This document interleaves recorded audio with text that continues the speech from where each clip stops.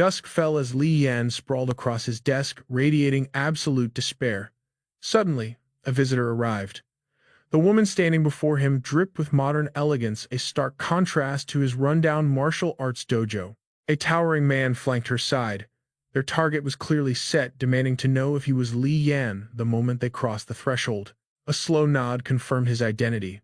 Without missing a beat, she introduced herself as Li Hongxing, an elite manager of the Chinese Martial Arts Association all the way from Guangdong. She was the legendary Li Hongxing's granddaughter, in martial arts hierarchy that made her his junior martial sister. Recognizing a familiar face, Li Yan dropped the lazy act and offered her a seat. He casually asked about Master Li Hong's health, only to be hit with a heavy truth. The great master had passed away 2 years ago. Hot tea spilled over the rim.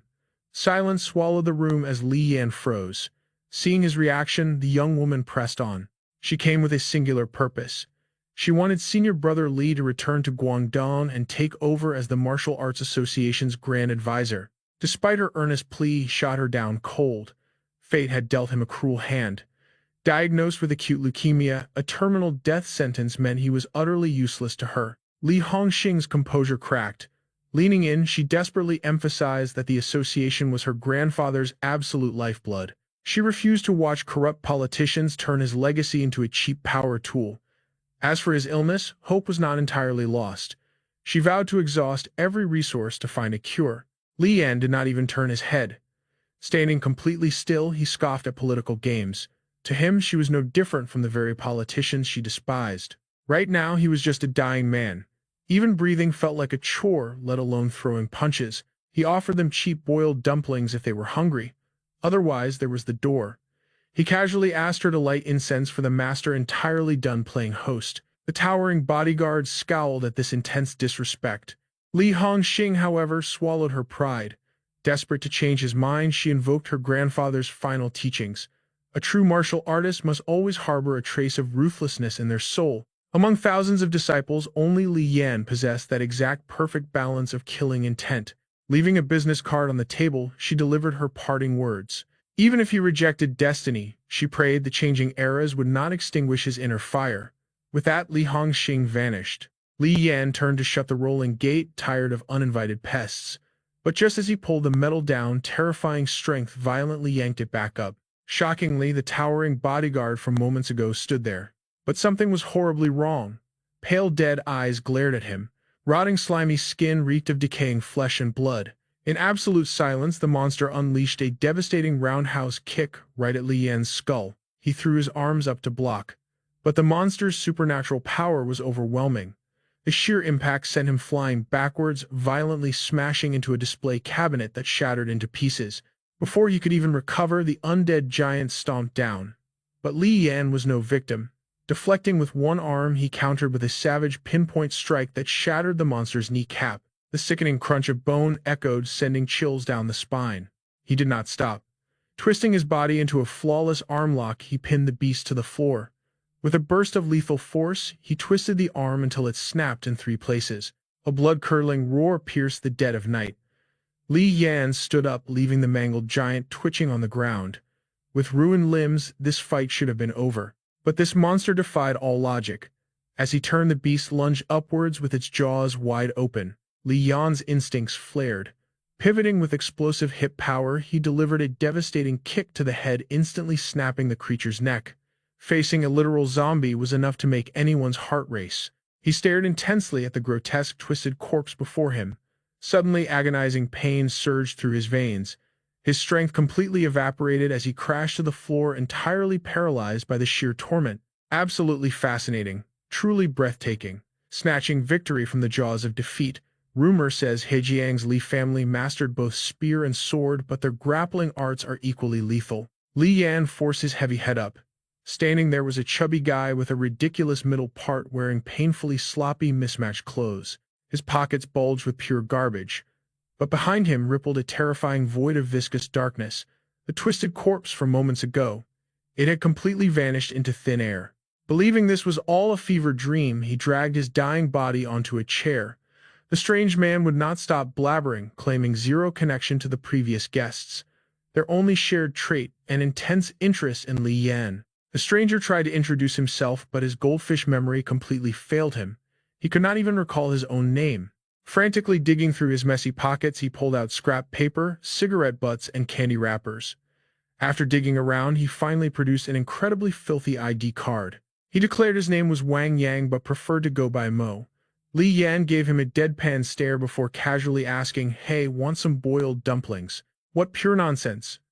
Mo threw his head back in hysterical laughter. Maintaining his twisted manic grin, the mysterious man instantly shifted the focus right back to the terminal illness. He promised to save his life. Not with a bone marrow transplant, but with something infinitely more exciting. Those words dangled like a divine lifeline in total darkness. Li Yan instinctively grabbed hold of it. Anything was better than just waiting for death to strike. The chubby man cackled with pure joy and snapped his fingers. Instantly, the bizarre dark void surged like a tidal wave, violently crashing down and swallowing him whole. A chilling voice echoed in Li Yan's ears. "Welcome to Yanfu." The world plunged into absolute darkness. His body felt weightless as he drifted into the great unknown. An eternity seemed to pass before his eyes snapped open, only to be greeted by pure paralyzing terror. He was in a terrifying freefall. Above him loomed an abyssal black sky with churning clouds. Massive iron chains crisscrossed the entire horrifying void. Absolute confusion gripped his mind. The only reality was crashing down into a strange place completely drenched in a scorching, mysterious red liquid. In a fleeting, chaotic moment, he spotted demonic silhouettes atop towering pillars in the distance. They were executing a figure completely soaked in blood. He had no clue who it was, nor why destiny dragged him into this nightmare. The second time Li Yan regained consciousness, deafening roars and absolute chaos assaulted his senses. As his vision finally cleared, the shocking truth hit him. He was standing right inside an underground illegal fighting arena. Amidst the bloodthirsty crowd, screaming for the gladiators, a glowing blue interface suddenly materialized right beside him. The system had awakened. The holographic text addressed him as the Walker. This realm was confirmed as Yanfu. According to the glowing data, his brand new identity was fully prepared and waiting. Transported back to 1986, his very first system quest, dominate the Nine Dragons arena for 7 consecutive matches. He had to claim an ancient novel fragment and awaken the mythical nine-headed bird. Defeat means losing all progress and being forcefully dragged back to reality. Li Yan stood in dead silence, trying to digest the overwhelming system data. A sudden chill of killing intent. He instinctively caught a sneak attack midair. A suited thug panicked at his godlike reflexes. Sweating bullets, the grunt practically screamed at Li Yan to enter the blood-soaked ring. Li Yan kept his icy composure. Unsure of the grand scheme, he decided to play along for now. Under the blinding arena lights, the announcer hyped up the next challenger. A cocky fighter swore to bathe the ring in blood and slaughter all 6 opponents tonight. Hearing this arrogant boast, Li Yan genuinely thought they meant him. But a massive bruiser tried stepping up instead, only to get humiliatingly chased away. The real star was someone else entirely, Chachai, a heavily tanned brute with an ego the size of a mountain. He swaggered into the ring while the crowd erupted into absolute madness. The arrogant brute pointed straight at him. The announcer instantly declared Li Yan as the designated sacrificial lamb for this match. Ding! The bell echoed as both warriors charged. Chachai flashed a demonic smirk, dropping into his fighting stance with overwhelming bloodlust. The arrogant fighter viewed Li Yan as mere trash, but he never expected his explosive opening strike to be completely red. Li Yan cleanly sidestepped the attack. He parried with his left to rip open a blind spot, then launched a lethal right strike at the throat, blindingly fast. Chachai desperately threw his weight backward to survive. But Li Yan offered zero mercy, timing the exact millisecond his opponent shifted weight. He delivered a devastating sweep, crashing the fighter straight to his knees. Eating that brutal kick, Chachai barely managed to stand. Now it was Li Yan's turn to hunt. He closed the distance in a flash, launching a devastating right hook. Chachai frantically raised his guard. At the same time, he shot a dirty knee strike, aiming straight to completely cripple Li Yan. A pathetic parlor trick, Li Yan read him like an open book. He brought his own leg up, causing a sickening bone-shattering crack as their knees violently collided. Chachai's already injured joint took the full devastation. It completely shattered into pieces. He let out a blood-curdling scream, collapsing to the canvas in pure agony. For a Muay Thai champion, having your knee utterly destroyed means the end of your entire fighting career. The gamblers who bet their life savings went absolutely feral, cursing and screaming at the flash knockout. But the brutal reality remained. The stunned announcer finally recovered, raising Li Yan's fist as the undisputed victor. Li Yan calmly rolled his shoulders. His system quest demanded 7 consecutive bloodbaths, yet glancing at the challenger corner it was completely empty. He casually asked the host for his next victim.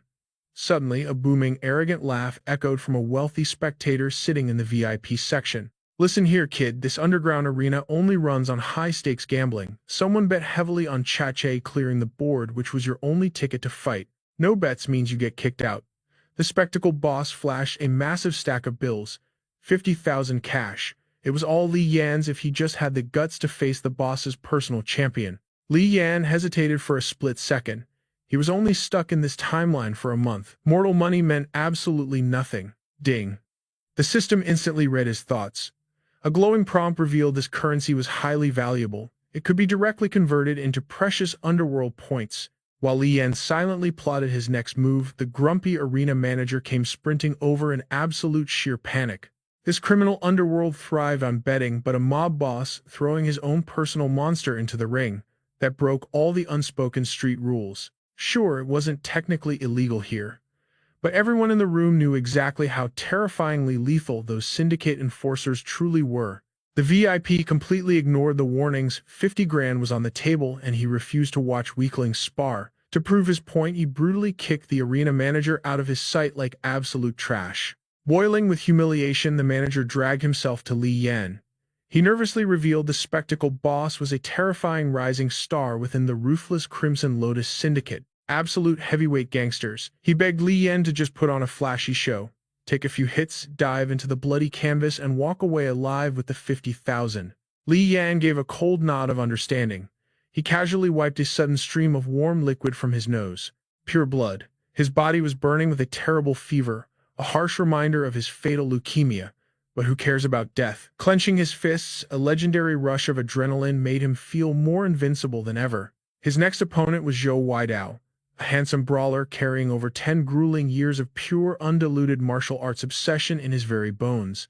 Years ago, Julian foolishly challenged a grandmaster. The devastating skill gap cost him 5 shattered ribs and permanent deafness in his right ear. Ever since that humiliating defeat, he had been obsessively hunting for another master to finally wash away his past disgrace with blood. Julian vaulted into the ring like a predator. He offered a traditional martial arts salute, but Li Yan just stood there with an incredibly lazy aura. "Li Yan of Hejian," he muttered carelessly. That disrespectful attitude made Julian's blood boil. His brows locked in fury as he exploded forward with a lethal flying knee strike. Li Yan's guard snapped up instantly, but this guy's speed was monstrously leagues above Chachai. Seeing the block, Julian seamlessly transitioned, whipping a deadly elbow straight at Li Yan's temple. Li Yan deflected it with lightning reflexes, but the elbow was just a terrifying feint. It violently retracted, making way for an earth-shattering left hook. Li Yan barely caught it with his palm. He instantly backflipped to create breathing room. This technique was fascinating. He expected a street thug, but this guy was an absolute martial arts monster. After tossing a quick compliment, Li Yan's entire aura completely shifted. He vanished from his spot, launching a terrifying counter-offensive. A godlike burst of speed. Julian was completely paralyzed by the overwhelming pressure. But right before the lethal impact, a booming voice shattered the tension and violently halted the bloodbath. Li Yan skidded to a halt. The entire arena went dead silent, turning toward the entrance. A terrifying squad of 8 men stepped out, led by the legendary Red Demon. Pausing the entire fight with just his presence, he swaggered over to the spectacled boss, pulling out a cigarette while casually claiming the best seat in the house. The boss's right-hand man nervously pushed up his glasses. "Why did your committee turn their backs on us, and now you're arrogantly throwing us out of a public death match?" Red Demon lit a cigarette with an icy scoff. He made it crystal clear. The Union and Mr. Wu meant absolutely nothing to him. They walked their path and he walks his. But treating his underground arena like a public park, coming and going as they pleased, that completely shattered the sacred rules of this place. The bespectacled man leaned back with a sly grin. His subordinate simply wanted to test his might against the Northern Hexagram Master. They weren't here to disrespect Dragon City's laws, they just wanted a glorious bloodbath on the stage. He threw some massive shade, denying such a tiny request. That was a blatant slap to their face. Red Demon couldn't care less.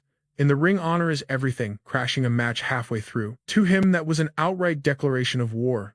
Seeing two underworld bosses clashing over his fate, Zhou Weidao instantly vaulted out of the ring.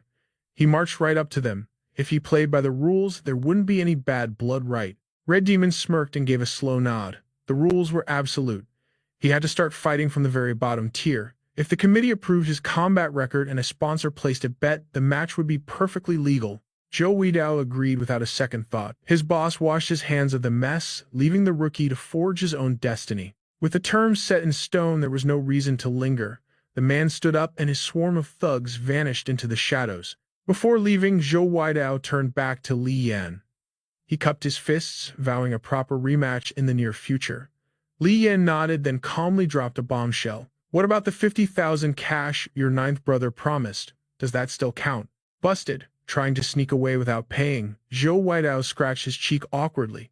He nodded firmly, declaring that even if it was 1 million, every single penny would be paid.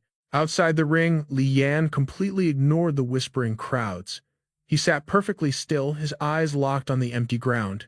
He wasn't spacing out. He was staring at the glowing system interface right in front of him. Earning 5 Yan Fu points this time was an absolute breeze. It officially unlocked the hidden off-mission shop feature. He scrolled through the glowing catalog and instantly locked onto his ultimate target, a rare-grade blood cell supplement. It could completely cure his lethal leukemia.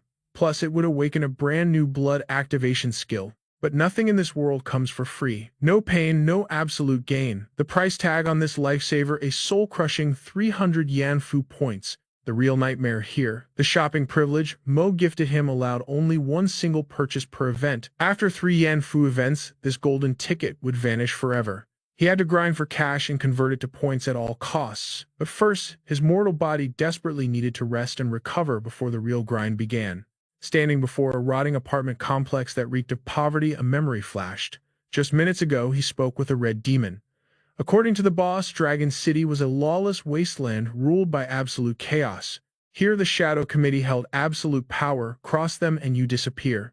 Yu Shu was their fearsome executive. He was the ultimate mastermind controlling every single fighting ring in this twisted city.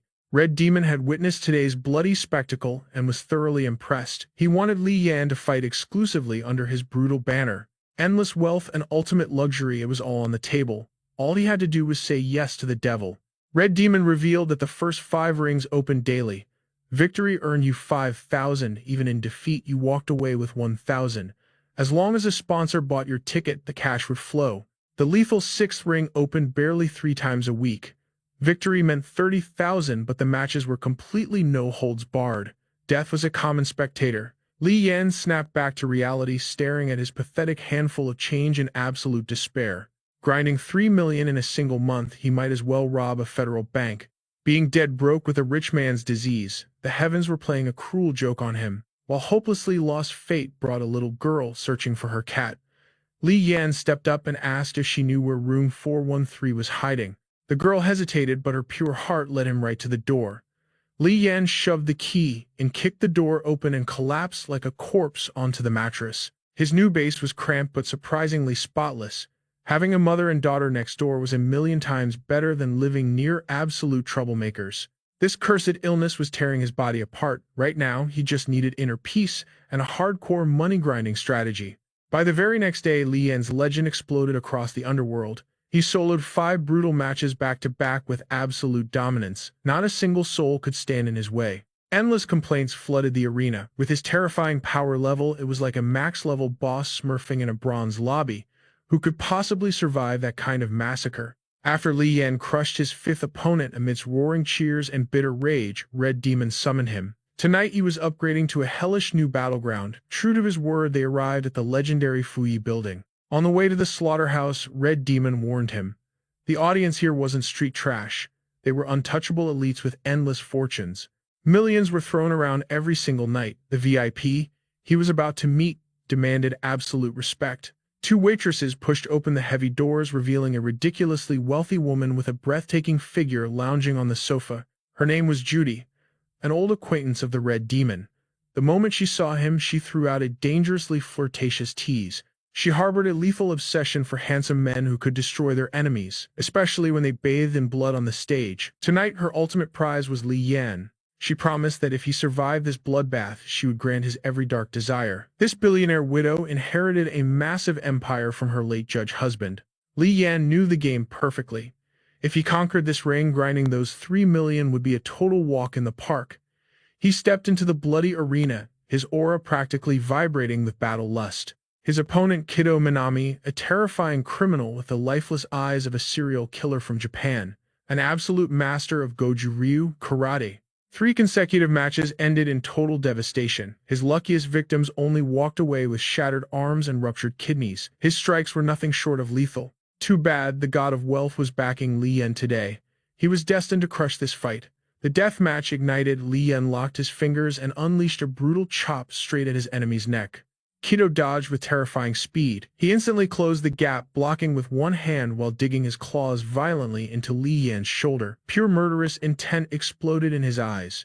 That lethal grip was meant to shatter his entire shoulder, but Li Yan was no weakling. He launched a lightning-fast high kick straight into the killer's jaw, forcing that deadly grip to break apart. The Goju-Ryu style inherited the absolute power of the White Crane sect. Today, he was going to make this assassin bow down to the true master. The moment the words left his mouth, Li Yan exploded forward. His hand morphed into a deadly crane's beak, striking the assassin's shoulder with blinding speed. Kido took the devastating blow, cold sweat dripping as his murderous rage skyrocketed.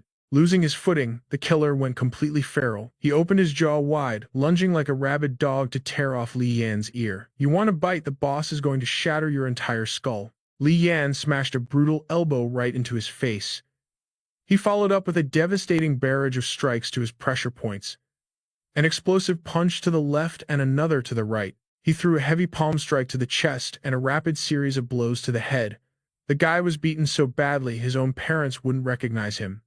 The entire arena went completely silent. Only when Kido Minami collapsed onto the arena floor, his body completely broken, did the crowd finally erupt. They screamed in absolute frenzy, tossing their money just to see Li Yan keep fighting. Since he was new here, he only fought one match.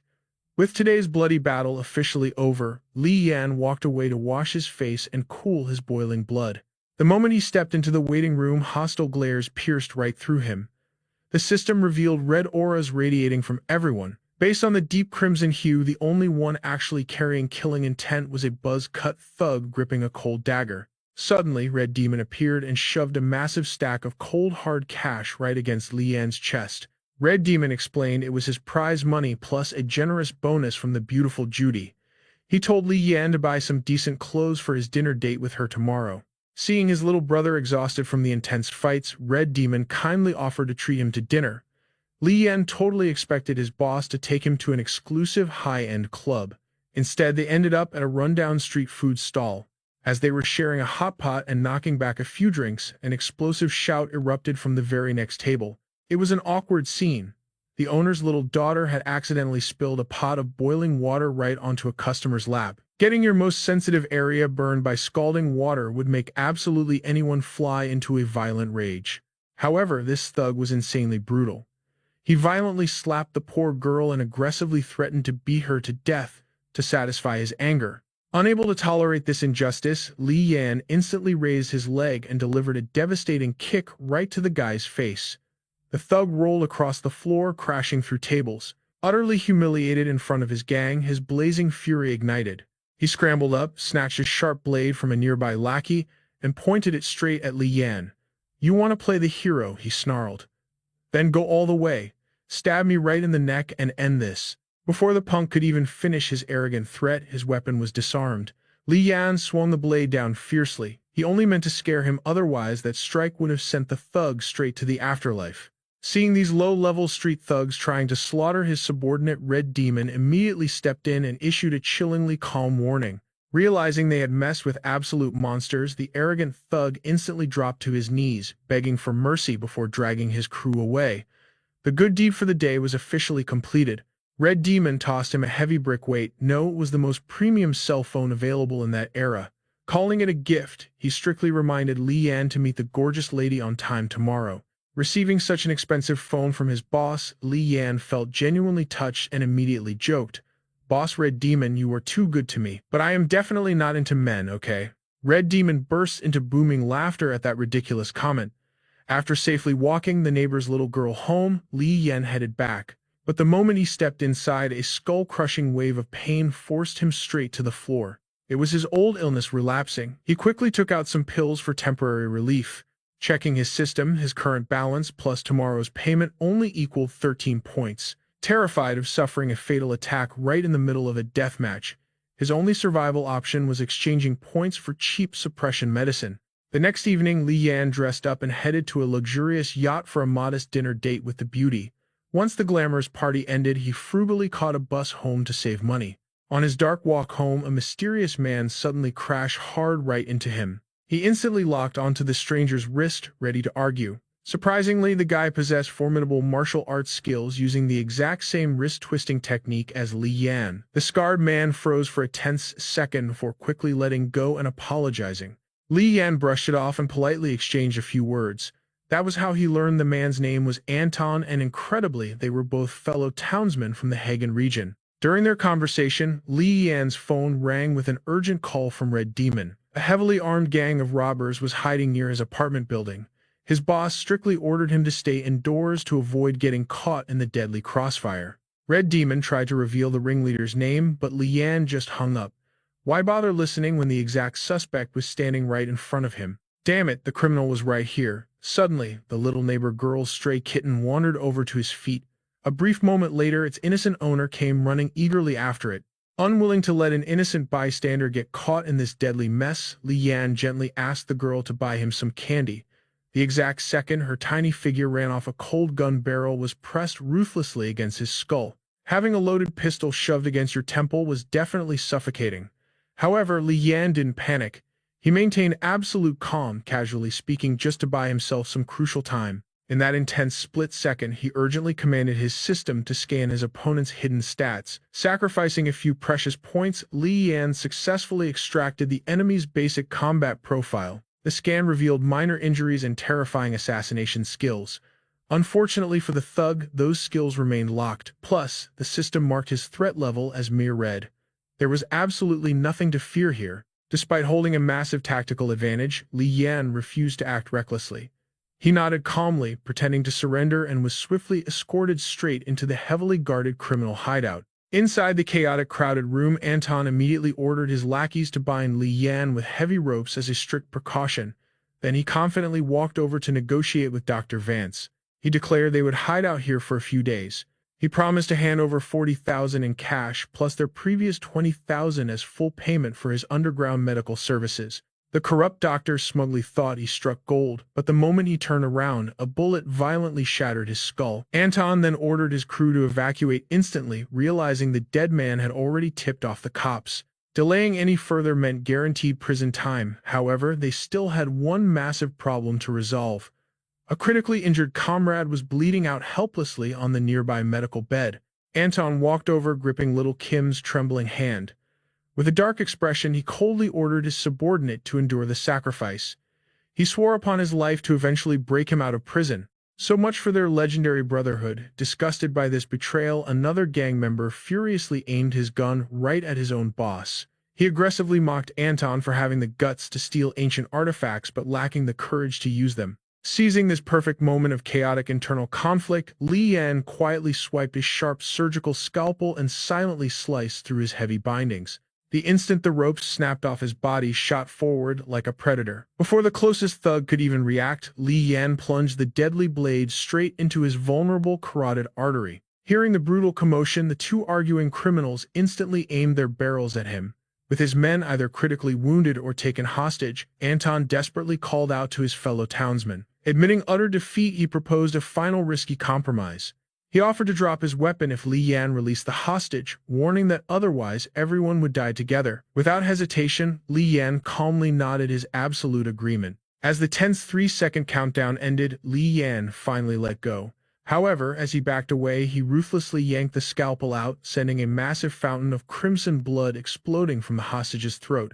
Realizing he had been brutally played, Anton furiously combat rolled across the bloody floor. He desperately snatched up his dropped pistol and aimed at his smiling opponent. However, he was still one fatal step too late. Li Yan's surgical scalpel sliced through the air, striking the thug's wrist with deadly precision.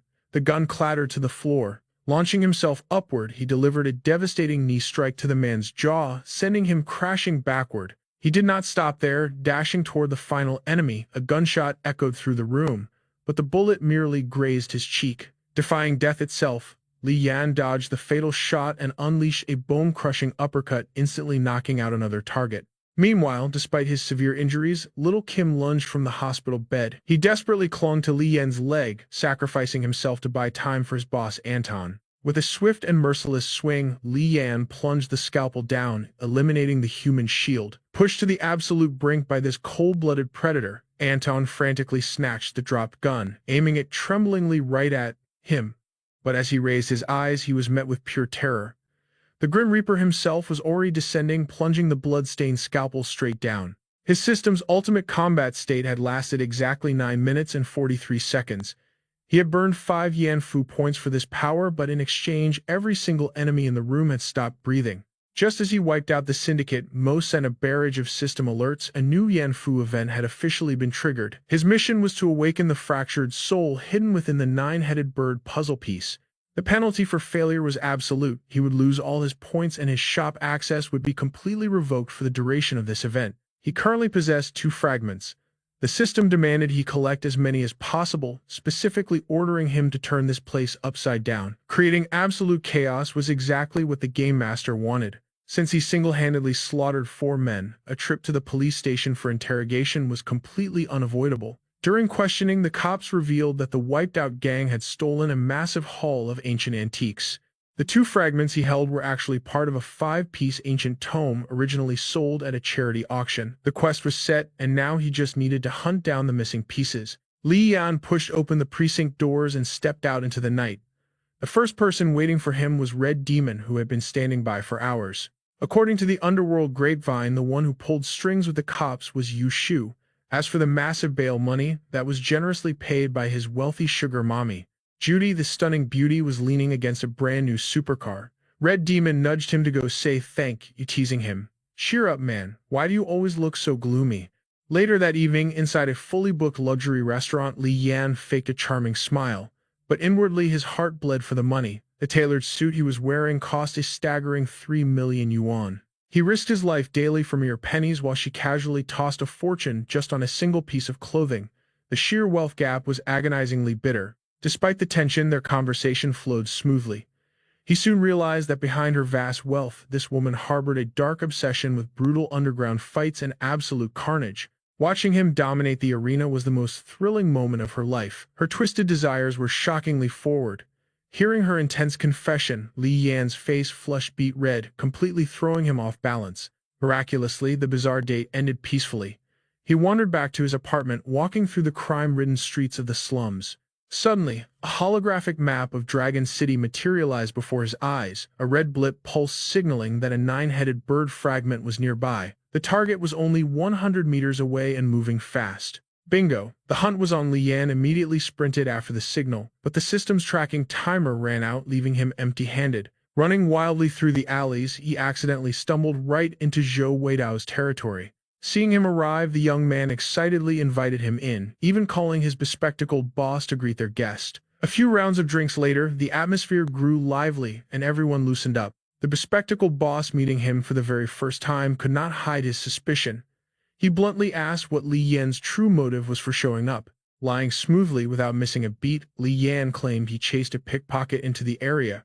He then casually asked if they knew of any underground pawn shops nearby. Hearing this pathetic excuse, young Zhou could only sigh in absolute despair. This formidable fighter in front of him was truly a bizarre man. He had the word money permanently etched into his brain. No wonder he had gotten entangled with that insanely wealthy woman. The trio chatted for hours, but Li Yan's core mission never wavered. Wrapping up the small talk, he announced his plan to check out the local pawn shop.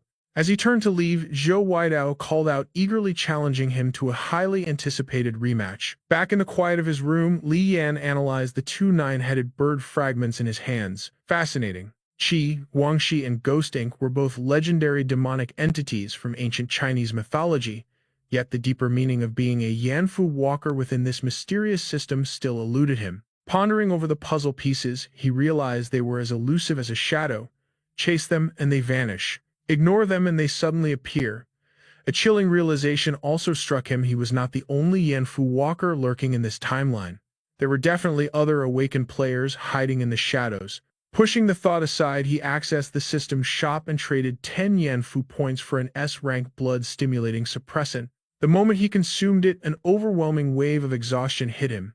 His consciousness faded into a deep, heavy slumber. When his eyes finally snapped open, his crippling illness felt entirely cured, leaving boundless energy coursing through his veins. Meanwhile, deep within the underworld, Red Demon caught wind of a major development.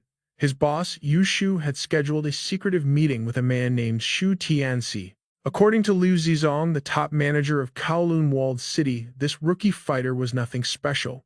Compared to a monster like Li Yan, his combat skills were merely average. However, the real target of interest was his grandfather Shu Shangxian. He was the true successor of Ip Man, one of the 4 heavenly kings of Wing Chun. His terrifying record of 32 consecutive victories left no one brave enough to challenge him.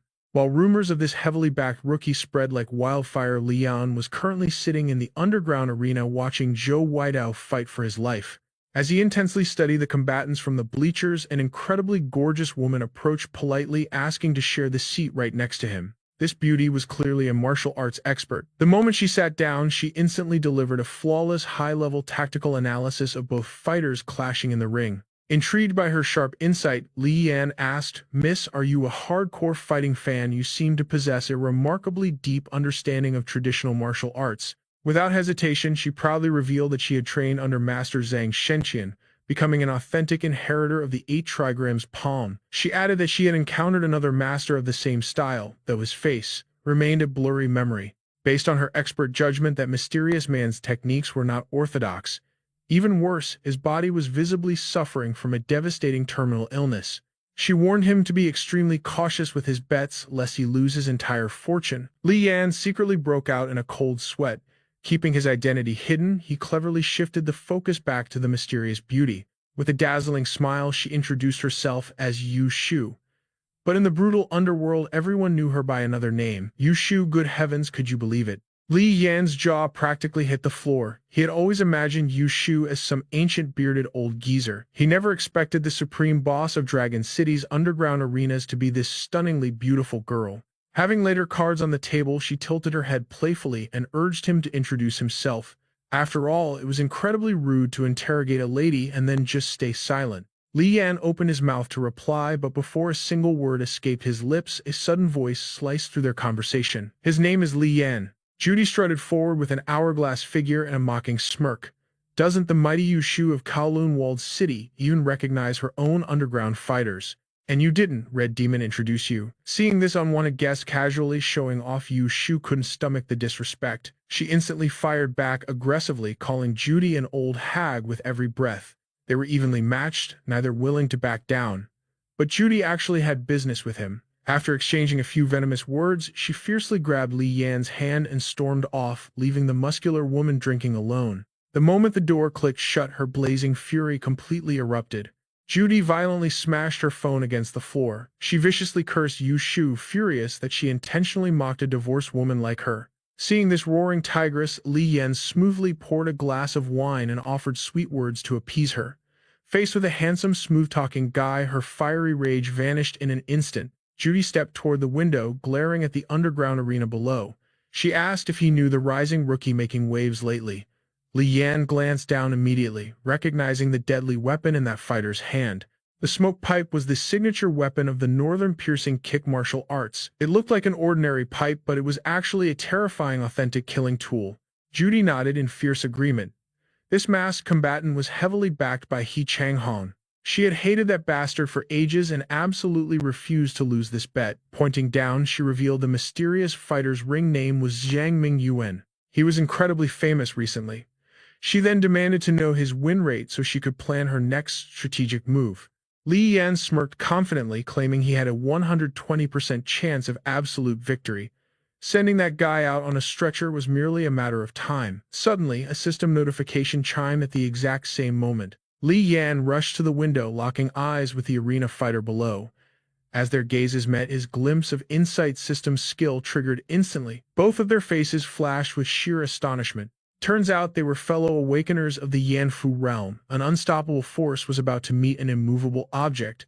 This upcoming deathmatch was going to be insanely intense. Escaping the deafening crowd, Li Yan stood alone on the dark rooftop. He quietly smoked a cigarette while checking his opponent's system stats. This young Zhang Mingyuan's real name was Zhang Mingyuan.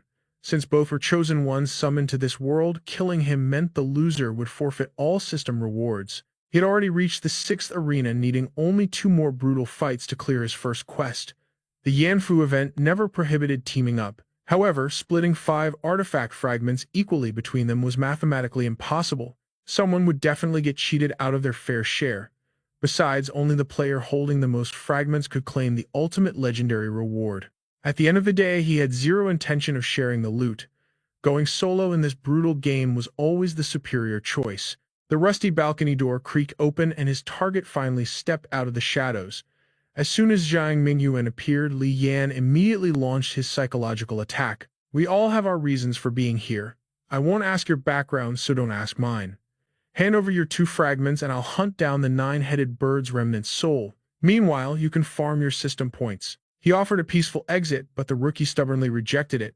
He boldly declared he had promised He Changhong a spectacular showdown. Being a fiercely straightforward guy, he despised dragging things out. So he made it crystal clear that there would be 0 alliances forged tonight. Then he relentlessly challenged him to an all-out deathmatch, demanding a straight answer.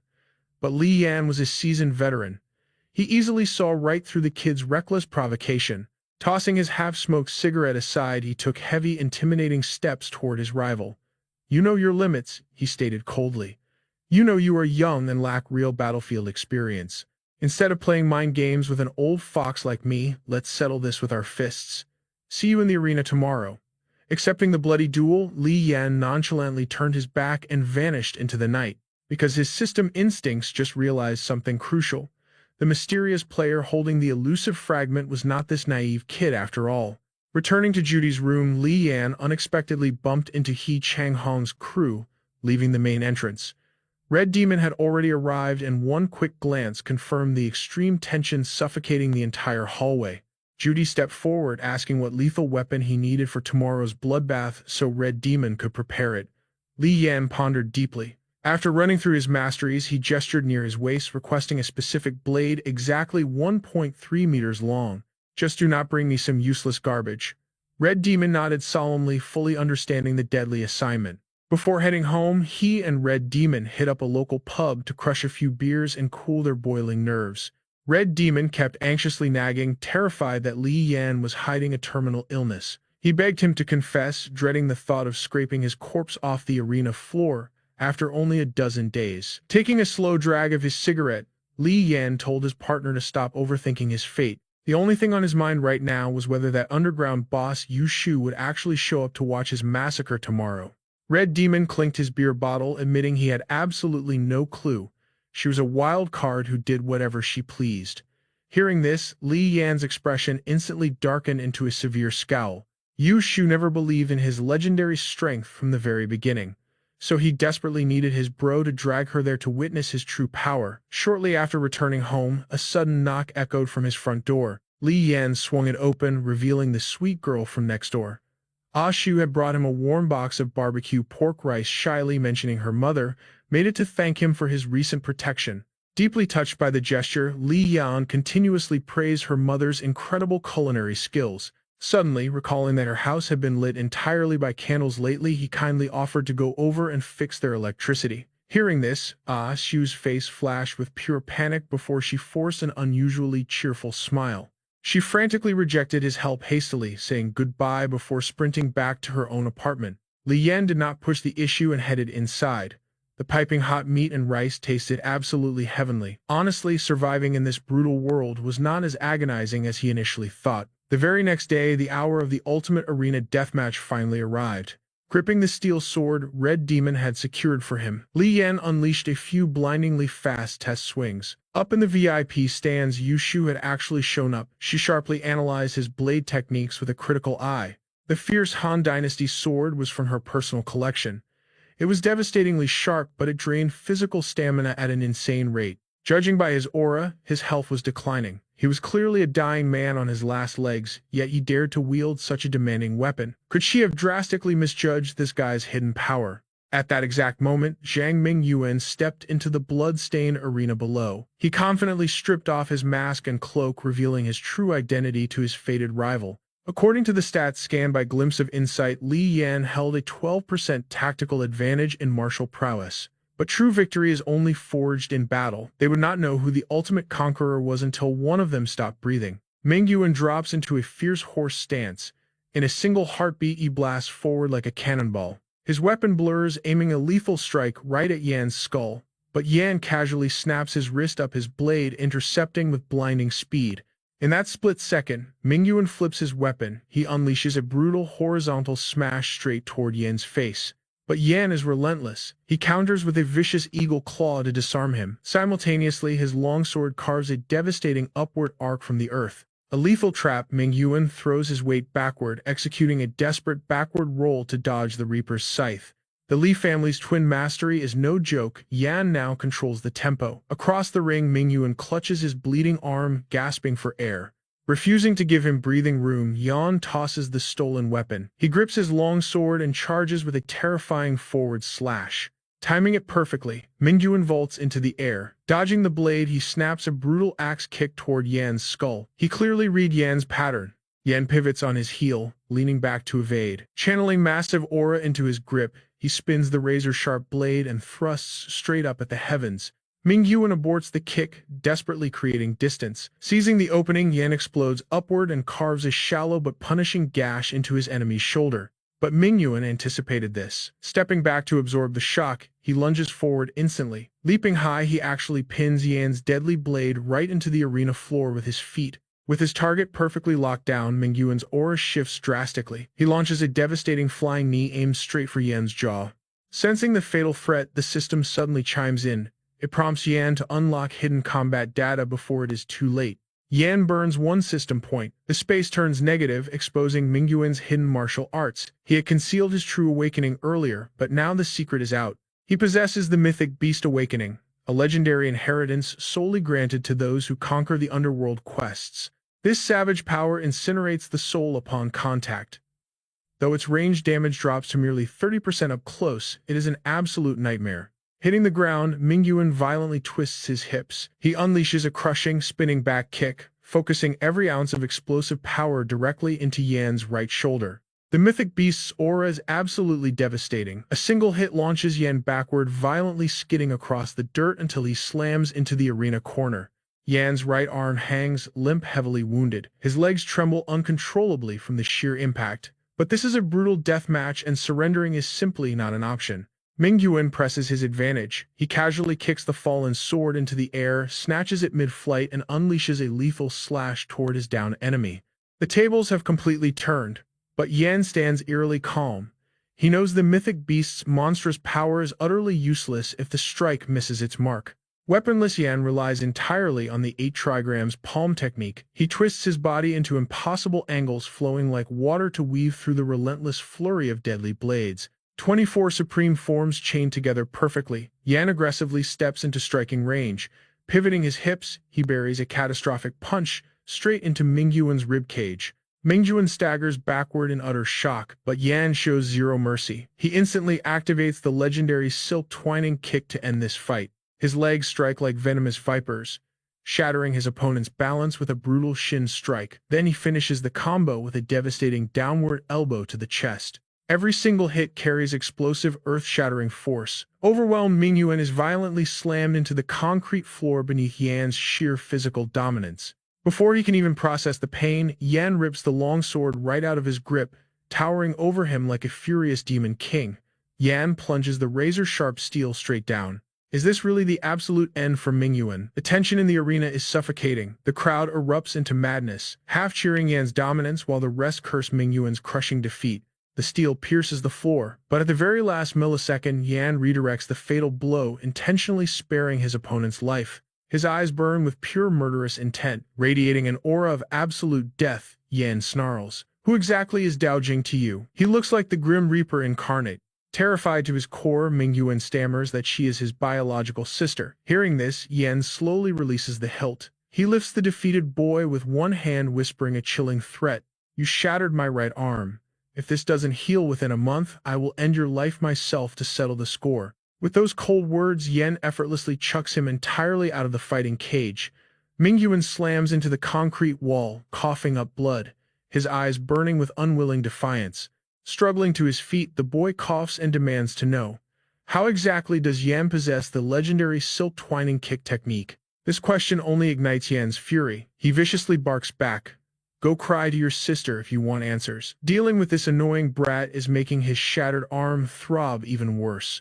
Later in the grimy locker room, Yan tries to lift his arm. A blinding flash of agony forces it back down. Just then, Whiteowl walks in to check on his severe injuries. Knowing Whiteowl never visits just for small talk, Yan questions him about the next bracket. Whiteowl bluntly reveals that out of the top 4 fighters left standing, they are both on the list. Alongside that defeated kid and one more arrogant punk, Whiteowl coldly advises Yan to heal up fast. He respects Yan's insane sword skills and absolutely plans to test his limits in the arena. Yan easily senses the hidden concern behind those harsh words. To him, Whiteowl is a classic tsundere. He acts completely ruthless on the outside but genuinely cares about facing worthy opponents. Even the insanely critical Yu Shu holds immense respect for this guy. It proves that Whiteowl is an absolute monster in combat and definitely backs up his trash talk. Their rare moment of peace is shattered. An announcer calls Whiteowl to the stage for his upcoming bloodbath. Turning to leave, Whiteowl pauses at the door to drop one final mocking remark. Those ancient schemers were never true warriors. Yan scoffs at the remark. That jerk is clearly calling him a money-hungry, girl-chasing opportunist. Talk about a massive superiority complex. Still, Yan can only shake his head with a smirk. That is just how the guy operates. Up in the deafening arena, the crowd is going absolutely wild, placing their bets. Because Whiteowl's new opponent might look like an inexperienced rookie, but he radiates a shockingly dense, overwhelming physical aura. It is a perfectly matched clash of titans. As the fighters step onto the bloody canvas, TNC smirks and lays down the law. In this cage, it is do or die. No crying to mommy when the bones start breaking. Meanwhile, Li Yan slipped into the infirmary. He needed to check on his new co-worker's condition. Unlike Li Yan's minor arm injury, Zhang Mingyuan was completely immobilized. His battered body desperately needed a nurse's care. Li Yan smoothly asked the nurse for a few private minutes with the patient. The moment she left, Li Yan demanded the puzzle piece. Furious, Zhang Mingyuan cursed him out, calling him a cold-blooded monster. How could he hand it over with all 4 limbs bandaged? Left with no choice, Li Yan shamelessly dug under the guy's shirt to search for it himself. After awkwardly rummaging around his fingers, finally brushed against his prize. Zhang Mingyuan confessed he bought this piece for $2,000 at Lixing Pawnshop. The other half boldly stolen straight from the He Lian Sheng Syndicate's headquarters. While Li Yan investigated the 9-headed bird puzzle, Zhou Whiteowl was locked in a brutal death match. The teenager stood his ground, dual-wielding his 8-chopped swords with lethal focus. Wing Chun's dual blades possessed terrifying power, blending absolute hardness with flowing softness. They clashed violently. Steel sang against steel in a deafening symphony. 20 rapid exchanges passed, yet neither side backed down. Zhu Whiteowl took a shallow graze to the cheek, while Su Tianxi suffered a nasty slash across his stomach. But one fatal slip changed everything. Rushing in blind, Zhou Whiteowl was caught completely off guard. A blinding flash severed his right hand entirely. Worse, 2 more brutal strikes ripped across his torso. Despite his youth, his opponent's eyes burned with killer intent. Survival was now a coin toss. Back to Li Yan, the interrogation had flipped. Now Zhang Mingyuan started asking the questions. Li Yan bluntly admitted his pieces were looted right after slaughtering a crew of bank robbers. His casual tone struck Zhang Mingyuan like lightning. The poor guy's face turned completely green. His mind screamed in absolute panic. Bank robbers always pack serious heat. As fans of Jade Rabbit's studio always say, in the face of a loaded gun, all living beings are totally equal. Yet this insane coworker actually wiped out their entire nest single-handedly. While Zhang Mingyuan questioned his entire reality, Li Yan suddenly broke the silence. This is not your first Li Yan's domain event, is it? He nodded slowly. It was his second time. Unlike Li Yan's weird chubby guide, Zhang Mingyuan was escorted by a breathtakingly beautiful girl he would remember for a lifetime. Feeling a bit salty, Li Yan quickly changed the subject. What exactly is the final reward once this event ends? Zhang Mingyuan explained eagerly. Clearing your first Li Yan's domain event guarantees you a legendary Li Yan's inheritance. Every single action gets calculated, higher ratings mean massive points and top-tier shop access. But what exactly does shop access mean? He recalled his previous run in Shangxi. A zombie outbreak erupted near Phoenix Mountain. The warlords literally leveled the graveyard with heavy artillery. In the final shop, he saw the body-swapping art and a manual for forging high-level zombies. Sadly, he was dead broke. Without enough points, those godly items remain locked, and the fastest way to upgrade your shop access mercilessly killing others. Fearing Li Yan's earlier threats, Zhang Mingyuan revealed a crucial secret. The Enlightened Beast's suppression effect wears off in 2 hours. After that, his seemingly broken right arm would completely heal. Hearing this, Li Yan realized the interrogation was over. He casually turned to leave. Suddenly, the guy behind him struggled to sit up. What is your relationship with that lady back home? Without even looking back, Li Yan replied coldly, an ex-lover. With that settled, he headed back. His phone buzzed unexpectedly. Expecting Red Demon, he was shocked to hear Boss Yu Shu's voice instead. She ordered him to return immediately and smuggle someone out the back door. If anyone blocked the way, crush them without a second thought. If I do not slaughter him today, nobody leaves. Meanwhile, a shirtless guy in glasses led a massive mob of thugs directly threatening Yu Shu's crew. Dragon City's arena queen stayed seated. What is the meaning of this? If you want a war, you better check your own weight class first. Just as the gang war was about to erupt, Li Yan arrived. Red Demon quickly pulled him aside, whispering the grim situation into his ear. Young Zhou Weidao lost his right hand. His stomach was slashed so deep his guts literally spilled out. Fortunately, their medics had rushed him to emergency care. That glasses-wearing bastard could not handle his disciple losing, so he brought his mob to start a riot. Red Demon then dragged Li Yan to a vacant room. Inside lay a severely injured boy. It was Shu Tianxi from the previous match. Drenched in blood and gasping for air, his eyes instantly lit up with sick excitement the moment he saw Li Yan. He wheezed out, "Are you the legendary Li Yan?" Ignoring the question, Li Yan asked coldly, "Can you walk on your own?" The kid nodded. Without hesitation, Li Yan turned away, letting the shivering boy stumble forward alone. Going down the stairs, Shu Tianxi would not shut up, claiming he would be invincible once he beat Li Yan, bragging about how 10 years of training finally culminated in these epic brawls. He even arrogantly mocked his bloody victory over Zhou Weidao. Li Yan lowered his head and asked, "You practice traditional martial arts. Do you believe in martial virtues?" Shu Tianxi burst into maniacal laughter. He openly mocked those morals as pathetic and totally outdated. Li Yan smiled back, but instantly he delivered a devastating back kick right into the kid's open wound. Blood violently splattered everywhere. Disrespectful brats need to be strictly disciplined. He kept walking forward without a glance. "If you are not dead, get up. Stay there, and their gang will pound you into meat paste. Do not blame me then." The arrogant smirk vanished from Shu Tianxi's face. Wiping the blood from his mouth, he swore he would violently repay that kick one day. Li Yan did not even care, casually strolling away. "I will be waiting." Right then, the gorgeous Judy called, relaxing in her bathtub. She teasingly asked his whereabouts and even offered to buy him a luxury car. Completely ignoring the thugs outside, Li Yan cheerfully chatted on the phone. When Shu Tianxi limped past, those thugs tried to block him. But before they could utter a second word, a savage knee smashed right into their faces.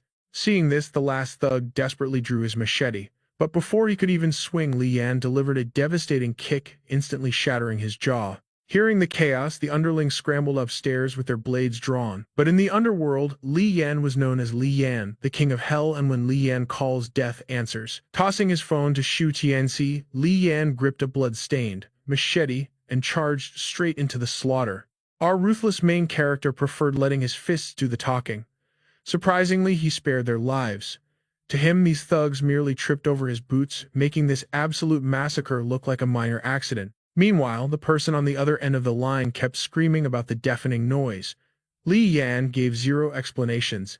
He simply muttered that he was busy and coldly hung up the call. As the duo reached the main gate, a massive mob of enemies blocked their path. Hidden in the distant shadows, 2 cowardly assassins prepared for a deadly ambush. A thug named Tiger furiously demanded a gun from his partner. The lackey nervously shook his head, claiming he could not find one in time. But honestly, the coward never even bothered searching. They were absolutely certain that Shu Tianxi was critically wounded. With over a dozen heavily armed goons on their side, what could possibly go wrong? Tiger anxiously peered inside, but the moment his eyes locked onto Li Yan, the terrifying aura of the King of Hell almost made him wet himself. His trembling hands dropped his blade. Panicking, he screamed for his brothers to retreat and run for their pathetic lives. This was no ordinary prey. Provoking him meant booking a one-way ticket straight to the afterlife. After escorting Shu Tianxi to the main road, Li Yan considered his mission accomplished and vanished into the shadows. 15 days later, after getting Zhou Weidao's hospital address from Red Demon, Li Yan paid him a visit with a basket of fruit. The second he pushed open the door, an arrogant thug in glasses immediately started cursing him out. Unfortunately for Four Eyes, he barked at the wrong monster. Li Yan brutally roasted him, returning every insult with triple the venom. After kicking the trash out of the room, he casually pulled up a chair and peeled an apple for Zhou Weidao. Thankfully, Zhou's severed arm had been reattached in time. It was fully intact, though it would forever ache whenever the violent storms rolled in. Another 6 months of bed rest, and he would survive. But Li Yan knew the brutal truth. This devastating injury would slash Zhou's combat power in half. With heavy eyes, he advised his friend to finally retire from the underworld. Zhou Weidao weakly waved his good hand, rejecting the bitter topic. For a broken martial artist like him, quitting and staying were exactly the same tragedy. A sorrowful smile painted his face. He told Li Yan to stop worrying and look out for his own survival instead. Sensing his friend's quiet acceptance of fate, Li Yan dropped the heavy conversation. Rising from his chair, Li Yan nodded his farewell and turned to leave.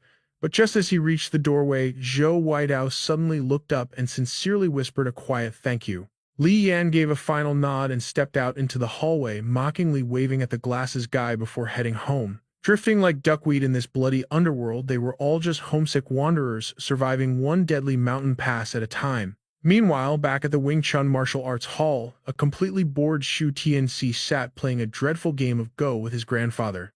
Master Shu Shangxian had already heard the rumors. His absolute troublemaker of a grandson had crashed an underground arena, earning him an endless storm of fierce scolding. But did the arrogant young master listen? Not a chance. He shamelessly clapped back, reminding the old man that his own youth was paved with endless blood and violence. Frowning deeply, Master Shu slammed down a white stone. He firmly ordered his grandson to stay out of the bloody death matches. Those underground fighters were just bleeding for their next meal, living and dying by the sword.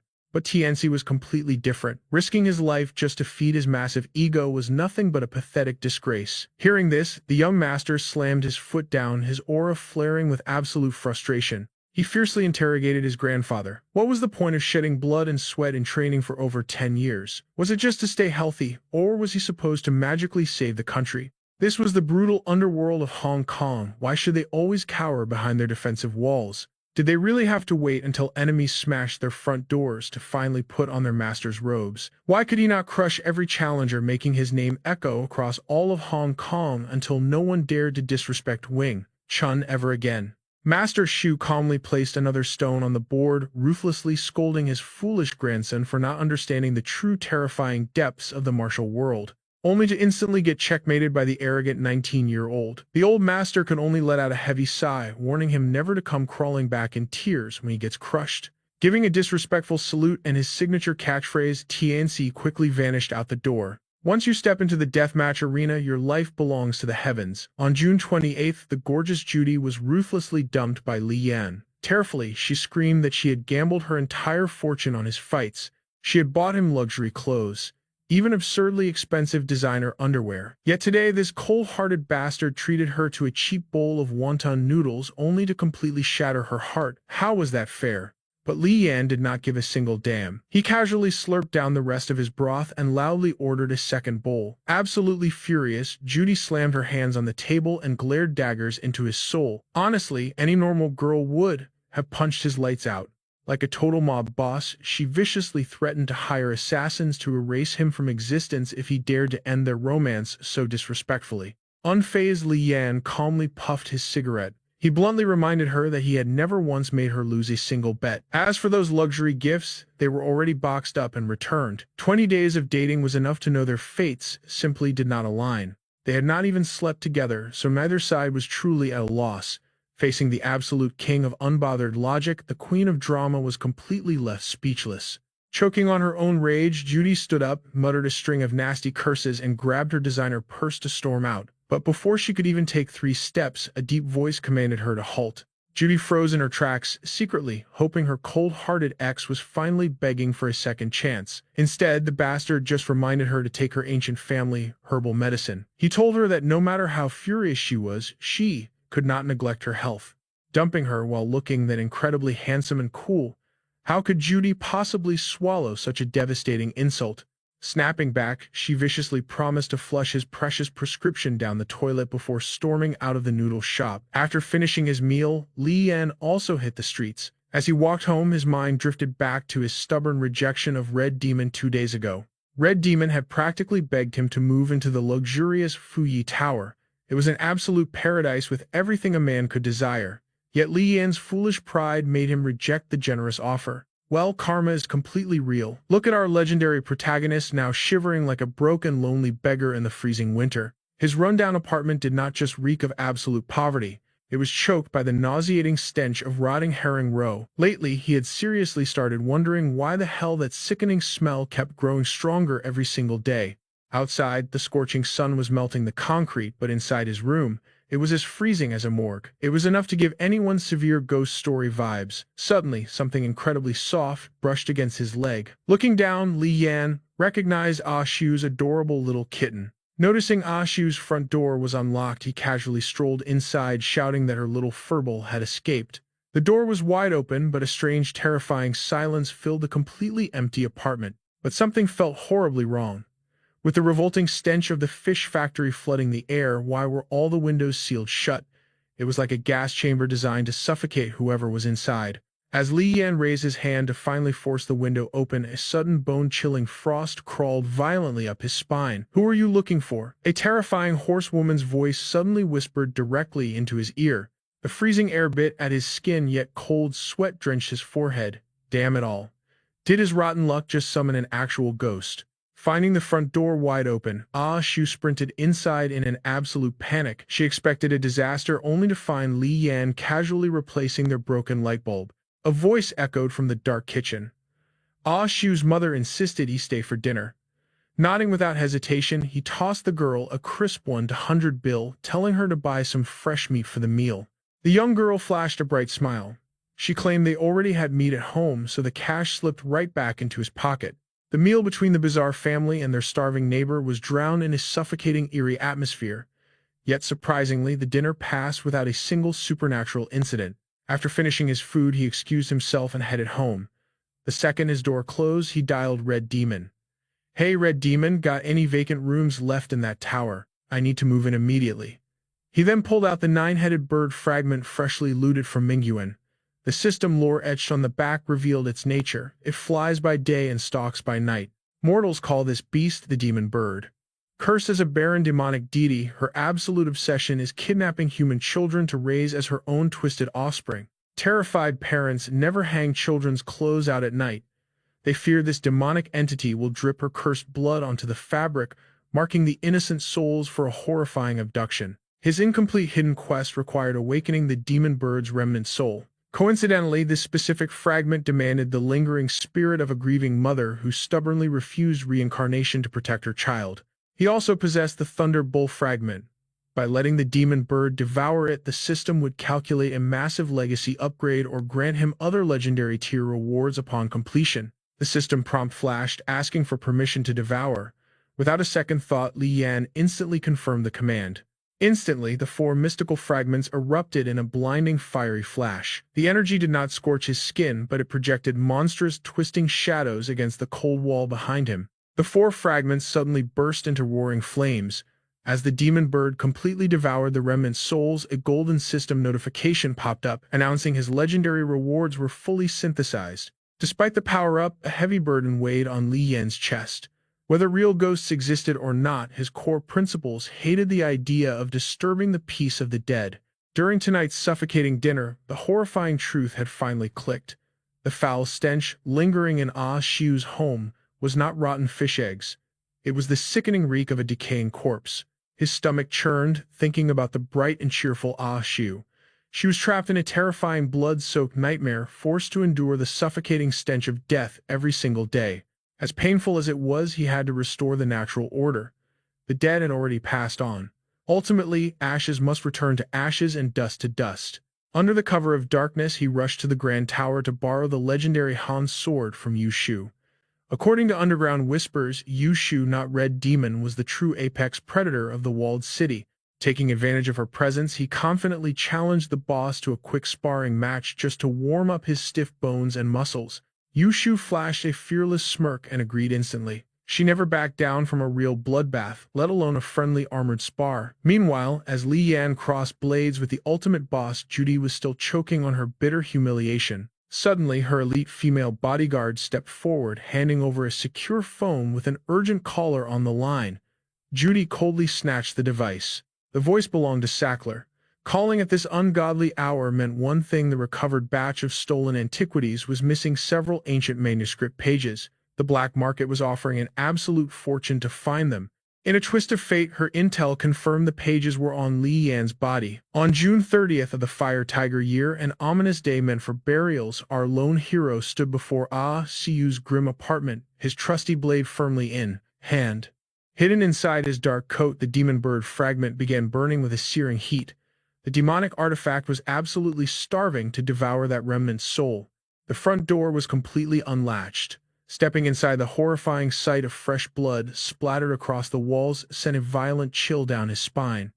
Siu's mother sat dead still by the window. Gripping his sword, he cautiously probed, "Auntie, why are you still awake at this hour?"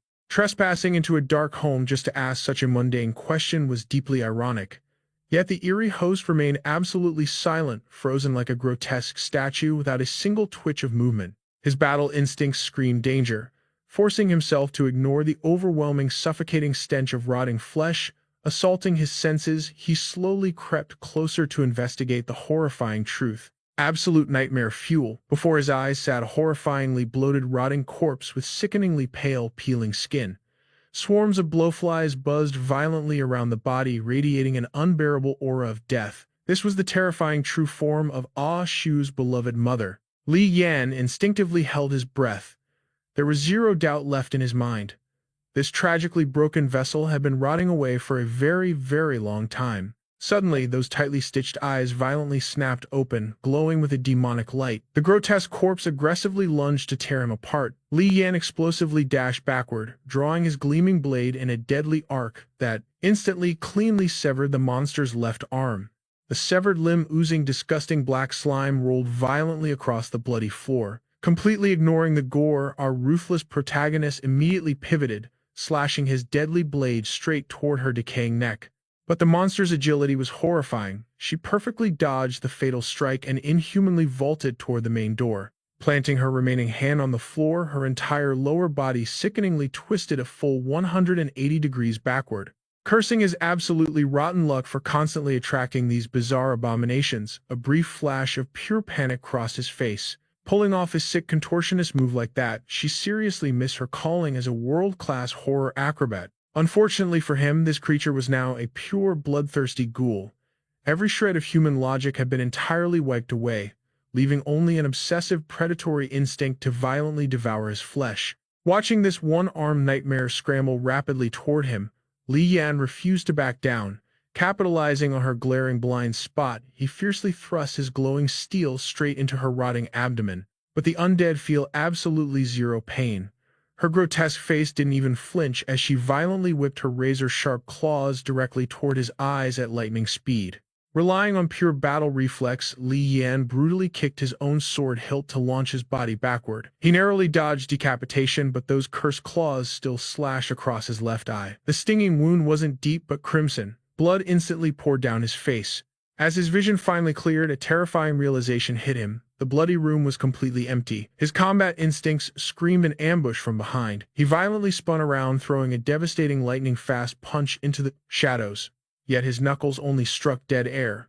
Nothing was there. Assuming the demonic entity had cowardly fled the scene, he frantically pivoted back, shouting into the darkness to check if Shu was still breathing.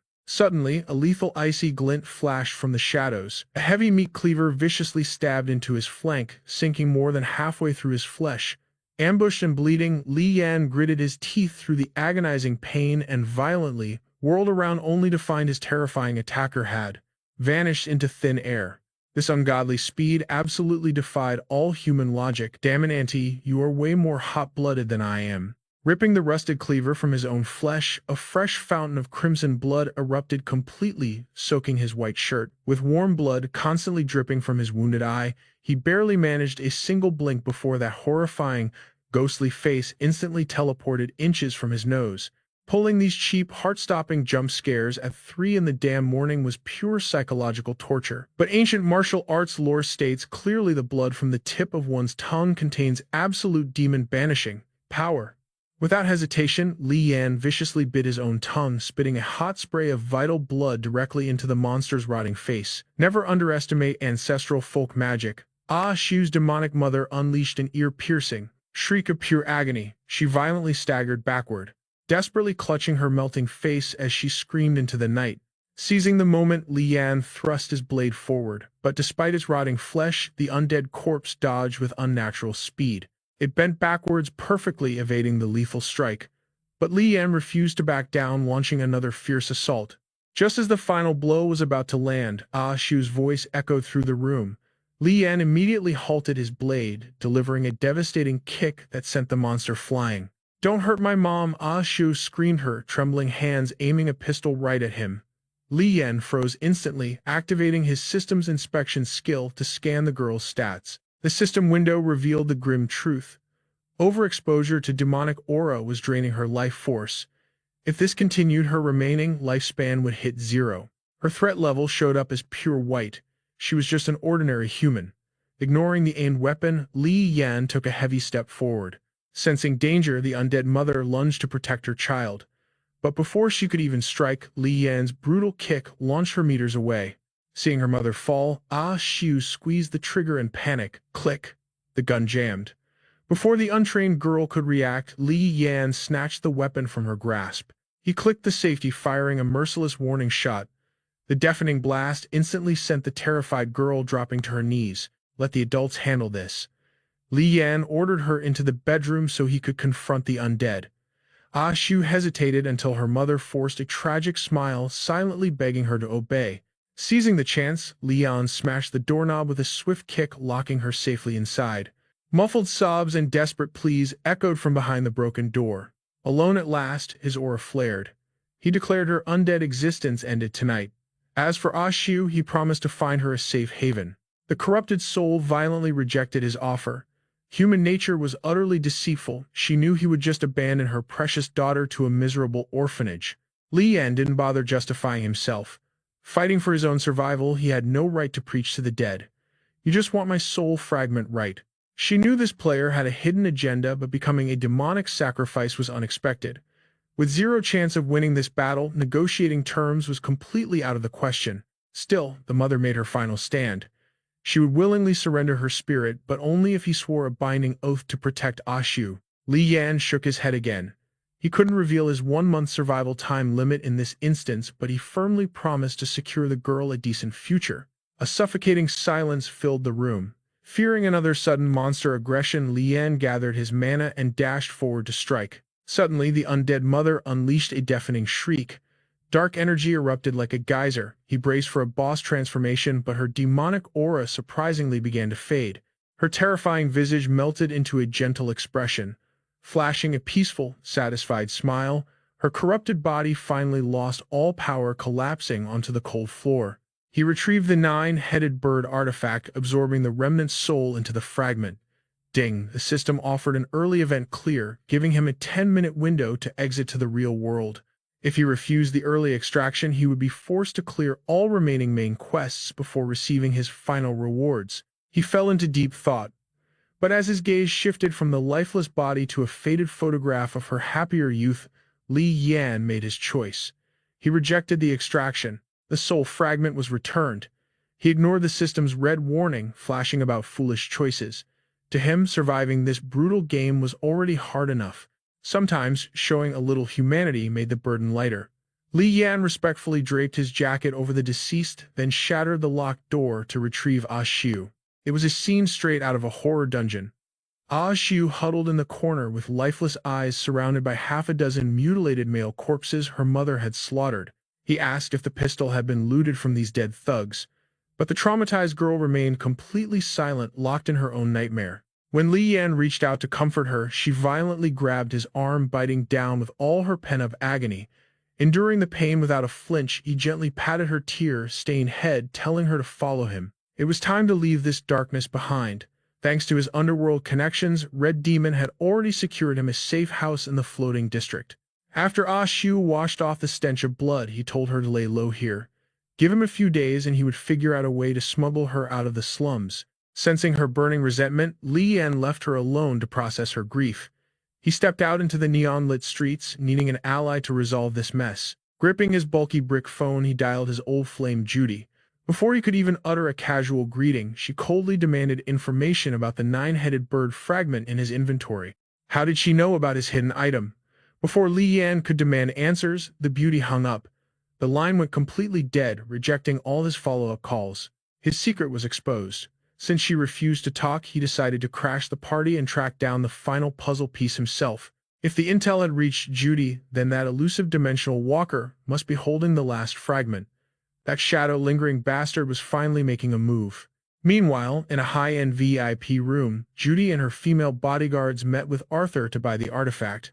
As a notorious gangster in the Triad, this underground boss naturally demanded negotiations up front. She casually threw down 100,000 offer. Arthur scoffed at the insultingly low amount. Even when she doubled it to 200,000, the greedy bastard remained unbothered.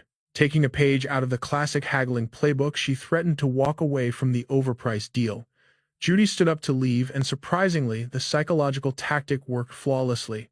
But when it came to exchanging goods, Arthur claimed his inventory was empty.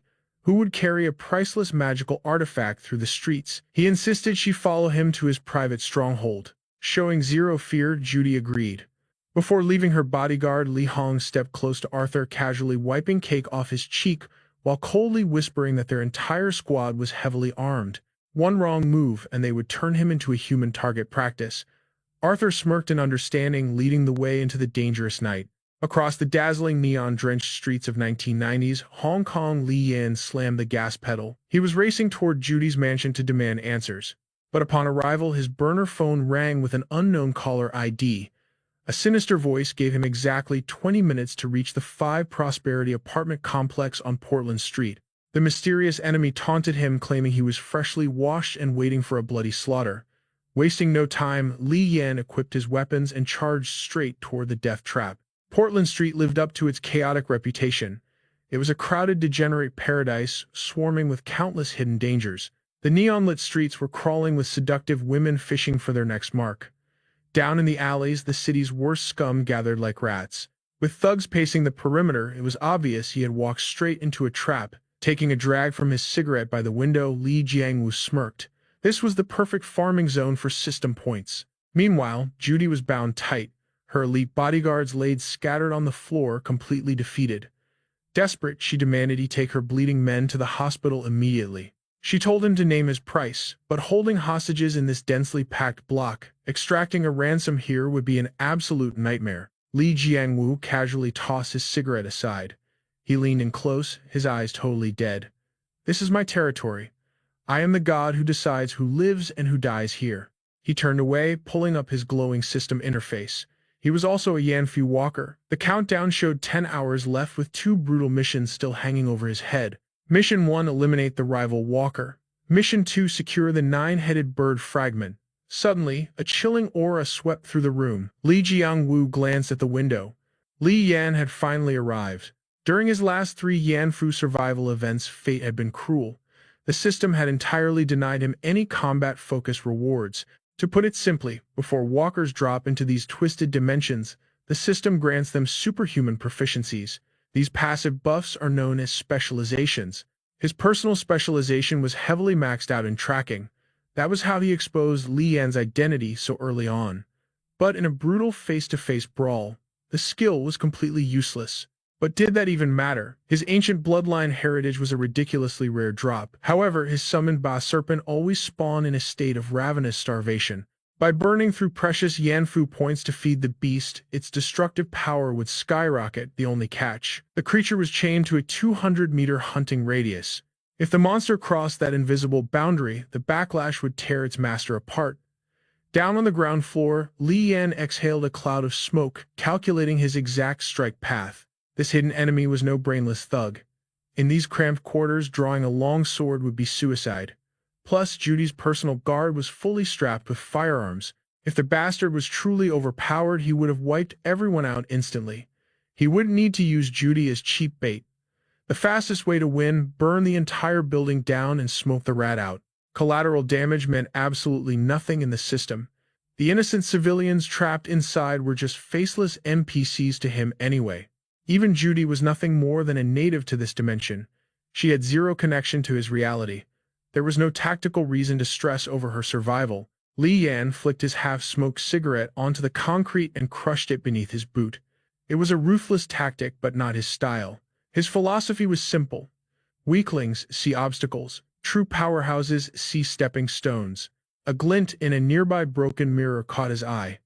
His combat instincts flared. A heavily armed shadow was creeping up right behind him. He dove into an abandoned apartment, narrowly dodging a lethal headshot. Since the enemy had served up such a spicy greeting, Li Yan's petty side demanded he return the favor instantly. Bang, bang, bang. Li Yan unloaded 3 rapid shots, but impossibly the bullets hit a phantom wall of energy right in front of the enemy. The copper rounds crumpled like tin foil, clattering harmlessly against the concrete. Activating his insight skill, the terrifying truth materialized. A monstrous, translucent serpent was coiled tightly around its master. This jagged-toothed freak was Li Jiangwu, fully awakened to the enlightened beast lineage. It was the exact same ancient power system as his old colleague Zhang Mingyuan, but they were not on the same side. Li Jiangwu belonged to the brutal opposite faction. He was an apex system, predator. When these factions clash, the only exit is retreat or death, and Li Yan was marked as the prey. But if the prey slaughters the hunter, he would drain 30% of the enemy's total system rewards, hit the jackpot, and he could even steal that ancient bloodline. On the flip side, if Li Jiangwu landed the kill, he would absolutely plunder Li Yan's entire inheritance. With the system intel processed, Li Yan flipped his battle strategy. He holstered his useless firearm and charged straight into deadly close-quarters combat. The boss serpent lunged like a freight train. Li Yan dropped low, sliding gracefully under its massive jaws. Panicking, Li Jiangwu drew his own pistol and fired a frantic shot. The bullet grazed Li Yan's shoulder. Without missing a beat, he hurled his heavy kukri blade straight at the bastard's chest. Li Jiangwu shrieked like a slaughtered pig as his weapon clattered to the floor. It was a flawless critical hit. The curved blade had sunk deeply into the predator's shoulder. Li Yan sprinted forward to retrieve his weapon, but a terrifying shadow loomed overhead. The gigantic snake struck with lightning speed, its jaws wide open to consume him. Li Yan pivoted hard to evade, but the razor-sharp scales slashed a massive gash across his stomach. The pet attacks, the master pays the price. Spinning through the pain, Li Yan delivered a devastating roundhouse kick to Li Jiangwu's face, sending him flying across the room. This was a pure death match. Only one of them was walking out alive. Li Yan unleashed a flurry of point-blank gunfire, but the phantom serpent blocked every single round. The beast whipped its massive tail, forcing the main character to dodge wildly backwards. The monster's reach was practically infinite, and its speed was terrifying. Just as he caught his breath, the void opened as the beast's jaws clamped down toward his head. He jammed his pistol right between the creature's eyes and pulled the trigger, but the armor-piercing round just bounced off its impossibly thick scales.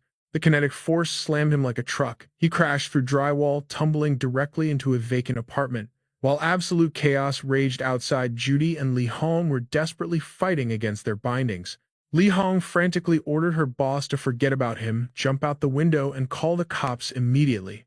That unkillable phantom snake defied all logic. Li Hong had survived 28 brutal years on the streets, but these system freaks were turning her reality upside down. Seeing Judy hesitate, Li Hong thought her boss was grabbing a gun to help Li Yan. Shockingly, she was ejecting the magazine. This girl wasn't just visually stunning, her survival instincts were razor-sharp.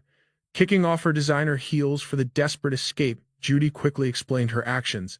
She knew regular bullets were completely useless against that monstrous spirit beast, but if the enemy got their hands on the gun, her own team would be massacred. She ordered Li Hong to stay alive until backup arrived. Downstairs amidst the rubble, Li Yan stood completely unfazed, locking eyes with Li Jiangwu across the hallway. Having shattered a water pipe during the crash, both he and the concrete floor were now completely soaked. The Ba Serpent launched itself like a fired missile. Li Yan flawlessly sidestepped the lethal jaws and countered with a blindingly fast strike to its ribs. After dancing on the edge of death for several minutes, the main character's combat genius finally cracked the code. The beast possessed godlike speed, but only in a straight line. Whenever it was forced to change direction, its massive body became incredibly clumsy. Even better, its speed dropped the further it moved from its master. His battle instincts screamed the truth. The real threat wasn't the beast itself, but the caster's line of sight. Therefore, this so-called ultimate phantom summon was nothing more than a giant mouth with massive blind spots. The victory conditions were finally crystal clear. Li Yan pushed his mortal martial arts to the absolute limit. He dropped his center of gravity, weaving through the battlefield toward Li Jiangwu. The Ba Shi spirit twisted like a relentless iron chain. He perfectly timed his steps, slipping through every tiny gap in the serpent's movement. But the guardian spirit was fiercely loyal to its master. No matter how hard he pushed, an invisible wall of scales blocked his path. Reaching the target at the center seemed practically impossible. After a grueling struggle, his eyes finally locked onto a fatal blind spot. His resolve hardened. He would sacrifice his hand for ultimate victory. Channeling gravity into his pivot foot, Li Yan transformed into a devastating human tornado. He plunged his bare hand straight into the Ba Shi's terrifying maw. Gripping the beast's skull tightly, he forced its massive head to follow his deadly momentum. Finally, he unleashed a heaven-shattering kick directly into the stunned Li Jiangwu's temple. The unlucky awakened took the devastating blow head-on. His body launched through the air, spinning out of control like a broken rag doll. With its master clinging to life, the giant serpent lost all its aura, collapsing heavily against the concrete. It seemed like the absolute end of the line. Anyone would have thought Li Jiangwu was seconds away from meeting his maker. But the system had other plans. A hidden third skill suddenly activated, engulfing his body in a blinding golden aura. Even while completely unconscious, Li Jiangwu began levitating fiercely in midair. Behind his floating figure, a phantom projection of a long-bearded ancient sage materialized. The legendary spirit was actively chanting the Yellow Turban True mantra. Thanks to his glimpse of insight system ability, Li Yan instantly read the skill's data. It forcefully locked a fatal wound to prevent immediate death. At the same time, it slowly regenerated 30% of the target's missing health. The serpent phantom completely evaporated into the void. Li Jiangwu clutched his shattered arm, dragging his broken body into a frantic retreat. He stumbled violently, but refused to stop. The agonizing pain finally crashed into his brain like a tidal wave. Li Yan looked down at his mangled hand. Only 3 fingers remained. Without hesitation, he summoned his system interface. He instantly extracted a high-tier cellular blood potion to rapidly restore his drained HP. Going so far as to become an 8-fingered demon king was pure, unfiltered madness. Throwing his head back, he unleashed a bone-chilling maniacal laugh. Even from a distance, the fleeing Li Jiangwu felt pure terror freeze his spine. Crimson droplets rhythmically splashed against the cold floorboards. Li Jiangwu's mind was completely shattering. How could a total newbie without a system inheritance possess such overwhelming power? Dragging his battered frame, he rushed back to Judy's cell to grab his firearm. But a shocking realization hit him: someone was missing from the room. Consumed by blistering rage, he viciously kicked Li Hong in the stomach to vent his frustration. Then, grabbing her tightly by the collar, he mercilessly dragged her across the rough floor. With his remaining hand, he snatched the fallen pistol and bolted straight for the exit. Where exactly was he trying to run so fast? Was he seriously not going to stay and entertain his opponent a little longer? 2 lethal steel barrels pointed dead at each other. Li Yan coldly offered a deal: release the hostage, drop the weapons, and talk it out. But in this ruthless, awakened world, things never went that smoothly. Right as they negotiated, the terrifying Ba Shi aura was violently summoned once again. Suddenly, Li desperately screamed out, "Pull the trigger." His weapon is completely out of ammo. Li Yan would have loved nothing more than to pull that trigger. But by sheer cosmic irony, his magazine was completely empty too. He hurled the heavy pistol straight at the serpent phantom as a quick distraction. Then he closed the distance and landed a devastating punch squarely on Li Jiangwu's face. Pushed to the absolute brink of despair, Li Jiangwu made a crazy gamble. He forcefully detonated his own Ba Shi spirit, accepting the permanent loss of his divine inheritance. His core specialty stat instantly plummeted by 10% just to fuel this final strike. However, under the inverted vision of the glimpse of insight skill, every single fatal flaw was violently exposed. Gripping his tactical combat knife tightly, Li Yan prepared to end this deathmatch once and for all. The cold steel slashed downward in a vicious arc. A brutal spray of crimson immediately painted the air. Against a true battle-hardened martial artist like him, the enemy's pathetic speed was practically moving in slow motion. The bloody blade dropped heavily to the concrete floor. The chaotic nightmare had finally reached its perfect conclusion. Down below the building, a deafening chorus of police sirens pierced the night. Judy suddenly rushed back to the scene, bringing a massive crowd behind her. Li Yan gently supported the trembling hostage. He offered her a single reassuring glance, a silent confirmation that they had survived the ordeal. As they slowly walked away from the carnage, a crisp system notification chimed. The rogue predator had been officially eliminated. He successfully secured the quest's primary rewards, but unfortunately, since the Bashi spirit was completely detonated, the right to plunder that divine inheritance was permanently lost. Later aboard a stunningly luxurious private yacht, the atmosphere completely shifted. Li Yan effortlessly devoured 4 giant bowls of wonton noodles, yet his system-enhanced stomach was still roaring. To save the poor waitress from running marathons, Judy casually snapped her fingers. She confidently ordered 8 more bowls to end the hassle. After some casual banter, the mood suddenly turned incredibly serious. Judy's expression hardened as she demanded to know why he tried to break up with her that fateful day. Surprisingly, the ridiculously stubborn man just played dumb. He casually told her to go ask a magic conch shell instead. Judy's temper instantly flared up. She sharply interrogated him, demanding to know if he had caught feelings for the beautiful underworld boss. That sudden, terrifying accusation completely caught him off guard. He violently choked on his water, coughing like his life depended on it. Calming down, he slowly explained his philosophy. A razor-sharp blade needs a gentle, fitting scabbard to finally find peace. It definitely does not need another legendary sword that's even sharper than itself. While the romantic sentiment was obvious, the real reason remained a total mystery to her. After thoroughly testing her patience with relentless teasing, he finally dropped his playful facade. He honestly confessed his original selfish plan. At first, he just wanted to enjoy a wild night, grab the cash reward, and vanish into the shadows. But he never expected the terrifying boss monster called love to completely knock him off his feet. Seeing that his bottomless appetite was finally satisfied, Judy smiled warmly. She invited him out onto the deck to enjoy the cool ocean breeze. Standing under the moonlight, Li Yan made a serious request. Cashing in his life-saving favor, he asked her to look after the sweet little neighbor girl. But before the sentence could even leave his mouth, a sudden heart-racing warmth stopped him. Her soft, tender lips eagerly sealed his words away in a breathtaking kiss. Witnessing this intensely romantic scene would make absolutely anyone's heart flutter with pure envy. Bright and early the very next morning, Li Yan quietly slipped out of bed. He immediately hit the kitchen to whip up his special dark-roasted char siu for little Ashu. While serving the food, he dropped some fantastic news.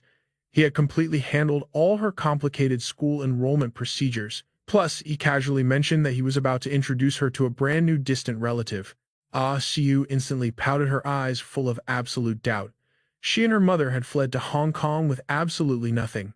It was impossible for them to magically have long-lost family in this massive city. However, she completely underestimated the Academy Award-level acting skills of Queen Judy. Putting on a flawless, tearful performance, Judy tragically claimed to be her older cousin. Shiyu fell for it, instantly bursting into tears and hugging her tightly in a heavily dramatic reunion. Watching this ridiculous display, Li Yan heavily face-palmed, utterly speechless. It seemed that women were born with a terrifying innate talent for absolute deception. Later that night, the atmosphere shifted to something far more intimate. A lit cigarette slowly released a mesmerizing trail of smoke into the quiet room. Li Yan and Judy were completely tangled together in bed. He gently pulled the soft blankets over her while she rested her head intimately against his strong arm. Basking in the passionate afterglow, she confidently broke the silence. That little girl is actually incredibly interesting. They relaxed comfortably in the center of the massive, extravagantly decorated master bedroom. Hearing her comment, he remained perfectly calm. He slowly turned his head to meet her gaze, silently confirming her observation. "I only had you pretend to be her family for a very specific reason," he explained softly. "It was so the cruel world wouldn't bully her for being a helpless, abandoned orphan."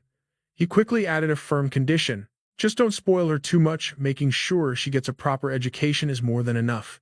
Judy shifted her beautiful gaze, hanging onto his every word. Suddenly, her focus shifted to his heavily bandaged arm. She gently lifted it, her stunning eyes widening with a mix of pure shock and deep confusion. Even with your dominant hand completely out of commission, there's no logical way you could struggle against that amateur Wing Chun kid, right? Hearing that piercing question, the room fell into a heavy silence. Li Yan stared intensely at his wrapped hand, his eyes narrowing as he sank into dark, calculating thoughts. Deep in his mind, Li Yan analyzed the terrifying truth of the situation. That bastard Li Jiangwu's legendary Yanfu inheritance system was absolutely monstrous in power. The ancient Ba Shi spirit possessed overwhelming savage destruction. However, the host's actual base physical stats were incredibly pathetic. He realized a critical flaw in the enemy's combat style. Despite being the system's chosen vessel, Li Jiangwu commanded the beast with absolute panic, completely ruining the serpent's flawless innate predatory instincts. A haunting memory flashed before his eyes. He vividly remembered the enemy adjusting his glasses with a sinister smirk, hands casually stuffed in his pockets. Looming behind him was the horrifying phantom of the massive green serpent, bearing its venomous fangs ever ready to strike down its prey. Li Yan envisioned the human anatomy, realizing our fragile bodies meant life-or-death battles were always ruled by absolute chaos and pure unpredictability. He then mentally simulated a brutal clash between Xu Tianxi and Li Jiangwu. In this mental deathmatch against that monster, he concluded Li Jiangwu held a terrifyingly high chance of claiming absolute victory. He pictured himself crushed on the ground while his enemy stood victorious. But analyzing another angle, Zhang Mingyuan wasn't necessarily weaker than Li Jiangwu. The Kaiming beast's aura could incinerate souls. Li Yan snapped his thoughts immediately, visualizing a different timeline where he stood triumphant over a defeated Li Jiangwu. This proved Zhang Mingyuan's martial arts could actually deal critical damage to the Bashe. Snapping back to reality, Li Yan rested his head. This wasn't a mere video game level where the next boss was always destined to be overwhelmingly stronger. Recalling Zhang Mingyuan's wisdom, he knew anyone could win. True victory demanded killer instinct, unwavering resolve, and a stroke of cosmic luck. Once this Yanfu event concluded, he could finally awaken his own legendary inheritance, just like Zhang Mingyuan and Li Jiangwu. Inheritances were the Yanfu realm's most divine treasures. Surviving your very first event was the only guaranteed way to claim 100% of that ultimate power.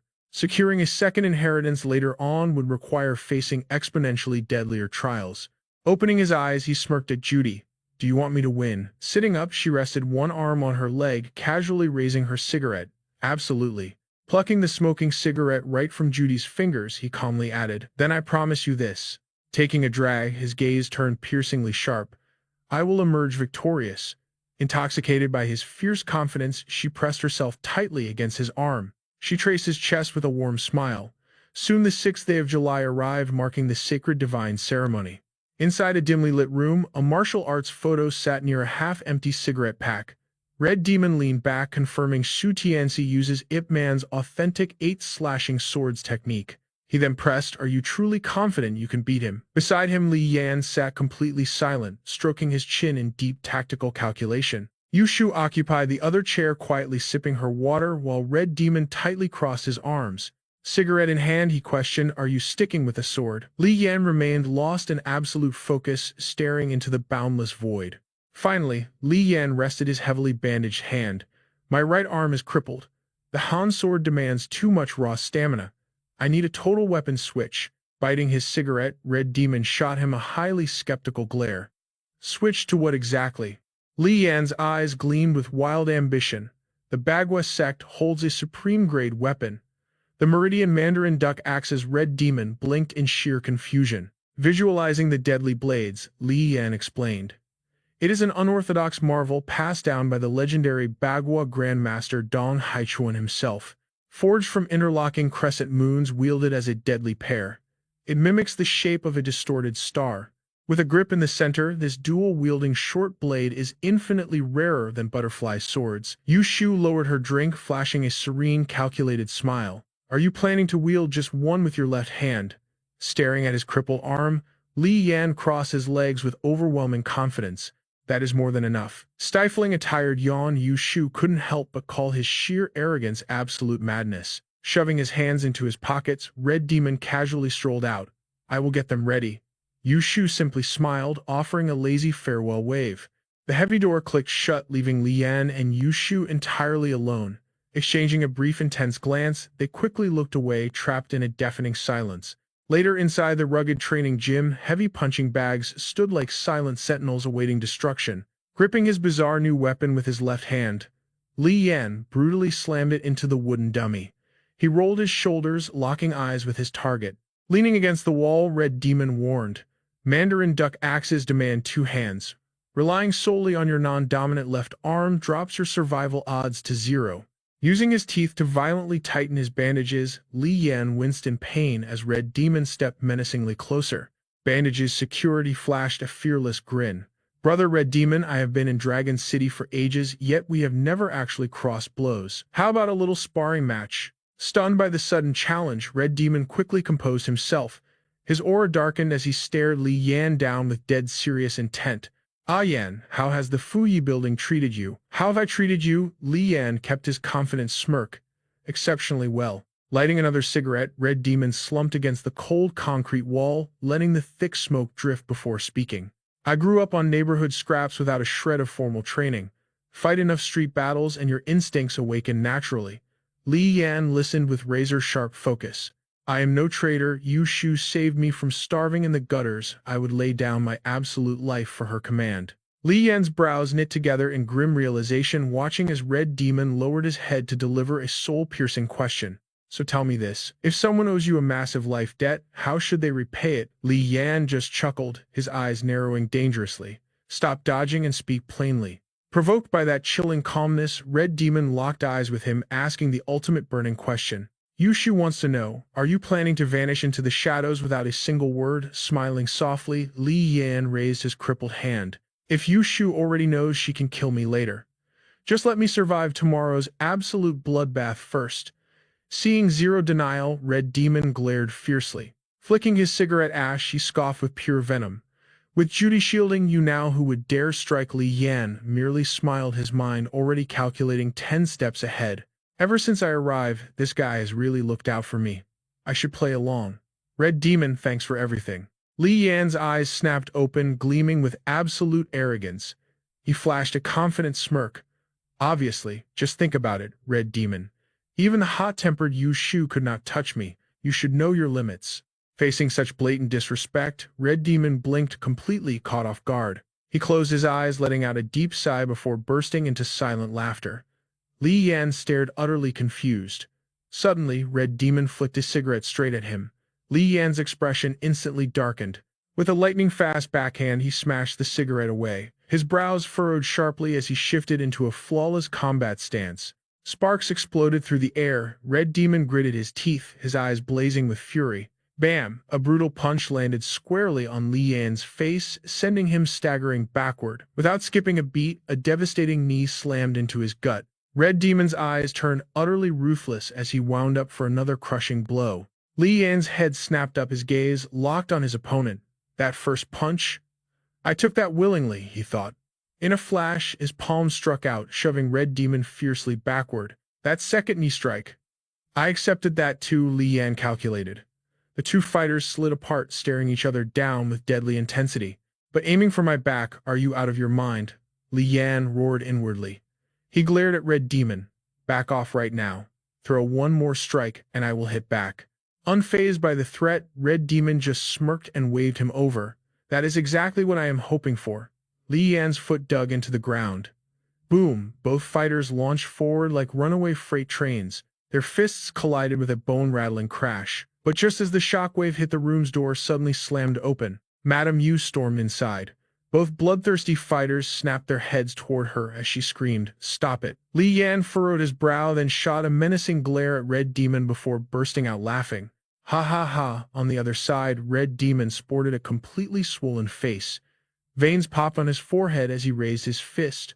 "What the hell are you laughing at?" Seeing their murderous auras, Madame Yu wedged herself between them. She shot Red Demon a warning look. "That is enough. Whatever beef you two have, it waits until Li Yan finishes his deathmatch." Li Yan finally dropped his guard, flashing a mocking grin.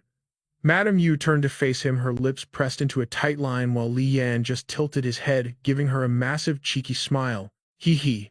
She simply turned her back. Walking away with her eyes closed, her icy voice echoed a final blessing. May the winds be ever in your favor. Li Yan raised an eyebrow, staring blankly at her retreating figure. Today was the 5th day of the 5th lunar month, a truly auspicious day for blood. Li Yan sat in the dimly lit waiting room. His left hand firmly gripped his weapon, meticulously wiping the blade. Ding! The system panel glowed. Name Li Yan. Status: right arm critically injured.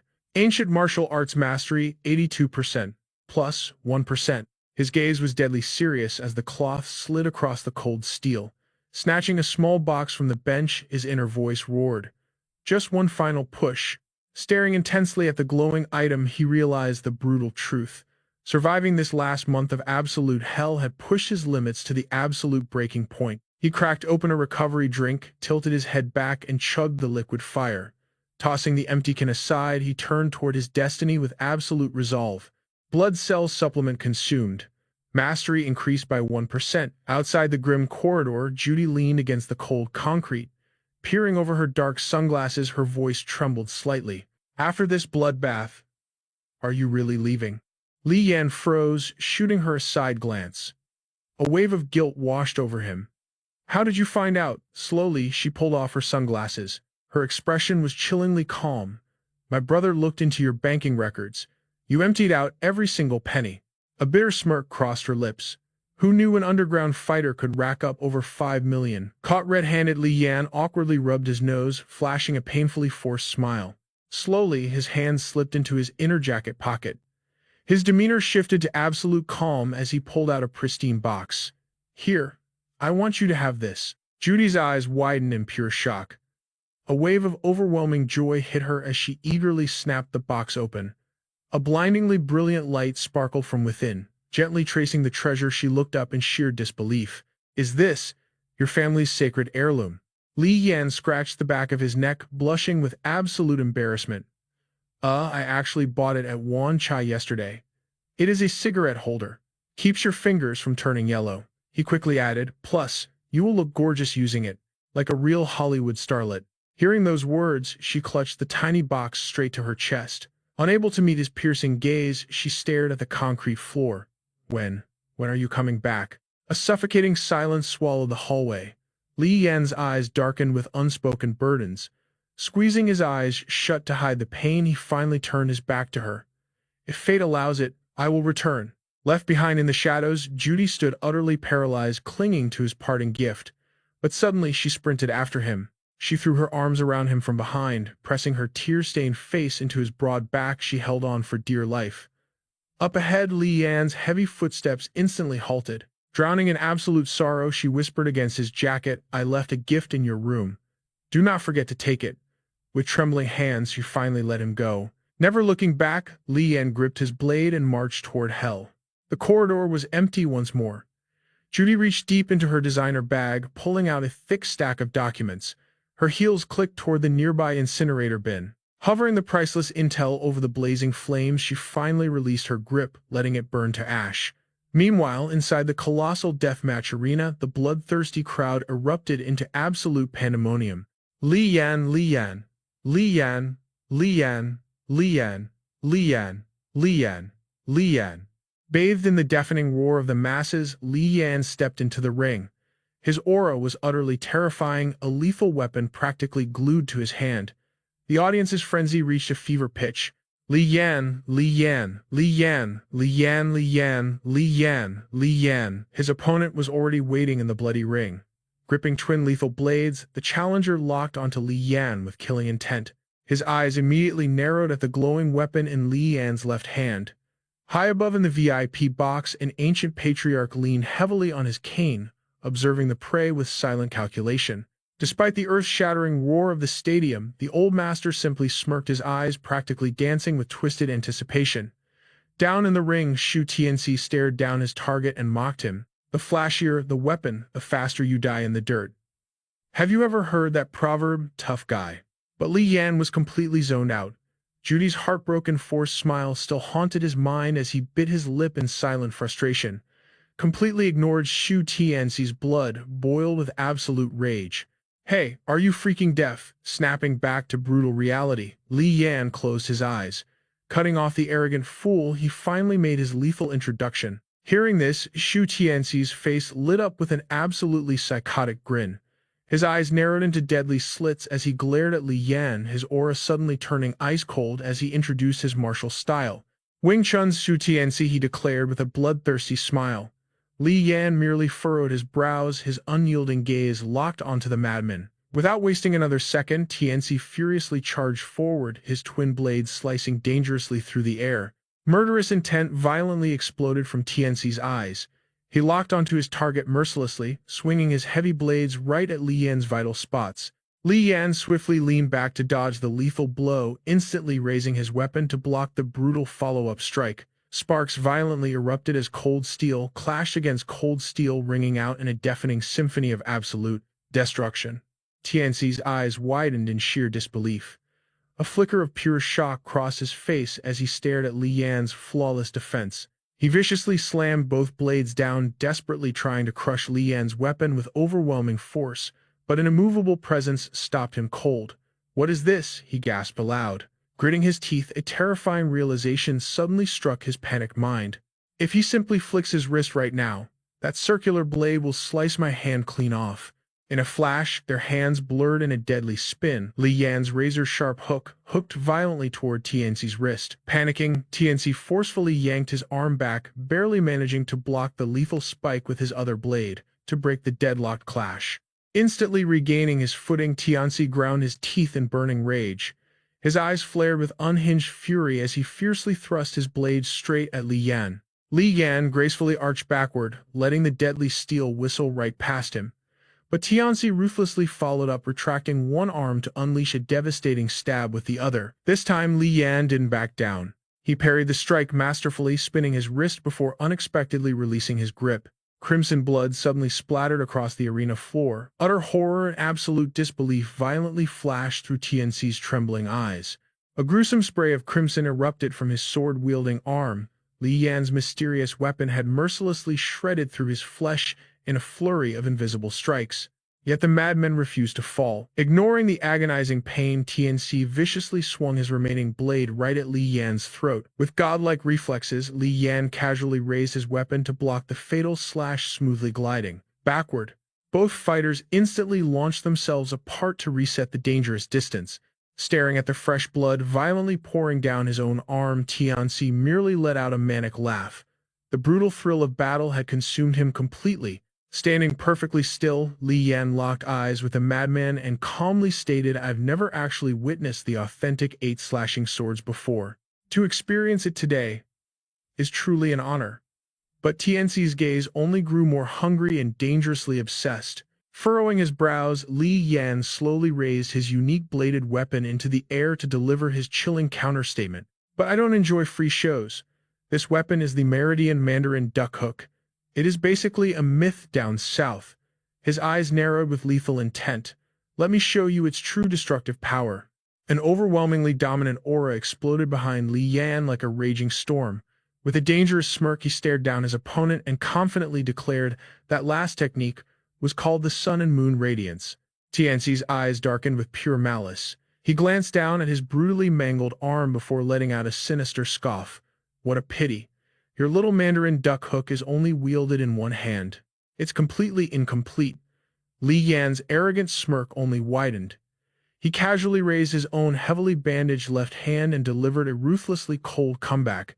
"If I used both hands, it would be your throat bleeding right now, not just the back of your pathetic hand." Hearing this supreme absolute arrogance, Tianxi's bloodthirsty grin practically split his face. He glared back at his opponent with the unhinged excitement of a true apex predator. "I highly doubt that." Like a wild beast unleashed, Tianxi violently exploded forward, bringing his heavy blade crashing down from the heavens. Li Yan instantly raised his hook to block the devastating blow. His face contorted in strained grinding, his teeth as their legendary weapons clashed once again. Instantly sensing his opponent's temporary struggle, Tianxi let out an incredibly wicked sneer. His eyes glowed with murderous triumph. With lightning-fast reflexes, he spun the blade in his other hand into a deadly blinding circle. Tightening his brutal grip on the hilt, he launched a chillingly merciless slash straight at Li Yan's torso. But Li Yan was a phantom. He flawlessly sidestepped the lethal blow by a mere millimeter. yet TNC continued to smirk with overwhelming arrogance. In that split second, Li Yan's tactical mind violently calculated the terrifying situation. If I had followed the momentum and spun my blade, he would have instantly slaughtered me. His brow drenched in cold sweat, Li Yan gritted his teeth, finally realizing the sheer gravity of this deadly duel. This crazy bastard has perfectly countered my one-handed style. Capitalizing on Li Yan's split-second hesitation, TNC raised his arm high into the air. Wearing a completely psychotic smile, he brought the massive blade, brutally crashing down. Slash! The ruthless blade tore straight into Li Yan's arm, sending a violent burst of fresh crimson into the air.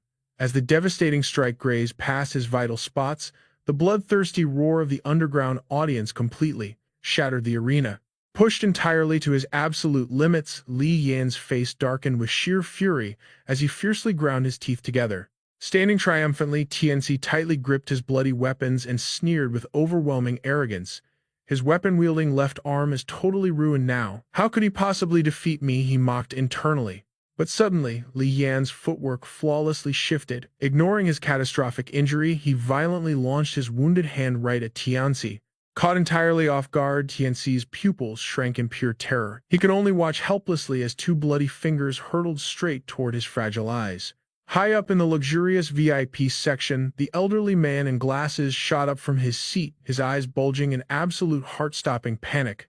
"TNC, watch out," he roared down in the bloody arena.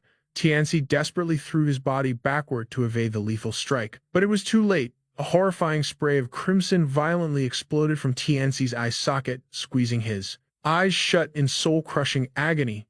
He unleashed a blood-curdling scream. "Ah-ha!"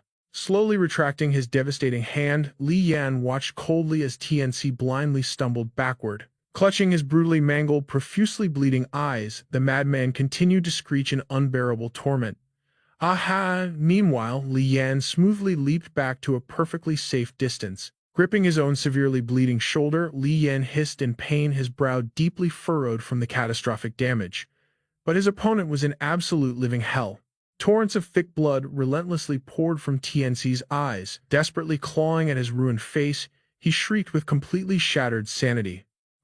His legs violently giving out, he collapsed heavily to his knees, wailing in pure agonizing despair. "It burns. It hurts." Standing amidst the absolute carnage, Li Yan merely clutched his injured arm, watching the shattered man in dead silence. Through heavily gritted teeth and a terrifyingly dark expression, Li Yan coldly revealed his final ultimate move. This legendary technique is called the Golden Arm Eyebrow Swipe. Up in the VIP lounge, Mimi stared down at the brutal victor, muttering in pure disbelief. "I genuinely thought that guy Li Yan was completely finished." Beside her boss, Yushu simply beamed with overwhelming excitement. Her eyes practically sparkled with intense, undeniable pride as she watched the arena below. Suddenly, remembering a crucial detail, the boss casually turned her head to playfully interrogate her companion. "Hey, Mimi, I thought you completely hated watching brutal underground fighting. So why on earth did you beg to follow me here today?" Hearing the tease, Mimi offered a shy, somewhat flustered smile to instantly defend herself. "Well, it's not every day you get to witness an epic final deathmatch," she quickly added to her excuse. "Besides, you've been obsessively talking about this Li Yan guy in front of me way too many times." Hearing this, Yushu erupted into a boisterous, completely carefree laugh, fully enjoying the banter. "It really seems like you have way too much free time lately. I definitely need to assign you some heavier workloads." Pouting in sheer dissatisfaction, Mimi rested her hands on her knees and glared adorably at her boss. "You seriously do nothing but bully me all day long." Sitting silently beside them, Red Demon casually puffed on his cigarette. His wide eyes remained completely glued to the bloody arena below, wisely choosing to stay entirely out of their playful bickering. Getting back to serious business, Mimi shot a deeply curious glance at Yushu and nervously asked the ultimate question. "But honestly, boss, did you genuinely think Li Yan was going to lose right there?" Instead of answering immediately, the boss simply flashed a mysterious, all-knowing smile. Tilting her head back, she casually took a long sip from her water bottle. Watching this utterly cryptic reaction, Mimi awkwardly scratched her nose intensely, analyzing her boss's hidden thoughts. Down below, TNC gasped in agony. Blood painted his entire face. His bloodshot eyes snapped open. Gritting his teeth, he glared at Li Yan and declared his judgment. "We are both ruined. Choosing the lesser evil is just cruel." Your 8 trigram palms are agile yet absolutely ruthless. Li Yan furrowed his brows. His fierce gaze locked on as he challenged, "Bring it on." Without hesitation, Tianzi forced his blood-soaked eyes open. He charged forward with a deafening roar. Steel clashed against steel in a symphony of destruction. Tianzi fought like a man possessed, unleashing a barrage of strikes. Li Yan retreated perfectly, dodging and parrying every lethal blade. Pushing beyond his limits, Tianzi swung his massive blade. Li Yan instantly raised his weapon to block, sliding backward from the heavy impact. Suddenly, the old wound on Li Yan's arm tore open. Fresh blood spilled uncontrollably. Li Yan gritted his teeth at the bleeding gash. Seeing this, Tianzi smirked through his bleeding eyes and swung again. But Li Yan's reflexes were unmatched, flawlessly blocking the deadly strike. Spinning his second blade, Tianzi gripped the hilt tight. He launched himself like a rabid beast. Through blood-blurred vision, he executed a devastating double slash directly at his opponent. Li Yan instantly raised his guard, but Tianzi swiftly retracted his twin blades. In a vicious counter, he pinned both tips directly into Li Yan's weapon-holding hand. Crimson blood erupted. With a maniacal grin, Tianzi dragged the blades upward. He violently sliced through flesh, connecting straight to the open wound on Li Yan's arm. Blood rained down in devastating waves. He mercilessly drove the steel deeper into Li Yan's flesh. The violent slashes completely shredded his opponent's sleeve into bloody rags. Li Yan grimaced at his mangled arm. Ripping the blades out, Tianzi aimed a savage strike right at his face. The brutal hit sent Li Yan reeling backward, spitting fresh blood. Reacting purely on instinct, Li Yan landed a heavy kick. Tianzi was blasted backward, digging his feet into stop. The impact knocked Li Yan away too, as his blood quickly formed a crimson pool on the floor. 2 deep, terrifying gashes now marked his face. Li Yan stared down in pure shock.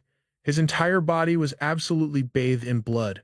Across the arena, Tianzi was in equally pathetic shape, panting heavily. "Ha ha ha!" Li Yan clutched his shredded arm, echoing the exact same dark laughter. "Ha ha ha!" Glaring through a blood-stained face, Tianzi roared. His ultimate technique, 8/swords, twin dragons emerge. His demonic bloodshot eyes locked onto his prey with arrogant triumph. Fury blazed in Li Yan's eyes as he shouted back. The blades of Wing Chun are truly poisonous. Roaring with explosive battle aura, he openly provoked his raging opponent. Baring his teeth like a wild predator, Tianzi charged. Li Yan fearlessly dashed forward to meet him head-on. Once again, their lethal weapons clashed in a deadly dance. The fierce screech of metal echoed like thunder. Li Yan slashed upward as Tianzi ruthlessly chopped down. Pain washed over Li Yan's face, forcing him to stumble backward. But the madman still had energy left. Laughing maniacally through a bloody face, Tianzi lunged again. Overwhelmed, Li Yan could only retreat and desperately block the incoming storm of strikes. Seizing a split second, Li Yan countered. His weapon flashed, carving a fresh, stinging, bloody line right across Tianzi's face. Tianzi flinched, shutting his eyes tight. Blindly, he unleashed a fierce cross-shaped slash. Li Yan swiftly tilted his body to dodge the fatal blow. Suddenly, Tianzi launched himself high into the air. He rained down a chaotic storm of frenzied slashes. Unable to mount a counterattack, Li Yan raised his guard, constantly pushed back by the sheer crushing pressure. Li Yan's expression darkened completely. Staring fiercely at his insane opponent, his mind raced to analyze the dire situation.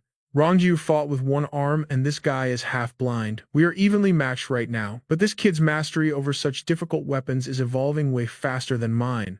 Tianzi maintained his death glare, rushing in with a psychotic grin. Watching him, Li Yan couldn't help but feel a spark of respect. Only 19 years old, yet an absolute monster of the new generation. The kid unleashed another devastating heavy slash, but this time Li Yan stood his ground, flawlessly blocking without taking a single step back. A sharp glint flashed in Li Yan's eyes. His right hand whipped out for a lightning-fast counter, aiming straight for Tianzi's face. Catching the movement, the boy instantly jerked his head to dodge. Relying on raw agility, Tianzi swiftly retreated. He bounded backwards several times, perfectly escaping the fatal range of Li Yan's striking arm. Pointing directly at his single open eye, Tianzi flashed a truly unhinged smile. He proudly declared his growth. "I will never make the exact same mistake twice." Suddenly, Li Yan made a shocking move. He tossed his weapon directly onto the ground, glaring sharply at the boy. The heavy steel clanked loudly against the arena floor. Tianzi's eyes widened in total confusion. The entire crowd in the stands gasped in utter disbelief. "Huh, A wave of shocked murmurs instantly flooded the battle arena. What is happening? Is he actually surrendering? Down below, Li Yan exhaled deeply, raising his bare fists into a martial arts stance, his terrifying gaze locked on his prey. A knowing smirk crept across Tianqi's face. He launched forward like a soaring eagle, weapons ready, his crimson eyes burning with unyielding killing intent. Li Yan stood ready to face cold steel with bare hands. Up top, Mimi covered her mouth in shock. She asked Uncle Yu in disbelief, why did he abandon his blade?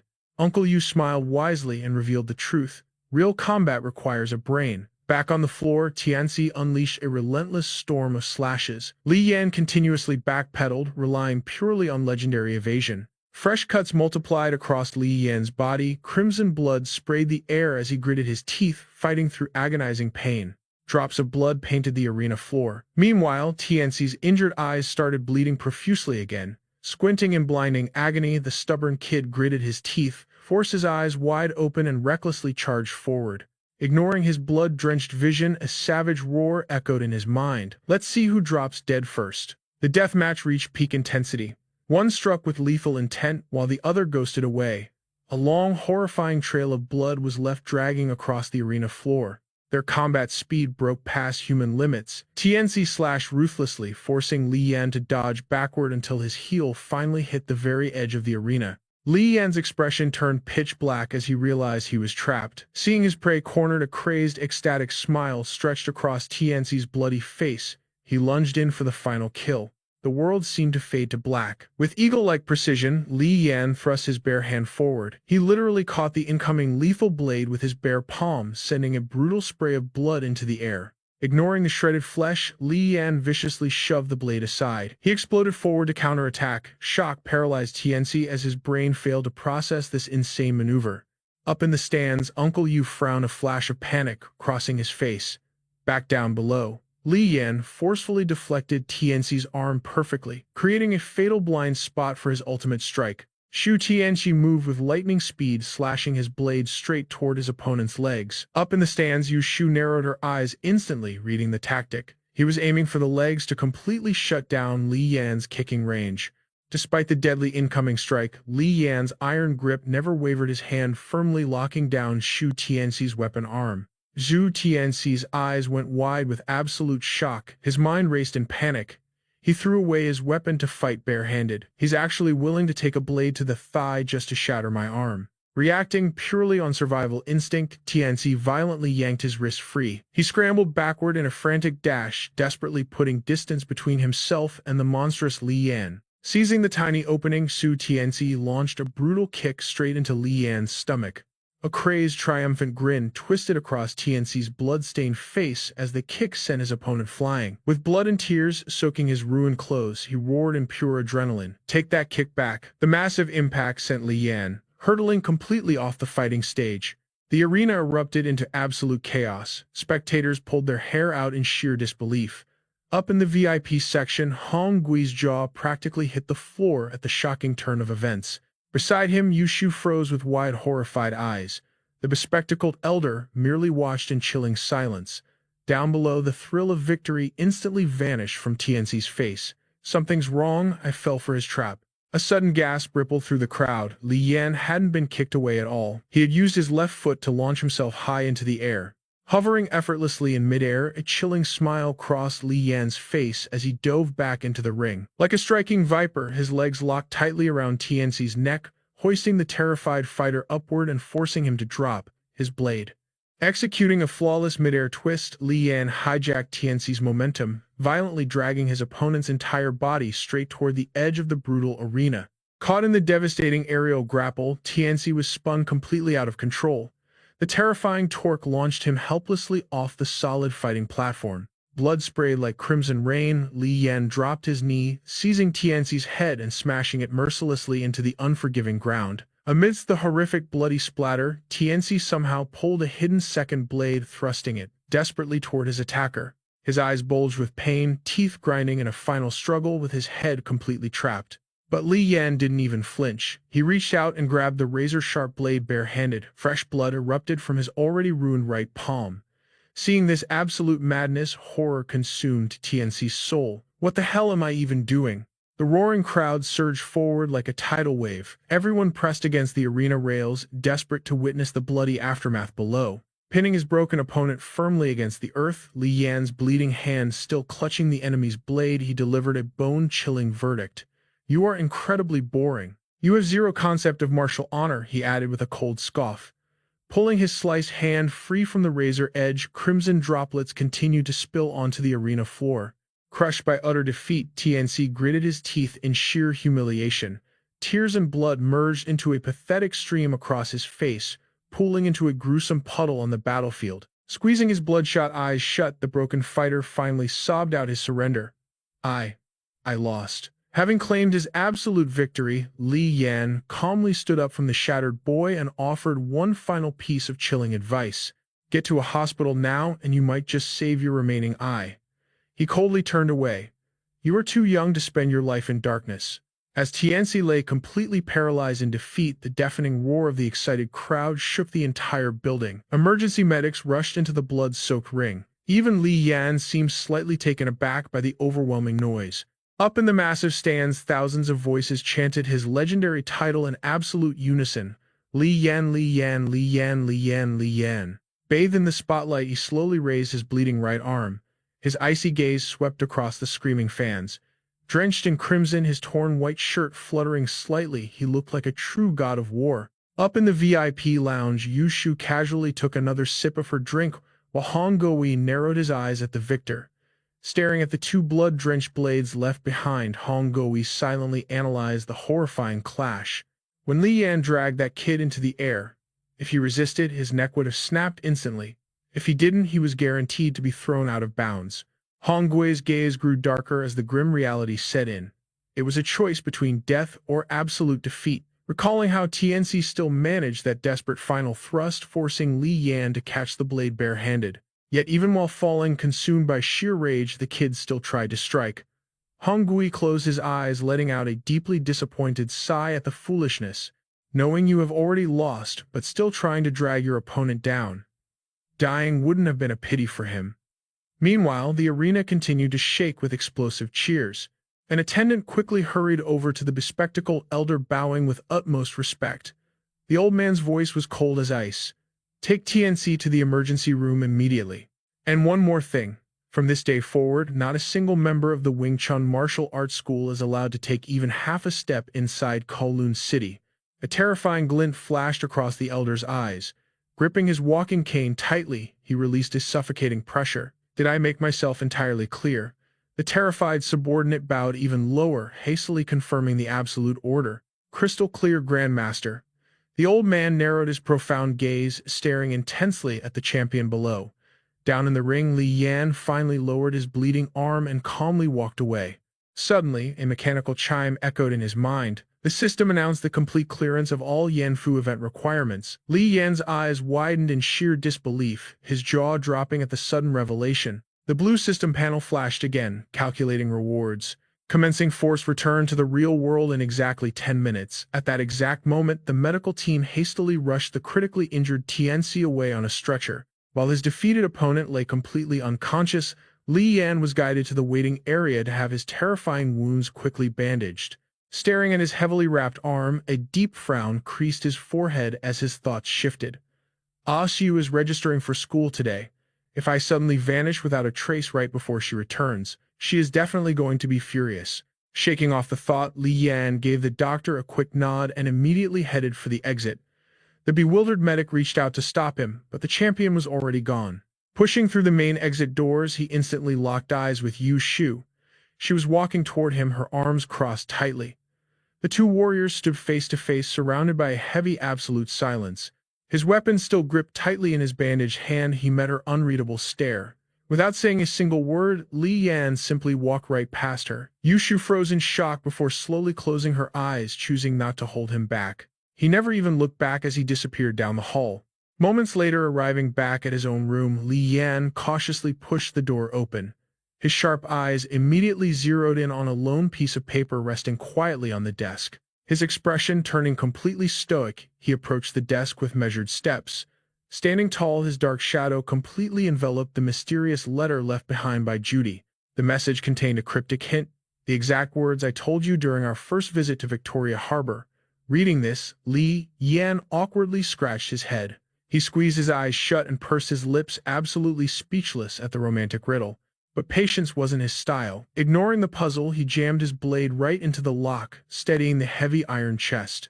With one violent twist, the sturdy lock instantly shattered. The force blew the little note straight off the table. As he threw the heavy lid open, the system's golden notification instantly lit up. Rare item detected, pure gold exchange. Rate 100 Yanfu points per bar. Unlimited exchange. He had just busted open a massive chest of pure treasure. A worn ancient parchment rested in his palm. A confident smirk crossed his face. The system interface flashed. It was a Li Yan relic.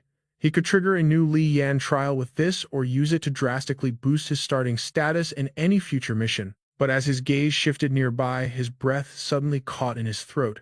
A steaming bowl of wonton noodles sat waiting. Memories of Judy flooded Li Yan's mind. Her playful smile, that cheeky wink as she cooked for him. A genuine warm laugh escaped his lips.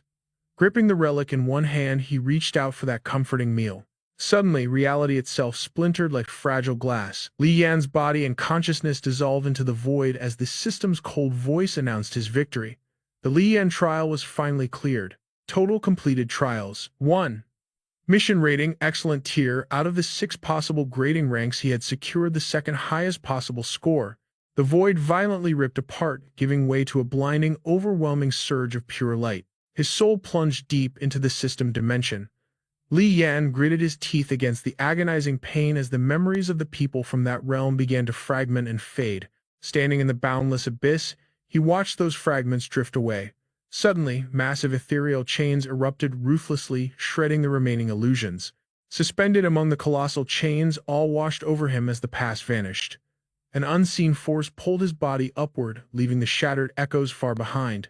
Deep within his mind, Judy's smiling face cracked apart, abruptly replaced by the horrifying visage of a withered corpse. Panic widened his eyes at the gruesome sight. He violently propelled himself forward, desperately reaching toward the dazzling blue beacon above as the system initiated the final reward calculation. Player status meets special requirements.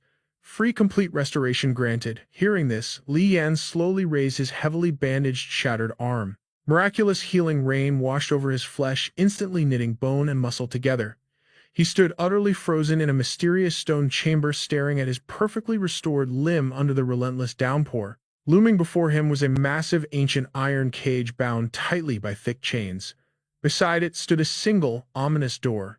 The phantom rain crashed down endlessly, turning the floor into an infinite dark pool. Suddenly, the heavy door groaned open. Li Yan locked his eyes on it as the system chimed again. Final trial evaluation, excellent tier. Total Li Yan points awarded 500. Base score 200, boosted by 150%. Shop authority increased to 195%. Personal contribution and perfect clear bonuses heavily applied. Trial completion bonus 30%. Collecting the 3 external fragments and successfully executing the apex predator granted a massive 59% additional multiplier. You have obtained a fractured Li Yan relic. Sacrifice it now to instantly upgrade your shop privileges. Without hesitating, Li Yan gripped the stained parchment tightly and it immediately burst into mystical flames. A dark, intense fury suddenly clouded Li Yan's face. He glared fiercely through the burning ashes as the mechanical voice echoed once more. Relic sacrificed, shop authority boosted by 10%, maxing out at 200%, compensation of 500 points awarded. By exchanging 20 gold bars, he acquired an additional 2,000 Li Yan points. Current balance, 3,204 points. Hearing that massive fortune, Li Yan's eyes widened in absolute shock. He gritted his teeth, staring at the fading embers in his palm. But the system wasn't finished. Special completion reward unlocked. The core theme of this trial was the legendary 9-headed bird. As a first-time clearer, you will now draw a random artifact containing its mythical power. Rewards range from rare consumables and skill scrolls to legendary bloodline inheritances. Jackpot. The reward defaulted to a pure bloodline inheritance. This soul-bound power cannot be traded. Suddenly, a scorching, agonizing heat ignited deep within Li Yan's chest. A spectral phoenix violently erupted right out of his heart. The searing flames singed his brow. Li Yan collapsed to the stone floor in pure agony, his body ablaze as the surrounding water violently vaporized. When the blazing inferno finally subsided, Li Yan lay completely exhausted. He slowly forced his head up, gasping desperately for air, his ruined smoking clothes clinging to his trembling frame. A dark, majestic avian crest was now branded permanently onto his chest. The system coldly declared his new power. Bloodline acquired Spirit of the Nine-Headed Bird ability unlocked Astral Rend. Current Bloodline awakening, 9%. This inheritance is directly bound to the host's vitality. Raise the awakening threshold to unlock God-tier benefits. Base lifespan and physical parameters massively enhanced. Achieve a complete 100% awakening to double your absolute lifespan and gain the permanent Astral Rend domain state. The passive Astral Rend buffs attack power and speed by 90%. Meanwhile, the active skill Blood Slash uses your own lifeblood to lock onto a target, accumulating every single ounce of damage dealt to them. The host can manually detonate this stored power at will. The more punishment inflicted beforehand, the more devastating the final Blood Slash explosion will be. This lethal strike can annihilate demons, slaughter gods, and shatter immortal auras. However, upon detonation, the Astral Rend buffs will temporarily deactivate. The cooldown duration scales directly with the explosion's sheer destructive force. While the buffs are on cooldown, the execution skill remains completely locked. Hearing those steep conditions, Li Yan's expression darkened. His heavy breathing steadied as cold sweat rolled down his face. He immediately launched a flurry of explosive strikes to test his newly awakened strength, sending shockwaves of water flying everywhere. Halting his momentum, Li Yan casually dusted off his steaming fists. "Barely feels any different," he muttered, narrowing his eyes. Rolling his wrists, he stared defiantly up at the massive chains and issued a command. "Open the system shop. Let's see what I can buy." The mechanical voice hummed in response, projecting a massive glowing holographic inventory.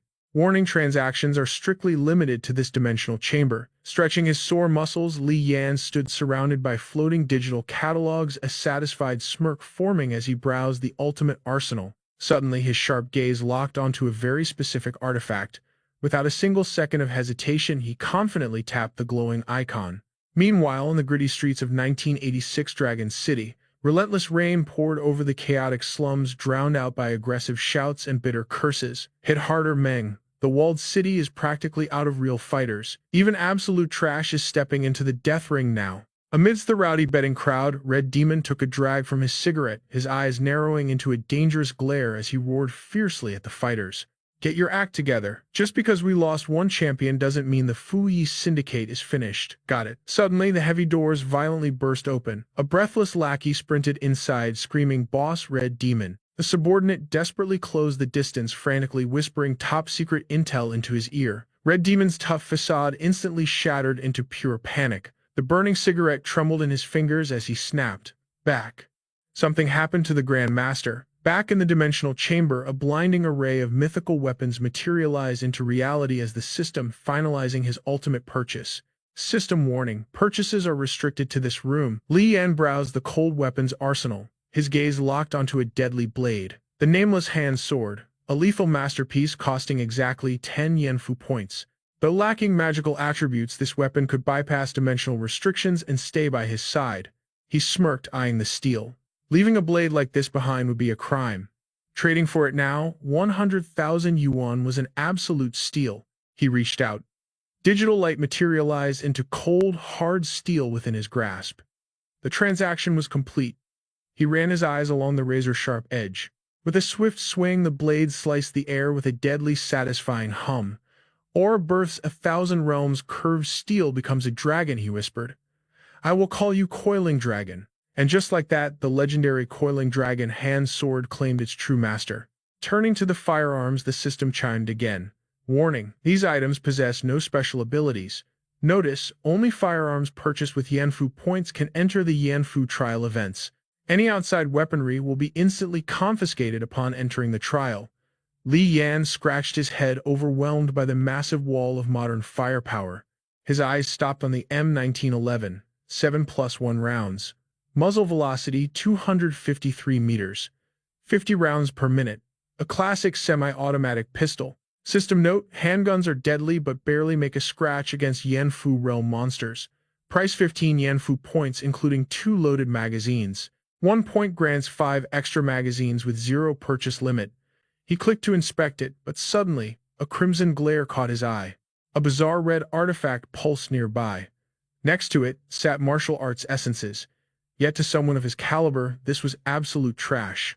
My ancient martial arts mastery is already at 83%, he calculated. Absorbing such low-tier garbage would be a total waste of time. Tier 1 Muay Thai Essence boosts close combat mastery by 3%, only effective below 60% mastery. Cost 10 Yanfu points per pill. But then something truly worthy appeared. A Bagua symbol hovered in the air.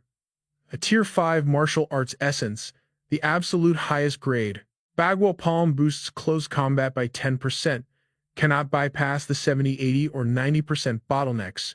Priced 200 Yanfu points, limit 1 per player. Li Yan locked it in immediately. Scanning the interface one last time, he made his final move. A Tier 2 Firearms Essence. At the very least, it would sharpen his shooting accuracy.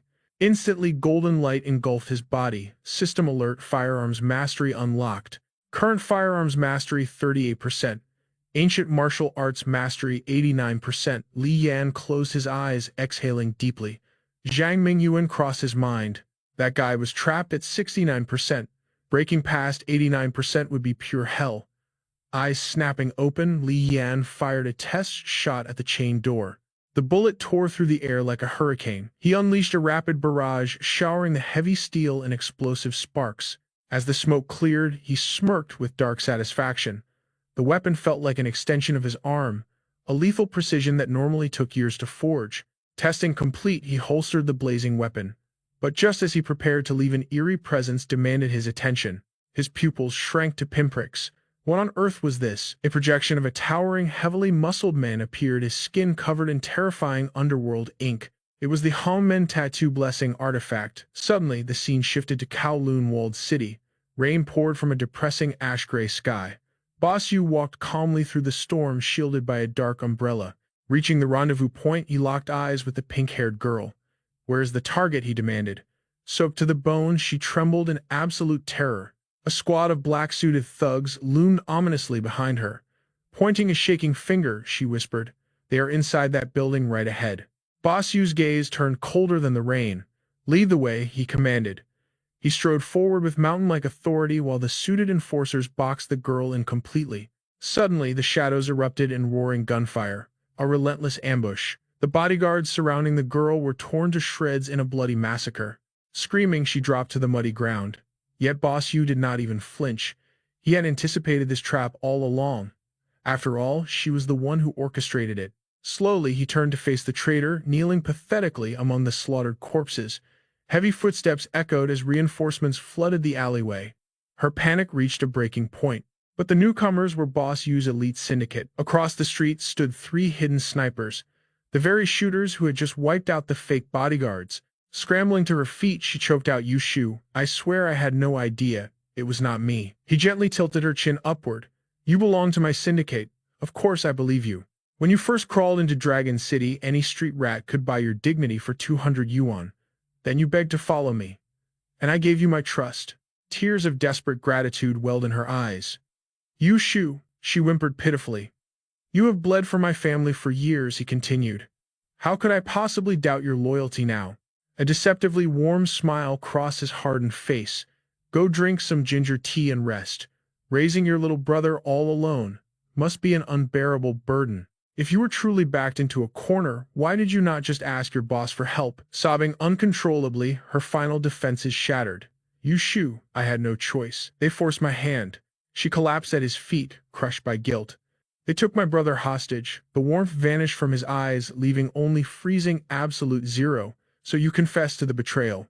Gazing up into the eyes of the underworld king, "You Shu," she cried out, but her eyes widened in horrifying realization. Her fate was already sealed in blood. A flash of steel severed the rain, a flawless execution strike across her throat. She dropped dead instantly, her final breath stolen. Boss Yu calmly turned to his men. "Ah Hong, toss the garbage in the alley. The rest of you head back." The syndicate scattered into the shadows as he walked away, leaving nothing behind but a graveyard of bloody corpses. This brutal memory was housed within the artifact, the legendary Hongmen Tattoo Blessing. The system interface revealed its hidden power. Hanmen tattoo effects reduces explosive damage by 5%, accelerates wound regeneration by 5%. Price a mere 20 Yanfu points.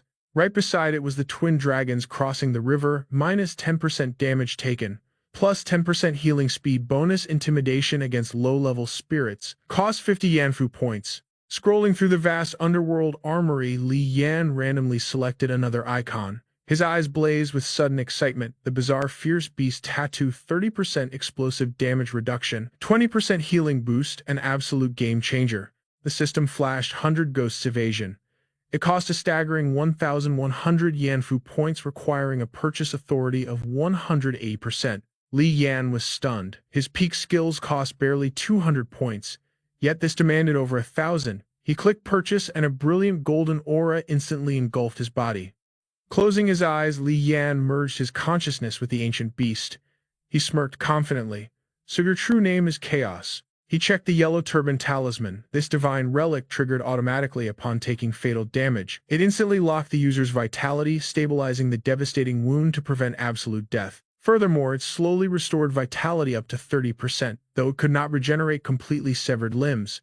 Li Yan snapped his eyes open, his pupils dilating with pure shock. Was this the ultimate trump card he needed? He immediately checked its details. It looked like a crudely drawn cursed paper, yet its overwhelming aura completely captivated Li Yan's gaze. The system displayed the yellow turban drooping aura talisman. After sanitizing, applying this magical seal to any moderate non-crippling wound would make the torn flesh stitch itself back together. Severe injuries would be completely stabilized. Even better, ordinary bullets and steel shrapnel without magical properties would be forcefully expelled straight out of his bloodstream. The catch: it could not be used during active combat, costing 300 points. System warning: this purchase authority was unlocked solely by executing a rival predator. Furthermore, the fallen enemy had purchased a defective limited-use version. Therefore, upon acquiring this divine skill, it could only be activated 20 times per Yanfu survival event. Li Yan could not hide his sheer satisfaction. This overpowered ability was basically a guaranteed extra life. It was just a damn shame he could only snag the defective version. But hey, it was exactly like carrying a personal combat medic in his pocket, completely eliminating the need for mundane bandages and human medicine. He scrolled down to the next item.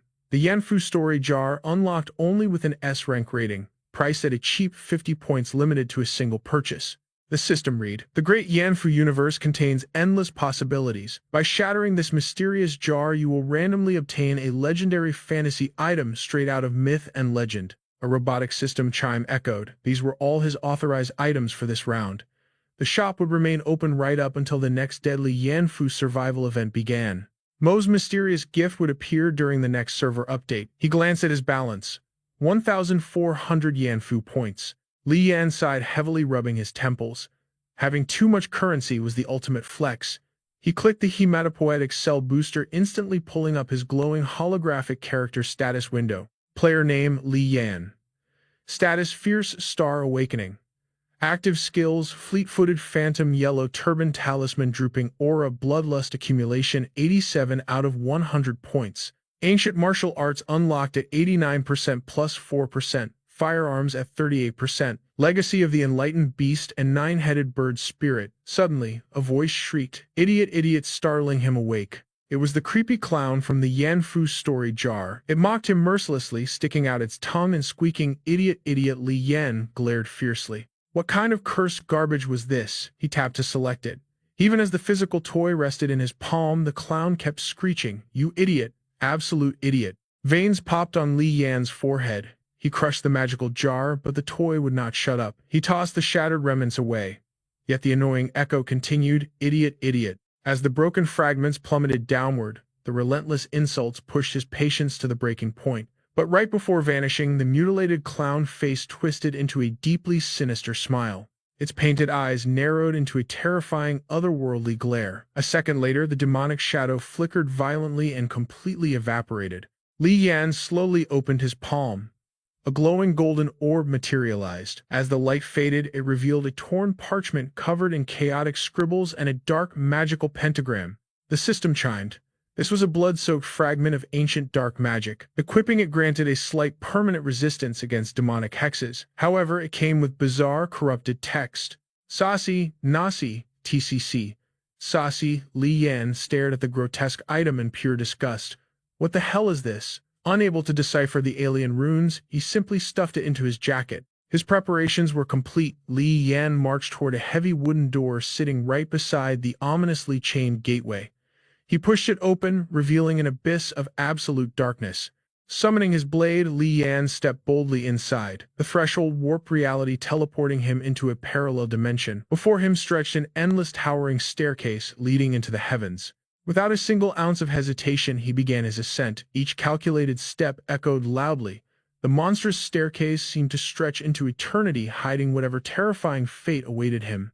He climbed for what felt like hours, yet the oppressive darkness refused to yield. His relentless determination pushed him forward until finally a brilliant shard of light pierced through the gloom. Li Yan squinted against the sudden glare. Another mysterious doorway stood at the end of the light. The blinding radiance flared up with volcanic intensity, forcing him to shield his eyes. Gasping for air, Li Yan violently jolted awake. There was no endless staircase. He was just slumped back on his living room sofa. The entire ordeal had been a hyper-realistic dream. But resting on the table was a steaming cup of tea, and right beside it lay the pitch-black System Authority card. Seeing it, Li Yan burst into maniacal laughter. Leaning back, his gaze drifted across his dusty posters and the vintage radio. He laughed like an absolute madman, covering his eyes with his arm. His hysterical chuckles echoed like a man possessed. Ha ha ha. The unhinged laughter vibrated through the apartment walls. The scene suddenly smashed, cut to the bustling Hong Kong airport. A massive jet descended as the intercom buzzed to life. Attention all passengers. Flight 20-30 is making its final approach with an estimated touchdown at exactly 20 hours and 20 minutes. The aircraft touched down perfectly. Ladies and gentlemen, welcome to your destination. Li Yan strutted right out of the terminal. Standing proudly in the crowded airport, he flashed a cocky thumbs up to the sky. He smoothly hailed a passing cab. The driver gave a polite nod. Hello, sir, where to? Slipping into the backseat, Li Yan gave a brief command. The Kowloon-walled city ruins.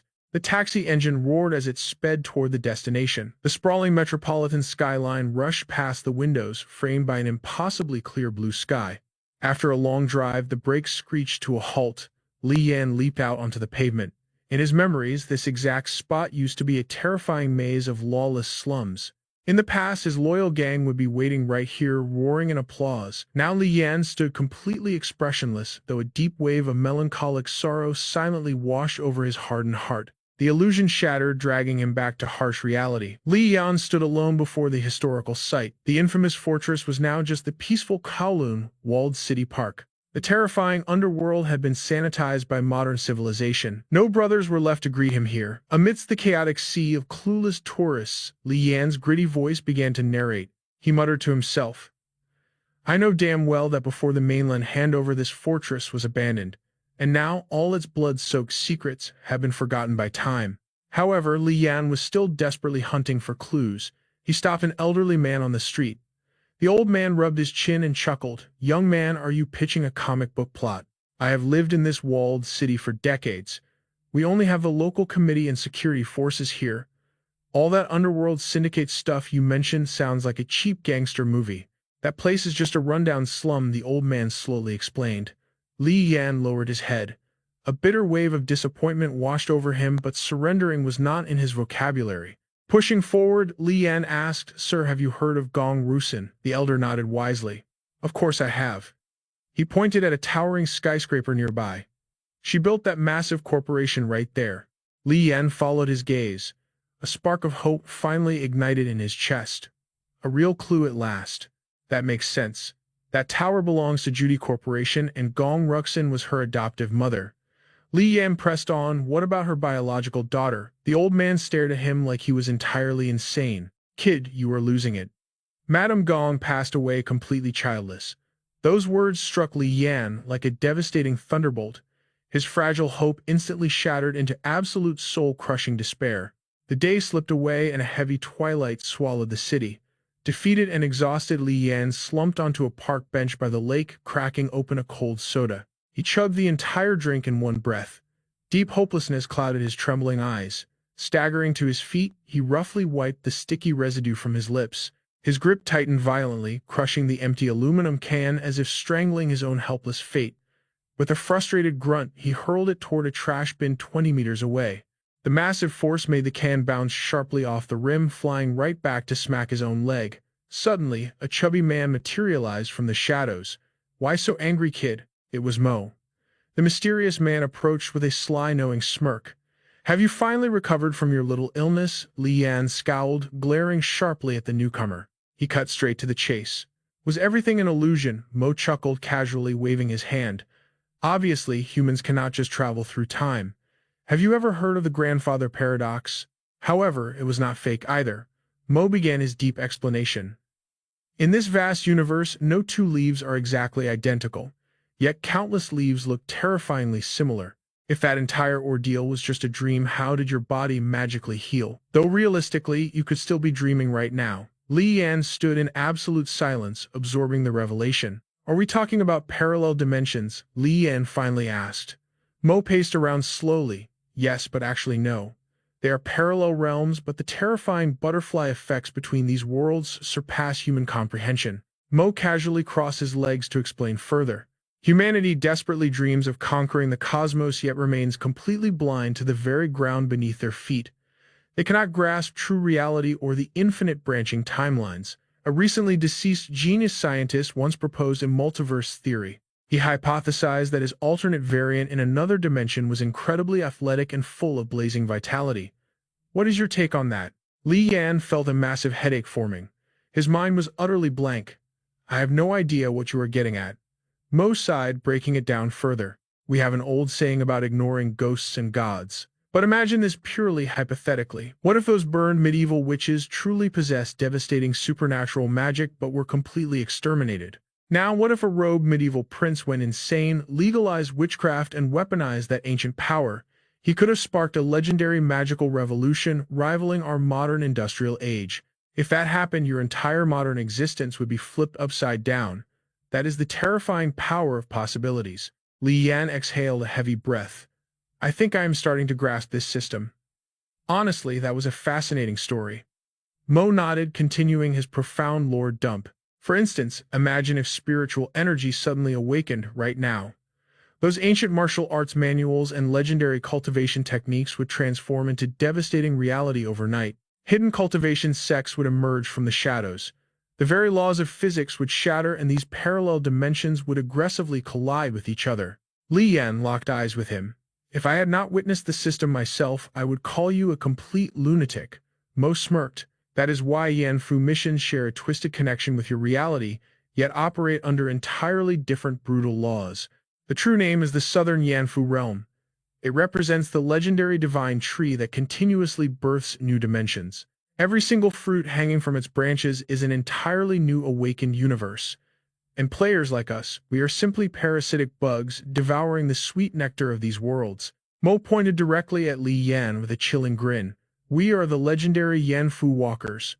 Suddenly, a strange mental fluctuation hit Mo, making his expression darken instantly. He immediately jumped to his feet. "An absolute emergency just came up. Spit out your final questions now, kid. You might never get another chance to see me alive." Sensing the urgency, Li Yan quickly asked, "What about the system's power enhancements? Can you thoroughly explain inheritances, masteries, and active skills?" Mo spoke rapidly. "Listen closely about inheritances. Excluding the ultra-rare anomalies, the system categorizes 10 ultimate bloodlines: heaven, earth, human, god, ghost transformation, scale, feather, fur, and shell. These divine inheritances possess strict power rankings, but no single category dominates another. For instance, the legendary Vermilion Bird represents the feather class. I wield the ghost class, yet that bird completely outclasses me in raw power." "What about the ancient 9-headed bird?" Li Yan demanded. Mo shoved his hands deep into his pockets. "Honestly, the current Vermilion Bird user cannot even scratch me.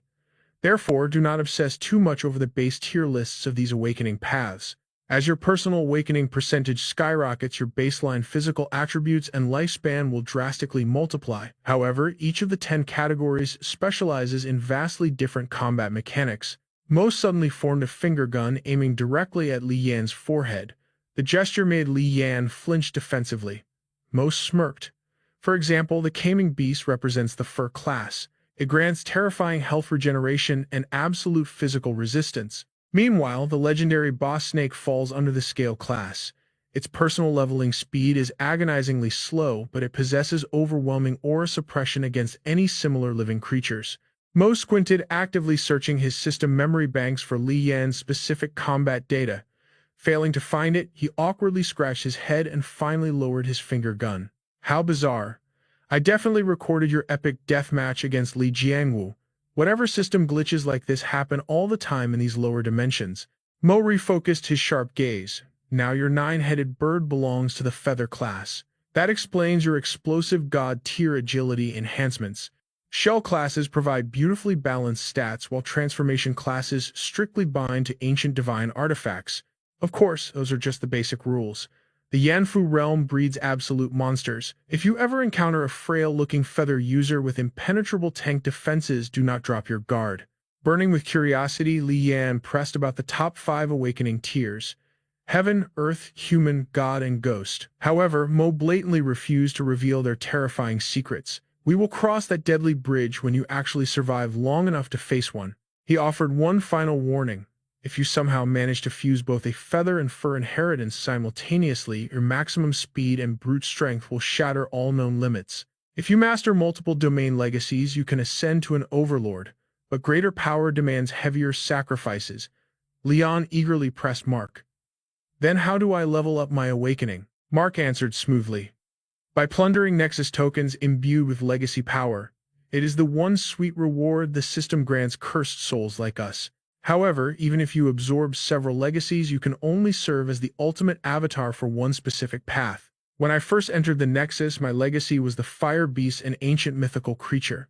Yet in the end, the demonic path suited my soul far better. Survive 6 Nexus events or hit 100% awakening and you unlock the right to fight for your legacy title. The rarer the class, the bloodier the competition. If memory serves right, a legendary woman once claimed this supreme title, crowning herself Helena. Mark paused, his eyes suddenly blazing with an intense burning light. Honestly, the Hellfire or Gluttony titles fit your aura perfectly, assuming you can survive to claim them. Now regarding active skills, there are 2 ways to obtain them. Mark continued his slow, deliberate explanation. First, by naturally grinding up your legacy awakening percentage. Second, through the system shop. But be warned, skills can clash with each other or even reject your main legacy. The Nexus will issue system warnings, so stay alert. Finally, we have the mastery stats. Think of it like this. A player's mastery level directly dictates their true combat potential and how much raw power they can actually unleash. Mark repeated his previous riddle. Picture a world martial arts champion going up against the frail director of a local nursing home. Who wins? Your legacy is your gaming class, but your mastery is your mechanical skill. After breaking down the system mechanics, Mark looked at Leon. Do you understand now? Leon's curiosity was far from satisfied.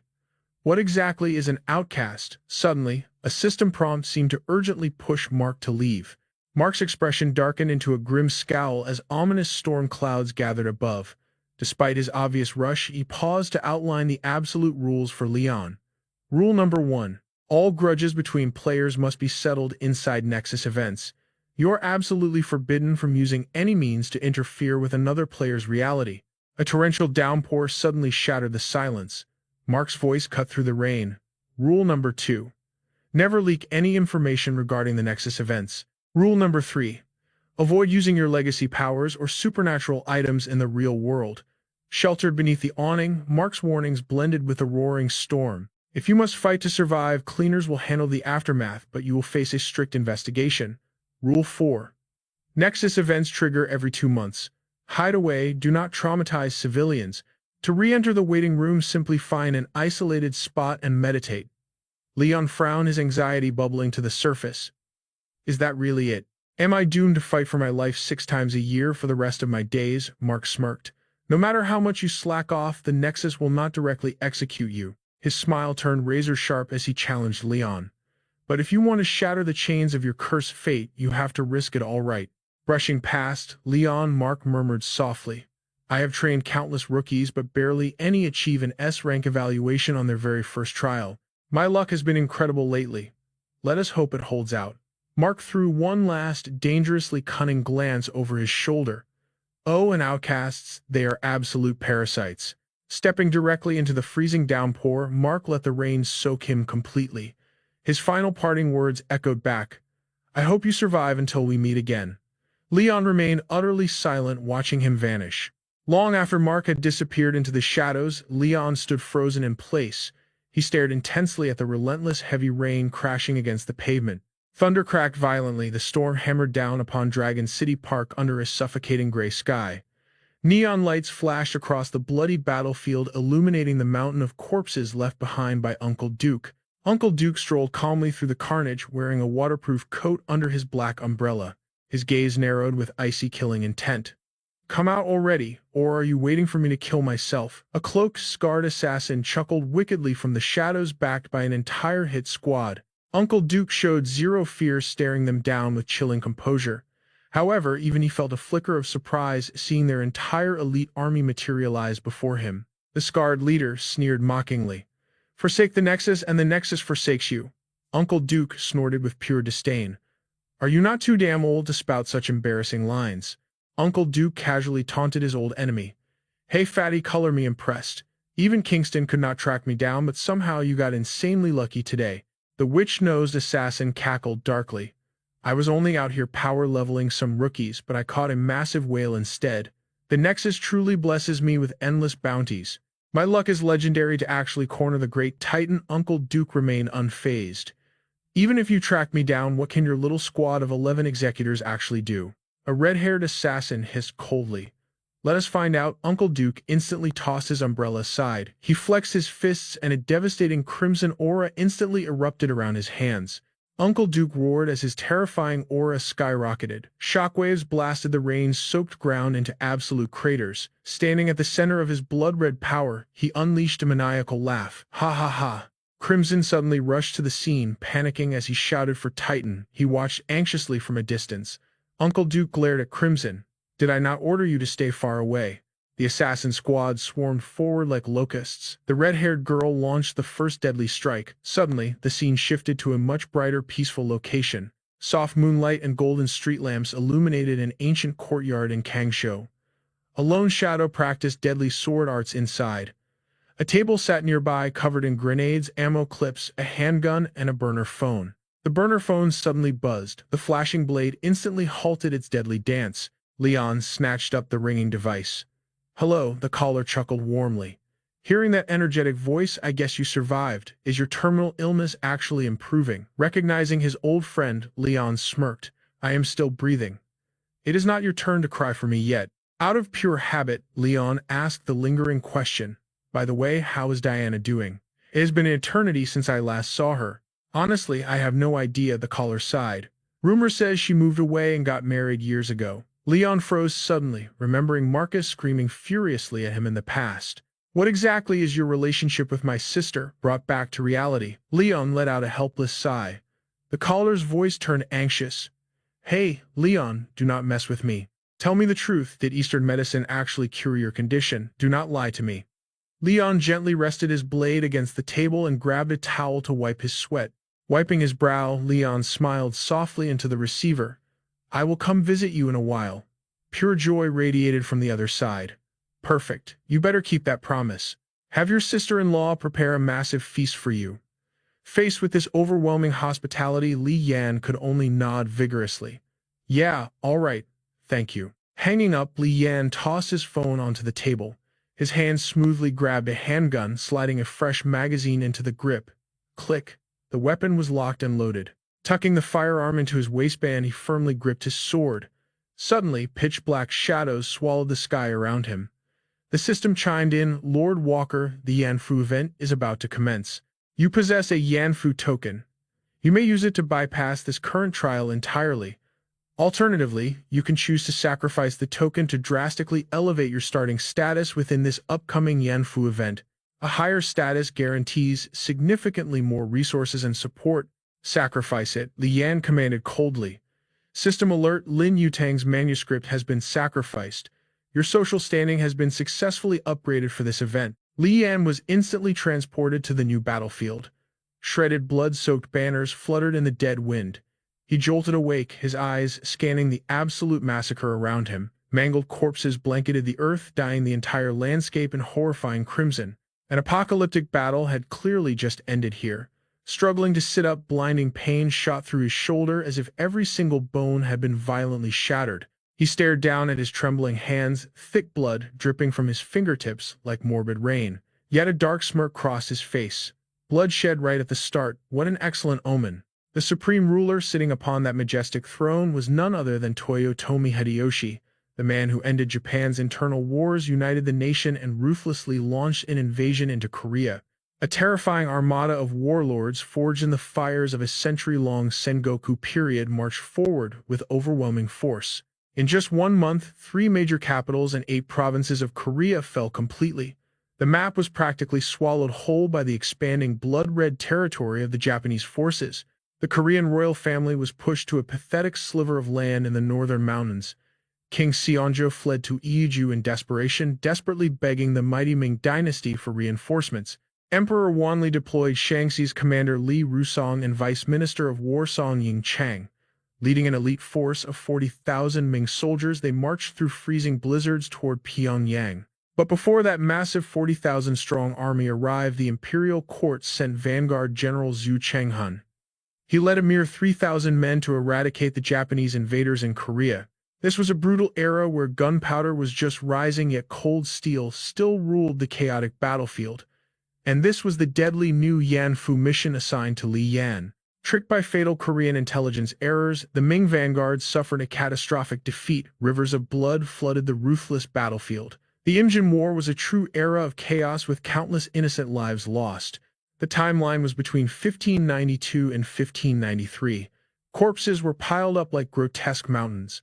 Standing amidst this mountain of death, Li Yan gasped heavily for air. He yanked his blade free, causing fresh blood to spray from a fallen soldier. That very blood magically carved words into a stone tablet, era 1592 to 1593.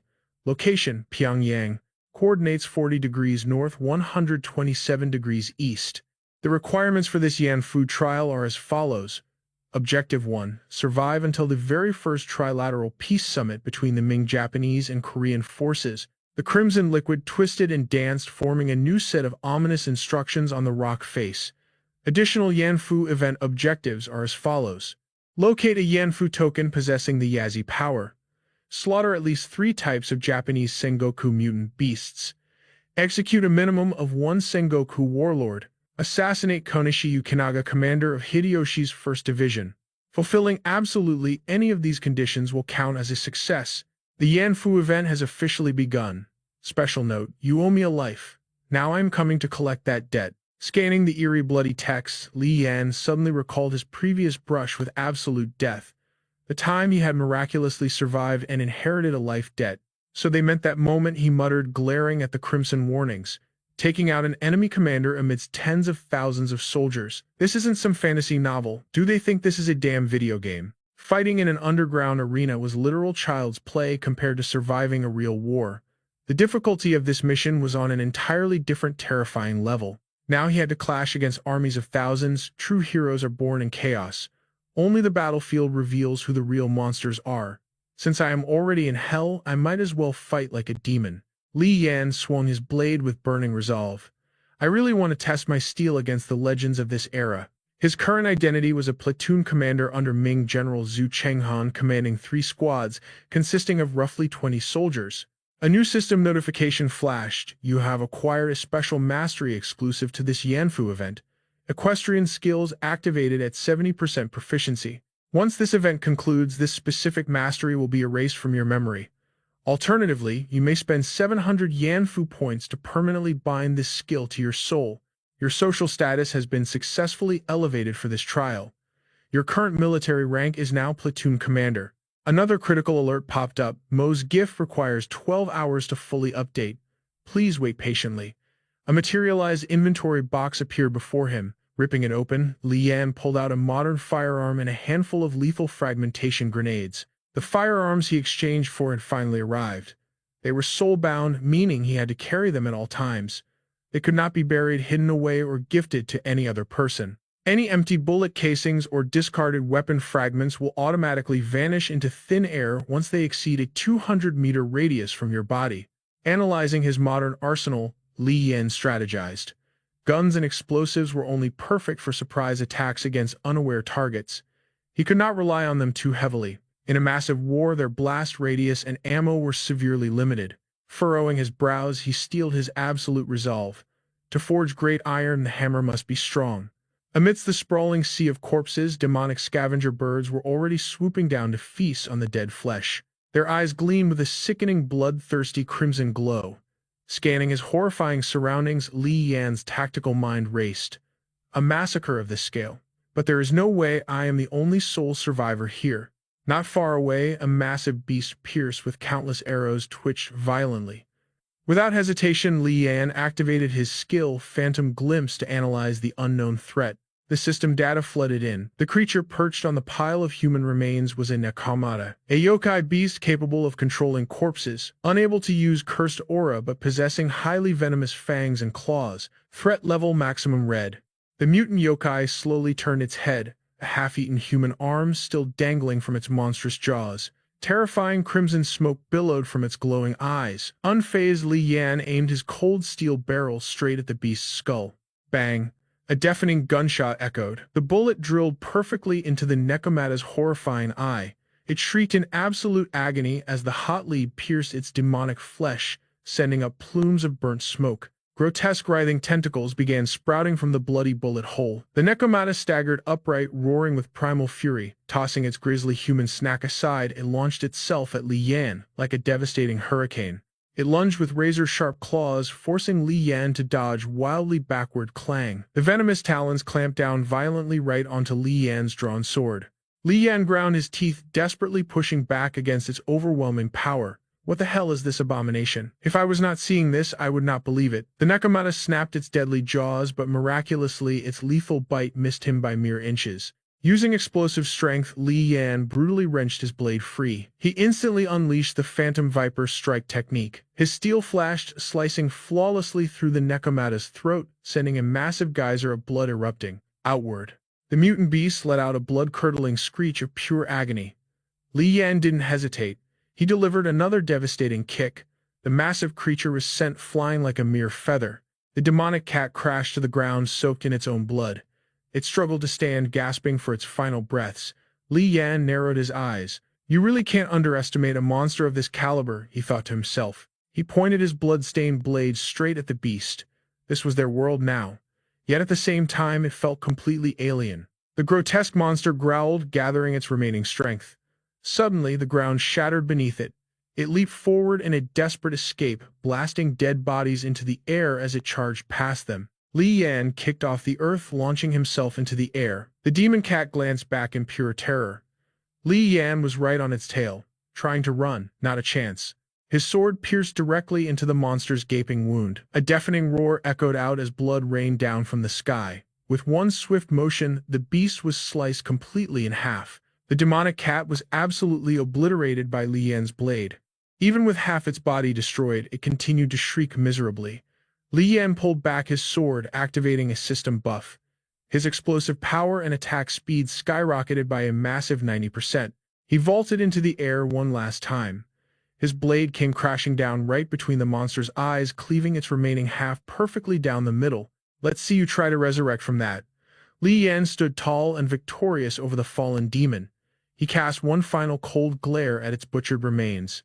Slaying the demon cat advanced his Yan Fu event progress. Li Yan touched his neck, feeling the grazing wound from the beast's near-fatal bite. Just my rotten luck, he muttered in annoyance. Suddenly, as he walked across the sea of corpses, a bloody hand gripped his ankle. Li Yan flinched, his eyes shooting wide open in shock. A faint, desperate whisper reached his ears. Please save me. Li Yan grabbed the man's arm and hauled him up.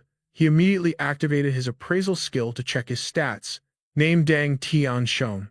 Status high fever, severely wounded, afflicted by a yellow turban curse.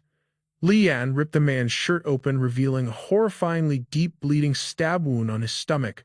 Might as well try, Li Yan murmured. Channeling his inner energy, he cast his unique healing technique to save Deng Tianshong from the brink of death. Miraculously, the fatal wound began to close. Deng Tianshong stared at his healed stomach, gasping in utter disbelief. A heavenly master. Once the man stabilized, Li Yan helped him stand. Brother, what is your name? Deng Tianshong quickly replied. 6th Captain of the Chengwu Battalion, Deng Tianshong. And who might you be, brother? 2nd Division commander of the Chengwu Battalion, Li Yan. Hearing this, Deng Tianshong immediately bowed with deep respect. This lowly one greets the commander. Li Yan pulled him back up. Brother Tianshong, you already know how dire our situation is. No need for formalities. Let's search the area. If any of our brothers are still breathing, we save them, and if we can't, we give them a peaceful death. Noticing Deng Tianshong staring blankly at the ground in despair, Li Yan raised his voice. Our great Ming dynasty has 1,000,000 heavenly troops. This defeat is only temporary. The imperial court will surely send reinforcements. You survived today, Brother Deng. That means you can exact your vengeance tomorrow. Why look so defeated? Suddenly, Deng Tianshong dropped to his knees. Startled, Li Yan quickly reached out to stop him. Brother Deng, what are you doing? Deng Tianshong looked up with absolute fierce loyalty. My first bow was for my commanding officer, but this bow is for the man who saved my life. I am just a rough soldier, but if the commander doesn't mind, this old Deng will follow your every command until my dying breath. Li Yan met his gaze with intense sincerity. We are comrades in arms. Today we bled together on this battlefield. There is no need for such heavy words. Let's go find the others. Internally, Li Yan was calculating his resources. His healing technique could only be used 20 times, but desperate times called for desperate measures. Li Yan silently reviewed Deng Tianshong's system profile one more time. Name Deng Tianshong. Status moderately injured. Skills veteran combatant. Military tactics at 72%. Horsemanship at 66%. Threat level blue. Satisfied with his new ally, Li Yan walked over to inspect a few more fallen soldiers nearby. A grand strategy was forming in his mind. In the chaotic hellscape of the Imjin War, individual strength was practically useless against army formations. As a commander, his rank could either burden him with lazy cowards or grant him a squad of fierce, bloodthirsty tigers willing to die for him. That entirely depended on his own leadership skills. Li Yan continued spending his precious healing charges on the survivors. If he didn't recruit some fiercely loyal badasses right now, by the time he reached the main Ming encampment, he would just be a lowly officer treated worse than a stable boy. He swept through the battlefield, pulling the luckiest survivors back from the gates of hell. Just as he turned to leave, a gruff, agonizing voice cried out from the rubble. Save me, I am the Centurion of the Chengwu Battalion, save me. Hearing the title of Centurion, Li Yan immediately turned around. He knelt before the man in a perfectly executed salute. This subordinate greets the Centurion, but the officer was in far too much agony to care about military formalities. He only cared about saving his own miserable skin. He frantically begged Li Yan to save him. Li Yan stood up, pretending to push against the massive cannon crushing the man. Fear not, sir. I will free you immediately. The Centurion screamed in panic, hurry up, but Li Yan didn't rush. Instead, he calmly spoke. Sir, please understand. The Japanese pirates have scattered our brothers. As a Centurion, you are the highest-ranking officer left alive. You are our pillar of hope. What are your brilliant orders for our next move? The cowardly Centurion snapped back impatiently. Just lift this damn thing first, go fetch more men. It hurts like hell. Li Yan coldly replied that no extra help was needed. With a terrifying surge of aura, he lightly shoved the cannon. Boom! The massive weapon was blasted off the Centurion's body. Li Yan stepped closer to inspect the man's crushed legs. Without breaking eye contact, he suggested, we should rally the survivors and head toward the Yalu River to regroup. The Centurion cursed at him in agony. Are you insane? There are at least 10,000 Japanese pirates roaming Joseon. We'll be slaughtered before we even reach the camp. Li Yan's voice grew dangerously low as he asked. Then what is your grand plan, sir? The coward turned his face away. We retreat. We disguise ourselves as Joseon peasants and hide until this blows over. We are the heavenly army of the great Ming, Li Yan stated coldly. If we cannot slay the enemy, we must regroup and await orders. Your plan sounds like the whining of a coward afraid of death. Struck right in his pathetic pride, the Centurion shrieked. What do you know? It's called a tactical retreat. Li Yan's eyes narrowed, unleashing a chilling, murderous intent. Are you sure you won't reconsider, sir? The Centurion erupted in pure fury. Insolent rat, I am your superior officer. Are you committing treason? Li Yan's expression turned pitch black as his iron grip clamped around the man's throat. Sir, you really don't know how to choose life. Terror finally flooded the Centurion's eyes.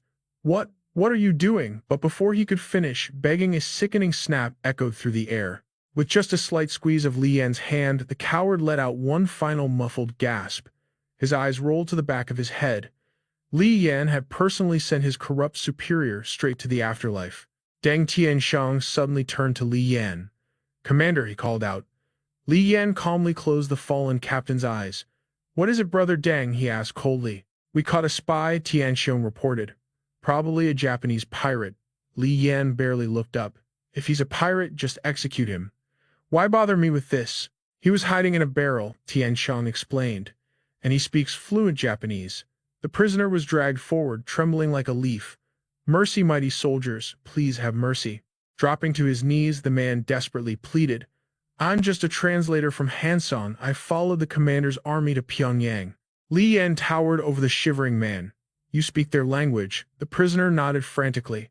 "I've sailed with my father since childhood. Not just Japanese, even the Western barbarian tongues." Li Yan stepped closer, his aura intimidating. "And what exactly is your name?" The young man kept his head bowed. "I've always worshipped Han culture. My surname is Song. Being the second son, I named myself Song Jun Ki." Li Yan patted his shoulder heavily. Cold sweat drenched Jun Ki's back. But Li Yan simply smiled. "That's a great name, Translator Song. Trapped in enemy territory, we just want to survive. We're heading south to our camp. We'll be relying on you." Jun Ki forced a terrified smile. Of course. Internally, he was screaming in absolute panic. Are these guys insane? The Japanese pirates completely control Joseon, and they want to march straight back. General Konishi Yukinaga has Pyongyang locked down tight. They're treating him like a joke, and now they're dragging me into this suicide mission. Meanwhile, Li Yan's system scanned the translator. This coward wasn't as simple as he looked. Jun Ki was playing submissive now, but one wrong move and he'd slit their throats without hesitation. Li Yan leaned in, speaking softly to Tianxiang, but his words carried a heavy blood-chilling aura aimed right at Jun Ki. "Tianxiang, we don't know this territory. If he tries to run away, cut his head off immediately." Jun Ki gulped down his terror, chuckling awkwardly to mask his fear. Li Yan turned his attention back to the survivors pulled from the mass graves. His tactical interface analyzed their condition. They were severely wounded, useless in a fight. If they ran into enemies, now they were dead meat. But judging by their raw stats, once fully healed, these veterans would become absolute beasts on the battlefield. Li Yan gazed up at the blood-stained heavy sky. This brutal war was only just beginning. The Ming Dynasty survivors followed him closely, marching through the desolate wasteland. They eventually found a rundown thatched cabin hidden in the grim shadows. An old man slowly cracked the door open, peeking out in absolute terror. Jun Ki flashed a fake smile. "Sir, we're the mighty Ming army here to crush the Japanese pirates." Before he even finished, the old man slammed the door. "Leave, don't drag me to my grave." Bam! A heavy hand jammed against the wood. Li Yan glared through the crack, his voice dripping with pure menace. "You don't have a choice." Trembling violently, the old man raised a rusted knife in weak defense. Ignoring the threat, Li Yan's battered squad forced their way inside, taking over the small space. Utterly defeated, the old man dropped the blade and collapsed onto the floor. The system alert popped up. There were others hiding inside. A shivering woman clutched her little daughter, cowering helplessly in the darkest corner. Li Yan's cold gaze swept over them, actively suppressing his murderous aura to avoid scaring them to death. Li Yan ordered his translator to speak. "Tell them we're Imperial soldiers, not pirates. My men are severely wounded. We just need hot water. No looting, no killing." While Jun Ki negotiated with the terrified host, Li Yan turned to his battered crew. "Listen up, brothers. Does anyone have any spare silver on them?" System scanned the soldier, stepping forward. Name Wang Sheng. Discipline 50%. Skills, clairvoyance, echolocation, advanced scouting. He held out his shaking hand. "My mother gave me this solid silver longevity lock." Li Yan snatched the treasure without hesitation.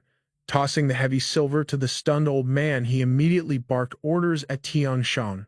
"Scavenge the house, bring me every piece of food and usable gear you find." He lowered his voice, whispering to his lieutenant, "If you spot any loose silver, bag it. That longevity lock was worth a fortune.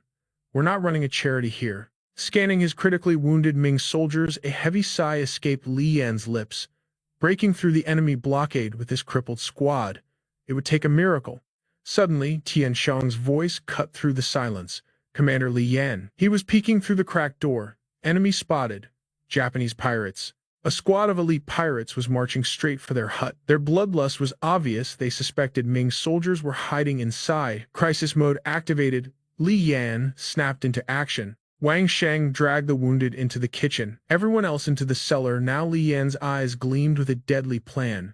Tian Shan, it's time for a wardrobe change. The enemy footsteps grew deafeningly loud. Wang Sheng barely shoved the bleeding men out of sight. Li Yan and Tian Shan hastily threw on dirty peasant robes. Li Yan's eyes burned with predatory calm. He was ready to slaughter.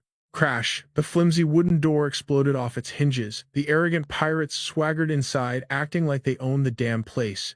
Only a few remained in the main room, a terrified old man, Junqi, Li Yan, Tian Shan, and the little girl violently trembling in the corner. The others held their breath in the kitchen, praying for their lives. A blue system window flashed. Li Yan activated his skill. Glimpse of the startled swan. Their stats were instantly revealed. Target 1 Kuroda Nagamasa's Pirate Legion Discipline, 70% Combat Skill Shadow Flow Sword Art. The second target shared the exact same elite faction. Target 2 Combat Skill Matchlock Marksmanship. Even normal grunts had 70% discipline. This army was no joke. One of the pirates pointed his blade at Junqi. Hey you, he barked, gesturing him over. Get over here, Tianxiang nudged the translator, hissing. Pull any stunts and I'll snap your neck first. The pirate sneered at Junqi. You speak Japanese, peasant. Junqi bowed so low his nose almost touched the dirt. Just a little, my lord. The pirate rested his hand on his katana hilt. Why is this shack so crowded? Guests. They're just guests, Junqi stammered. Guests, huh? The pirate scoffed. He rudely scooped up handfuls of the family's food, chewing like a starved beast. Then his malicious gaze locked onto Li Yan.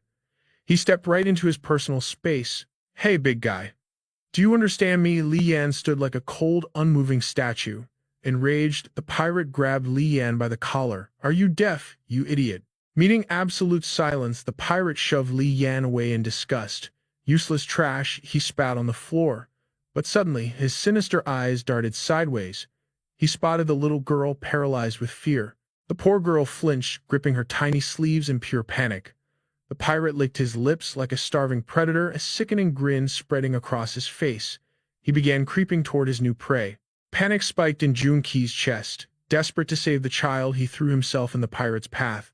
Wait, my lord, I know where the good food is hidden. The crazed pirate pressed his blade against Song's throat.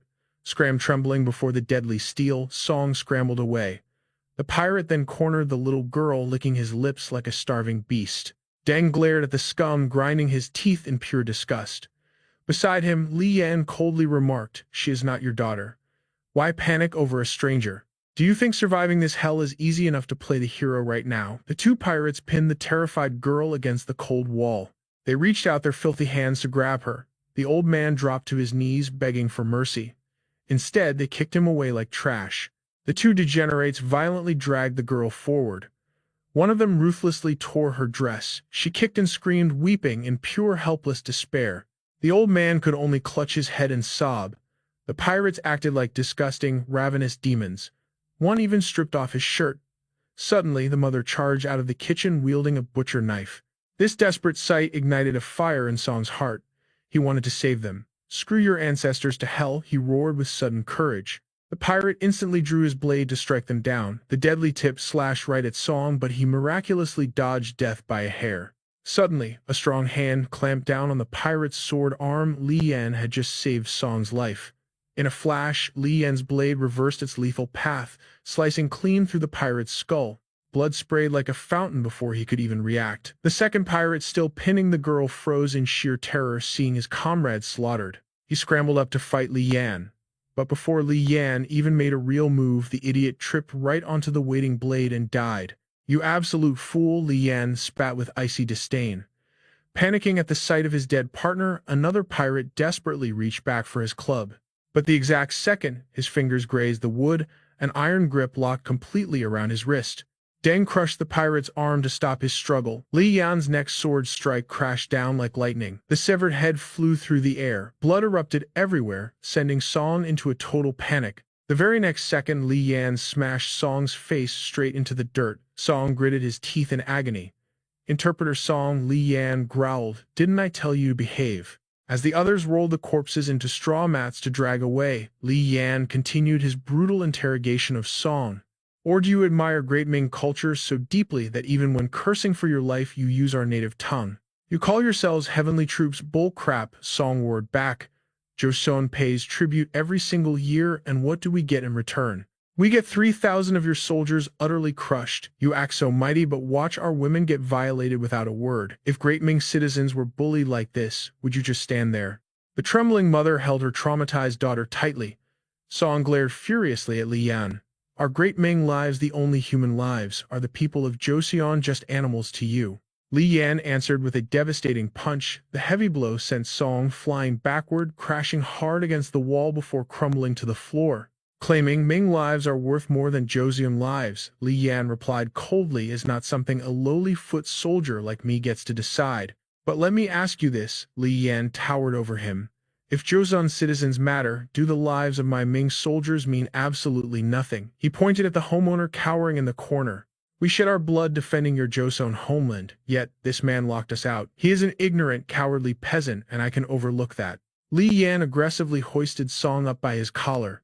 But I want to ask you one thing. His voice erupted in terrifying rage. This bastard dared to point a blade at my Ming warriors, so why did he only kneel and beg when pirates broke his door down to defile his own daughter? Li Yan violently hurled Song away. Damn it all, I am asking you, why didn't he point that knife at the pirates? Song lay motionless in pain, unable to utter a single word in defense. Li Yan emphasized every single syllable.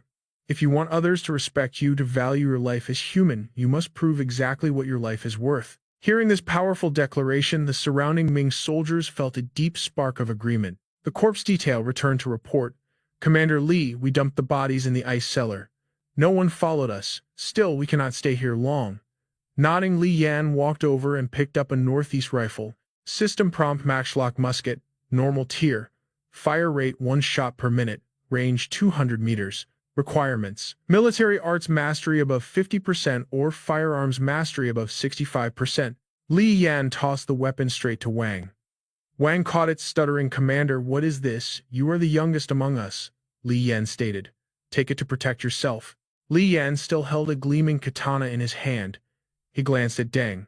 This pirate blade is not bad at all. Can you wield it? I prefer the feel of my great Ming saber, Deng replied. Suddenly, old Diao chimed in. I can use it. System scan, one-eyed Diao. Military arts mastery, 63%. Lethality rate, 92 out of 100. When I marched under General Qi, the veteran explained, I trained with these pirate blades in his very camp. Li Yan analyzed the situation perfectly. In this era of cold steel, a musket firing once a minute was barely decent. In a chaotic bloodbath, survival depended entirely on the blade in your hand. This meant the veteran's 92 kills were mostly executed via swords or bare fists. Impressed, Li Yan threw him the katana, adding a rare moment of concern. Old Diao, your wounds are severe. Will you hold up? The old man caught the blade flawlessly. I am perfectly fine. Old Diao unsheathed the weapon. The steel was incredibly sharp and flawlessly balanced. Commander Li, old Diao noted seriously, those Ronin were not low-ranking grunts. Ordinary foot soldiers would rather tie daggers to sticks than use short swords. He admired the craftsmanship. An Uchigatana forged this perfectly is reserved exclusively for high-ranking pirate elites. What do they call them? Ah, right, Hatamoto. Wang chuckled lightly. Uncle Diao, I had no idea you were a pirate expert. Old Diao scowled and barked back. While I was slaughtering those scumbags single-handedly, you were still running around in split-crotch pants, kid. Yet he turned to Li Yan with a respectful grin. But compared to Commander Li's flawless and deadly swordsmanship, I am absolutely nothing. However, Li Yan knew the current situation was fatally perilous. General Jia commanded 3,000 men, including Liaodong elites and the legendary Qi army. Even with bad intel and reckless arrogance, an enemy capable of annihilating them was terrifying. Even Li Yan had to silently praise them. A warlord's army tempered by a century of the Warring States period was an incredibly unique and deadly force to be reckoned with. Hayo Honda Tadakatsu Zhangfei, Japan. Li Yan's voice cut through the tension as he turned to translator Song. How do we bypass the enemy forces and reach the Yalu River? Song walked over to the water jug, scooped out a ladle and dipped his fingers into the freezing liquid. With precise strokes, he traced a tactical map directly onto the dirt floor. If we circle the base of Mount Ni, we will hit a small outpost, Song explained. The Imperial Army originally stationed 20 men there. Skirting past their remaining forces guarantees half our victory. Li Yan instantly rejected the idea. Detouring takes way too much time. Deng Tianshong chimed in, pointing at the map. Wouldn't following this river route be significantly faster? The riverbanks are crawling with enemy troops, Song snapped. If you want a death wish, do not drag me down. Li Yan's eyes narrowed. Mount Nie is not towering. What if we cut straight through? Song hesitated. We could try, but the risk level is insane and the odds of exposure are extremely high. Li Yan furrowed his brows. A long night invites terrible nightmares. His tactical mind raced. Detouring around Mount Nie would not just waste precious time and stamina. The real issue was the terrain. Translator Song had pointed out it was nothing but wide exposed flatlands. The chances of an ambush might be low, but if they clashed, they were dead meat. The enemy commanded swift cavalry units.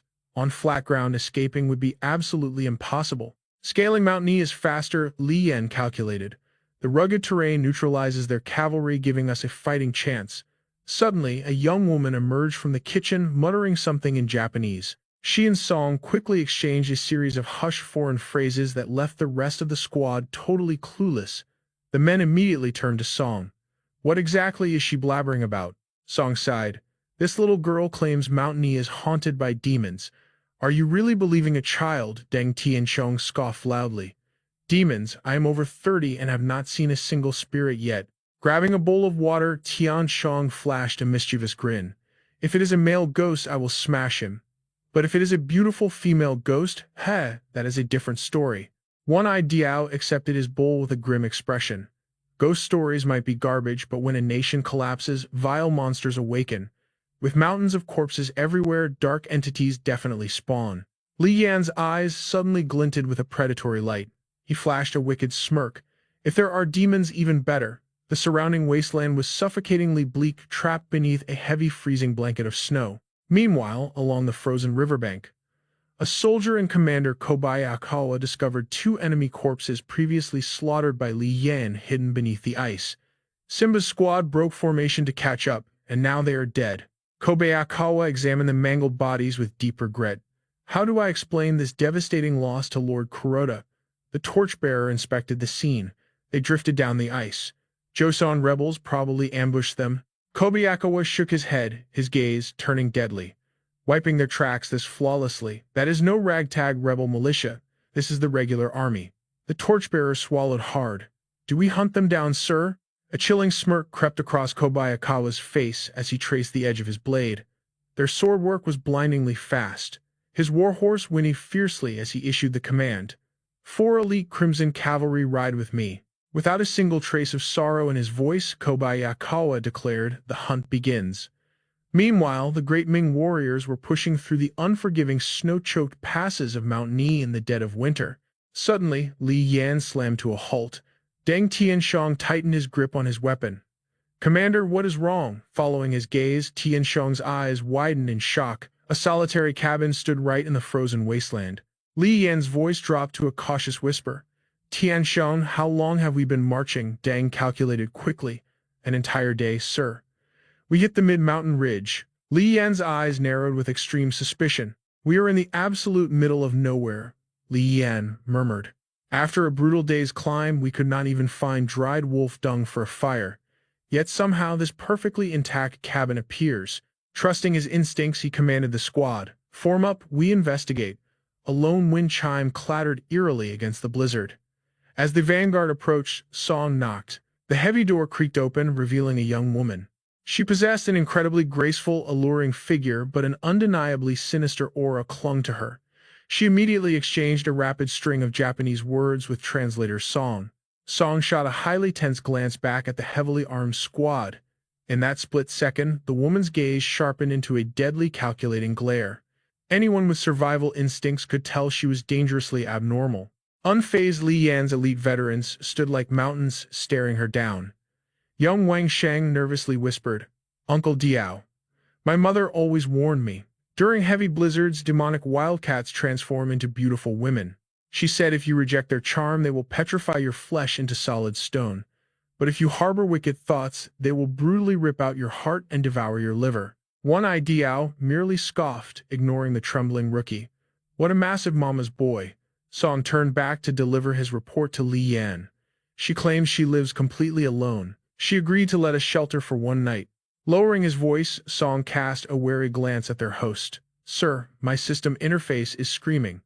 She is hiding something. Li Yan's expression remained freezing cold. Even a blind man sees she is a walking death trap. A pristine cabin spawning in this absolute dead zone. The trap was ridiculously obvious. Inside the dimly lit room, a massive iron pot bubbled furiously, filling the air with a strange heavy aura. The great Ming veterans scattered, taking strategic defensive corners, while the woman tended the bubbling cauldron. Li Yan flashed a dangerously charming smile. That is a massive feast. A delicate lady cannot finish that alone, right? The mysterious woman giggled, shooting Li Yan a fiercely seductive, predatory gaze. With fluid grace, she ladled the thick broth. Holding it with both hands, she began to close the distance, her alluring presence pressing against him. The atmosphere instantly dropped below freezing. Every single veteran locked their gaze on Li Yan, their knuckles turning white as they gripped their weapon, hilts fully primed to execute a lethal strike at any moment. Kneeling gracefully by his side, she offered the steaming bowl with feigned shyness. Her gentle smile could not hide the venomous glint in her eyes. The tension peaked. Suddenly, Li Yan unleashed a booming, arrogant laugh. Moving at blinding speed, he grabbed her slender waist and violently yanked her against his chest. The poison bowl shattered completely. Pinching her chin, Li Yan mocked her. Hiding deep in these cursed mountains, you must be starving for affection. We mighty warriors march all the way from the great Ming Empire. We could definitely entertain a lonely spirit like you. His absolute audacity forced Song Wangsheng and Diao to awkwardly avert their eyes. Deng Tiansheng literally face-palmed in pure shock. But before Li Yan finished his dominant monologue, the frail-looking woman delivered a blindingly fast, stinging slap across his face. Blushing furiously, she broke his grip and sprinted away. The heavy wooden door slammed shut, completely sealing her off from the squad's killing intent. Brushing off his armor, Li Yan stood up totally unfazed by the dramatic rejection. His commanding aura instantly returned. Set up a rotating guard detail. We deploy at dawn. If our system odds hold up, we breach Mount Ni before tomorrow's sunset. Meanwhile, oblivious to the danger, Song scooped another bowl of broth for young Wang Sheng. Here, kid. Chug this to restore your stamina, Song urged. Suddenly, Li Yan intercepted. Reaching into his combat tunic, he pulled out a heavily compressed ration cake and tore it up. Forget that garbage. Eat this instead. God knows what foul ingredients she brewed into that cauldron. Keep your guard up, boys. He tossed the dry rations to Deng Tiansheng, signaling him to distribute the safe food to the vanguard squad. Li Yan watched in silence as the hardened veterans devoured his dry rations without a single moment of hesitation. Their absolute trust hit him hard. This brutal battlefield felt strangely purer than the treacherous underground fighting arenas. Surviving the martial arts arena only required explosive combat power. But out here, breaking through an impossible enemy siege and keeping your squad alive on a blood-soaked battlefield, brute force simply was not enough. Swallowing his last bite, One-Eyed Dao stood up abruptly. Commander Li, since we have a fire, I will harvest clean ice. We need boiled water for our stamina gauges. The tall rookie jumped up. Uncle Diao, your health is low, let me do it. Diao shot the kid a deadly glare, his veteran pride flaring. Sit down, rookie. Do I look like some useless old man who cannot handle basic gathering tasks? The young man chimed in, Uncle Diao, why say that? You're heavily injured.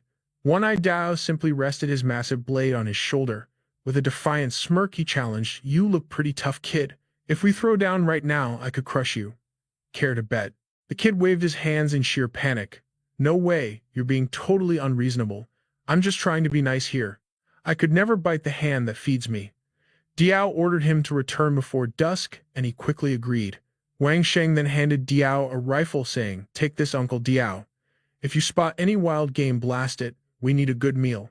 Diao chuckled with approval. This brat sure knows how to talk. The young man could only let out a defeated sigh. Diao stepped out into the brutal, heavy blizzard, his lone eye locked dead ahead. Back inside the cabin, fireplace embers were slowly dying out. The survivors took turns keeping watch, while the rest desperately grabbed some sleep to recover their fading strength. As a faint, lonely light flickered from the cabin in the desolate wasteland, the heavy thud of hooves broke the silence. A massive warhorse suddenly halted right outside the door. It was a notorious squad of Japanese invaders led by the dreaded Kobayakawa. Approaching the isolated shelter, Kobayakawa ruthlessly kicked the door wide open, discarding any sense of warning. His menacing gaze fell upon Li Yan and his Ming Dynasty crew resting inside. Both factions locked eyes in absolute shock. Li Yan's brow furrowed deeply. This sudden ambush left his people with zero chance to escape into the shadows. Kobayakawa muttered something in his native tongue, words that completely went over Li Yan's head. Realizing the tension, Song Zhongji nervously rushed forward, acting as a hasty translator to bridge the deadly gap. Deng Tianxiong glared at the intruders, his expression darkening. A suffocating dead silence filled the room as the two forces sized each other up. Breaking the tension, Tianxiong whispered, "Sir, just look at their wicked blades." Kobayakawa's eyes slowly scanned Li Yan's battered group. A twisted, sinister grin crept across his face as the realization hit him. "So you're the stragglers from the Ming Dynasty." Meanwhile, out in the freezing cold, one-eyed Diao was hunting for clean ice. He tracked the fresh footprints of a small beast through the snow. It was a young deer innocently foraging in the frozen woods. Diao slowly raised his rifle, locking onto his target. With one crisp, lethal shot, the young buck dropped instantly. Fired up with victory, Diao hauled his bloody prize back toward camp. But suddenly his footsteps staggered. His sharp instincts forced him to glance toward the eerie shadows on his flank. An enemy scout was standing right there, watching his every move like a hawk. The soldier stared at Diao with a hollow, murderous gaze. Without a second thought, Diao tossed the deer carcass aside, ripping away the red cloth tied to its antlers. He rapidly wrapped the crimson fabric around his grip and wrist, locking his heavy blade to his hand. Diao dropped into a flawless combat stance. On cue, the enemy soldier drew his katana and charged with deadly speed. Diao roared with burning fury, "You absolute Japanese dog!" Cutting back to the cabin, Kobayakawa flashed a villainous sneer, slowly drawing his katana at the sight of Li Yan's crew. "Are you really the pathetic dogs of Ming?" Deng Tianxiang's pupils shrank to pinpricks as rage consumed him. Wang Shang instantly threw his body forward, acting as a human shield for the critically wounded members in the back. Snatching Tianxiang's broadsword, Wang Shang exploded toward Kobayakawa like a speeding bullet. He channeled every ounce of his power, aiming for a one-hit kill, yet bizarrely the enemy leader just stood there, wearing a mocking, arrogant smirk. In a flash, a massive wave of enemy troops flooded the room. They swung their katanas wildly, crashing into the Ming survivors like a bloodthirsty tide. One vicious blade came inches away from completely decapitating a young Ming warrior. Thank the heavens, an allied sword clashed violently to block the lethal strike. As the young man collapsed backward, the enemy soldier's eyes flared with a terrifying, demonic crimson light. Deng Tianxiang bellowed at the top of his lungs, unarmed and injured, fall back immediately. The cabin erupted into total chaos. Out of nowhere, thick strands of black hair dropped like iron ropes, violently tangling the weapons of the Ming warriors. The cursed hair then slithered around Wang Sheng's throat, choking the life out of him. A horrifying long-haired phantom had manifested from the shadows, using its demonic locks to brutally bind the Ming fighters. Kobayakawa chuckled softly, acting like victory was already carved in stone. He gripped his katana, ready to send Wang Sheng to the afterlife. With a merciless swing, the deadly blade slashed downward, aiming straight for Wang Sheng's neck. But just a split second before impact, a blazing red flash of light intercepted the fatal blow. The pure kinetic force sent Kobayakawa flying backward, forcing him to stumble across the wooden floor. Deng Tianxiang and the brawling invaders completely froze, utterly stunned by the sudden intervention. The katana in Kobayakawa's hands trembled violently, vibrating from the overwhelming power of that single deflection. The enemy leader narrowed his eyes, staring deadly ahead. Tianxiang tracked the smoking trajectory of the gunshot, realizing it was Li Yan wielding the firearm. With an ice-cold tone, Li Yan taunted Kobayakawa, "Not a bad sword you got there." Kobayakawa easily maintained his eerie, unbothered smile. "Your pathetic weapon is completely out of ammo. Why are you still pointing that useless toy at me?" The very next second, his heart nearly exploded out of his chest. A blistering bullet grazed right past his ear before he could even finish breathing. Li Yan scoffed, "Take a wild guess. Do you really think I am empty?" Stubborn as ever, Kobayakawa lunged forward, desperate to snatch Wang Sheng, who was still paralyzed by the phantom's invisible death grip. Two, then three bullets ripped through the air, yet Kobayakawa dodged them with terrifying agility. The high-speed rounds merely scratched the surface, slightly tearing Kobayakawa's grand cloak. Li Yan's tactical mind raced. He instantly knew this bastard was far from human. He had aimed dead center at the guy's chest. All four bullets were somehow deflected by an unknown force. An invisible supernatural barrier was constantly intercepting Li Yan's perfect kill shots, rendering his flawless accuracy completely useless. Deng Tianxiang sprinted over to support the collapsing Wang Sheng.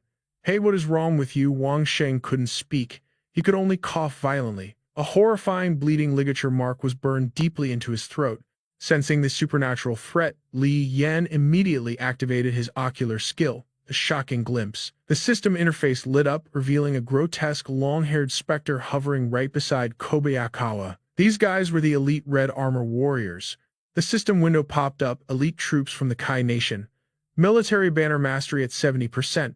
Currently, in an unarmored state, defense reduced by 70%, but agility buffed by a massive 40%. Skill set analyze Kaguryu sword art. The spirit of Kai massively enhances their group combat capabilities. Heritage level 0. Danger level deep crimson red. As for their leader, the target's stats loaded in. Name Kobayakawa, the youngest son of the notorious Kobayakawa clan. Active status warlord bloodline protected by demonic deities, granting an absolute 10% reduction to all incoming damage. Furthermore, damage taken from Yanfu walkers is heavily reduced by 25%. His Nanako demon taming arts mastery sits at a terrifying 79%. Koryu swordsmanship heritage 0. Overall, threat level deep crimson red. The truth struck Li Yan like lightning.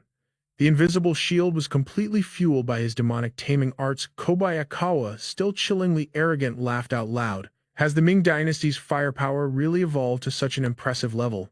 Suddenly, the enemy's pupils locked in. Wait, no. Emperor Wanli's grand army is supposedly miles away from Pyongyang. Tell me, are you pathetic rats, the last survivors of that miserable defeated vanguard? Deng Tianxiang lost his absolute mind, roaring. This Japanese pirate speaks some damn good Chinese. Ignoring the insult, Kobayakawa closed the gap, marching directly toward the cornered Ming survivors with heavy threatening steps. Approaching like a predator, he mocked. You scurried up this mountain to dodge our hunting squads, did you not? Your men look half dead. Li Yan kept his cool, aiming his barrel right at his skull. One bullet per head. It really doesn't take much effort. Kobayakawa tilted his head, practically begging for a fight.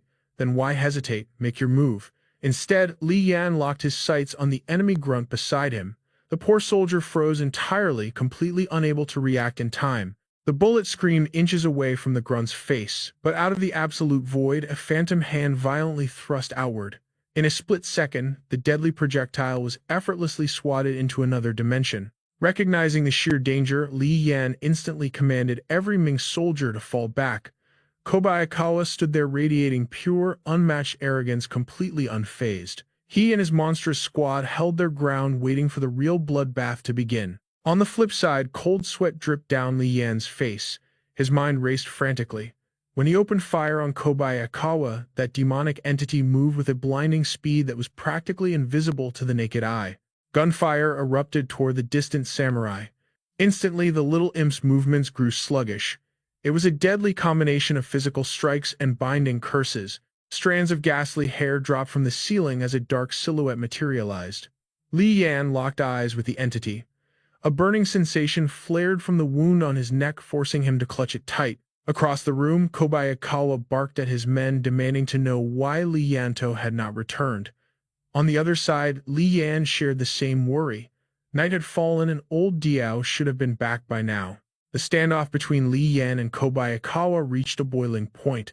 The air crackled with heavy tension.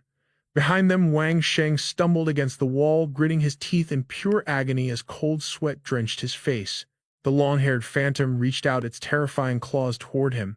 Suddenly, a delicate hand shot out and intercepted the strike. The young landlady had actually managed to catch Kobayakawa's summoned imp. The spirit froze in absolute shock, staring wide-eyed at the girl. They locked eyes for several tense seconds. In an unexpected twist, the girl gently pulled the terrifying creature into a warm embrace, softly petting its head. A mysterious, eerie light flashed within the girl's eyes. Unaware, Kobayakawa sneered at his enemies. "Just wait until Li Yanto returns," he threatened, his voice dripping with malice. But Li Yan cut him off right there. He refused to give them any more time. With cold determination in his eyes, Li Yan's finger tightened on the trigger, ready to end this. Kobayakawa instinctively stepped back. Suddenly, the heavy door slammed open, freezing everyone in their tracks. There stood Diao, panting heavily, holding the severed head of an enemy warrior. "Boss Li, the invaders have breached the mountain," Diao announced, blood dripping ominously from his gruesome trophy. Seeing this, the enemy samurai flared with absolute rage, their eyes narrowing with murderous intent. The surrounding civilians stared in pure horror, completely paralyzed by the gruesome sight. Bang! A sudden gunshot shattered the silence. An enemy soldier clutched his neck, letting out a blood-curdling scream of agony. Crimson blood sprayed violently from his fatal wound. The surrounding enemies stumbled back in absolute panic, their minds failing to process the sudden, deadly ambush. Kobayakawa's face twisted into a demonic scowl. "Nanako, fall back," he roared in warning. Seeing his weapon was completely empty, he tossed the useless handgun aside with a heavy thud. Without missing a beat, Li Yan's hands slammed onto the hilt of his blade. Drawing the steel with a deadly ring, his voice thundered across the room. "Kill them all." Hearing their leader's battle cry, his comrades unleashed their pent-up fury. They charged forward like a pack of ravenous wolves, their fierce war cries shaking the very walls. Kobayakawa bared his teeth in an ugly sneer and raised his long katana. His forces surged forward to meet the clash. A devastating strike connected, cracking a blade in half, instantly followed by another merciless downward cleave. Tianxiang's sword shattered into a dozen pieces. He froze, gritting his teeth as the fractured steel rained down around him. Just as death approached, a heavy saber came flying through the air, accompanied by a booming shout. "Tianxiang, catch!" Old Diao roared from the back. Tianxiang desperately contorted his body, barely dodging a fatal slice as the spinning saber sailed perfectly toward his reaching hand. But an enemy swordsman leaped from the shadows, thrusting his blade directly at Tianxiang's heart. Relying on pure combat instinct, Tianxiang ducked under the lethal strike. The enemy warrior's eyes widened in sheer panic. Realizing he was wide open, he desperately swung his katana to deflect the airborne saber, hurtling toward him. Using the momentum, Tianxiang leaped up and snatched the hilt of the flying weapon mid-air. With a fierce roar, he brought the heavy blade crashing down. The enemy scrambled backward narrowly, escaping being split in two. Dropping into a low predatory stance, Tianxiang shifted his grip on the weapon. His eyes locked onto his prey, radiating the terrifying aura of a seasoned killer. Like a raging hurricane, Tianxiang launched a relentless flurry of strikes. The overwhelmed soldier could only backpedal, desperately parrying the onslaught. Steel clashed against steel, sending brilliant sparks flying into the dark night. Across the battlefield, the clash between Li Yan and Kobayakawa had reached an explosive level.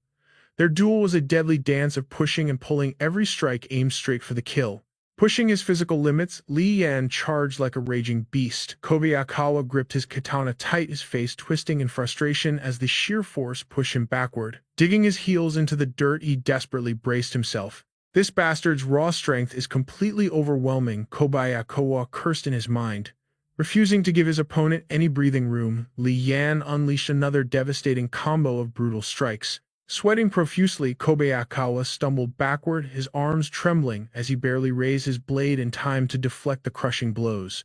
His footwork completely crumbled under the pressure. The impact sent a numb shockwave up his arms, leaving him entirely defenseless. Amidst the chaotic sea of battle, Li Yan locked onto his target and lunged forward for the finishing blow. Cornered like a rat, pure madness overtook Kobayakawa's eyes.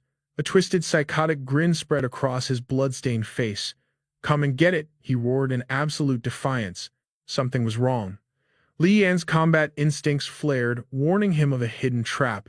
Meanwhile, on the edge of the battlefield, a powerful grip suddenly locked onto a soldier's attacking arm.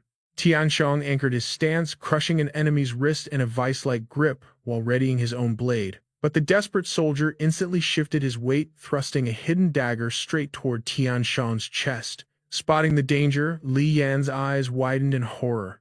"Tianxiang, let go now." Li Yan's voice echoed over the clash of steel. Startled by the warning, Tianxiang desperately arched his back, barely dodging the lethal stab, but his hand remained locked onto the enemy's arm. Witnessing the chaotic struggle, a sinister, triumphant smirk crept across Kobayakawa's face. Suddenly, a glinting katana sliced through the air. Tianxiang leaned back so far his spine nearly snapped, finally breaking his grip as the blade narrowly grazed his throat. Seizing the advantage, the ruthless soldier unleashed another deadly slash. But Tianxiang's survival instincts kicked in. He backstepped, weaving through the assault before throwing his heavy saber up to block. The deafening clash of metal echoed through the courtyard. Changing tactics, Tianxiang moved like a phantom, circling his opponent with blinding speed and completely shattering the enemy's spatial awareness. He unleashed a storm of devastating slashes. Now facing two enemies, the soldiers were forced to stand back-to-back, desperately raising their guards. But under Tianxiang's overwhelming power, their defenses were slowly crumbling to pieces. Sensing blood in the water, more warriors charged into the fray with weapons drawn. The cornered enemies realized their grim fate, their eyes filling with utter despair as they swung wildly at the shadows. Elsewhere, a massive enemy warrior intercepted Wang Sheng's strike. The sudden resistance sent a shockwave through Wang Sheng's arms, but he gritted his teeth, forcing his blade downward against the enemy's guard. But lurking in his blind spot, a second enemy lunged forward, aiming a lethal horizontal slash directly at Wang Sheng's ribs. Spotting the ambush, Tianxiang's heart completely dropped. The deadly blade carved through the air with ruthless precision. Wang Sheng desperately tried to pull his weapon back in time to parry the fatal blow. But he was a fraction of a second too late. Blood erupted as Wang Sheng stumbled backward, clutching a deep, gruesome gash on his side. Tianxiang finally broke through the crowd, pure unadulterated fury blazing in his eyes. Roaring like an awakened beast, Tianxiang launched himself at the attackers. Caught completely off guard while fighting the others, the enemy ranks were instantly thrown into absolute chaos. Out of nowhere, a vicious strike aimed straight for Tianxiang's neck. He barely caught sight of the glinting steel, but before he could react, his second assassin emerged from his flank, his face twisted into a demonic sneer. Tianxiang's pupils shrank to pinpricks.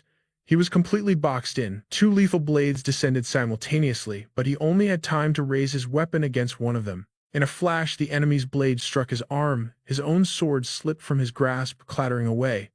Crimson blood immediately burst forth, splattering everywhere in the chaotic battlefield. Seizing the opening, an assassin below launched a brutal sneak attack. Daniel stood frozen, unable to react in time. He could only watch helplessly as his weapon flew completely out of reach. Gritting his teeth, Daniel ducked fast. He narrowly dodged the fatal strike. His body tumbled to the dirt, rolling desperately to survive. But the two enemies kept unleashing a relentless storm of deadly slashes. Forcing himself to stay calm, he glared forward with furrowed brows. A chilling thought crossed his mind. Their blade work is way too fast. Li Yan's squad abruptly halted their battle. They stared dead ahead at Marcus's forces, their faces twisted with burning rage. Suddenly, one of the enemy soldiers revealed glowing blood-red eyes. While silently scanning the tense area, a severed head was suddenly lifted high into the air. Witnessing this horrific sight, the two attackers froze in absolute terror, their eyes bulging. An old man emerged from the shadows. One hand held a sharp blade, the other gripped the severed head. Daniel widened his eyes in sheer shock at the sight. Still kneeling with his severely bleeding arm, he forced himself up. He stood protectively in front of the shadowy old man. Frowning with intense caution, he glared ahead and loudly issued a warning. "Old man Dale, fall back." Without hesitation, Daniel snatched the sharp sword straight from one-eyed Dale's trembling hand. The old man's expression darkened. He tried to speak, but all strength vanished from his frail body. He stood completely paralyzed, helplessly gripping the enemy's severed head in his hands. Armed once again, Daniel gritted his teeth in dark fury. He charged straight forward, unleashing a mighty roar. Ah! Watching this reckless move, Li Yan frowned sharply, glaring over with deep dissatisfaction. Daniel fiercely dove into a terrifying two-on-one clash. Seeing this, the ruthless Marcus swiftly swung his wicked katana right at Li Yan's direction. Li Yan's combat instincts flared. He smoothly leaned back, dodging the deadly slash. Ignoring Marcus completely, he dashed straight into the chaotic fray to back up Daniel. Standing behind them, Marcus spun around with wide, disbelieving eyes. His face twisted into pure, hateful rage. Gritting his teeth, he roared out furiously, "Damn you!" Instantly, Marcus gripped his cursed blade and began a dark summoning. A horde of grotesque, childlike, vengeful spirits materialized right behind him. Piercing, horrific wails echoed through the freezing air. With a murderous scowl, Marcus locked eyes with Li Yan. "You are going to regret this." He raised his weapon high. The glowing red blade instantly turned pitch black, violently vibrating with dark, overwhelming energy. Pushing off the ground with explosive force, he launched into the air. Driven by absolute fury, Marcus lunged straight at Li Yan like a vicious predator. Meanwhile, Li Yan was still rushing toward Daniel to intercept the two enemy soldiers. With Marcus fiercely closing in from behind, Li Yan suddenly slammed his foot down, halting completely. He spun around, aiming his blade right at Marcus and leaped forward. He activated the system's special skill, the 24 stances Blue Dragon Seeks Its Prey. Panic flashed in the villain's eyes. Marcus glared at Li Yan in absolute shock, screaming out, "I fell for it." Desperate, he widened his eyes and instantly triggered the deadly self-demon curse. Li Yan's eyes widened in sheer disbelief at the sudden shift. Instead of striking Marcus, his sword pierced straight into a pale, ghostly figure. It was Nancy. Her eyes glowed blood-red under disheveled hair as the blade sank into her chest. Suddenly, a majestic dragon aura coiled tightly around Li Yan's arm. The mystical beast manifested, unleashing a deafening, earth-shaking roar. Overwhelmed by the dragon's mighty roar and the agonizing pain of the sword, Nancy clutched her head. She tore at her hair, letting out a haunting shriek. Barely escaping, Marcus clamped his eyes shut in pure agony, coughing up mouthfuls of dark blood. Cough, cough. His weakened body staggered back heavily, crashing against the cold wall with a painful grunt. Nancy collapsed to her knees, hugging her head and screaming in absolute terror. Ah! Meanwhile, Li Yan calmly yanked his blade from her spiritual body, watching the scene in heavy silence. His sharp gaze locked onto Marcus, who was desperately trying to recover. Li Yan instantly dashed forward. "In this deadly game, you must capture the enemy king first." In a panic, the villain pulled out a healing rice ball item. His eyes bulged as he shoved it into his mouth. But Li Yan was already there, bringing his deadly blade down on Marcus in a flash. Terrified by Li Yan's godlike speed, the villain gritted his teeth, completely unable to react. Trembling with overwhelming dread, he slowly forced his wide eyes to look down. Li Yan stared at him with cold, terrifying calmness, his sword perfectly poised. Marcus froze in absolute fear, staring at the lethal steel pressed tightly against his throat. "Order your men to stand down," Li Yan commanded coldly. Surprisingly, the villain regained his composure. He glared back with bloodshot eyes and chanted his system's skill, Aura of Divine Protection. 100 Demons Immunity. Despite the lethal blade at his neck, Marcus smiled wickedly. "Looks like I have caught myself a massive fish." Realizing the villain's twisted trap, Li Yan's expression turned pitch black. Furious rage burned in his eyes as he cursed. "Screw you." Without a second thought, he decisively swung his glowing blade. The razor-sharp steel sliced right through Marcus's neck, sending hot blood spraying into the air, yet the villain just smiled with victorious arrogance. Seeing this impossible sight, Li Yan's eyes widened in utter shock. Suddenly, Marcus's physical body turned completely pitch black. A terrifying shadowy entity with massive, jagged teeth violently erupted straight from his decaying corpse. Li Yan instantly pulled back his sword, retreating on high alert. The monstrous maw snapped open, lunging to devour him whole. But Li Yan's reflexes were godly. He ducked fast, letting the jaws smash into the stone wall behind him with a deafening crash. Boiling with absolute fury, Li Yan glared at the remnants of Marcus. He charged at the motionless host body, unleashing a frantic, devastating barrage of relentless slashes. In the distance, Nancy threw her head back, screaming in pure, agonizing torment. Li Yan stopped his assault, staring intensely at Marcus's form. He gritted his teeth in unspeakable rage. Impossible, Marcus's body did not have a single scratch. The villain smirked darkly as his aura suddenly radiated an overwhelming scorching heat.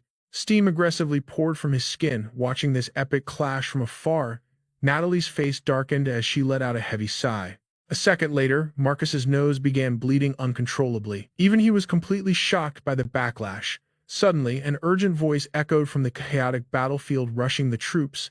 "General, strike now." Hearing this crucial command, both Li Yan and Marcus snapped their heads around to find the mysterious speaker. Ignoring all distractions, Li Yan forcefully ran his hand across his own steel. Smearing his fresh blood on the blade, he activated the ultimate blood slash. His eyes blazed with unstoppable fury toward Marcus. Without a trace of hesitation, he swung his glowing sword and charged. The villain's jaw dropped. Marcus stared in absolute terror as Li Yan closed in. In a flash of blinding light, the deadly blade sliced completely through. The very next second, Li Yan dashed right past Marcus's body. The villain's severed head flew high into the sky. Blood rained down like a crimson storm. The headless corpse stood frozen while Li Yan simply glared back with a cold, piercing frown. Slowly turning around, Li Yan flicked his weapon, sending fresh blood splattering across the blood-soaked ground. Meanwhile, Marcus's lifeless head finally plummeted right into the middle of the raging battlefield. The system chime target eliminated. He triggered Blood Slash with 0% collateral damage. The temporary restriction state vanished for exactly 1 hour. Seeing this, a struggling samurai gritted his teeth, screaming in pure terror, "Lord Kobayakawa!" His hands trembled as he desperately gripped his blade before forcefully bringing it down. The enemy's sword-wielding arm was brutally severed. It crashed to the dirt, spraying blood everywhere. Agony twisted the dismembered man's face. He stared at his severed limb, grunting in sheer desperation. Suddenly, another devastating strike slashed across his back, forcing a blood-curdling scream from his lungs. "Ah!" The maimed warrior then charged recklessly at Deng Tianxiang, desperately dragging another samurai along with his remaining hand. Finally, Deng Tianxiang's blade pierced brutally through the samurai's chest, causing him to cough up violent mouthfuls of blood. Seeing this, Deng's eyes widened, teeth completely clenched. Refusing to yield, the samurai tightly gripped Deng Tianxiang's blade still lodged in his own flesh. Infuriated, Deng gritted his teeth, pushing with overwhelming force as he roared, "Damn it, let go." Right before them, the one-armed man was ruthlessly skewered to death, choking out a miserable gasp. Meanwhile, on Deng Tianxiang's side, the stubborn samurai refused to release Deng Tianxiang's sword, glaring with absolute fury. Suddenly, from his blind spot, another samurai swung a lethal blade straight toward Deng. He snapped his head up. A deadly blade was descending right toward his skull, his face twisting in sudden horror. He desperately tried to rip his sword free. Suddenly, a flash of steel intercepted the attack. The enemy's blade violently ricocheted backward, while Deng Tianxiang simply shut his eyes, bracing for a death that never came. In that split second, Li Yan firmly grasped his sword hilt. He narrowed his eyes, casting a chilling glare at the enemies before them. Deng Tianxiang stared in utter shock while the enemy samurai stood completely paralyzed. Without hesitation, Li Yan stepped forward, unleashing a magnificent sword strike. The samurai hastily retreated in fear. Li Yan's eyes glowed with a terrifying crimson aura as he frowned silently, evaluating the two fiercely armed warriors blocking his path. They were completely surrounded by his forces. Armor Soul activated. Since the faction had fewer than 5 members only, the most basic attributes were enhanced. Battalion Soul Fallen soldiers instantly boost their allies' attack and defense, scaling perfectly with the deceased's original power. He then shifted his gaze toward Dio, the one-eyed. The man was barely clinging to life in a corner. Wang Sheng was completely unconscious on the blood-stained dirt. Gripping his outer cloak, Li Yan roared a commanding order. "Everyone fall back." Deng Tianxiang glanced over only to be met with Li Yan's intimidating narrowed gaze. Refusing to back down, Deng fiercely scowled right back at him. Tossing his cloak aside, Li Yan stared straight into the deadly battlefield and roared, "Boost my aura." His men immediately retreated behind him as he boldly marched forward with sword in hand. On the opposing side, a samurai scowled, locking his hostile glare firmly onto Li Yan. Highly vigilant, the enemy boldly declared that Lord Kobayakawa was completely unkillable. Li Yan simply pointed his blade straight at their faces, prompting them to arrogantly mock him further. "You definitely used some filthy demonic trick." Hearing this, Li Yan's face darkened with absolute disgust. He sneered mockingly and cursed, "Are you brain-dead?" Enraged by his sheer disrespect, the two enemies gnashed their teeth in pure hatred. They recklessly charged forward while Li Yan stood perfectly calm, his two allies behind him completely battle-ready. In that intense moment, Li Yan barked his command, "Use the blades."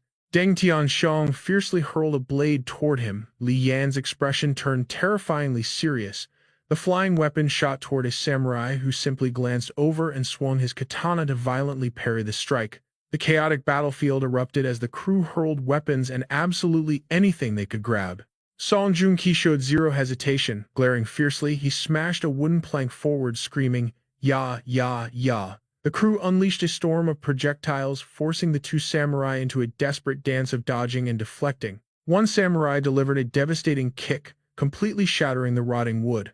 But hidden behind the debris was Li Yan, aiming a deadly firearm straight at their arrogant faces.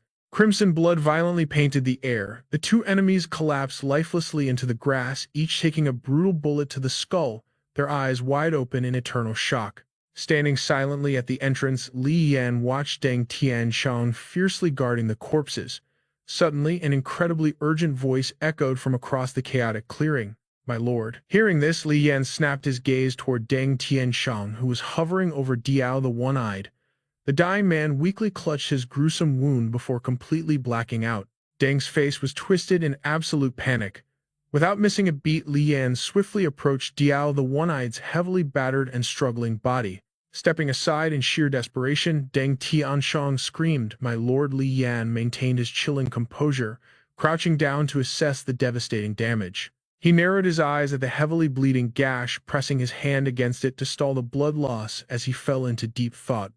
Then he activated Mo's special gift. Glowing system panels instantly materialized around him. Li Yan sharply analyzed the interface before confidently declaring, he can be saved. Hearing this, Deng Tianxiang stood back in silent awe. He focused on a crimson vial inside the system panel. The details displayed, blood of divine sin. Item type consumable topical application material. Quality rare description. Coating a melee weapon with this can partially shatter national destiny buffs, dragon tiger aura, or lord tier demonic divine protection. Ineffective against 3rd rank Ming dynasty officials or higher. Cost 100 Yanfu points per vial, maximum of 3. He then examined another medicine labeled Vitality Booster. Item type consumable normal quality. Description fed to a warhorse to temporarily skyrocket its raw speed and boundless endurance. It also grants absolute immunity against artillery fire, high-level beasts, and cursed objects. Cost 10 Yanfu points per dose, unlimited supply. Warning: overdosing will kill the mount instantly. Finally, his eyes locked onto a deep purple pill. Item name: Herbal Recovery Pill. Item type consumable rare quality description. To be used on the absolute brink of death. It flawlessly regenerates all wounds within 5 breaths. However, the user will suffer extreme weakness and total paralysis for the next 3 days. Cost 200 Yanfu points, maximum 2 pills. Li Yan instantly opened his glowing palm, revealing a majestic golden sand vortex. He tilted Dao's head back, forced his mouth open, and carefully crushed the medicine, letting its miraculous essence drip down. Frowning with deadly seriousness, his face darkened as he explained, when I was a kid I actually met a wandering Taoist. 3 biscuits bought me a sword art, a divine pill, and a magic spell. He paused, watching in awe as Dao's massive fatal stomach wound rapidly regenerated, disappearing without a single trace. Without stopping the steady drip of medicine, he added coolly, "This is exactly what you were seeing." Beside him, Deng Tianxiang frowned in sheer disbelief. In his arms, One-Eyed Diao's pale face finally regained some color, though the veteran remained completely unconscious. Suddenly, Wang Sheng burst into the room, panicking. "We are doomed." Li Yan merely furrowed his brow calmly, raising his gaze to meet the terrified boy's eyes. One-Eyed Diao was propped up against the wall. Meanwhile, Wang Sheng clutched the doorway, his eyes trembling with absolute terror as he screamed, "That girl, she vanished." Hearing this, Li Yan's expression did not shift. He just narrowed his eyes and coldly replied, "Is that so?" Rubbing the back of his neck, Li Yan stood up, resting a hand on his hip. "Do not overthink it. Rest for tonight. We will bury our fallen brothers at dawn." The surviving men fell silent, wordlessly obeying their commander's orders. They huddled around a flickering campfire, cooking their meager rations to survive the freezing night inside the ruined temple. As Li Yan slept, nightmares plagued his mind. A blurry vision of a skull biting into a severed arm made him grimace. Even in his sleep, he sat propped against the wall, tightly gripping his sword. The horrific monsters from his past flashed before his eyes.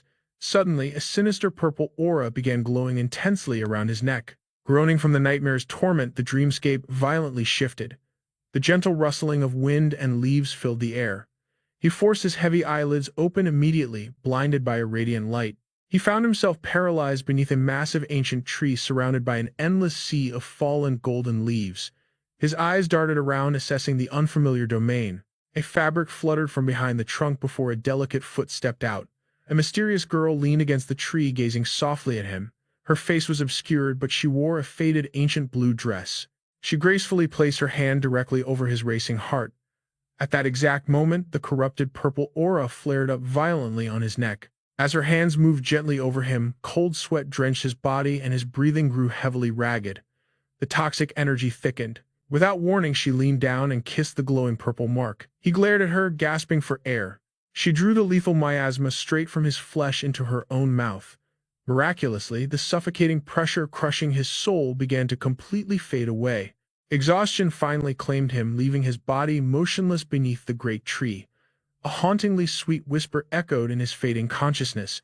"Sweet dreams, my general." In another realm, Wang Sheng groggily opened his eyes. Nanako was slowly approaching him, her tiny hands gripping her pristine white dress so tightly they trembled. "I am sorry," she whispered faintly. Wang Sheng stood frozen, staring at the little girl.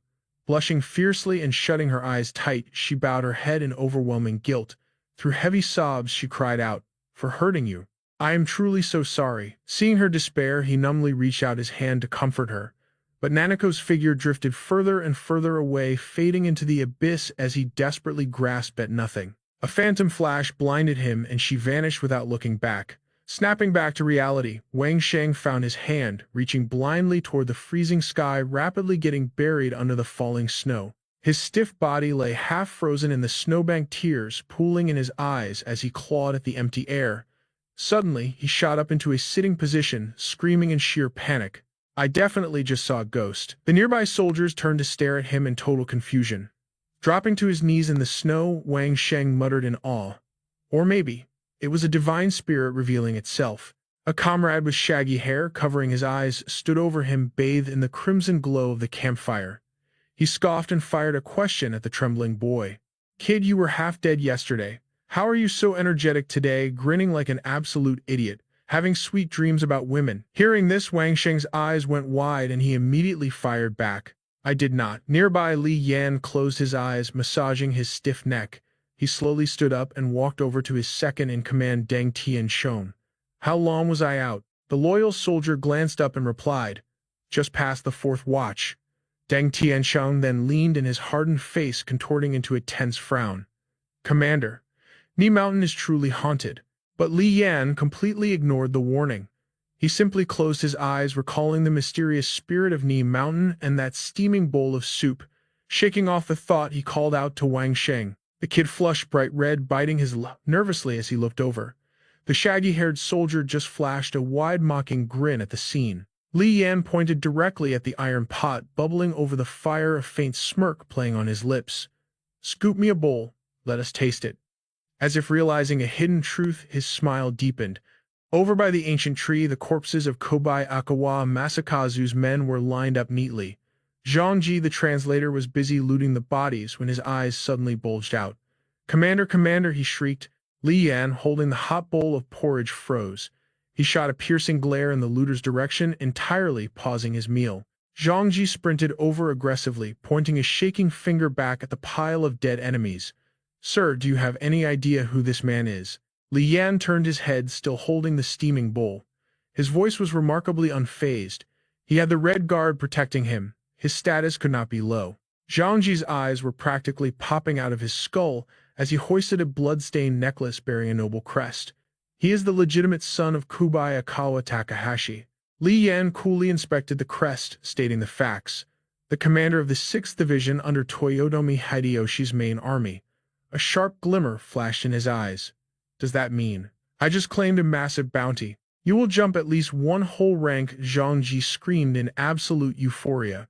Taking a slow, satisfying sip of his porridge, Li Yan gave the excited translator a confident wink. "We have already crossed the halfway mark of this hell. You did your part well, translator Song.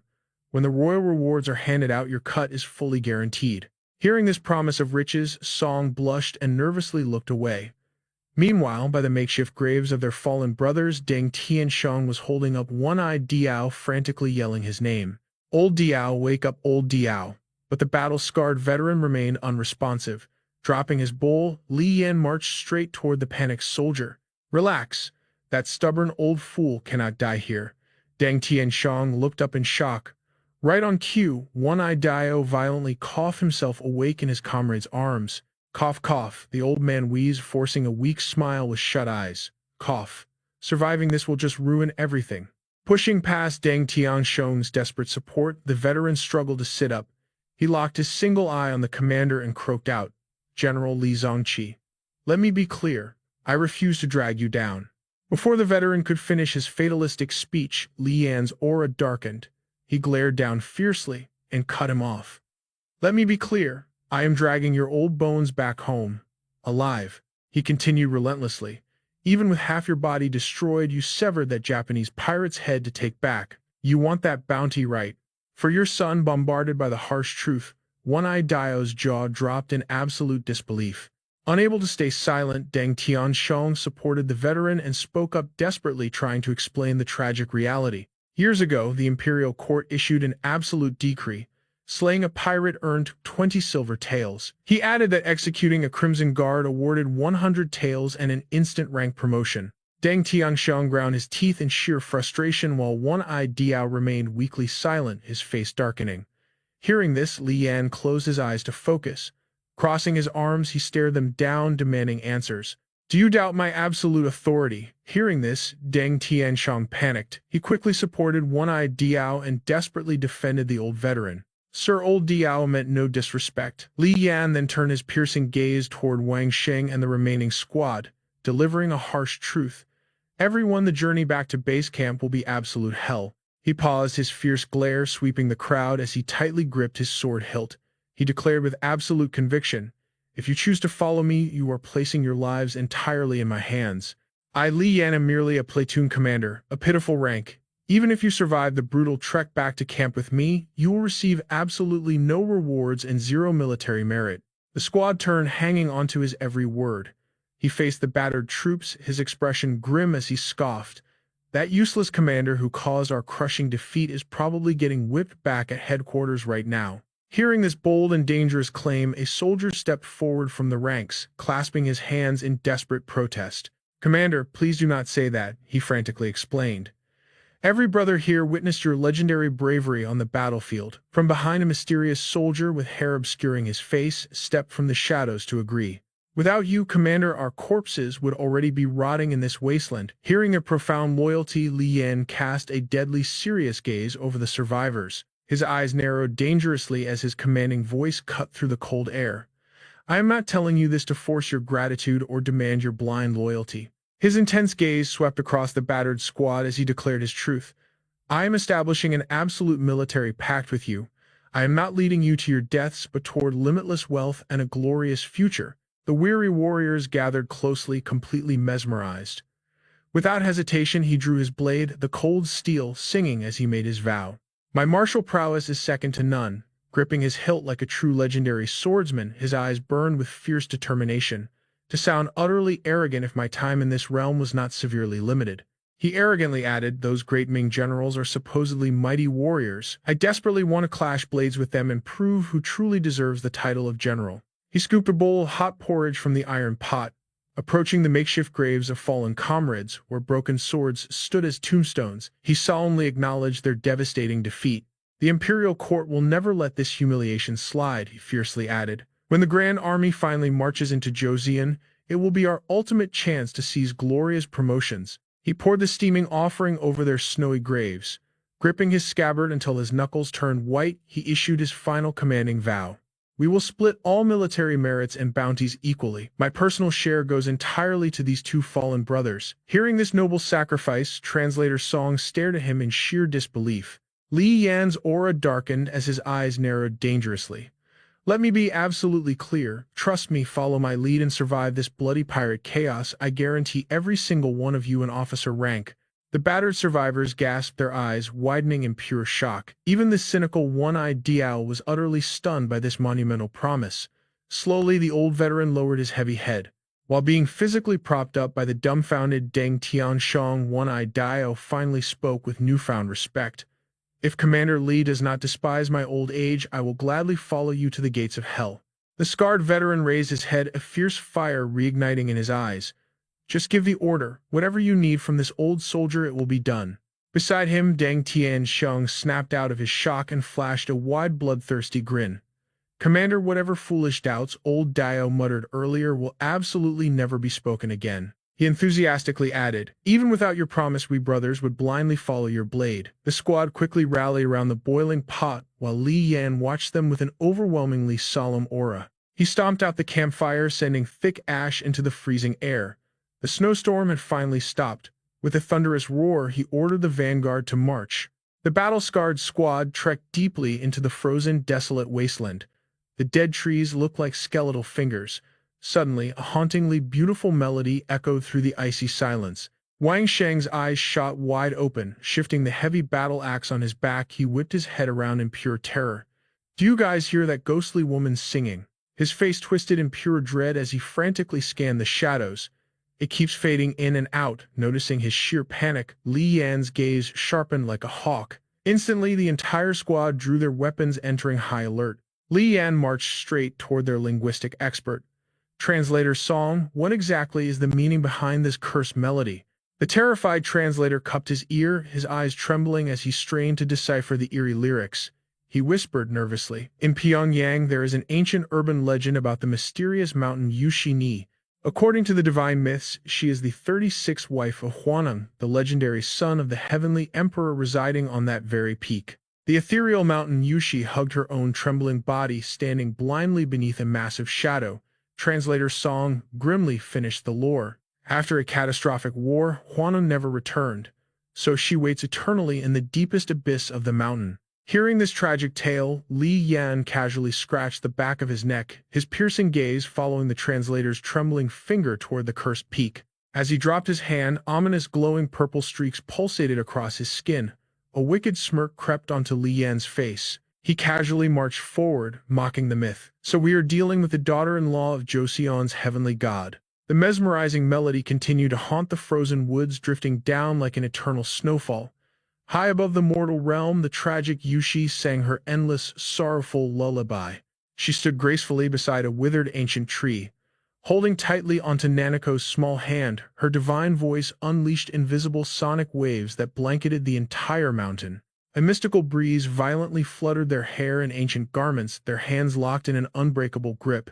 The Yushi elegantly brushed her majestic hair aside, offering a chilling, knowing smile to the mortal ants crawling below, with little Nanako silently watching. Drawn by the celestial aura, the vanguard marched relentlessly forward. The sky bled into a pitch-black abyss, while monstrous ravens viciously feasted upon the mutilated corpses left on the battlefield. A brutal blizzard erupted. Ahead lay a grotesque sea of scattered human remains, reeking of thick ash and rotting flesh. The squad waded through the bloody slaughterhouse, violently swatting away massive vultures tearing at the dead.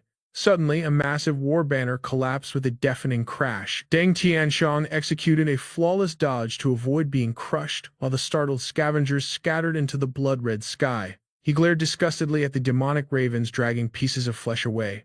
His brow furrowed deeply. These foul beasts have gorged on so much human meat they have completely lost all fear of the living. The vanguard quickly secured a tactical vantage point on a jagged cliff, escaping the sickening corpse sea. The mysterious hair-covered soldiers silently observed their every move. Suddenly, Wang Sheng's eyes went wide as he urgently reported to the commander. "Commander Li, the Japanese pirate forces have completely occupied this entire mountain. Their formation is airtight, trapping us like rats in a barrel." Hearing this grim tactical report, Li Yan's expression darkened into absolute combat readiness. His eyes flared with a lethal mix of blazing fury and cold calculation as he stared down at the overwhelming enemy encampment below. Below lay a brilliantly lit village blanketed in pristine snow. From their vantage point, the group stared down. The scout reported grimly, "There are at least several hundred enemies stationed down there." Hearing this, Deng lost his mind. He lunged at Song violently, grabbing his collar to interrogate him. "You bastard, did you lie to us?" Deng roared. "You said there were only a few dozen guards." Song's eyes widened in sheer terror as he frantically denied it. "I swear I don't know. They never garrison this many troops here." Suddenly, Li Yan's voice cut through the panic. "Unless—" He paused, drawing everyone's anxious gaze. Li Yan's expression darkened, his breath turning to frost in the freezing air. "The Great Ming army arrived much faster than we anticipated." Beside him, Wang turned to look at Li Yan, a strange smile creeping onto his face. Song stared at him, utterly bewildered. "Wait, are the two armies clashing right now?" he screamed. Suddenly, Li Yan's eyes sharpened. He sensed something and snapped his head around. Pointing into the distance, he declared, "If we cross this hill," Li Yan gestured toward a rotting, towering pile of corpses, "we will find the Ming army's main encampment." Song's jaw dropped in absolute shock. "But how the hell are we supposed to get over there?" Deng glared at him with extreme caution. Suddenly, a heavy hand rested on Song's shoulder, followed by a reassuring voice. "We just need to cross the hill, not fight the Woko invaders. If we're fast enough, it won't be deadly." Song flinched at the sudden reassurance. Standing at the edge of the corpse sea, Li Yan finalized his plan. "We just need horses." Behind him, the men immediately braced for a desperate charge. Their target, the horses grazing in the camp below. But heavily armed guards and roaring campfires surrounded them. The patrol units were already on the move. As the guards around the fire thinned out, Li Yan crouched in stolen armor. With his sword planted in the dirt, he analyzed the battlefield. Behind him, a shadowy figure carrying a one-eyed comrade approached. The man looked at him and whispered, "Commander Li, are you really going through with this?" Instead of answering, Li Yan pulled out a grenade. His piercing gaze locked onto his men. "Kill the enemy, steal their horses, take their armor, memorize everything I taught you." The crew stood at the canyon's edge, peering into the abyss. Gripping his blade, Li Yan prepared to strike. "My life is in your hands now," he warned. Every man was handed a single grenade. They stared at the explosive in awe, deeply moved by his words. Without hesitation, they answered in unison. "Understood." Down below, lazy guards pissed against the wall and yawned in absolute boredom. "This sucks," one complained. "How could the enemy possibly attack us from the rear?" Another guard grumbled, "I hate patrolling. I just want to gamble." Suddenly, lightning-fast footsteps closed in on them. One guard sensed the killing intent. His eyes bulged out. Trembling in pure terror, he gasped, "Huh." The other two turned around, completely confused. The first guard convulsed, letting out a sickening groan of pain. Annoyed, his comrades yelled at him to hurry up. "Hey, wrap it up." But it was Li Yan. His eyes burned crimson with killing intent. His blade was already buried deep inside the guard's chest. Blood soaked the snow. The dying man weakly screamed, "Enemy attack." The other two gritted their teeth in sheer panic. But before they could even react, Li Yan ripped his sword free and dashed straight toward them. With the terrifying aura of a demon, he gripped his hilt with both hands. He swung his blade with devastating force. In a single, flawless strike, blood erupted like a geyser. One guard's head flew clean off his shoulders. The last man witnessed the absolute slaughter. Paralyzed by fear, he stumbled backward, muttering in horror, "Enemy! Attack!" He pushed past his limits and screamed at the top of his lungs, "Enemy attack!" Across the camp, the guards by the bonfire instantly sprang up, drawing their weapons. "We are under attack." With dark expressions, they rushed toward the commotion. "Enemy attack!" The chaotic warning echoed wildly throughout the entire massive encampment. "Intruders! Intruders!" A heavily armed squad marched rapidly toward the patrol's location. But they froze in absolute shock. Mangled corpses and blood painted the ground. Li Yan stood in the shadows, smirking like a reaper. In a flash of steel, he spun around and executed 3 more soldiers instantly. His expression was pure ice. An entire legion swarmed toward his position, but with monstrous agility, Li Yan leaped backward and vanished into the night. The soldier at the front collapsed, his legs giving out from pure dread. As the army rushed past him, he pointed a trembling finger at the fading shadow. "He is too fast. That guy is a monster." "Yeah." A furious cavalry unit charged up the hill. Their enraged commander roared, "He is all alone. Hunt him down." Ahead of them, Li Yan sprinted fiercely with his bloody blade. Glancing over his shoulder, he saw the massive army relentlessly closing the distance. Suddenly, a barrage of grenades rained down from the sky. The soldiers hit the brakes, their eyes tracing the falling explosives in absolute panic. The grenades rolled right under the horses' hooves. Boom. A devastating explosion violently rocked the earth. The majestic cavalry was completely shattered. From the mountain peak, Li Yan's bandit crew swarmed down like a plague. Deng led the charge. Gripping his sword with a ferocious battle cry, he charged headfirst into the chaos. Kill the enemy, steal the horses, and strip their armor. Down below, the enemy commander wildly searched for Li Yan, but the main character stood silently on the summit, looking down like a god. Slaughter them all. Suddenly, an enemy archer on horseback drew his bow and aimed straight for Li Yan. The deadly arrow pierced him. Li Yan lost his balance and tumbled violently down the steep cliff. Witnessing this nightmare, Wang screamed in pure despair, "Commander Li." Immediately, an enemy rider drew his blade and galloped furiously toward Li Yan's landing spot, but as he peered over the edge, the target was completely gone. Below lay only an empty cloud of dust. Without warning, a sword shot out from the smoke like a missile. Sensing the fatal threat, the rider gritted his teeth and frantically turned his head. But he was too late. Li Yan thrust his blade straight through the rider's body. The man was violently blasted off his horse in a fountain of blood. The steed halted as Li Yan landed smoothly beside the fresh corpse. Incredibly, he held the fatal arrow tightly between his teeth. Biting down hard enough to crack them, his demonic eyes glared at the dead body. Down below, Wang desperately rushed over. Sensing the movement, Li Yan sharply turned his head, his killing intent still blazing, the arrow still locked in his blood-stained jaw. His eyes widened in sheer terror. He screamed for Commander Li, completely freezing up. Unfazed, Li Yan casually spat the caught arrow onto the bloody dirt. Li Yan's gaze sharpened into a deadly glare.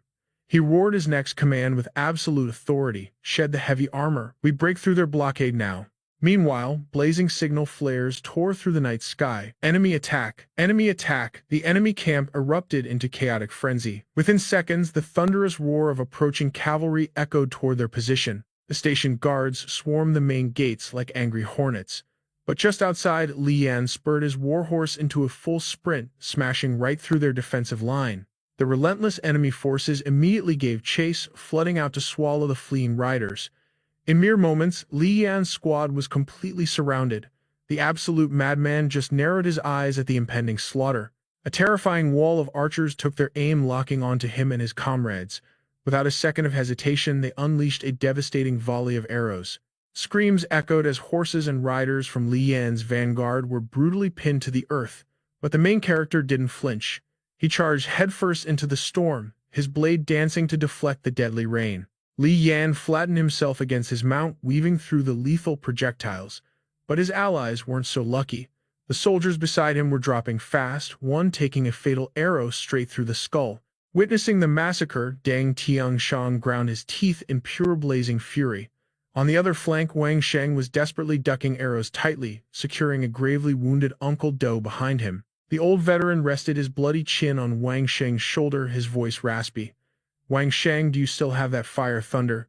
The young soldier whipped his head around, eyes wide with shock. "I do, Uncle Do. But what are you planning in this chaos?" The old man leaned back, extending a trembling yet determined hand. "Hand over the explosive. And give me 2 arrows now." Without questioning, the veteran Wang Sheng retrieved the ancient grenade. Uncle Do grabbed the explosive tightly, his other hand snatching an arrow directly from the saddle quiver. With practiced precision, Uncle Do lashed the deadly explosive to the arrow's shaft. Wang Sheng watched the makeshift weapon in pure awe. Thrusting it forward, Uncle Do barked, "Take it, knock this to your bow." The explosive payload was instantly locked and loaded, tension building on the bowstring. From behind, Uncle Do roared his final command over the battlefield, "Pull it back. Give it everything you've got." Wang Sheng's eyes burned with resolve as he drew the string back to its absolute limit. The devastating projectile ripped through the air, flying straight into the enemy formation. The oblivious archers just kept firing their own volleys, entirely unaware of the explosive package plunging into the earth among them. Boom! A catastrophic explosion rocked the battlefield, sending dozens of enemy troops straight to the afterlife. The surrounding survivors froze in absolute horror as the devastating shockwave rained body parts down upon them.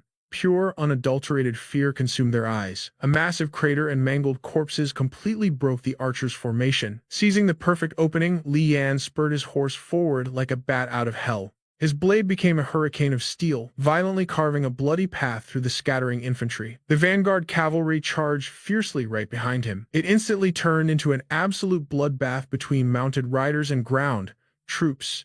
Leading the chaotic charge, Li Yan's sword cleaved right through an enemy's neck. His warhorse trampled forward relentlessly. With another brutal lightning-fast swing, another severed head went flying into the bloody night sky. But Li Yan cursed under his breath, his grip tightening desperately. "If I don't manage my swings, the sheer amount of blood will make the hilt slip right out of my hand." He clicked his tongue. "Damn it, I should have tied the hilt to my wrist like Uncle Do does." He kept hacking his way forward, his cavalry relentlessly pressing the advantage behind him. The grim reality hit him hard. This was the brutal era of cold weapons. Once you charge into the meat grinder, there is absolutely no turning back. Real military warfare was a completely different beast compared to normal street brawls. Down below, the surviving enemy infantry quickly regrouped, raising their heavy polearms to shatter the cavalry's momentum. Out of nowhere, a lethal blade aimed straight for his skull. Li Yan ducked with split-second reflexes, barely dodging the fatal blow. It was an elite enemy cavalryman. Both warriors reined in their horses, locking eyes with killing intent. Li Yan's gaze turned razor-sharp, a faint system glow flashing in his dominant eye. Frightening. Glimpse skill, activate, he roared internally. Instantly, a holographic status window materialized before him. Target identified. Myryujin Banner General. Passive skill Commander's Call increases the firing range of subordinate archers. Leadership status. If killed or defeated, his troops' morale plummets. Threat level Elite Expert Martial Mastery 71%. System warning. If forcefully dismounted, his combat power falls below that of a standard Crimson Guard. The heavily armored general brandished his massive spear. Seeing their commander take the field, the enemy soldiers cheered with renewed bloodlust. Myryujin thrust his spear forward with crushing force, but Li Yan flawlessly parried the heavy blow. Li Yan's expression twisted into that of a demon, snatching the moment he deflected the weapon and brutally slashed the commander's wrist. The elite general screamed in absolute agony, dropping his precious spear completely. With a final devastating strike, the general was sent crashing into the dirt dead on impact. The enemy troops stared in jaw-dropping horror, smoothly sheathing his sword. Li Yan snatched the fallen general's spear out of the air. "Break through their lines," he roared. Towering atop his warhorse, his eyes practically bled, killing intent. He spun the stolen spear above his head like a deadly propeller. Wherever his mount charged, a trail of mutilated corpses followed instantly. He left a horrific mountain of bodies in his wake, but his brow furrowed as more enemies swarmed his path. Further back in the formation, Deng Tianxiang was locked in a brutal mounted struggle of his own.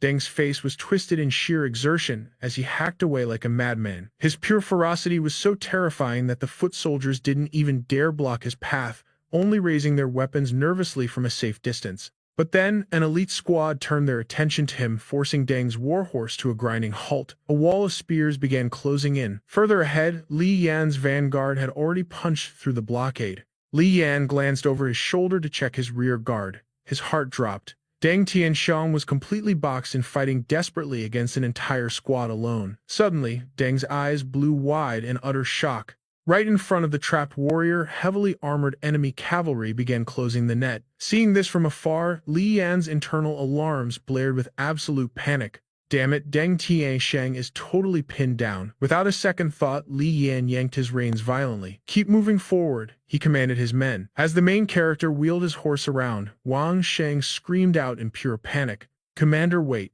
But Li Yan had already made his choice. Gripping his spear tightly, he charged straight back into the jaws of death to save his comrade. His eyes burned with unstoppable rage as he roared, "Kill them all!" His aura exploded as his warhorse thundered back into the fray. In a single devastating motion, he impaled an enemy rider, blocking his path. The sheer kinetic force launched the soldier backward like a rag doll. Locking onto the remaining cavalry, Li Yan unleashed a hurricane of spear thrusts. He masterfully twirled his weapon, effortlessly deflecting a dozen incoming strikes. An enemy captain lunged for a lethal strike. Li Yan casually leaned aside, parrying the heavy blow with incredible martial grace. In the blink of an eye, he countered with a deadly thrust, instantly drawing the aggro of every single enemy in the vicinity. But the absolute madman remained completely unfazed. He charged directly into the mob, sending them to the underworld one by one. With surgical precision, his spear punched straight through an attacker's throat. A geyser of crimson erupted. Displaying god-tier combat mechanics, he let go of the spear shaft as his horse bolted past the victim. Without missing a beat, he snatched the protruding spearhead from behind, ripping the entire weapon straight through the enemy's neck. He rocketed forward, leaving the completely obliterated corpse collapsing behind him. As he flicked his heavy spear toward the earth, a fresh arc of hot blood splattered across the battlefield, painting the trampled dirt a horrifying shade of crimson. The decapitated rider hit the ground, his dead eyes still wide with absolute terror. Yanking his reins, Li Yan brought his blood-soaked steed to a halt. Facing this literal demon of war, the surrounding infantry completely lost their nerve, paralyzed by pure fear. Behind him rode a fiery elder. He instantly recognized the legendary Heji and Li clan's dual mastery, specifically the 24 stances. Li Yan spun around, his eyes blazing with killing intent. He stared at the approaching mob and muttered, "The 8 spears of Marquis Huan Zhang Yid." The enemy soldiers gritted their teeth, drawing their bows. Meanwhile, Deng Tianxiang sat frozen on horseback, targeted by a terrifying storm of arrows. A deadly volley rained down on the panicked Tian Shan. Reacting instantly, Li Yan swung to the side of his galloping mount, desperately dodging the incoming steel. Tian Shan violently yanked his reins and twisted around. He hugged the horse's belly tight, using his loyal steed as a living meat shield against the deadly barrage. Riddled with arrows, the poor beast collapsed heavily. The impact sent Tian Shan tumbling across the dirt, gritting his teeth to brace for the brutal fall. Blood pooled in the rising dust. Battered and bruised, Tian Shan forced his heavy eyelids open only to see a suffocating wall of enemy soldiers surrounding him. He desperately snatched a fallen blade. Suddenly, the thundering of hooves echoed from behind. Tian Shan whipped his head around to face the new threat. The cavalryman charged mercilessly. Raising his deadly spear with a vicious snarl, he aimed for the kill. Completely overwhelmed, Tian Shan froze in pure terror. Out of nowhere, Li Yan crashed his mount into the attacker, sending the enemy flying. Leaning dangerously low from his saddle, he thrust his hand out. Tian Shan grabbed on. Without a second thought, the boy caught his grip. He scrambled onto the back of Li Yan's horse, shouting, "My lord." Securing his grip, Li Yan tightened the reins and yelled over the chaos, "Hold on for your life." Li Yan charged the next rider with blazing fury. Leaving the reins to Tian Shan, he delivered a devastating slash to the foe, then flawlessly leaped onto the dead man's stallion. Bringing the stolen steed to a halt, Li Yan spun around to face his subordinate. He roared his absolute final command. Tian Shan, do not stop charging forward. The boy stared back in utter shock, his face twisted in panic before finally obeying and galloping away. Now totally alone, Li Yan spun his spear to face the relentless horde. As enemies swarmed, he whipped out a mysterious white vial, forcefully pouring its glowing serum into his horse's jaw. Instantly, the beast's eyes ignited with gold. Veins violently bulged across its face as it madly stomped the bloodstained earth. The enemy warhorses instantly cowered in primal fear, throwing their riders into absolute panic. Li Yan flashed a demonic smirk while his transformed mount exhaled terrifying clouds of steam. Gripping the reins, the system-chimed blood potion consumed temporarily maximizes mount's speed and limitless stamina, granting complete immunity to heavy artillery, supreme beasts, and sonic attacks. Feeling the overwhelming surge of power underneath him, Li Yan let out a dark chuckle. Talk about a legendary buff. His monstrous steed lunged forward. With a single devastating sweep of his spear, he obliterated the front line. Enemies dropped like lifeless puppets, yet the endless swarm kept pushing. Li Yan furrowed his brows at the hopeless odds, but suddenly massive shockwaves ripped through the enemy ranks from afar. Li Yan's eyes widened in absolute awe. Ripping through the chaotic battlefield was a majestic white-armored general. His legendary spear effortlessly slaughtered the encircling pirate forces. Shen Heian yanked his reins, scanning the slaughter with a sharp gaze. He stopped, resting his blood-soaked spear against the earth as dust settled around him. Impressed by the grand display, Li Yan grinned with fiery excitement. Now that is a magnificent weapon. Li Yan confidently rode toward the young general. However, taking one look at Li Yan's foreign attire, Shen smirked, mistaking him for an enemy pirate commander. He instantly launched a lethal charge. "Wait a second," Li Yan yelled in frantic confusion. But Shen was completely deaf to reason, closing the distance with overwhelming murderous intent. The White Knight delivered a terrifying thrust. Li Yan barely raised his shaft in time to deflect the heavy blow. The massive impact forced them apart. Annoyed, Li Yan gritted his teeth and launched a lightning-fast counterattack. Shen brought his weapon up to guard, but the sheer physical force violently dragged his majestic white steed backward. "What power?" Shen gasped, looking up in sheer disbelief. Seeing his shock, Li Yan just let out a thrilling battle-hungry laugh. Shen flashed a wild grin, praising him aloud. That Hebe spear technique is absolutely flawless. Bringing his horse to a halt, he respectfully cupped his hands with an admiring smile. "Ha ha, you are fiercely brave, brother." Charging through the Guhuo cavalry with just a handful of men, Li Yan humbly returned the martial salute. Scanning the retreating enemy forces, he proudly declared, "I am Platoon Commander Li Yan, just escorting my brothers back to the main camp for our next orders." The remaining pirates trembled in pure terror, raising their swords in a pathetic defense. Suddenly, the thunderous march of a massive reinforcement army echoed across the field. Heavy artillery cannons rolled fiercely onto the front lines. A terrifying wall of iron barrels aligned perfectly. Seeing this overwhelming firepower, the enemies turned pale and desperately fled. Shen's magnificent vanguard army exuded an absolutely suffocating aura.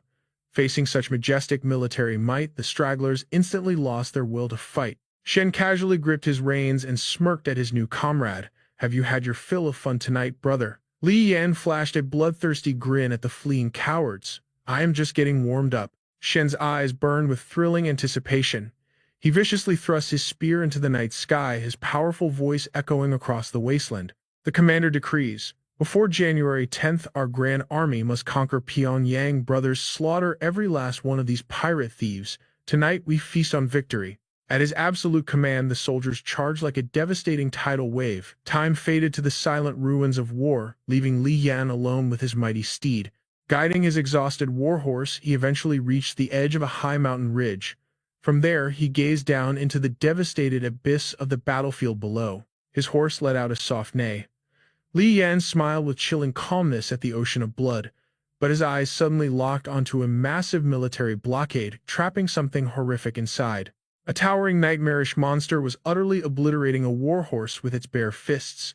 Panting with monstrous fury, the colossal beast held a severed horse head in each of its massive hands. It threw its head back, roaring with glowing crimson eyes as blood dripped from its demonic fangs. Shen narrowed his sharp eyes and raised his spear. Draw the entire vanguard stomped in perfect, terrifying synchronization. Thousands of deadly bows aimed directly at the nightmare. Shen's battle cry violently echoed through the canyon. Elite archers narrowed their deadly sights, pulling their bowstrings to the absolute limit. Deadly arrows aimed at the grounded monster. Gritting its teeth, it glared upward. Falling to its knees, the beast threw its head back and unleashed a deafening, wide-jawed roar. Smoke billowed from its colossal frame. Gripping two horses in its massive hands, the nightmare surged forward. Waiting for this exact moment, Shen Haiyan's face darkened. He lowered his spear and roared the kill command. Instantly, a storm of arrows rained down. The beast could only look up. The monster's twisted body was absolutely shredded by the volley. Blood erupted from its pierced eyes as it shrieked in sheer agonizing torment. Looking like a giant pincushion, the massive beast finally crashed into the dirt. Seeing this, Shen slowly approached the fallen creature. The troops kept their weapons raised, totally on edge. What the hell is that thing? They whispered. It healed from gunshots. I heard it crawled out of a corpse pile. Another soldier chimed in. Weight was not at a Woko commander. They cut off his head and this thing burst from his neck. A third man quickly argued back. Bullshit, it is over 20 feet tall. You try jumping out of a neck. Meanwhile, Shen calmly stepped closer. The battered monster lay completely still in silent pain. Suddenly, it let out a savage roar. Even with arrows in its eyes, the beast sprang up, launching a massive fist straight at Shen. Shen's spear point suddenly morphed, sprouting razor-sharp claws before projecting the aura of a giant bear. Summoning his dragon tiger chi, he raised his weapon with absolute unshakable resolve. With overwhelming power, streaks of pure energy swirled around the spearhead as it blasted forward. In a flash, the monster's gigantic body was violently pierced right through. Shen simply closed his eyes and turned away. Retracting his spear, he casually rode his horse back, leaving the beast with a gaping hole. Shen exhaled, pretending to be startled. Fired up, he threw his arms wide to his army and yelled, "Slaughter the pigs. We feast tonight." High above, a silent figure stood watching Shen's every move. Li Yan narrowed his eyes at the display. "Well now, how interesting," he muttered. Back at Shen's camp, watchfires blazed under heavy strict guard patrols. Inside the command tent, an officer stood, reading a vital intel report. East from Hitachi through the South Sea to Shikoku and Kyushu. North from Akita down to China. Every warlord domain must provide 2 large ships per 100,000 koku of grain. Plus, every coastal village must supply 10 sailors. Any surplus forces will gather at Osaka. The officer finished with the projected war costs. Sitting at the head table, a man listened quietly, holding a book. This was Li Rusong, Shaanxi's commander supreme general, appointed directly by the Wanli Emperor and the absolute commander of the Joseon Expeditionary Force. His face was dead serious. Frowning at his book, he finally asked, "What about the Tokugawa clan?" The officer bowed respectfully and reported loudly, "They are preparing very actively. Sakai Tadasugu commands as general with Honda Tadakatsu as vanguard, over 20,000 marines and 10 massive warships." Hearing this, Li Rusong's face darkened with furious suspicion. "Our spies reported for 2 years that Tokugawa had a rebellious heart. So why is Toyotomi Hideyoshi invading Joseon now? And why is Tokugawa suddenly so eager to help him?" Beside him, a man holding a horsetail whisk gently raised his teacup and offered his strategic insight. "Some worldly matters simply defy explanation. No one can truly read Tokugawa Ieyasu's mind. He added that the Woko were mere small fry. Li Rusong slowly closed his book and shut his eyes. The man with the wisp smiled, pouring on the disdain. I heard on the Japanese islands anyone with 7 or 8 farmers dares to call himself a warlord. With total calm, he glanced at Li Rusong sipping his tea. General Li, why let these insignificant bugs trouble your brilliant mind? The general sighed with his eyes closed. Gritting his teeth, he agreed. Eunuch makes a fair point. The eunuch simply continued enjoying his elegant tea. But Li Rusong kept his head down. His gaze grew distant, flashing back to brutal past battles as a harsh realization settled in his heart. For this Joseon invasion, Toyotomi Hideyoshi had practically mobilized his entire nation's strength. 9 legions merged into one, at least 100,000 men. These seasoned Japanese veterans possessed terrifying combat experience. General Li narrowed his eyes, his inner voice screaming the truth. They are called pirates, but in reality they are an overwhelmingly formidable enemy. Suddenly, the tent flaps swung open. Shen strolled in, rubbing his wrists with a massive beaming grin. Man, that was totally exhilarating, he cheered. Suddenly, his eyes went wide as he noticed who was in the room. Sitting right in front of him, Li Rusong stared back in dead silence. Panic hitting him, Shen quickly bowed and saluted. Supreme Commander, the Woko on the hill have been completely wiped out. The general's face remained dark. Did you capture any prisoners? Hearing this, Shen nervously darted his eyes away completely, failing to offer an answer. He hastily shifted the topic. Commander, during the slaughter, we bumped into another squad. They are General Zha's lost brothers who got scattered during the Pyongyang battle. These guys are absolutely insane, he added. Only 7 or 8 men, yet they charged headfirst into Woko cavalry. They traveled from Pyongyang and are waiting outside. Recalling Li Yan's demonic fighting style, Shen carefully pulled out a blood-red jade pendant. Their leading officer told me to hand this artifact directly to you, sir. Li Rusong took the crimson jade, inspecting it closely, while Shen remained in a deep, respectful bow. Taking another sip of tea, Eunuch shot them a sharp sideways glance. The eunuch's eyes narrowed suspiciously. Meanwhile, back with Li Yan, he was busy wringing out bloody water, patching up his battered crew. The basin was stained dark red.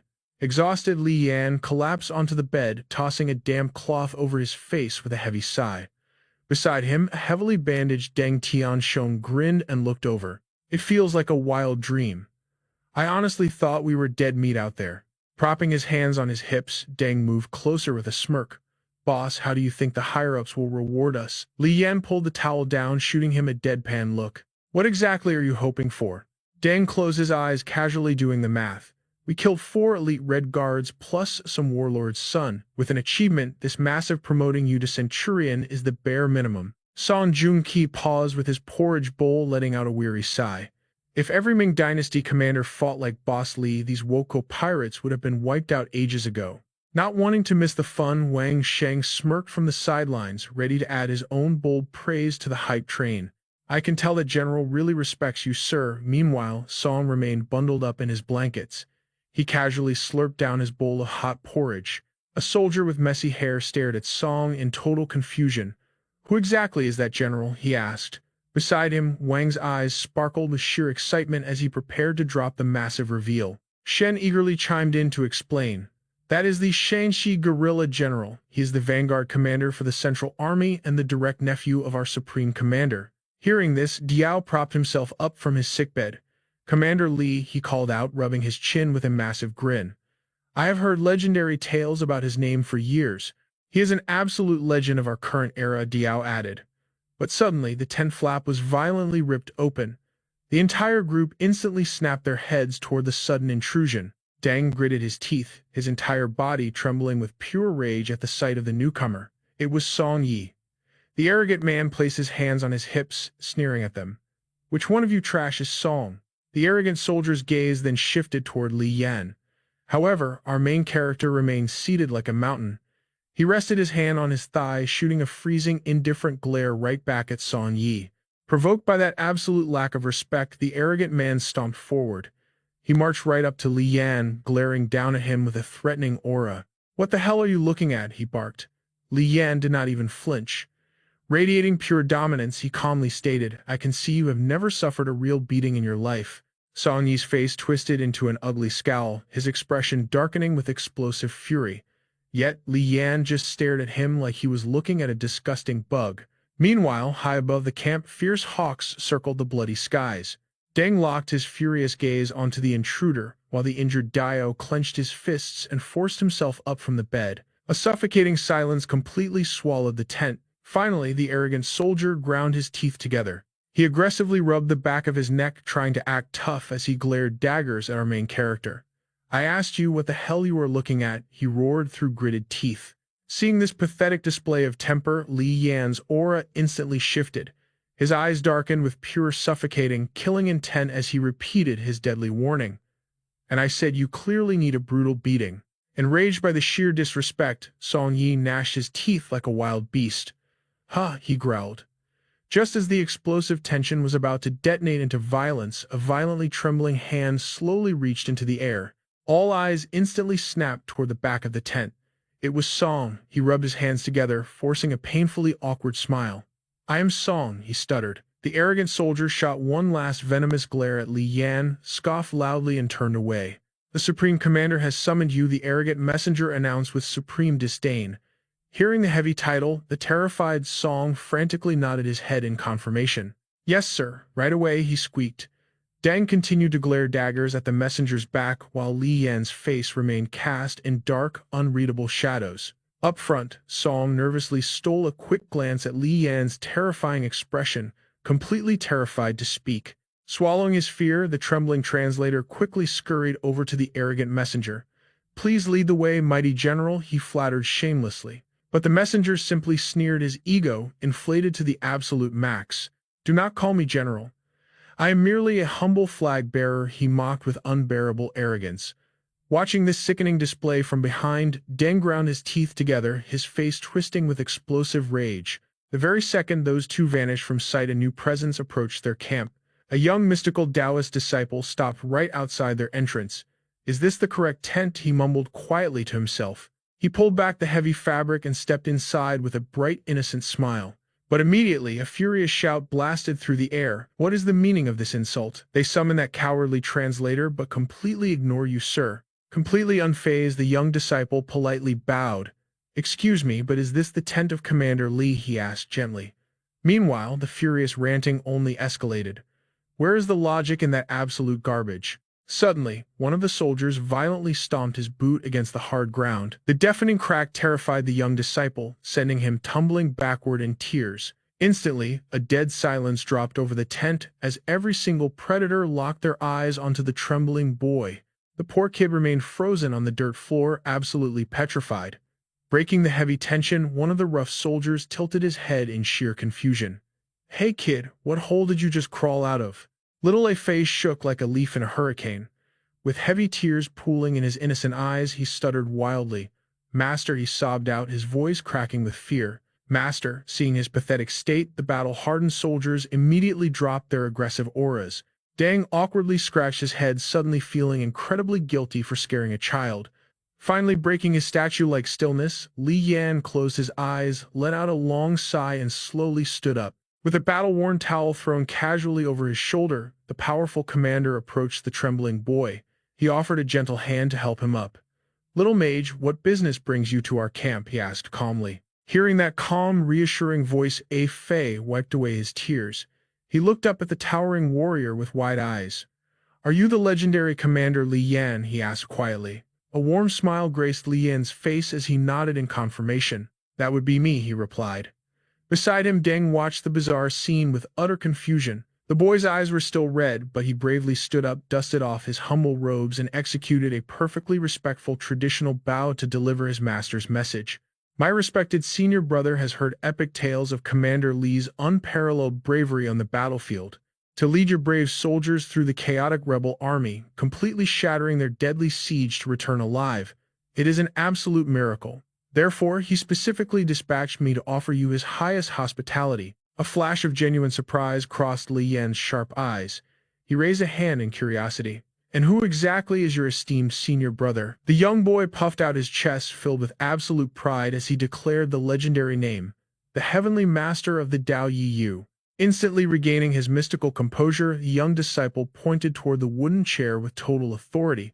Very well, now Commander Li, I must ask you to take a seat immediately. Following A Fei's tiny finger, the powerful warrior obediently sat back down. Without wasting a single second, the young mage whipped out a mystical paper talisman from his wide sleeves and hurled it directly at our main character. The boy slammed his palms together rapidly, chanting an ancient Taoist incantation. Instantly, the flying talisman erupted with a blinding deep purple aura. Witnessing this supernatural phenomenon, Li Yan's eyebrows locked together in profound confusion. With a sharp flick of his finger, the glowing talisman slammed directly onto Li Yan's chest. As the commander looked down in shock, the ancient paper violently burst into magical flames, flooding his entire body with surging magnificent, purple energy. Completely bewildered by the sudden power surge, Li Yan stared at his glowing hands. "What kind of sorcery is this?" he demanded.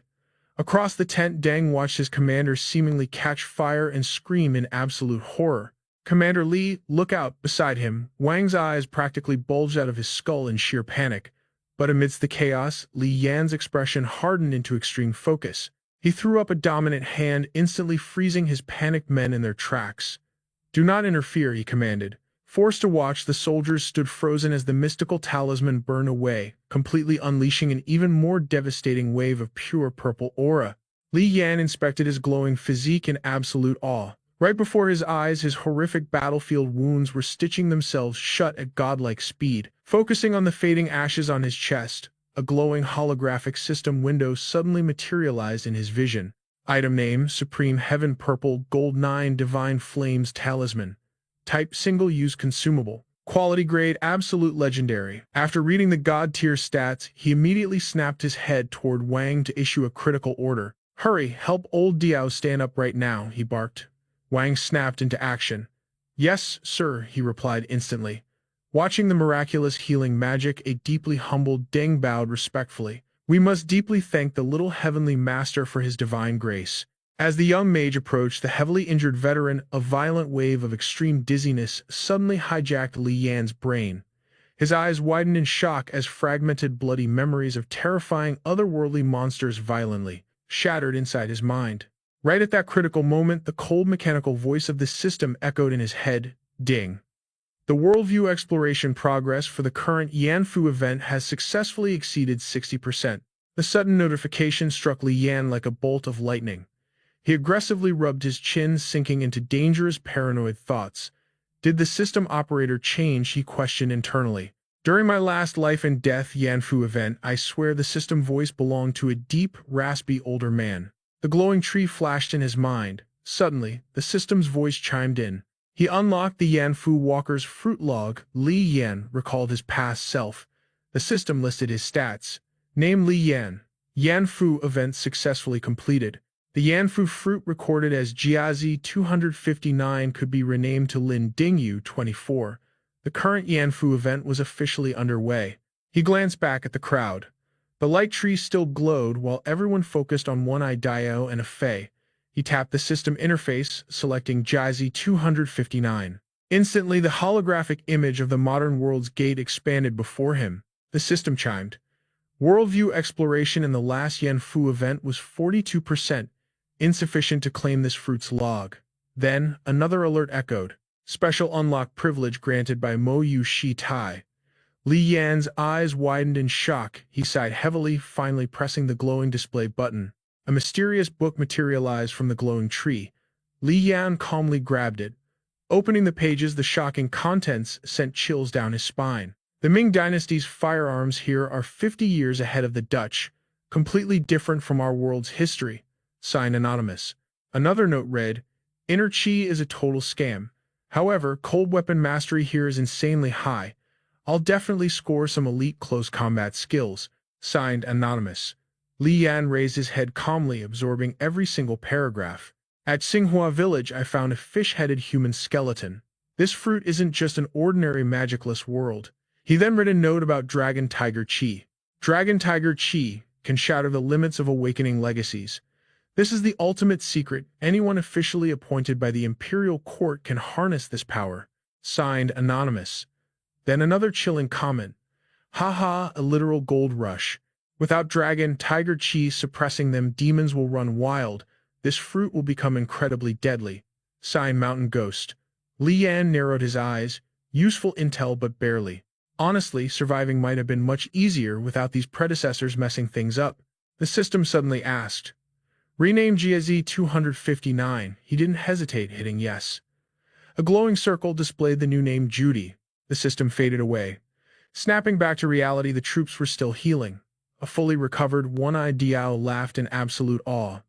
Man, I'm completely healed. The remaining warriors tore off their bandages, looking around with fierce excitement. Diao slammed his fists together, testing his renewed strength. A vicious grin crossed his face. If we run into those red armors on Ni Mountain now, I'll massacre them all. Suddenly, a Fae presented an elegant box containing a vibrant green jade pendant. He smiled warmly. This is my senior brother's reward for all of you. The warriors leaned in with burning curiosity. A Fae continued. This jade pendant is exclusively for Commander Li Yan, the man who slayed Kobayakawa's youngest son. Li Yan stared at the shimmering artifact. Its stats instantly popped up. Ancestral jade pendant. Calms the mind, aids sleep, and purifies karma. A genuine Yanfu token. It holds the divine power of Bai Zi. Upon use, it boosts any legacy's awakening progress by a massive 7%. Red flags immediately went up. He rubbed his chin, eyeing the pendant with deep suspicion. Why would Dragon Tiger Mountain's Celestial Master Sect join this expedition? And why is a Taoist master rewarding me? Before he could think further, a Fae slammed a heavy chest of gold onto the table. The soldier's eyes practically bugged out. Li Yan scratched his head, side-eyeing his gold-hungry squad. He smoothly grabbed the chest. Well, it'd be rude to refuse. Back at camp, Li Yan tossed a heavy gold ingot back into the chest. Tianshan divided this evenly among the men. The troops froze in sheer disbelief. Deng Tianshan looked at him hesitantly. Sir, does that mean you're only taking 4 shares? Li Yan's expression darkened. He closed his eyes, voice dropping to a solemn tone. I told you at Ni Mountain. My share goes to our fallen brothers. The men exchanged stunned glances. Without another word, Li Yan pushed past the tent flaps. I'm going for a walk. Inside, the squad stared silently at the glittering gold. Out of pure respect, they placed 3 ingots back. Outside, a sudden system alert made Li Yan scowl. Warning, your legacy, the spirit of the 9-headed bird has devoured the power of Bai Zi. His face turned grim as relentless alerts flooded his vision. Awakening progress has now reached 16%. Star Hook status activated. Attack speed and explosive power have surged by an insane 160%. Murderous intent flared in his eyes. Another alert dropped. Breakthrough achieved. You've unlocked the special attribute, guaranteed. Hit effective, range 10 meters. He glared at the ground, stomping his foot with crushing force. Li Yan narrowed his eyes, instantly on high alert. Song Yi stood right in front of him. The tension between them was explosive. Song Yi's face twisted in dark fury, glaring daggers. But Li Yan, he just stared back with absolute stone-cold disgust. Suddenly, Shen Heian popped out from behind, laughing heartily. Ha ha, seeing this, Song Yi clicked his tongue, glaring in pure annoyance. Shen Heian stepped up, clapping a heavy hand on Li Yan's shoulder. Brother, we meet again. Li Yan respectfully bowed his head. Commander Li Yan greets the general. Shen Heian laughed boisterously. Relax. I've already presented the loot you took from the Japanese pirates straight to the admiral. His grin widened. We men of the Ming dynasty don't beat around the bush. For this extermination campaign, I've been appointed chief commander. I'm leading 1,300 elite right-wing vanguard cavalry. He stepped closer. When you return to the main camp, there's no need to report to General Zhu anymore. He thumped his chest, flashing a proud, arrogant smirk. From now on, you ride with me. What do you say? Li Yan kept his cool, offering a subtle smile. I will follow my superior's orders. But if I may ask, what is the general's honored name? Meeting his gaze, he proudly declared, My surname is Shen Heian. He then casually gestured to the glaring warrior beside him. And this is our right-wing vanguard, Song Yi. He pressed further. Your martial arts stem from the exact same sect. You might even share the same homeland. Li Yan remained on high alert. Cupping his hands towards Song Yi, he probed. I hail from Hejin. May I ask where brother is from? The youth furrowed his brows with clear annoyance. Beside him, Shen Heian scratched his neck awkwardly and tried to smooth things over. Old Song is just a bit grumpy, please do not mind him. Hearing this, Song Yi scowled and turned his head away in sheer irritation. Unbothered by the cold shoulder, Li Yan simply rested his hands on his hips and chuckled. Vanguard Song is clearly a man of unwavering principles. Speaking with someone so straightforward is incredibly refreshing. Why would I ever take offense? Suddenly, a soldier rushed over, cupping his hands. General, all three men immediately shifted their gaze. The messenger whispered urgently into Song Yi's ear. Instantly, blazing fury erupted in the vanguard's eyes. Is this actually true? He growled. Then they leave me absolutely no choice. Cupping his hands toward Li Yan, his brows locked in deadly seriousness as he spoke. Brother, let me handle some minor trash and we will continue this later. Li Yan respectfully returned the gesture. The trio quickly departed, leaving him behind with a heavy frown sinking deeply into his own complicated thoughts. His eyes narrowed sharply. He vividly recalled the fierce, imposing auras of both Song Yi and Kobayakawa. A sudden realization hit him. According to the system exploration log, Dragon Tiger Aura was not entirely exclusive to the Ming Dynasty. It just had entirely different names. For instance, the demonic bloodline power within Lord Kobayakawa was actually just another variation of this aura.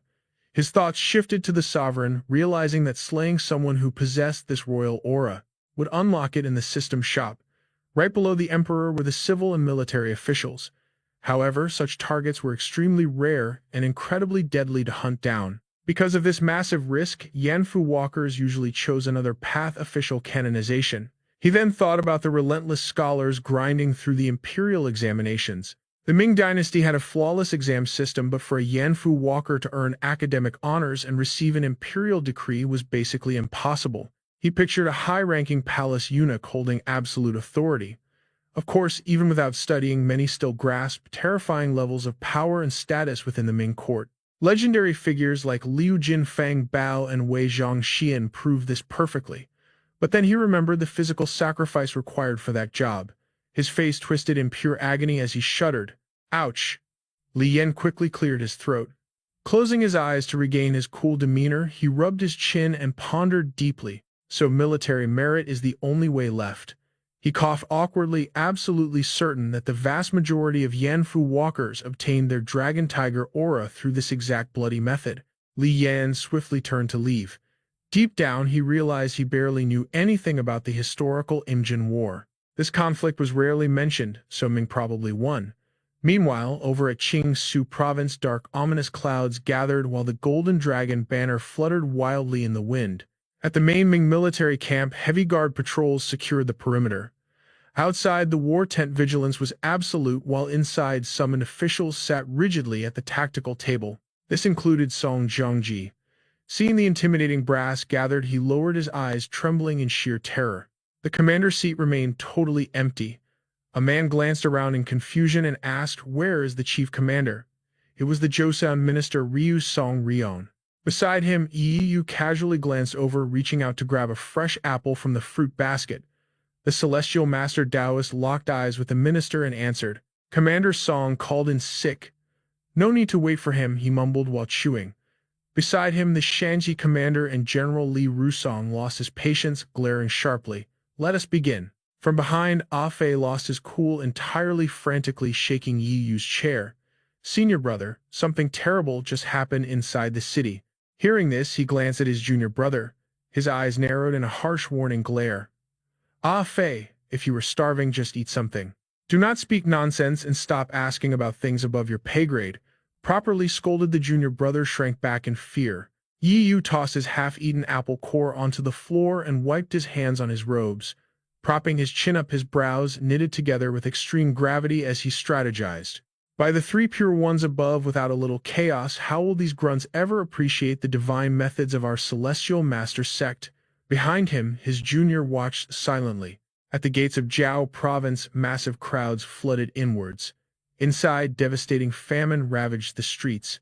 Emaciated beggars and rotting corpses were terrifyingly mixed among the living in the slums. At a small stall, Li Yan stood tall, casually speaking to the owner. Shortly after, the humble shopkeeper placed a steaming bowl of hot porridge onto the wooden table. Li Yan immediately slid a few copper coins toward the older man. The hesitant owner awkwardly waved his hands in refusal, but Li Yan firmly slapped 3 coins onto the counter. Turning away, he carried his meal toward a crowded dining area. At another table, Song Ying Chang was fiercely burying his face in his bowl. Li Yan approached with a warm smile. "Old sir, mind if I share this table with you?" Song Yingchang kept devouring his food, completely ignoring him. Without waiting, the two men sat together, eating like starving wolves. Finally, Song Yingchang slammed his empty bowl down. Li Yan matched his energy, slamming his scraped-clean bowl as well. Closing his eyes, he let out an incredibly satisfying burp. Instantly, his eyes widened in sheer shock as he glanced sideways. Having just finished his savage meal, Song Yingchang was sweating profusely, panting heavily. The two men exchanged awkward glances before bursting into hearty laughter. Then the old man's gaze drifted toward the starving refugees. Flies swarmed, the horrific mixture of corpses and survivors. He lowered his head and released a soul-crushing sigh. Staring sorrowfully at the withering masses, a melancholic poem slipped from his lips. The emperor sought an exiled talent, Jia Sheng's brilliance matched by none. Yet at midnight in the grand hall, he asked not of the suffering people but of gods and ghosts. Seeing this deep sorrow, Li Yan frowned. "Old sir, are you also a Ming subject marching with the grand army?" The old man closed his eyes and nodded. "I am a minor official under Commander Li, possessing no true rank." He added grimly, "Our great Ming forces have swarmed Zhao province. Lacking tents and supplies, we seized civilian homes and locked down all their granaries." His heart ached relentlessly for the dying souls huddled by the walls. With a face painted in pure devastation, he confessed, "It is an absolute tragedy, but to win this brutal war, our soldiers must maintain their strength to fight." The elderly man stood up. He rummaged through his pockets and muttered, "Debts must always be paid in full." The main character watched him, his curiosity entirely piqued. 3 copper coins clinked beside his bowl. Grabbing his weathered straw hat, the old man observed, "You possess the eyes of an eagle and the neck of a wolf." Then silence fell. Donning his straw rain cape and hat, he turned his back but shot a glancing look. "Yet you still hold onto some conscience." He simply watched the old man's mysterious departure. Suddenly, Song Yingchang froze in his tracks. Sensing the sudden tension, he stared intensely. Then, feeling a sinister presence, the protagonist's eyes widened as he whipped his head around. What the hell? A severed armored figure dashed wildly past them. It vanished behind the crumbling walls, plunging straight into the decaying, plague-ridden slum district. He narrowed his eyes in deep thought. Beside him, Song Yingchang's expression grew dangerously dark, maintaining a terrifying heavy silence. The thunderous sound of galloping hooves echoed. Panicked city guards screamed at the top of their lungs. "Barricade the gates immediately." The cavalrymen pushed their horses to the absolute limit, charging forward with bloodshot, frantic eyes. The massive wooden gates slammed shut. The bewildered guards looked back, completely confused about the impending, terrifying chaos heading their way. Total panic erupted among the fleeing civilians. A horrifying headless corpse sprinted maniacally through the streets, relentlessly pursued by a desperate squad of fully armed royal soldiers. The decapitated monster lunged at an innocent bystander. The helpless victim froze in pure horror, staring death directly in its gruesome, absent face. Snap! The monster viciously twisted the victim's neck. Blood sprayed like a fountain as the victim died instantly. It hurled the lifeless body straight at the pursuing troops. Charging forward, Shen Heian swung his mighty spear, slicing them all, flying corpse in half without slowing his galloping warhorse. The bisected remains crashed into the dirt. Shen Heian and Song Yi pushed past the gore, continuing their relentless pursuit. His face twisted in pure, unadulterated fury. "Damn it. We beheaded those fleeing pirate prisoners, but somehow birthed this terrifying headless abomination instead." Meanwhile, he dashed into the fray. Without hesitation, he snatched Song Yingchang's sword right from its scabbard. "Old man, I am borrowing your weapon for a second." The old man reached out, completely caught off guard. He glared in absolute outrage and roared, "You brat." But then his eyes narrowed sharply, analyzing the young warrior's reckless yet confident battle stance. His gaze turned incredibly sharp and icy. He stepped right into the monster's warpath, perfectly anticipating the horrific beast's exact trajectory. Gripping the hilt, his battle intent surged. Skill activated the shocking flash strike. Instantly, a holographic system window appeared, revealing the headless monster's exact data. Shinto corpse fiend transformed by forbidden dark arts, tiger-like strength, ape-like agility. Military combat proficiency at 73%. Skills include resentful flame, bone-melting blood, and demonic aura. Transformation. The grotesque monster was barreling straight toward him. This was one of the 3 target beasts from the Yanfu event, threat level absolute crimson red. His brows knitted in deep concentration. He calculated inwardly. This corpse monster is completely immune to the chaos tattoo suppression in this current Yanfu event. With widened eyes, he charged head-on. He raised his arm to block the headless giant, gritting his teeth against this incredibly difficult foe. In response, the monstrous fiend threw a devastating, earth-shattering punch right at his face. His expression darkened as he pulled back. The metal blade hissed with toxic smoke. His hand brushed the fiend's severed neck, catching a few drops of its dark blood. He leaped backward, but the monster relentlessly pursued. Without hesitation, his eyes flared with resolve. He thrust the sword forward as the beast's claws swiped fiercely toward him. A flurry of blinding sword strikes erupted. The corpse fiend's arm was sliced into multiple bloody chunks. Foul black blood violently spurted into the air. Behind him, Shen Heian sensed the impending danger. He yelled a frantic warning. "Step back now."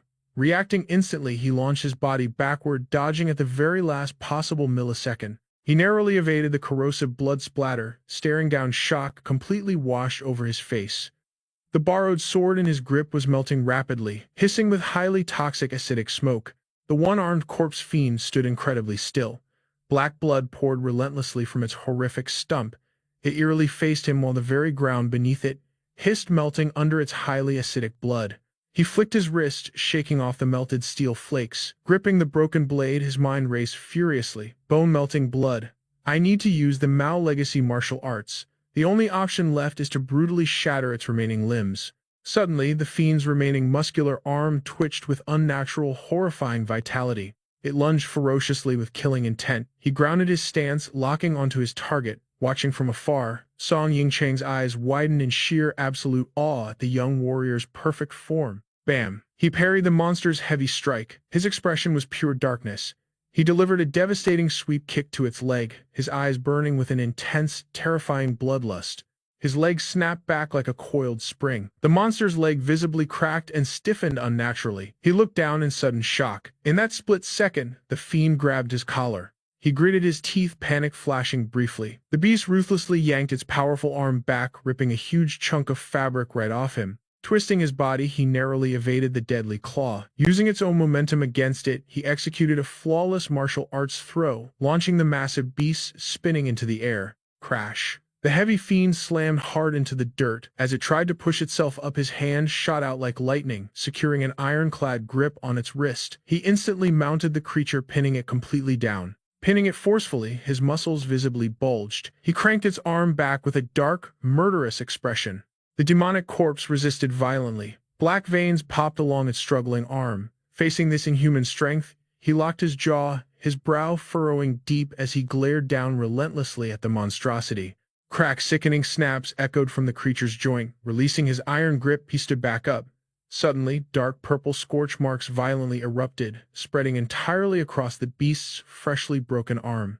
His eyes widened in sheer astonishment. He swiftly retreated to a safe distance as ominous dark purple flames began to violently engulf the writhing corpse monster's entire body. The headless, armless abomination stood completely upright. A blinding purple aura radiated from its horrifying core. Nearby warhorses whinnied wildly, completely paralyzed by the terrifying demonic presence. The glowing fiend slowly turned toward him.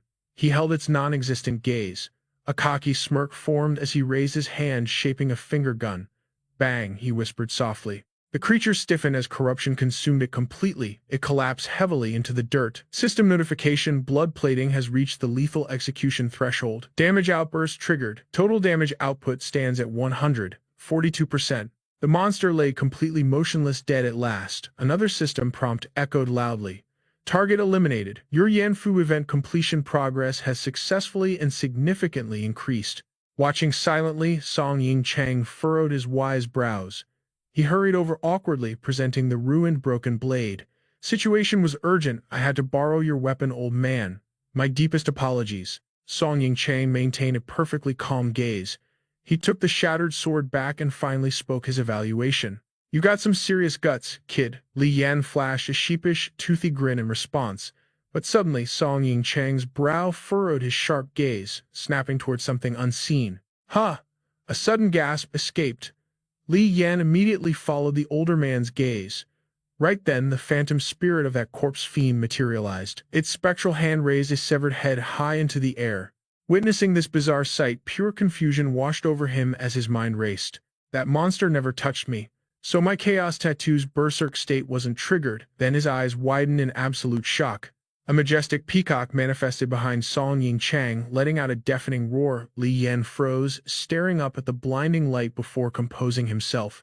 Suddenly, a familiar system chime echoed in his mind. Dragon Tiger Aura. Peacock Manifestation. Rank 3. The current Vice Minister of War, Supreme Commander Song Ying Chang. The commander remained perfectly calm as the corpse fiend spontaneously erupted into blazing flames. The crowd instantly gagged, covering their faces to block the overwhelming heat and nauseating stench of burning flesh. Song Ying Chang silently stared at the broken blade in his hand. "Commander," a voice suddenly called out. Yet the old man remained lost in his deep, troubled thoughts. Finally breaking his silence, he turned his piercing gaze towards Shen Haiyan. "Haiyan, what is the meaning of this?" The subordinate immediately bowed, clasping his hands in shame. "This was my failure, sir." As the crowd huddled together to watch, Song Ying Chang glared down at him with heavy disappointment. His voice boomed with absolute authority. "From today on, spread lime dust across the barracks twice daily. If this happens again, burn the corpses immediately." He then shifted his focus back to Li Yan. "Kid, what is your name?" Maintaining his composure, the young warrior offered a respectful salute. "I am a platoon commander serving under General Zhu Chenghun. I just returned yesterday." Behind his calm exterior, his mind was already calculating. "To get promoted, I need to climb the ranks from a rank 9 inspector to a captain. Earning battle merit is easy, but without political backing in the royal court, I am stuck." Shen Haiyan awkwardly cleared his throat, forcing a stiff smile as he delivered the next report. "Commander, the chief general is currently holding a war council inside the main camp." He paused cautiously. "Will you be joining them?"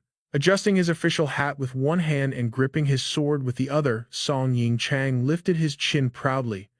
"General Li Rusong is a legend of our era. He does not need my battlefield instructions. The emperor appointed me as supreme commander yet placed Daoist Yi as the army inspector.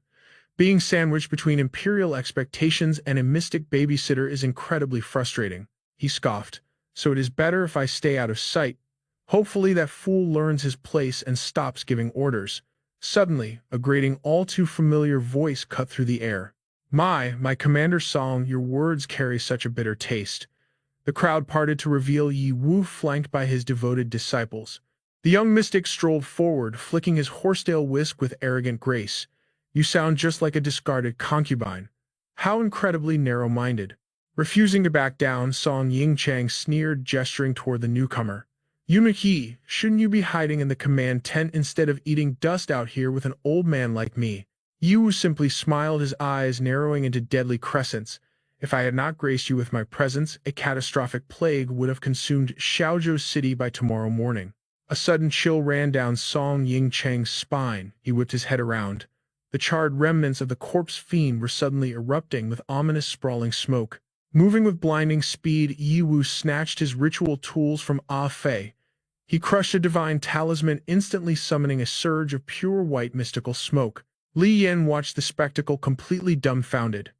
"That aura," his inner voice screamed. Before everyone's horrified eyes, ribbons of blinding white flames began to violently spread. The toxic black smoke rising from the fiend morphed into agonizing skulls. With a sickening roar, they merged into a towering pillar of absolute darkness. But heavens will struck back. Radiant streams of divine white light encircled the corruption as holy fire violently illuminated the entire battlefield. The holy flames fiercely clashed against the demonic dark energy. An epic magical battle exploded right above them. The surrounding soldiers, including Li Yan, could only stare upward in sheer awe. Gulping nervously, Li Yan narrowed his eyes, analyzing the intense power struggle with razor-sharp focus. "Purple heals, white destroys. This elemental mastery is devastating, and there are still 7 undiscovered flames," Shen Haiyan muttered in disbelief. "Since when did the enemy forces possess such nightmarish sorcery?" Closing his eyes dismissively, Yi Wu scoffed at the threat. "It is nothing but a cheap parlor trick. I have heard the enemy's elite warriors worship the white god cult, boasting countless followers. This corpse was likely one of their fanatics." Song Ying Chang and Li Yan remained silent, weighing his words heavily. Though he spoke casually, Yi Wu's internal thoughts were grim. For the past century, imperial destiny has drastically weakened. That is why these foul demons are running rampant across the lands. The enemy forces are launching a desperate, all-out assault. Toyotomi Hideyoshi is betting everything on this war. But the great Ming dynasty will claim absolute victory. The emperor's decree still echoed within his mind.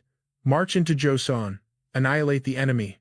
Defeat is absolutely not an option. Snapping back to reality, Song Ying Chang sternly ordered his subordinate, if the battlefield is crawling with these demonic entities, we must triple our guard. Shen Haiyan saluted sharply, acknowledging the crucial command. Hearing this, Yi Wu frowned.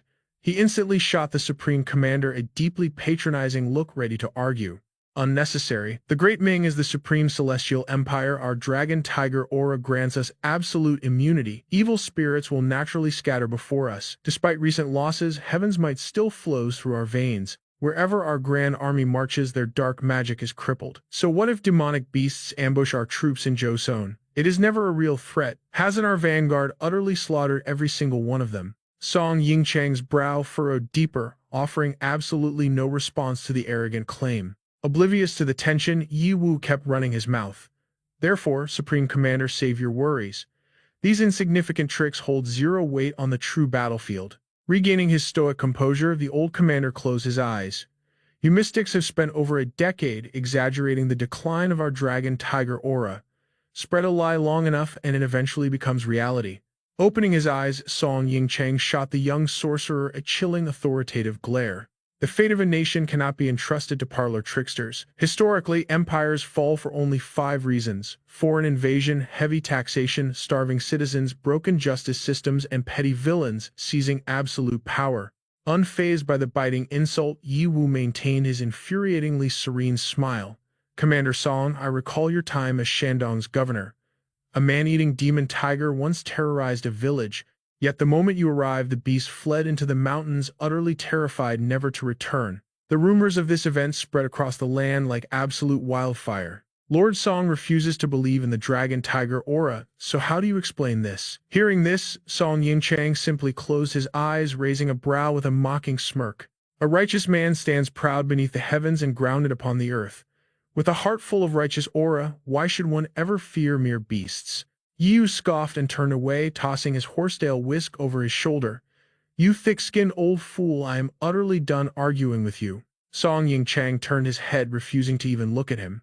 Down below, Fei and Shen Haiyan were completely speechless at this childish bickering. Even our main character closed his eyes, organizing his thoughts. Right now, I am nothing but a low-ranking commander. I have absolutely no right to step up and speak, and opening my mouth will only invite disaster. His eyes snapped open, brows furrowed in deep calculation. Commander Li Rusong only bothered to meet the Joseon interpreter I brought completely, tossing me to the side. Still, there is no need to be disappointed. The Heavenly Master Dao Sec gifted me system points and a jade pendant. Honestly, if their authority was not restricted, they probably would have guaranteed my ultimate promotion right then and there. The pieces finally clicked together. This overwhelming eagerness revealed hidden motives. Breaking the suffocating tension, Shen Haiyan scratched his head with an awkward chuckle. Ahem, surely Master Yi did not leave the War Council for nothing. I wonder how the military strategy meeting concluded. Hearing this, Song Yingchang narrowed his eyes, his tone turning deadly serious. His Majesty is desperate to annihilate the enemy invaders, so our grand army will not linger here. When do we strike? Has Commander Li Rusong set the exact date to lay siege to Pyongyang? Beside him, Yu closed his eyes, nodding firmly. Of course he has. Suddenly, a deafening blast echoed through the camp, instantly silencing the entire group. A shockwave of realization hit Li Yan, Shen Haiyan, and Song Yingchang simultaneously. It was the ultimate war horn for full army assembly. Yi Yu's expression turned incredibly dark, his voice laced with killing intent. We prep at the hour of the monkey. Tonight we completely encircle Pyongyang. The war horn roared like a supreme beast. Soldiers scrambled across the camp in an absolute frenzy. Heart-pounding translator Song ripped open the tent flap and dashed inside. Panic consumed his face as he screamed out breathlessly, Commander Li, Commander Li. Across the room, our protagonist casually glanced up while pulling on his battle boots. Li Yan locked eyes with him, an intimidating aura leaking out. Translator Song, why are you not in the Joseon command tent? What brings you running to my side? Ignoring the panic, Li Yan turned toward Deng Tiansheng, scratching his head with zero urgency. Hey, Tiansheng, have you seen my other boot anywhere? Meanwhile, Deng Tiansheng was clumsily wrestling into his heavy armor, letting out a painful grunt. Frustrated by Li Yan's casual attitude, Translator Song glared at him and dropped a massive bombshell. The Grand Army storms Pyongyang tomorrow. Before sunset, the Supreme Commander will officially awaken your system rank, promoting you to a rank 9 inspector before the entire military. His tone dropped to a cautious whisper, revealing the hidden quest. You get to choose your deployment. Option 1, the 5,000 elite Qi family vanguard under Commander Wu Weizong. Option 2, 1,500 absolute elite cavalry under General Zhang Jie. You just need to select one of these legendary factions and glorious battlefield achievements are utterly guaranteed. Li Yan's aura instantly sharpened. He locked a deadly gaze onto Song. How could you possibly know this? Feeling the pressure, Song frantically spilled the truth. At the crack of dawn, Chancellor Ryu Song Ryong and your Ming Dynasty Supreme Commander mapped out the Pyongyang siege. I was standing right there in the shadow of the war room. Li Yan narrowed his eyes, his supreme combat instincts on high alert. So why leak this intel to me? Translator Song's eyes widened in utter disbelief, screaming back in pure desperation. I am literally risking my neck to deliver this absolute cheat code to you. Yet Li Yan remained as immovable as a mountain, his face perfectly stoic as he pushed further. So what is your price? He coldly added. You belong to the Joseon royal court now. Why bother tangling your fate with frontline grunts like us? Hearing this cold rejection, Song's face darkened with absolute bewilderment. He was left utterly speechless, choking on his own words. Li Yan's dominant aura spiked as he delivered the final blow. A world-shaking war is about to erupt. I have zero time for these mind games. What exactly do you want from me? Spit it out. Translator Song's face turned completely black with rage. He glared with blazing fury, stuttering in absolute anger. You absolute madman. His fists clenched so hard his knuckles turned white. I literally put my life on the line because we survived life and death system trials together. Clearly, I was completely blind to treat you as a brother. Utterly shattered, he violently spun around, gritting his teeth as he stormed out. The rest of the squad stood frozen, completely dumbfounded by this dramatic exit. Moving at lightning speed, Li Yan firmly grabbed his wrist, instantly shattering the tension before respectfully clasping his hands. I am just a rough warrior with zero tact. Please do not take offense, Brother Song. Translator Song froze in his tracks, still clenching his jaw as Li Yan delivered his solemn vow. I will etch today's supreme favor right into my very soul. When the time comes and you need my blade, just say the word. Still burning with residual fury, Song ripped through the tent flap, leaving behind only a single scoff. Heemph. As the silence returned, our main character's mind raced like a supercomputer processing system notifications. A rank 9 awakening. The heavy vanguard, or the elite cavalry. Meanwhile, a freezing blizzard descended upon the massive ancient fortress. High upon the mighty stone walls, a solitary figure ripped open a sealed military scroll in the howling wind. As his eyes scanned the lethal intel, his terrifying aura fluctuated violently, crushing the paper in his trembling fist. This was Konishi Yukinaga, the absolute supreme commander of the Japanese vanguard. The blizzard raged violently around his menacing figure. Along the battlements, heavily armed snipers aimed their deadly matchlocks into the blinding white abyss. Beside them, lesser foot soldiers shivered uncontrollably, their faces drained of all color in pure, unadulterated terror. Lurking below in the frozen death zone stood a terrifying coalition. 3,000 Joseon warriors alongside 20,000 elite Ming Dynasty juggernauts. Despite the flesh-tearing winds, their battle formations remained as absolute and unbreakable as steel mountains. The defenders atop the towering walls kept their sights locked onto the endless sea of enemies. Suddenly, a heaven-shaking war horn shattered the freezing sky. Triggering the grand offensive, massive siege cannons were violently shoved to the bleeding edge of the front line. Following right behind were colossal battering rams and an unstoppable tide of heavy armored cavalry. Leading this apocalyptic charge was a supreme general drenched in blood-red armor, protected by a massive moving fortress of spiked wooden shields. Observing like immortal gods, Yi Yu and Son Ying Chang sat leisurely in their command chairs. Standing proudly before the endless ocean of troops was Li Rusong, the supreme commander of the expeditionary force. He slowly drew his legendary blade, his dominating roar echoing across the battlefield. A high-ranking officer instantly dropped to one knee, receiving the absolute combat order. While the world descended into glorious chaos, Song Yingcheng watched with a chilling calmness. Beside him, Yi Yu simply blew on his hot tea, eyes closed in supreme tranquility as the ultimate war began. Li Yan stood hidden within the crowd, gazing forward. Suddenly, a booming voice shattered the silence. "Where is the former commander of the Vanguard Guard, Li Yan?" His eyes flared with absolute calm. Stepping out of the formation, he dropped to one knee, resting his hand on his leg in perfect respect. "Your subordinate is here." Instantly, Li Rusong locked eyes with him, frowning slightly as he delivered his absolute command. "You merit great rewards for slaying the enemy. I shall petition the royal court to appoint you as the Longan Prefecture Patrol Inspector. During this war, you will serve in the right army with 20 men under your total command. Name whichever unit you wish to join." Hearing this, Li Yan rose to his feet. Clasping his hands, his voice rang out with unyielding clarity. "Slaying enemies for the nation is a true man's absolute duty. I dare not be picky. However, regarding the inspector title, I must speak." General Li Rusong listened in quiet contemplation. Across the room, Yi Yu set down his teacup. A sudden tremor violently shook the liquid, yet his expression remained as cold and emotionless as a frozen lake. Li Rusong's piercing gaze remained fixed upon him. Narrowing his eyes, the general demanded, "What is it? Speak your mind." Granted permission, Li Yan's brow furrowed with deadly seriousness as he spoke. "Returning to camp and slaughtering the enemy was an achievement forged alongside my brothers in arms. When I first led them back to the main fortress, I made a blood oath.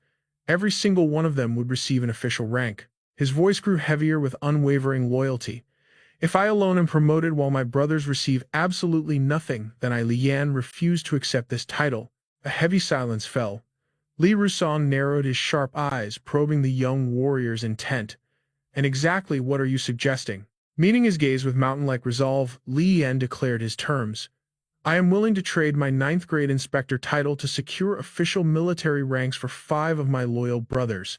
Gasps echoed through the freezing air. The surrounding soldiers stared at him in utter disbelief. Li Rusong reached out, his voice laced with stark reality. "Do you even realize that standard ranks hold no official grade? They are mere foot soldiers. One mistake and their status vanishes. You dance with death on the bloody battlefield, yet you throw away all your hard-earned glory." Yet Li Yan stood completely unfazed in the howling snow. Lowering his eyes, a shadow of profound sorrow washed over him. "If I don't do this, I will forever betray the 3 brothers who bled to death on our journey." Witnessing this supreme loyalty, a nearby commander could not hide a proud smirk. Nodding in deep respect, he muttered, "A true man of absolute honor." Yi Yu observed him in total silence. Meanwhile, Li Rusong's mind raced with tactical calculations. This demand is deeply honorable and completely logical. It is impossible to casually refuse. To anyone else, giving up an official post is a devastating loss. His profound gaze bore into the young warrior as he did the brutal math. But 5 commanders with 50 men each equals 250 soldiers, even with smaller units of 20 or 30, that is over 100 men. Shifting his intense gaze toward the elite generals gathered below, his strategic mind continued to calculate the power shift. These noble commanders standing here are supreme vice-generals. They rule over entire territories, commanding thousands of elite troops. Even the lower ranks are formidable, 5th or 6th grade martial masters. They control cavalry units numbering anywhere from 4 to 800. His eyes snapped back to Li Yan, a chilling realization taking hold. With just one single sentence from Li Yan, I am essentially handing him the military authority of a mid-tier general. Meanwhile, Li Yan stared back, his expression as calm as a starlit night. Overwhelmed by the sheer weight of this strategic trap, the mighty Li Rusong found himself utterly speechless. Suddenly, Song Yingchang stepped forward, his eyes gleaming with clear admiration. Such unparalleled loyalty and righteousness in a commander is extraordinarily rare. He quickly urged, "Lord Commander, I strongly advise you to grant his request." Yi Yu flinched in absolute shock at this sudden intervention. Defeated by logic, Li Rusong closed his eyes, nodding as he forced out a reluctant, trembling compromise. "Li Yan, I will grant you 2 major ranks and 3 minor ones, a grand total of 160 warriors." Hearing this, Li Yan's face tightened, his mind screaming in sheer triumph. "Including my own previous command, my true mobilization power has massively evolved." He realized that a standard 9th-grade inspector could only ever command a pathetic 30 men at most. "The aura of the dragon and tiger will be mine soon enough." Suddenly, the general spun around, his voice erupting like thunder. "Garrison Commander Wu Weizong, receive your orders."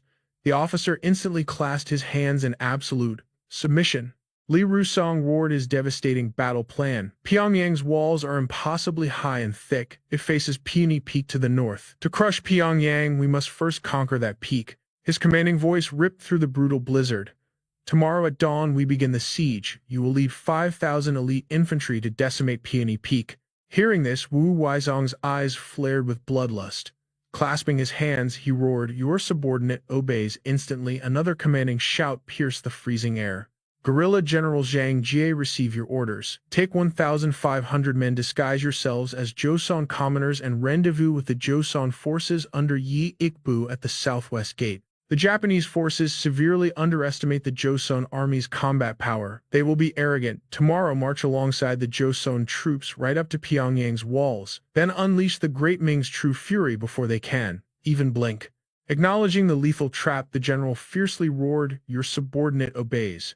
Standing firm in the raging blizzard, Li Rusong continued his tactical deployment. Central Army Commander Yang Yuan and Right Army Commander Shen Haiyan lead 5,000 troops to obliterate the Seven Stars Gate, bring 20 heavy cannons and 50 rapid-fire artillery weapons high atop the enemy walls. Enemy guards continuously aim their muskets downward, yet Li Rusong's roaring commands remain totally unshaken. Left Army Commander Li Rubai and General Li Fangchen, lead your 5,000 men and shatter the regular gate. His eyes burning with war-torn fury, he ordered, equip 10 heavy cannons and 30 light artillery pieces. Finally, I will personally lead the Divine Machine Battalion's musket squad to secure our ultimate victory. Turning swiftly towards Shen Haiyan, the general dropped a terrifying prediction in a low whisper. "Haiyan, I foresee Konishi Yukinaga launching a devastating night raid on our main camp." Startled, Haiyan met his gaze. The commander's voice turned absolutely deadly. "Take 8 of our elite Right Army musketeers and lay an inescapable ambush. Make sure he never returns alive." Frowning with lethal intent, Haiyan clasped his hands. "Your subordinate obeys." Shifting his intense focus back to the young warrior, he issued a chilling final order. "Li Yan, tonight you will join Haiyan on this blood-soaked mission." Hearing this, Li Yan's eyes ignited with pure battle fervor as he firmly clasped his hands. "Your subordinate obeys." That night, a cataclysmic blizzard completely swallowed the borderlands. Behind the massive wooden barricades, heavily armed soldiers tightly massed together. In the brutal darkness beyond, Fujiwara Yoshimoto and his elite assassins crouched low in the freezing snow, his face twisted into a demonic bloodthirsty snarl. This was Konishi Yukinaga's most lethal samurai enforcer, Fujiwara Yoshimoto. In a flash of terrifying skill, he notched 3 deadly arrows onto a single trembling bowstring. Rising like a phantom, he unleashed the devastating barrage into the pitch-black void. His silent death squad remained perfectly hidden below. Instantly, a shrieking arrow pierced a roaring torch on the wooden barricade, exploding into a shower of blazing sparks against the violent storm. Fueled by the howling wind, the inferno devoured the wooden barricades. Suddenly, another arrow pierced the Ming army's banner. But wait, an explosive arrow screamed from the opposite side. It shattered Fujiwara Yoshimoto's projectile right in midair. Fujiwara's eyes bulged in pure terror. He ground his teeth, consumed by absolute shock and blazing fury. Atop the mountain peak, a white steed emerged. Song Yi gripped the Ming banner, flashing a deeply arrogant smirk. His expression darkened into a chilling, bloodthirsty grin. Fujiwara trembled violently. The devastating realization hit him like a truck. We are completely doomed. The Ming forces surged forward. Led by the imposing Shen Haiyan, they charged the enemy commander. Their thunderous footsteps suddenly halted. An enemy scout scrambled to his general incoming attack. Hearing this, Fujiwara gasped for air, his eyes filled with overwhelming despair. Before him stood Shen Haiyan, radiating an absolutely chilling calmness. His rear guard aimed their muskets directly at the enemy. Shen Haiyan gripped his spear with supreme arrogance. His eyes flared with killing intent. Annihilate them. Instantly, deafening gunfire erupted across the battlefield. The enemy ranks were mercilessly mowed down. As the volley ended, surviving troops drew their blades, launching a desperate counterattack. Unfazed, Shen Haiyan coldly assessed the battlefield. "First rank, fall back and reload," he commanded with absolute authority. The vanguard retreated with perfect discipline. "Second rank, advance," Shen Haiyan roared. Another devastating volley tore through the air, dropping waves of enemies instantly. Fujiwara gripped his reins, his face twisted in dark realization. Curse them, he thought. They refused to engage in close combat. Charging now would mean absolute slaughter, especially with 3,000 musketeers waiting on those fortified walls. Fujiwara violently yanked his mount around retreat. We can still save half our forces. Following his lead, the broken army desperately fled. Spotting the retreat, the Ming soldiers eagerly pointed their weapons. Commander, the cowards are trying to escape. Shen Heian merely narrowed his eyes at the fleeing cowards. Let them run. They are no longer our concern. The broken forces scattered in absolute panic. Suddenly, Fujiwara yanked his horse to a dead stop. Pure terror filled his eyes. Li Yan was waiting right in their escape path. The enemy vanguard froze, their path was blocked. A sea of crimson banners painted the sky. Li Yan sat upon his steed, glaring at them with utter disgust. He glanced back at his growing forces, mentally assessing his progress. Ever since I entered this Yanfu system event, it has only been 7 or 8 days. Yet I command nearly 100 elites. My entire survival in this system relies on them. From behind, Shen Heian's forces casually closed the gap. The enemy forces were now completely trapped in a deadly pincer movement. Shen Heian's eyes burned with raging fury. Spear infantry advance, he roared. The heavily armored pikemen instantly surged to the front line. Charged without mercy, the Ming vanguard exploded forward, crashing violently toward Fujiwara's trembling ranks. The twin armies closed the net, completely surrounded and stripped of all hope. The enemy huddled into a desperate defensive formation. Fujiwara spun around, searching frantically for a miracle. Meanwhile, Li Yan flourished his spear. Cavalry unit, he roared. Slaughter them all. With earth-shattering battle cries, Li Yan's forces charged like a tidal wave. The enemy forces practically wet themselves in pure, unadulterated terror. Crimson steel easily tore through armor and flesh. It was no longer a battle. It was an absolute massacre orchestrated by Li Yan's brutal cavalry. Agonizing screams echoed as bodies hit the blood-soaked mud. Watching his men get butchered, Fujiwara ground his teeth in absolute helpless rage. Drawing his legendary blade, the desperate general charged straight at Li Yan. Meeting the challenge, Li Yan spurred his steed forward. A blue system window materialized before Li Yan's eyes. Target Fujiwara Yoshimono class-bladed cavalry general skills. Phantom Odachi Slash and Demonic Blessing banner mastery at 76% status Lord's Elite Samurai. This noble possessed an actual demonic aura of protection. A power capable of nullifying damage from system walkers or converting that energy into overwhelming offensive strikes. This enemy clearly chose absolute offense. Dark ominous runes flared across his body as he raised his massive blade for a lethal strike. The system continued its analysis. Whether it was the Ming Dynasty's Dragon Tiger aura or this demonic power, both originated from the miraculous Yanfu fruit, just like Li Yan's own 9-headed bird inheritance. The Dragon Tiger aura was a superhuman system holding infinite secrets. According to system walker lore, absorbing it would grant unimaginable godlike power. Steel sang against steel in a symphony of destruction. Fujiwara roared, unleashing a devastating slash before violently maneuvering his steed past. Li Yan's eyes gleamed with absolute predatory intent. He smirked coldly. If I slay him, I can secure at least a rank 7 commander title. Locking eyes with his prey, Fujiwara spun his massive blade. His face twisted with demonic killing intent as an eerie purple aura engulfed his body. Phantom Odachi Slash. The general leaped from his saddle, soaring into the air. He raised his cursed blade high above his head, ready to split the heavens. Unfazed, Li Yan calmly tracked the incoming death blow. He narrowed his eyes, a calculated thought crossing his mind. Let me test the true depths of this demonic power. Harnessing his own surging aura, Li Yan thrust his spear upward with earth-shattering momentum. A terrifying shockwave shattered the sky. The devastating impact instantly crushed the enemy general, sending him plummeting to the blood-stained earth. Li Yan did not slow down. A massive hole was blown straight through Fujiwara's chest. He died instantly, eyes wide in absolute disbelief. Li Yan's majestic steed halted right beside the mangled corpse. Fresh blood dripped steadily from the spear tip.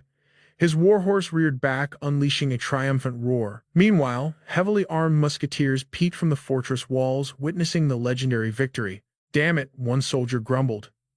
Are the enemy forces just going to sit there? Another replied, how long must this endless war drag on? Looking down with absolute dread, the soldier observed the ruined fortress. A crescent moon hung high in the dead of night, illuminating a desolate, lifeless wasteland below. Outside one of the few surviving buildings, a squad of weary guards stood on high alert. Thousands of troops stationed on Peony Peak had gone completely silent. Inside, a general sat grimly beside a sleeping woman. His mind raced with dread. Morale inside the fortress has hit rock bottom, he thought. And those supplies from Go Island are still missing. Kuki Yoshitaka is nothing but absolute trash, completely crushed by a nobody like Yi Sunsen. The inland supply routes of Joseon have practically fallen. We just need a little more time. We just have to hold on. Konishi Yukinaga downed his bitter sake, trying to drown his anxiety. Suddenly, a booming voice shattered the silence from outside. Hey Konishi, are you asleep? He glanced up as the woman bolted awake in sheer terror. A shadowy, menacing figure carrying a massive blade stomped fiercely into the room. Konishi Yukinaga furrowed his brow in deep annoyance. Kuroda, you little brat. What exactly do you want with me? Kuroda casually tossed a gruesome object onto the floor. These things are multiplying inside the fortress, he sneered. You seriously need to keep your pathetic subordinates in check. The bloody object rolling across the floor was the severed head of a terrifying monster. The woman shrieked, scrambling backward in absolute horror. Kuroda coldly continued, especially those useless fools like Enzu and Saka who do nothing but cause me endless trouble. Trust me, decapitating them would be an act of total mercy. This arrogant man was Konishi Yukinaga's own vice commander. Konishi fell into a brief heavy silence before replying. Demons of this pathetic level shouldn't be enough to cause you any real trouble. The beast's severed head was pure nightmare fuel, its dead eyes glaring right into his soul. Whatever. I will order my men to stay on high alert. Kuroda swaggered over and sat beside him. Speaking of which, Konishi, can you find a way to smuggle me out of Pyongyang? Why in the world? Konishi demanded.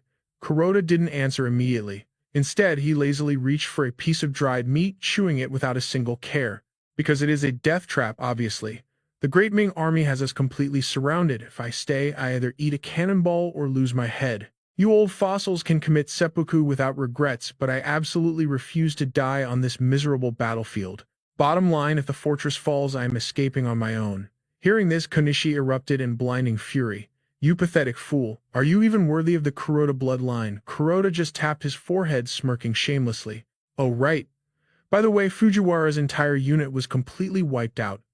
Konishi's rage instantly morphed into sheer shock. What, I gave them explicit orders. Konishi let out a heavy sigh, trying to regain his composure. But behind his back, his hands trembled uncontrollably. Damn it, fine. If the fortress falls, I will personally help you break through the siege. That Kobayakawa brat cannot let you die here. Kuroda grinned. Well, that is just perfect. After finishing his meal, Kuroda grabbed the severed demon head and headed out. Suddenly, he paused. His sharp eyes locked onto something in the distance, scanning the unnervingly quiet landscape below. Then he just closed his eyes in pure annoyance. Whatever. With the legendary arrogance of the Great Ming, why would they even care about that? It will probably be fine. Dawn broke with lightning speed. High in the vast sky, a majestic hawk circled the battlefield. Down below, countless mountain peaks were already marked with massive military encampments. The hawk swooped down, revealing an ocean of heavily armed soldiers standing in flawless formation. Ascending once more, it unveiled the true overwhelming scale of this unstoppable military force. Riding the fierce winds, the hawk pierced through the clouds, shooting forward like an arrow. It glided past a massive cannon just as a soldier prepared to ignite the fuse. A commanding general gazed at his troops, his eyes blazing with absolute resolve. This was the supreme commander of the Ji garrison, General Wu Weizong. Mounted on his war horse, he thrust his sword toward the heavens and roared. Transmit my orders. Storm the mountain. Beside him, Li Yan echoed the battle cry. Charge. Like a tidal wave, Wu Weizong's army crashed into the enemy forces. Absolute chaos erupted as steel met flesh. Under heavy enemy fire, the Ming vanguard instantly locked their shields together, forming an impenetrable wall. Their eyes burned with a thirst for absolute slaughter. Suddenly, a glowing system notification materialized. Ji Garrison Elite Forces 50,321. Attack and defense speed increased based on current unit size. Attack power boosted by 50%. Armor penetration increased by 50% against Woko forces. Mandarin Duck formation activated with 10 or more units. Devastating damage multiplied by 150% against Woko targets. Triggered at 500 units or more. Naval defense and offense surged by 150%. Crimson blood painted the battlefield as razor-sharp blades swung wildly. Suddenly, a terrifying streak of light sliced through the enemy ranks. It was none other than Li Yan. With a single godlike sword strike, he annihilated 50 men in a heartbeat. His quest-type skill, Relentless Slaughter, was fully unlocked. Moving like a phantom, he materialized in front of the enemy, sending them into absolute despair. Without warning, an impossibly heavy weapon hurled through the air, blasting him backward. Li Yan caught his balance, glaring intensely at the massive weapon. Emerging from the dust, a terrifying warlord with glowing eyes gripped a deadly spear. The system instantly flashed with his dark combat stats. Name Gotoka Ayoshi. Sengoku Dynasty General. Status Ox Demon Lord of the Wind Naginata Mastery at 89%. Passive skill.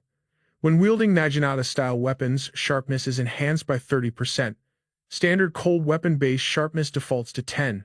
Ox Demon State boosts attack power by 100%. A retainer personally knighted by Konishi Yukinaga protected by demonic forces, immune to 10% of all damage. Reduces Walker of Li Yan damage by 25%.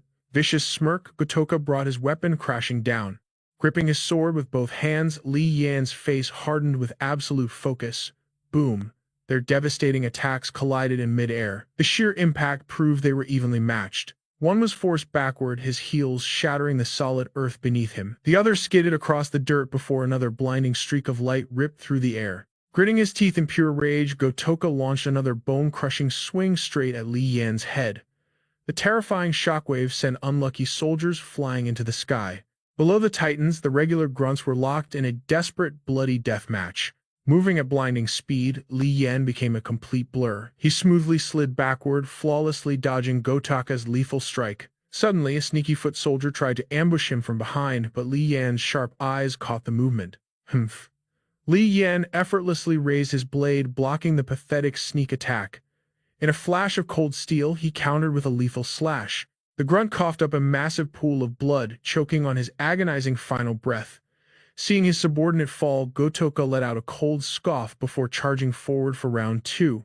Li Yan coughed up fresh blood onto his blade. Sensing his momentary weakness, General Goto charged in for the kill. Their weapons clashed in a blinding spark of steel. At first glance, Goto seemed to hold the absolute advantage, but the sheer force of their collision suddenly grazed his neck, leaving behind a thin trail of crimson. Li Yan instantly teleported outward while Goto slid back. Moving with superior agility, our hero thrust his blade forward. They locked into another brutal power struggle, their terrifying aura literally crushing the ground beneath them. Struggling to push back, Li Yan could not help but curse out loud. Damn it, his blade had pierced the general's stomach but only managed to draw a pathetic drop of blood. The strike was way too shallow.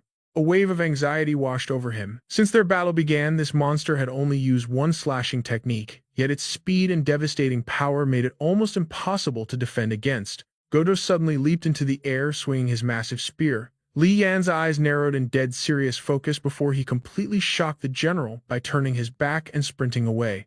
Gritting his teeth in pure burning rage, the commander prepared to give chase, but with just a few weightless steps, Li Yan crossed several mountain peaks in the blink of an eye. He aggressively snatched a falling soldier mid-air, shouting an interrogation. The terrified grunt stammered back in absolute confusion. What on earth was happening? Li Yan glanced over his shoulder as he dashed away. Performing a flawless combat roll, he knocked a screaming enemy grunt straight into the dirt. What an absolute coward. Taking massive ground-shattering strides, Li Yan blasted straight through the raging battlefield. After pulling off a series of acrobatic flips, he landed smoothly and snatched up a fallen staff. Goto stood among the corpses of his fallen men, his eyes blazing with bloodshot fury. Seeing Li Yan shift into a combat stance with a razor-sharp spear, the general's wrath escalated to explosive new heights. The terrifying phantom of a giant demonic maw materialized right behind him. Channeling that monstrous energy, he lunged downward, unleashing yet another devastating spear strike at Li Yan. Gripping his weapon with both hands, Li Yan met the attack head-on. The horrific impact bent both weapons to their absolute limits. Suddenly, he violently twisted his shaft, creating a corkscrew effect that amplified his overwhelming counterattack. Li Yan's spinning spear became a whirlwind of destruction, slicing directly toward the enemy's exposed flank. For the first time, raw panic completely washed over Goto's face. Launching himself high into the air, Li Yan aimed his razor-sharp tip straight down. He executed a catastrophic plunge attack. The sheer kinetic force instantly shattered the general's heavy armor. Goto stared down in absolute speechless horror as the weapon relentlessly drilled deep into his flesh. An agonizing scream tore from his throat. Meanwhile, his loyal troops drew back a deadly volley of flaming arrows, ready to unleash hell at any moment. Another battalion fired off massive artillery shells, sending a devastating barrage straight toward the enemy fortress gates. Total chaos erupted among the defending forces. One desperate soldier turned to shout a warning, but a flaming arrow instantly pierced right through his throat. His lifeless body plummeted from the towering ramparts. Down below, Allied siege squads scaled massive ladders, roaring for blood. The commanding officer raised his hand high before pointing his blade forward to signal the absolute slaughter. "Bring up the battering rams, loose the fire arrows." At that battle cry, heavily armored cavalry charged fiercely into the fray. A vanguard soldier exhausted all his breath into a gargantuan war horn. A specialized siege unit rolled a colossal wooden ram onto the front lines. Synchronizing their raw strength, they violently slammed the monstrous log directly into the enemy's fortified gates. Countless unfortunate warriors were shredded by enemy arrow fire, yet even with shafts piercing their bodies, the front line charged forward without hesitation. Suddenly, two heavily modified spiked chariots rolled onto the battlefield. Trigger mechanisms snapped, launching a devastating volley of iron spikes straight ahead. Enemy defenders, caught in the lethal crossfire, dropped from the towering walls like lifeless insects. Li Yan's overwhelming army flooded the battlefield like an unstoppable tidal wave, screaming for absolute victory. Fresh blood sprayed dramatically into the air as a thunderous, heavily armored foot slammed into the earth. Li Yan fiercely tightened his grip on the battle-worn spear. Meanwhile, a grotesque fountain of blood continued bursting from Goto's mangled chest. Without a shred of mercy, Li Yan unleashed another lethal thrust. Pushing his dying body beyond its limits, the general screamed and parried the strike. Goto brought his weapon crashing down in a desperate counterattack, but Li Yan swiftly leaned backward, effortlessly dodging the deadly blow. Seizing the opening, our hero slashed his razor-sharp tip directly across the commander's throat. Another geyser of crimson erupted, but in a shocking twist, Goto utilized his bare, bloody hands to shatter Li Yan's weapon in half. The shattered spearhead stabbed violently into the dirt, leaving Li Yan holding nothing but a broken wooden shaft. He stood back in extreme caution. Goto's entire body began convulsing violently as he spat out a massive mouthful of dark blood. A gruesome blood-soaked crater had been violently carved into his neck. Having completely lost his sanity, Goto unleashed a demonic roaring battle cry, "Die right now." But suddenly, geysers of blood erupted from his own pores, leaving him in absolute terror. A digital system window materialized. Blood/critical hit achieved. Explosive damage triggered, multiplying total damage output by 2,000, 11%. Astral Link status effect disabled for 21 hours. Stripped of his overwhelming power, the mighty General Goto collapsed lifelessly onto the bloody soil. Target annihilated. Your exclusive world event progress has significantly advanced. Item appraisal authority upgraded. Witnessing this epic victory, Commander Wayne turned and showered him with praise. "You really pulled it off, kid." The remaining enemy forces devolved into a state of absolute shattering panic. "General Goto has fallen. Our mighty commander is actually dead." A desperate enemy lieutenant violently beheaded a fleeing grunt, screaming orders. "General Goto is dead. Fall back and defend the fortress." Commander Wayne scoffed coldly. "Thinking you can use the terrain to hold us off?" He immediately led his vanguard forces to hunt down the retreating cowards. Meanwhile, relentless artillery fire continued, completely obliterating the main gates. Suddenly, an ominous vortex of pitch-black smoke began swirling out from the dark depths of the fortress. Captain Trent charged forward on horseback, gripping his weapon tightly. His elite cavalry unit accelerated to breakneck speeds. But suddenly, Trent and his entire battalion slammed the brakes, staring dead ahead with expressions of absolute shock. He glared vigilantly into the abyssal darkness, where a terrifying, unnatural shadow slowly materialized from the black fog. Cold sweat began pouring down the faces of every single soldier. A veteran archer drew his bowstring taut, aiming directly into the dark, and roared to maintain morale. "Do not panic. It is not like we have never fought these things before." But the grotesque shadow merely shambled forward, followed by the terrifying glow of dozens of blood-red eyes. Emerging from that demonic fog was an entire horde of twisted, nightmarish abominations. The ground was littered with the horrifyingly mutilated corpses of the fallen. Raw terror finally gripped the frontline troops. How the hell are there so many of them? Out of nowhere, a vicious beast leaped off a nearby rooftop, bearing its razor-sharp claws for the kill. It brutally pounced, tearing into a soldier's flesh and forcing a blood-curdling scream from his lungs. Suddenly, the monster's head violently exploded into red mist. A devastating blood-soaked lance had perfectly pierced, straight through its skull. Having obliterated the nightmare creature, Captain Trent turned and sneered at his trembling men. "You all are nothing but a bunch of worthless trash." The scene shifted to a perfectly intact stronghold towering above the chaos. Lord Kanishi sat regally upon his throne, asking a chilling question. "Kuroda, you brat. Exactly how long do you think these demonic beasts can stall the enemy invasion force?" Kuroda casually stretched his muscles, warming up while deep in thought.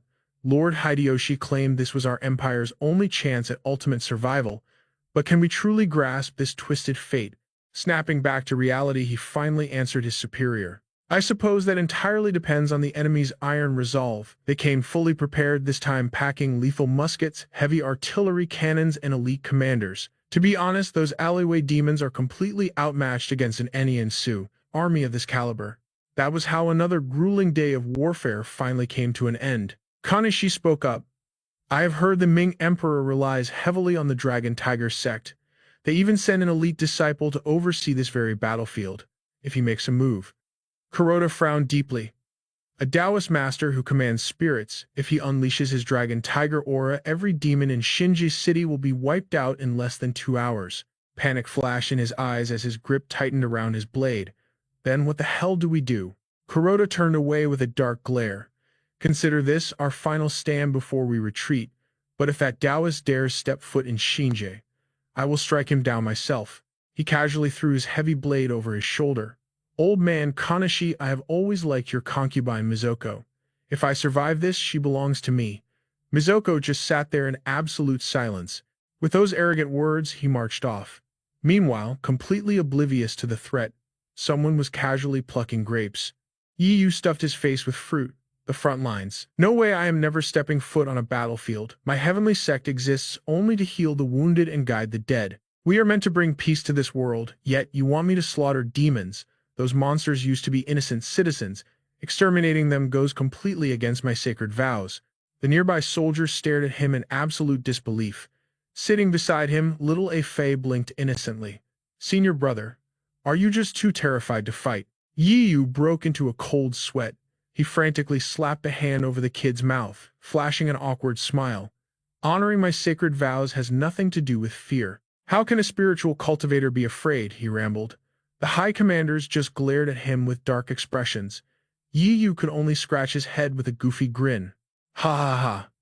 Strictly observing the rules, that is all." The supreme commander let out a heavy sigh. "Fine. Since Master Yi refuses to exorcise the demons, we must find another strategy." Yu immediately put on a solemn face. "I have prepared demon sealing jade for the generals. I also brought 1,000 diamond talismans, 1,000 mountain-crushing talismans, and 3,000 evil bane wards. Marching through this demonic miasma is dangerous, so use these to protect yourselves." Without missing a beat, he snatched Fei's tiny hand. "I will take my leave now," he yelled, sprinting away as fast as his legs could carry him. The Supreme Commander ignored the coward's retreat. The siege of Shinji City has dragged on for 24 hours. All 2,000 defenders at Peony Peak were wiped out. The enemy lost 5,000 while we suffered 2,500 casualties. Shinji City is a massive fortress. Commander Konishi has heavily fortified the inner strongholds, and their will to fight is completely unshaken. Once we enter close quarters combat, our heavy artillery becomes useless. Meanwhile, the enemy snipers hold the high ground and the streets are crawling with demonic entities. We are caught in an absolute deadlock." He turned to his top general. "Li Rusong, what is your tactical assessment?" General Li Rusong stepped forward with a grim expression. "Even if we completely ignore the demonic threat, a head-on assault is pure suicide. The city is a maze of heavily fortified bunkers. The enemy is using stone walls and civilian homes for cover. Plus, Konishi still commands a deadly force of 10,000 warriors. Their morale might be in ruins, but a cornered beast is incredibly dangerous. If we push them to fight to the bitter end, our casualties will be catastrophic. Therefore, I will draft a letter to Konishi. We will claim that we only want control of the city. We will use the absolute honor of the Heavenly Empire to guarantee their safe retreat." A ruthless smirk spread across the Supreme Commander's face. "Lure the snakes from their den and slaughter them all at once." Li Rusong immediately frowned. "My lord, executing such a massive betrayal would destroy the Empire's honorable reputation." The commander sneered coldly. "In warfare, deception is the ultimate weapon. You are a seasoned battlefield veteran. How can you still be so terribly naive? Li Rusong nodded reluctantly, pointing at the tactical map. But Konishi is no fool. He will never blindly trust our promise. If I were in his shoes, I would split my forces into multiple escape routes using perfectly timed vanguard units to cover the retreat. He will place his heavy artillery in the rear and send desperate suicide squads straight to the front lines. If a massive battle breaks out, it will still turn into an absolute bloodbath. We must set up our heavy cannons along the river. We will annihilate them while they cross. The scene shifted to a high watchtower where soldiers stared eagerly at a glowing silver tray. The warriors' eyes practically burned with greed. The royal official announced the bounty. General Luo was the first to breach the tower. He is awarded 5,000 pieces of silver. Royal officials lined up distributing massive fortunes to the battle-hardened troops. A heavy tray was presented to a young warrior. Commander Li Yan, for executing the enemy general, you are rewarded 2,000 pieces of silver. Li Yan calmly accepted the heavy reward. I deeply appreciate the gesture. You are far too humble, Commander, the official praised. Li Yan just remained completely silent. Beside him, Song Yi casually twirled his heavy spear and smirked. General Wu claims your spear technique is razor-sharp, just like the legendary Zhao Yun. But Zhao Yun's style was elegant and swift, while our Guhuo clan spear is brutal and merciless. They are completely different paths. The whole world worships Zhao Yun's legendary technique, yet they ignore the absolute devastation of Zhang Fei's Guhuo clan spear. To us, true successors, comparing the two is a massive insult. His voice suddenly dropped into a dangerous growl. You can go tell General Wu that Guhuo clan masters absolutely despise that comparison. General Wu flinched, staring at Song Yi in utter shock. Li Yan quickly offered a polite smile to diffuse the tension. The general is far too generous with his praise. Wu wiped his brow. Forgive me, I completely forgot both of you are fierce successors of the Guhuo clan technique. He quickly turned to Song Yi. Vanguard Commander Song, for your fearless charge in shattering the city gates, you are granted 2,000 pieces of silver. Keep it. Song Yi stood up, an aura of supreme confidence rolling off him. I have no family to feed. My vanguard unit suffered the most devastating losses today. Use every last coin to compensate the families of my fallen brothers. A nearby soldier stepped forward, his face twisting with visible frustration. Commander Song, with all due respect, that is extremely unfair. We all bled to conquer Sinja City. Just because your vanguard took the heaviest beating, does that mean the rest of us just stood around watching? Another soldier chimed in with a bitter scoff. Exactly. We are all supposed to share this absolute glory. You are just using your reward to look like a hero, making the rest of us look greedy. The High Command already pays compensation for the dead. Stop trying to buy your men's absolute loyalty. Song Yi remained dangerously calm. General Luo's forces are undeniably legendary. I saw you slaughtering enemies by the hundreds atop the city walls. Naturally, they weren't just standing by. Cao Xiaoping's divine guards might look like absolute clowns, but their raw physical stats were no joke. He shot a piercing glare at the soldier who had just spoken, making the man grind his teeth in pure, unfiltered rage. The surrounding soldiers were shaking as they desperately held back their laughter. The old veteran's face twisted into a fierce, ugly scowl. With bloodshot eyes, he suddenly drew his blade and roared a furious curse. Damn it all, Song Yi instantly swung his spear to block the incoming strike, but right as the weapons were about to clash, bam! A hand firmly gripped a palm, thrusting it right between the two weapons to block the devastating impact. Song Yi glared in sheer annoyance. What is the meaning of this? Li Yan stood between them, forcing the two warriors apart. His voice was ice-cold and dead calm. Everyone here is running hot. Let's just drop this right now.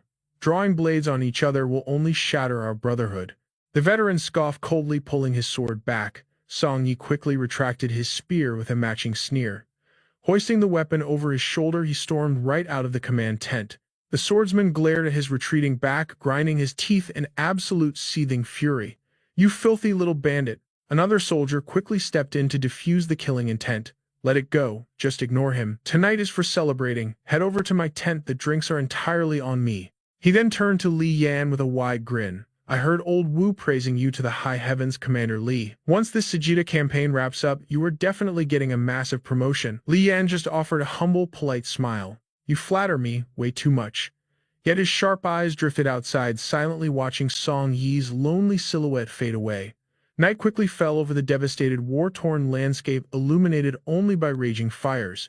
Now that this brutal battle is finally over, I still have over 100 elite soldiers under my command. Li Yan sat beneath an ancient tree calculating his next move from the high ground. The regional generals all recognize my absolute authority as a commander, especially after I slaughtered Gotoki right on the front lines. The troops of the Ji garrison know my strength. My reputation has skyrocketed, and with all this silver, that converts to 20 gold ingots. At 25 points per ingot, that is a massive 500 Yanfu system points.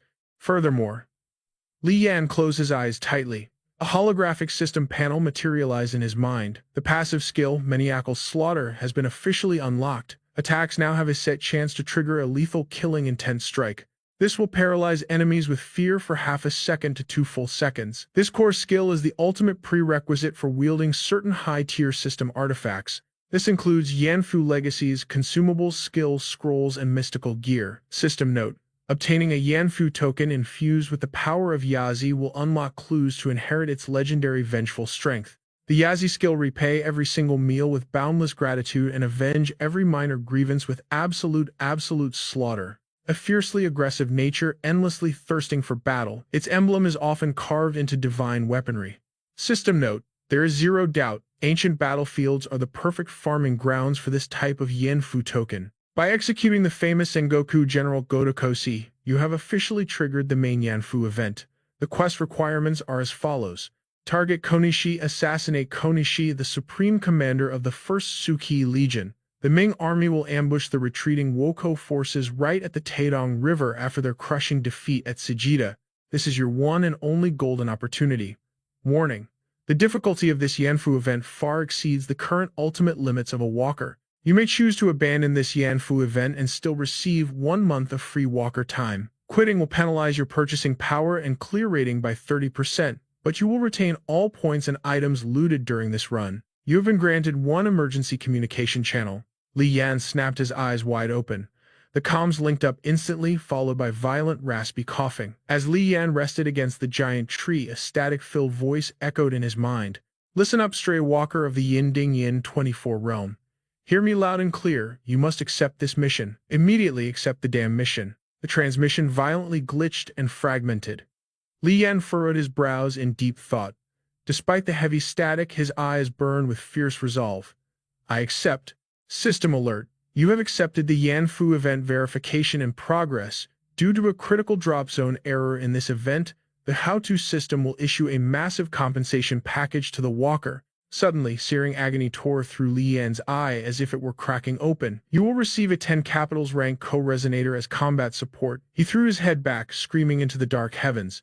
An overwhelming surge of power erupted directly from his shattered eye. Eerie demonic rings of energy pulsed outward in shockwaves. System alert: Yanfu coordinate lock is absolutely complete. Yanfu event details fully transmitted. Initiating co-resonator deployment. A terrifying black hole materialized in the sky right above Li Yan. He stared up in sheer unadulterated shock. A black hole. Another dark portal violently tore open right in front of him. A shadowy figure sighed deeply, preparing to step out of the void. The system instantly flashed new data. The co-resonator shares a deadly mutual survival link with the walker. Syncing perfectly with the walker, mutual combat stats will experience a massive overwhelming boost. Attack power, attack speed, regeneration, defense, and burst damage will all skyrocket by 30%. Inheritors will gain incredible synchronized stat multipliers. However, if one co-resonator falls in battle, the survivor inherits everything, but their enlightenment level drops by 10% and a brutal 5,000 Yanfu points are deducted. Just as the figure stepped out, he froze. His eyes widened in absolute terror. Out of nowhere, a woman materialized. It was Yu Shu. She placed a heavy hand on his shoulder. "Excuse me, get out of my way." A chilling, sinister smile crept across her face. Snap. The co-resonator shrieked as his arm was brutally twisted. "Save me, please save me." He tried to warn them that she was the enemy, but Li Yan was already airborne, unleashing a devastating high kick. Li Yan's face contorted into a fierce, pissed-off scowl. Seeing this monstrous aura, the dying co-resonator's eyes bulged in pure despair. Scene shift. Inside the Fuyi building, Li Yan sat on absolute high alert, cold sweat dripping down his face. Yu Shu took a casual sip of water before mocking him. "Your temper has gotten awfully soft." Walker Li Yan looked up, his voice trembling in utter disbelief. It's you, Yushu raised a brow, her voice dripping with ice. Are you talking about that pathetic predator, the one stalking you but too cowardly to make a real move? She suddenly lunged forward, grabbing him by the collar with terrifying speed. I am not that stupid. Her eyes locked onto his, radiating a lethal, overwhelming bloodlust.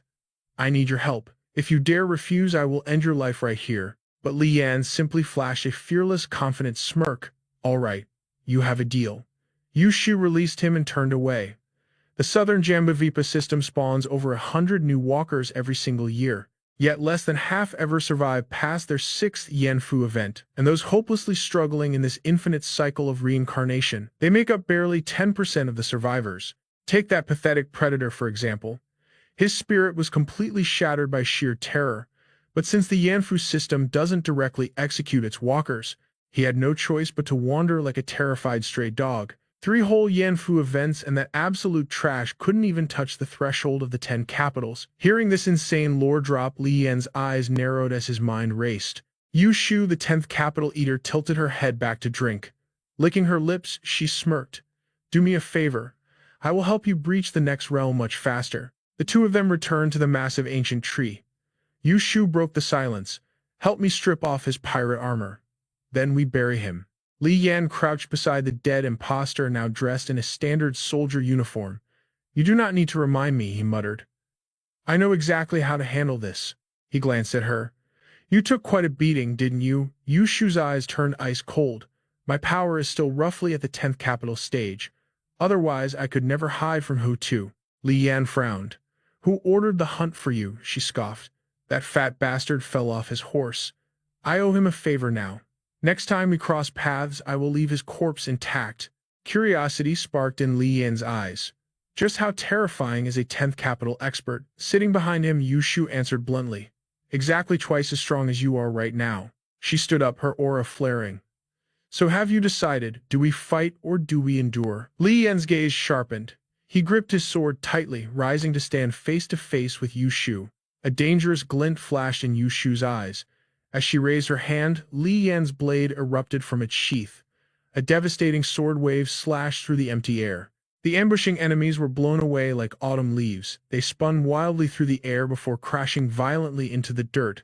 Suddenly, overwhelming numbers swarmed the area. Cavalry charged toward him, shouting Commander Li. The soldiers completely surrounded them. In the blink of an eye, Yushu's lethal hand was hovering inches from Li Yan's throat. Dang Tianxiang and his men drew their bows, deadly talisman arrows knocked and ready. Li Yan snapped his head back and roared. Everyone stand down. He slowly lowered his gaze. In Yushu's hand rested a heavily blood-stained coat. Li Yan closed his eyes. Is the red demon really dead? Yushu remained completely expressionless, staring blankly ahead. He turned away. Now it is my turn to ask, he declared. Do me a favor. Yushu glanced at the bloody coat, closed her eyes, and followed him. You better figure out how to explain my origins to Li Rusong's men, she warned. Li Yan's tone was dead calm. Do not worry about that. Deng Tianxiang was still glaring at her with intense suspicion. Yushu shot him a deadly glare. What the hell are you looking at? Tossing the coat over her shoulder, she marched back to the military camp. The scene shifted to a room filled with drifting incense smoke. An ancient text rested on the table. Master Yi Yu stood face to face with Li Yan, his eyes probing. Commander Li, did you really sneak in here at midnight just to tell me this? Li Yan nodded firmly. Exactly. Master Yi shook his head. This matter is too massive. You need to consult Admiral Li or Commander Song. I have no authority here. Admiral Li's grandson Shen Heian highly favors you. Furthermore, your direct superior Zhu Chenghun is an old subordinate of Li Chengliang, Li Rusong's father. You are practically a branch of the Li family. If you speak up, the Admiral might actually give it a shot. Li Yan fell into deep thought. Song Yingshang is just a civil official. Li Rusong has fought for years, but both of them combined cannot match the immense wealth and influence of your celestial master's sect.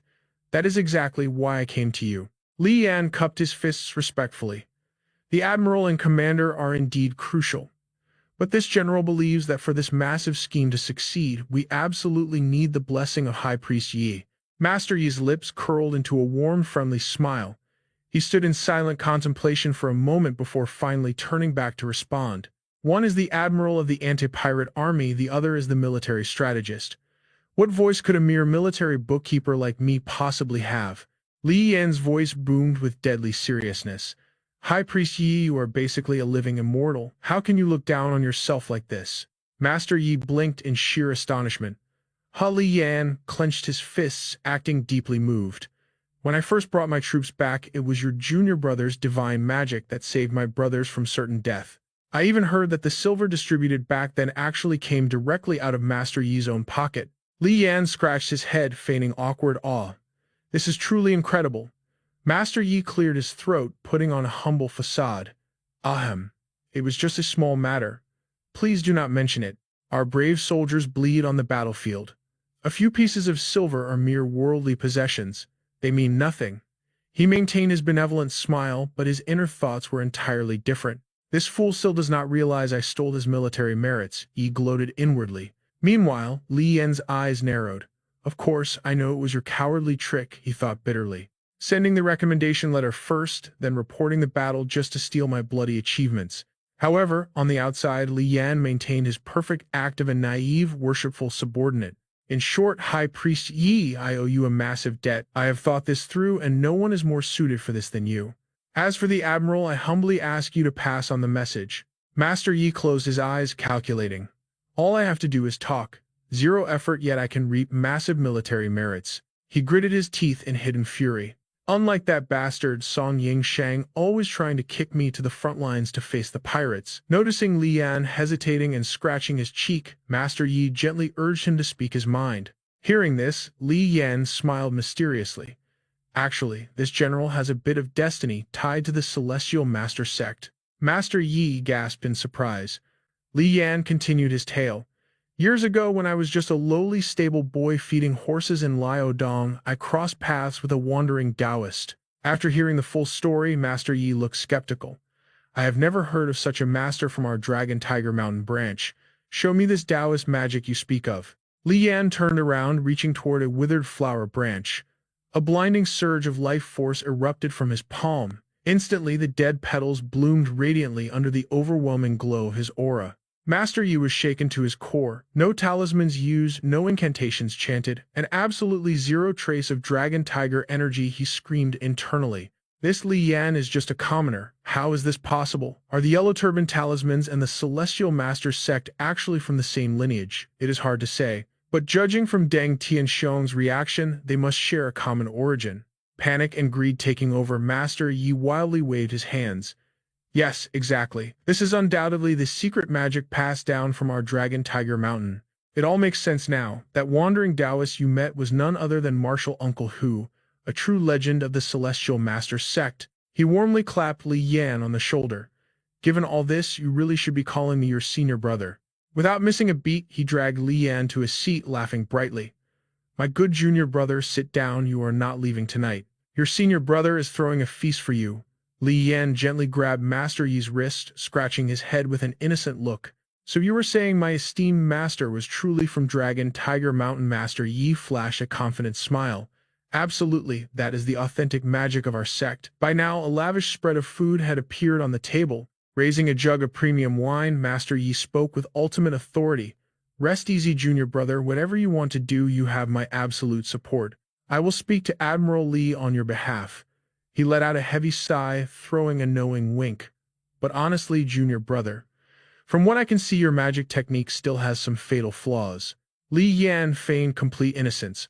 Whatever do you mean? The question played right into his trap. Feigning a helpless shrug, Yi Yu replied, since you asked so directly, I hardly know where to begin. Why don't we exchange our magic seals? A friendly trade to pinpoint your weaknesses. Suddenly the system flared. Warning, Yi Yu, High Mage of Mount Longhu, has initiated a skill trade request. Target skill Yellow Turban Talisman Aura. Warning, if you accept this exchange, you will permanently lose the Yellow Turban Talisman Aura skill. In return, you will acquire an exclusive skill from the Mount Longhu Zen Masters. The exchange registry displayed legendary arts Capital Palace, Five Thunders, Big Dipper, Demon Ceiling, and the True Martial Dark Maiden. Li Yan narrowed his glowing blood-red eyes at the screen. Northern Emperor Demon Commanding Thunder Record, an offensive technique. Cost 15 stacks of Dragon Tiger Aura plus 1 premium talisman. Supreme Mystery Ghost Soldier Decree summons the legendary 6 Caves Ghost Army. Cost 15 stacks of Dragon Tiger Aura and 1 Premium Grade Talisman. Supreme Mystery Evil Slaying Talisman requires 1 Dragon Tiger Aura to craft. 0 cost to cast 9 Provinces Pardon Decree. A 10-foot area of effect, 15 stacks to draw but completely free to activate. River Map Life Protecting Star Spell Condenses. A Divine Defensive Barrier. Activation cost only 5 stacks of Dragon Tiger Aura. The legendary list went on. Chaos Origin Crimson Record 120 Generals Decree 9 Heaven Soldier Talisman Capital Seal Record and the 5-headed 8 Trigrams Protection Decree. Dozens of glowing talisman panels floated in the air before Li Yan. The Li Yan secret stash was practically infinite. This staggering display was merely a fraction of its true power. The talisman system alone was vast enough to make one dizzy. However, every single one of these divine arts strictly required Dragon Tiger Aura to cast. While Li Yan weighed his options, Yu continued his sweet talking. Junior brother Li, if you secure 100 commander position, all of these magical arts will be yours to command. Yet beneath his smile, Yu's mind was racing. Li Yan's yellow turban technique had 0 ties to Mount Longhu. A magic that bypassed Dragon Tiger Aura entirely. That was an earth-shattering prize for their sect. Suddenly, a specific golden panel drifted past. Li Yan's eyes locked onto it instantly. He zeroed in on that single mysterious talisman. The 9 Phoenix Divine Talisman summons the legendary 9 Phoenix to obliterate demons. Crafting cost 20 stacks of Dragon Tiger Aura. Activation cost absolutely 0. Containing the Li Yan token's 9 Phoenix power, his own 9-headed bird summon could absorb this exact energy to achieve a massive realm breakthrough. The compatibility rate was off the charts. Every drop of 9 Phoenix energy held the potential to trigger a terrifying bloodline mutation in his winged beast. A knowing smirk crossed Li Yan's face. He tapped the glowing panel. Senior brother Yi, what hidden miracles does this 9 Phoenix talisman hold? Yi, you flinched in absolute shock. Li Yan simply maintained his piercing gaze. A beat of silence passed. Before both men burst into thunderous laughter, ha ha ha. Meanwhile, a brush swept across parchment. I cannot bring myself to slaughter them. Leave this path of survival immediately or face unimaginable regret. The writer stamped his official seal, slipping the warning into a heavy envelope. It was none other than Admiral Li Rusong. Handing the secret missive to his subordinate, the admiral's sharp gaze shifted. He watched Yu casually sipping tea while Li Yan stood there with an unshakable, mountain-like calm. Li Rusong evaluated the boy silently. This youth possessed unparalleled martial prowess, flawless tactical instinct, and an incredibly rare sense of humility. Even his reputation among the troops was spotless. If Song Yi had even half of this kid's strategic vision, I could have easily promoted him to a rank 5 guerrilla general, he thought, instead of rotting away as a mere vanguard. Breaking the heavy silence, the admiral spoke. High Mage Yi, was there a pressing matter you wished to discuss? Yu flashed a disarming smile. Admiral Li, I have devised a master plan to annihilate the demonic horde and crush the Woko invaders. Li Rusong's eyes widened. Oh, the High Mage finally agrees to cleanse the city. Even generals blessed with Dragon Tiger Aura face mortal armies without fear, but stepping onto a battlefield swarming with nightmarish demons, even the bravest warriors felt a chilling dread in their bones. Furthermore, Li Rusong's expression darkened. I absolutely cannot afford to lose my elite commanders, but prioritizing their safety has slowed our demon-clearing progress to an agonizing crawl, especially after launching the massive Taedong River offensive. With the entire Ming army laser-focused on exterminating the Woko, their defense against the demonic scourge had dangerously weakened. Yu frantically waved his hands. No, no, no, you misunderstand. The nation's destiny has shattered. Mountains of corpses breed endless demonic karma. That is the terrifying reality of Joseon right now. Sure, these vile creatures retreat when facing our main army, but Joseon's decaying national aura is feeding them. They are mutating rapidly and their sheer numbers have reached catastrophic levels. Li Yan's mind clicked into overdrive.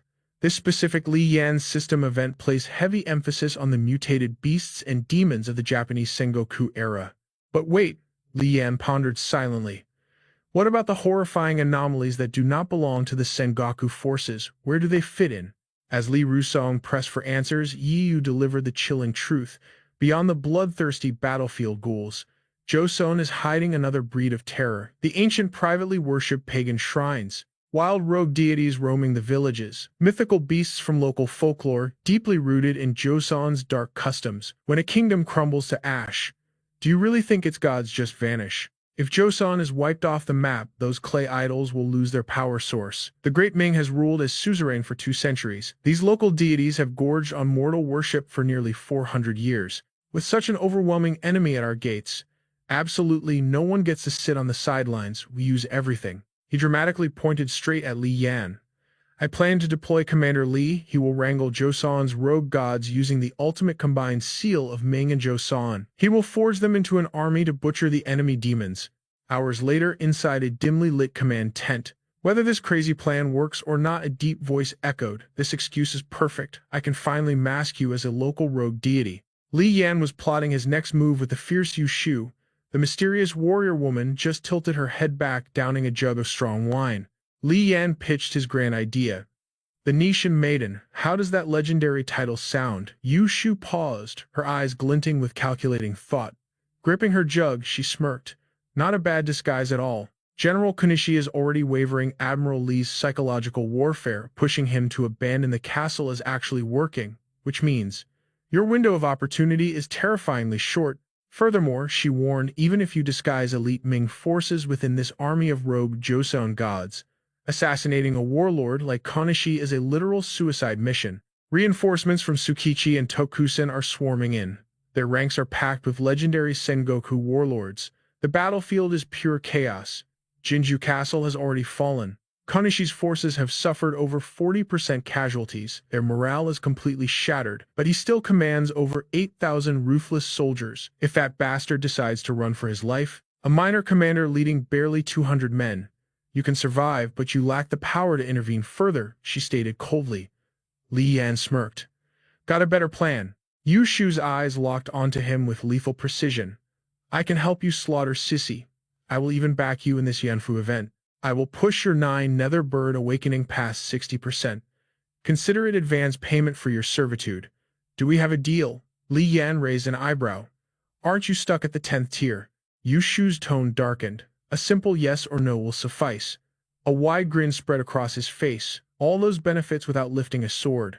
Why the hell would I refuse? Her pitch black eyes gleamed. Done. Without a flinch, she grabbed her own pinky finger and viciously snapped it off. Li Yan recoiled in absolute shock. Blood dripped rapidly from the severed joint. Yu Shu held the bloody digit right to his face. Eat it. The system chimed instantly, announcing an S-rank piece of information. Li Yan's eyes widened in sheer disbelief.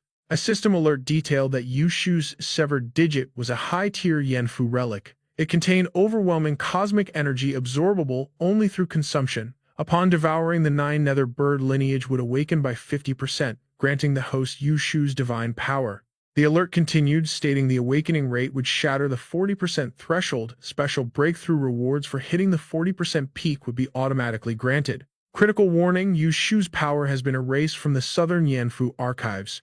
Reckless absorption will trigger irreversible cosmic side effects. Critical warning: Yu Shu's energy is a forbidden anomaly in the southern archives. Forced assimilation will cause absolute unavoidable mutations. Li Yan stared at the gruesome offering. If the red demon were here, he would devour this in a heartbeat. He died a mortal man, did he not? Yu Shu remained unfazed. I used to be blinded by the past, but my vision is clear now. Make your choice. Do you consume it or not? He snatched the severed finger, turning his head in disgust.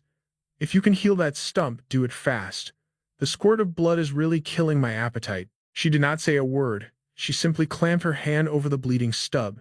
Seconds later, she slowly flexed her knuckles. An impossible sight unfolded. A brand new pinky had already regenerated from the bone.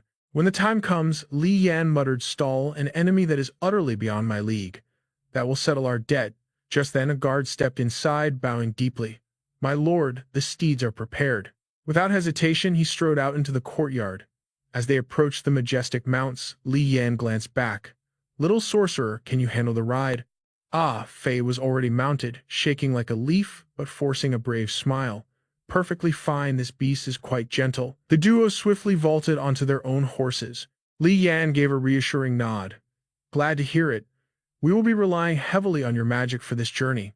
The boy beamed brightly. Just call me Ah Fei, that is my name up in the mountains. With that, the horses galloped forward. As they rode, Yu Shu broke the silence. This mountain range is overwhelmingly vast. How exactly will you track down a native phantom deity? Li Yan's gaze pierced through the horizon. Our first target, Mount Ni. Soon, a brutal snow-capped peak loomed before the trio, completely consumed by a raging blizzard. One of the scouts squinted against the biting wind, calculating their bearings. Li Yan's group dismounted, their boots crunching in the thick snow as they surveyed the frozen wasteland. The guard pointed sharply into the whiteout. My lord, I am absolutely certain this is the exact spot where our squad and little Zhao Chuan were ambushed. Li Yan let out an exhausted sigh. We have been freezing out here for hours on end. Not a single wild beast in sight, let alone the Lady of Mount Ni. Suddenly, Ah Fei whipped a mystic talisman from his sleeve. Li Yan's inner senses flared. That aura, the legendary mountain commanding seal. Spiritual energy erupted from the paper slip. It shot into the heavens like a beacon. A sinister violet vortex began violently swirling in the blizzard-filled sky. But just as quickly, it fizzled out into nothingness. Ah, Fei gasped in sheer disbelief. Gritting his teeth, he furiously deployed a second talisman, but it violently backfired, leaving the boy utterly stunned. Interesting. Yu Shu smirked, watching the flustered sorcerer. She cast a sidelong glance at Li Yan. That kid hides terrifying potential. Just sit back and enjoy the show.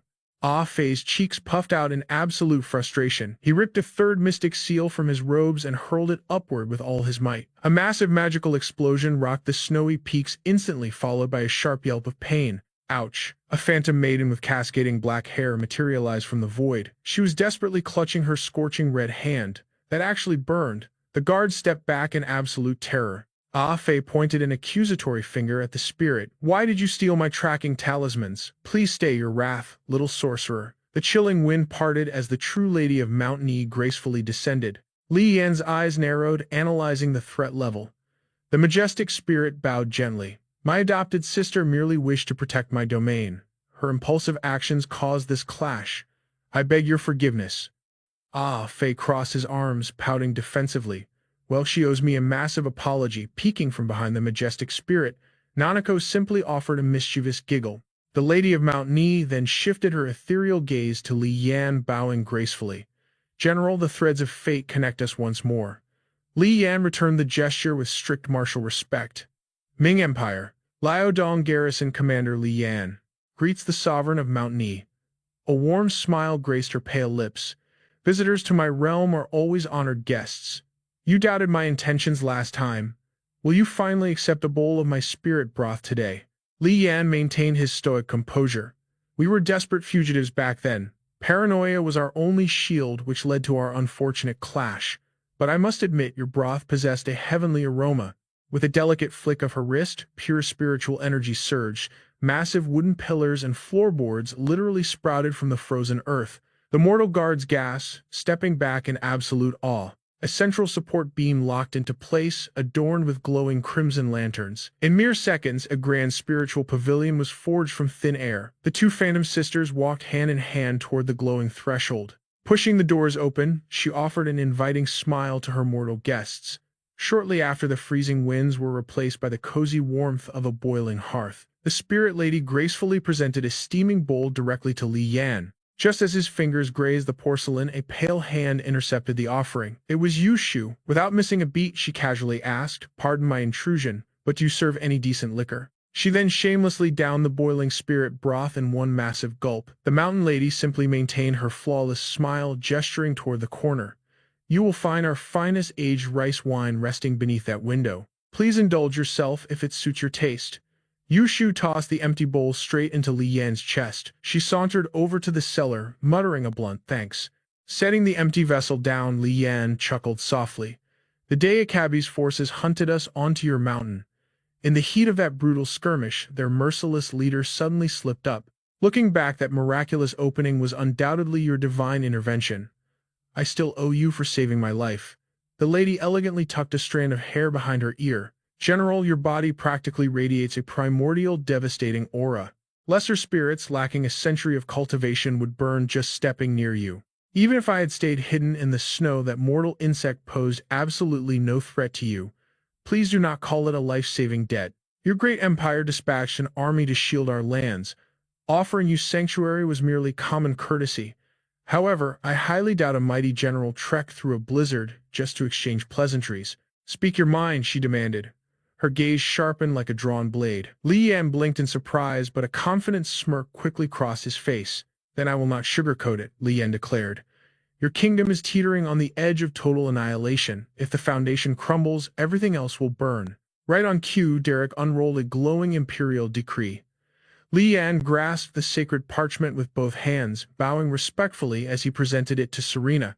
This is a direct edict from the Emperor. We seek divine aid to crush the invaders. Serena unsealed the scroll instantly, sensing the kingdom's ultimate destiny aura. She closed her eyes with a heavy sigh. The royal officials who stamped this were desperate, grasping at sheer fantasy. Magical immortals, she scoffed softly. I am merely a humble fox spirit here. Do you think we are blind to the danger? If the kingdom falls, every spirit will fade into nothingness. She gently placed the glowing decree down. Ever since the emperor was exiled, countless local deities have vanished without a single trace. The cruel irony is that my life is tied to this peak. I cannot step beyond its borders. I am utterly useless to your campaign. Suddenly, Serena's eyes snapped open. A piercing light flashed as she looked at Li Yan. However, there are wandering monster deities nearby. Those whose shrines were destroyed, or whose worshippers were ruthlessly slaughtered. They thirst for vengeance. Tame them, and you will have a monstrous army, Li Yan smiled. Show me the way. Even Tessa, chugging wine nearby, paused in shock. Serena pressed a glowing artifact into Li Yan's palm. Head west of Twin Flower Village to find the Obsidian Minotaur. His entire lineage was wiped out by the enemy. Follow the light of this relic. It will lead you to a devastating harvest. Li Yan stared at the pulsating artifact in awe. Suddenly, a holographic system window shattered the air before him. Hidden Yanfu system event triggered.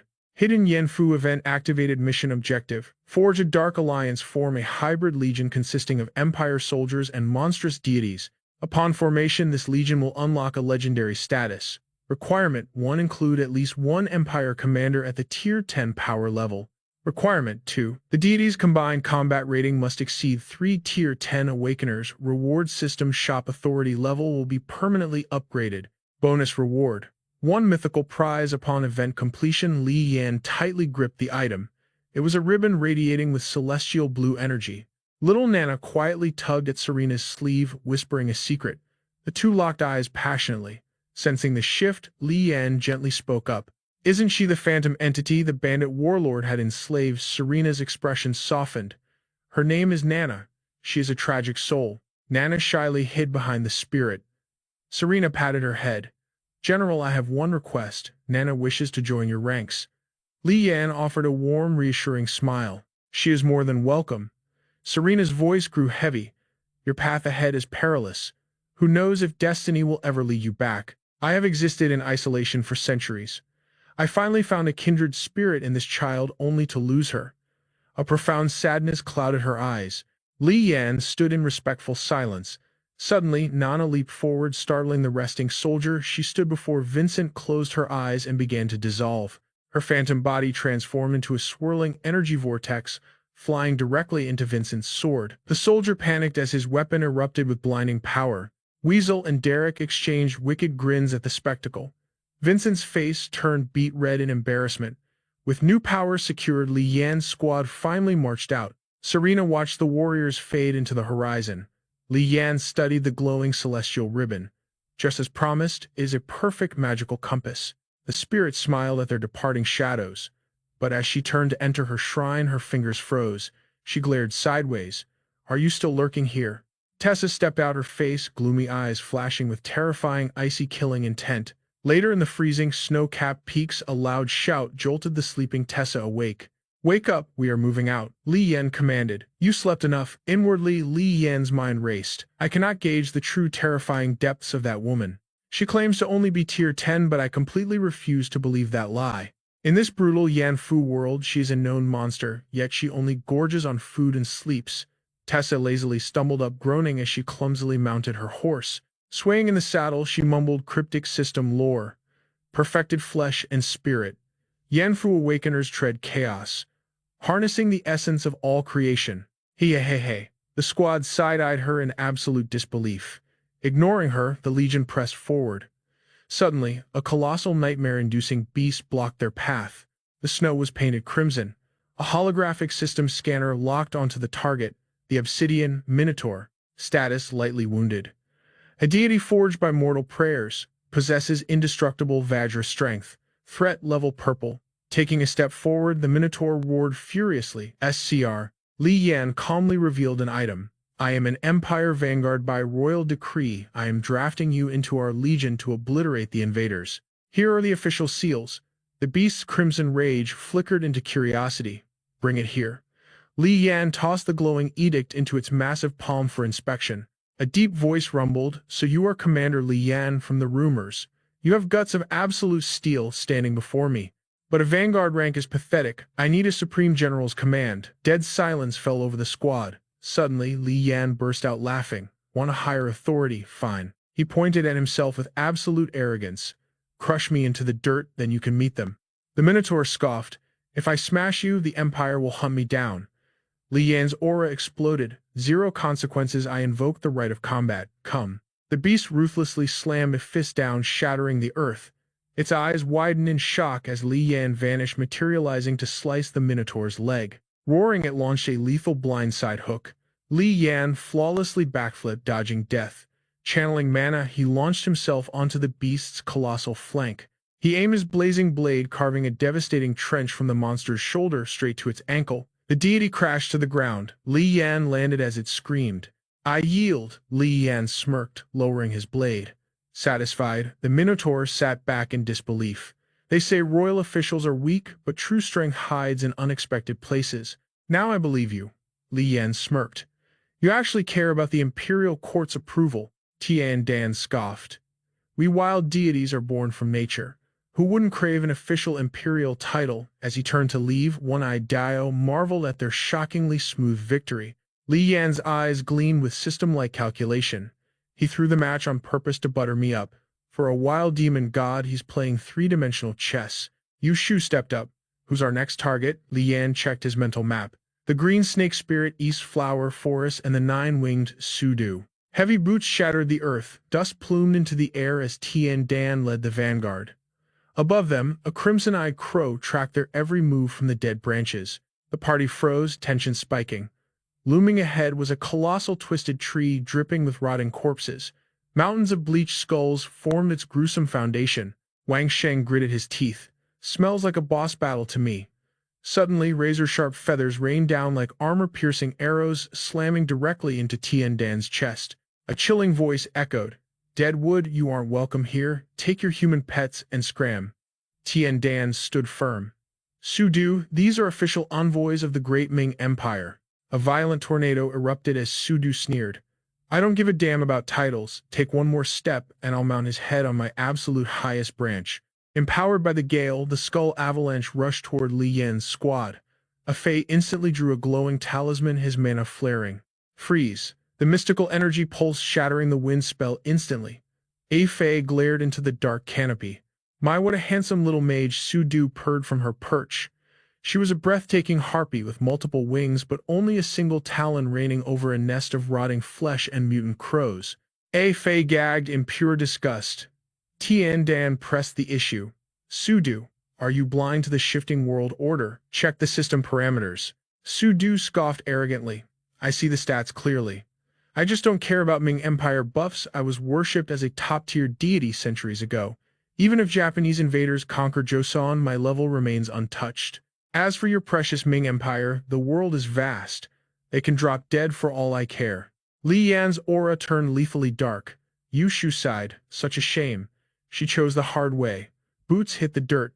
Li Yan dismounted, drawing his blade as he faced the tree of death. Sudu's bloodlust spiked. Mortal bug. Take one more step. Li Yan marched forward in deadly silence, and I will sever your head from your shoulders. She glared down with predatory intent, but Li Yan's unblinking stare pierced right back. Drip. A single drop of blood fell. Sudu gasped in shock. Her own cheek had been sliced open by invisible pressure. Li Yan's eyes went pitch black, teleporting instantly before the suddenly tiny harpy. Cold sweat drenched Sudu. Hovering behind him was the apocalyptic phantom of the nine-headed bird. The colossal phantom's awakened aura crushed down, reducing her to a mere insect. Overwhelmed by this transcendent boss pressure, she plummeted from her branch in absolute terror. Li Yan stepped through the skull piles. Su Du looked up trembling as his merciless sword hovered above her. Then recognizing his supreme bloodline, her eyes sparkled with fanatical devotion. "My lord, is it really you?" She began hopping around him like an obsessed fangirl. Yushu deadpanned, "Cue up the next target." One-Eyed Diao and the squad were utterly speechless. The Ming banner rose again as Su Du chirped relentlessly. "The Goribu brothers are camped right nearby. Those cowardly little mobs won't dare show their faces. Master, save your stamina. I'll farm them for you." Su Du fluttered around, Li Yan desperately trying to boost her affinity rating. "And that golden rock frog only moves for high-tier loot. Bribe him right and he's easily tamed." Li Yan just closed his eyes, his sanity points draining rapidly. His ears were practically bleeding from the spam. "You've been talking the whole raid. Mute yourself." Su Du blushed furiously and pouted. "Understood, master." Tian Dan couldn't hold back his roaring laughter. "Ha ha ha!" Instantly Su Du shot him a murderous crimson-eyed death glare, making the cow god break into a cold sweat. Li Yan accessed his mental status window. The ox-headed Tian Dan. The nine-winged Su Du. One powered by mortal faith, the other an ancient beast totem worshipped by Joseon ancestors. Their base stats were undeniably massive. And this was only the tutorial stage of his master plan. Once this demon-taming quest line was fully complete, his hybrid army of elite Ming soldiers and local deities would achieve an absolutely game-breaking level of power. Meanwhile, in a desolate fortress, a critical strike pierced right through a bloated abomination's chest. Corrupted blood erupted like a geyser as the beast collapsed in a heap. A terrified elder peeked from a ruined hut. He and his grandchild fell to their knees amidst the dismembered monster corpses. Tears streaming, they kowtowed in endless gratitude to Song Yi. But Song Yi just turned away, sprinting down a road paved with slaughtered monsters. His eyes burned with unyielding resolve. Cut to another battlefield. A signal flag snapped in the wind as tactical chatter broke out. Commander Jisai's troops have breached the walls. They're splitting into smaller squads for the escape. The ambush units at the Taedong River have primed the heavy artillery. The mounts are fed. Tonight's raid is going to be brutal. In a watchtower, guards casually lit their pipes. "Honestly, we're just farming weakened mobs." The Japanese morale is already at rock bottom. Hitting them mid-retreat will scare them so badly they'll jump straight into the freezing Taedong River themselves. The soldiers chuckled, counting their unhatched EXP. "If we farm enough enemy heads this round, that bounty gold will easily upgrade my old house back home." Another took a drag from his pipe. "And maybe buy yourself a pretty new wife too, right, old Kang?" Suddenly, heavy blood-soaked footsteps interrupted their joke. The smoker glanced over, eyes widening as Song Yi dragged his critically injured comrades into camp. The arrogant guards sneered.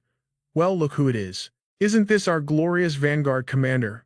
What happened? Tried to play hero and hunt some high-level demons. Look at the pathetic state of you." The trash talk died in his throat.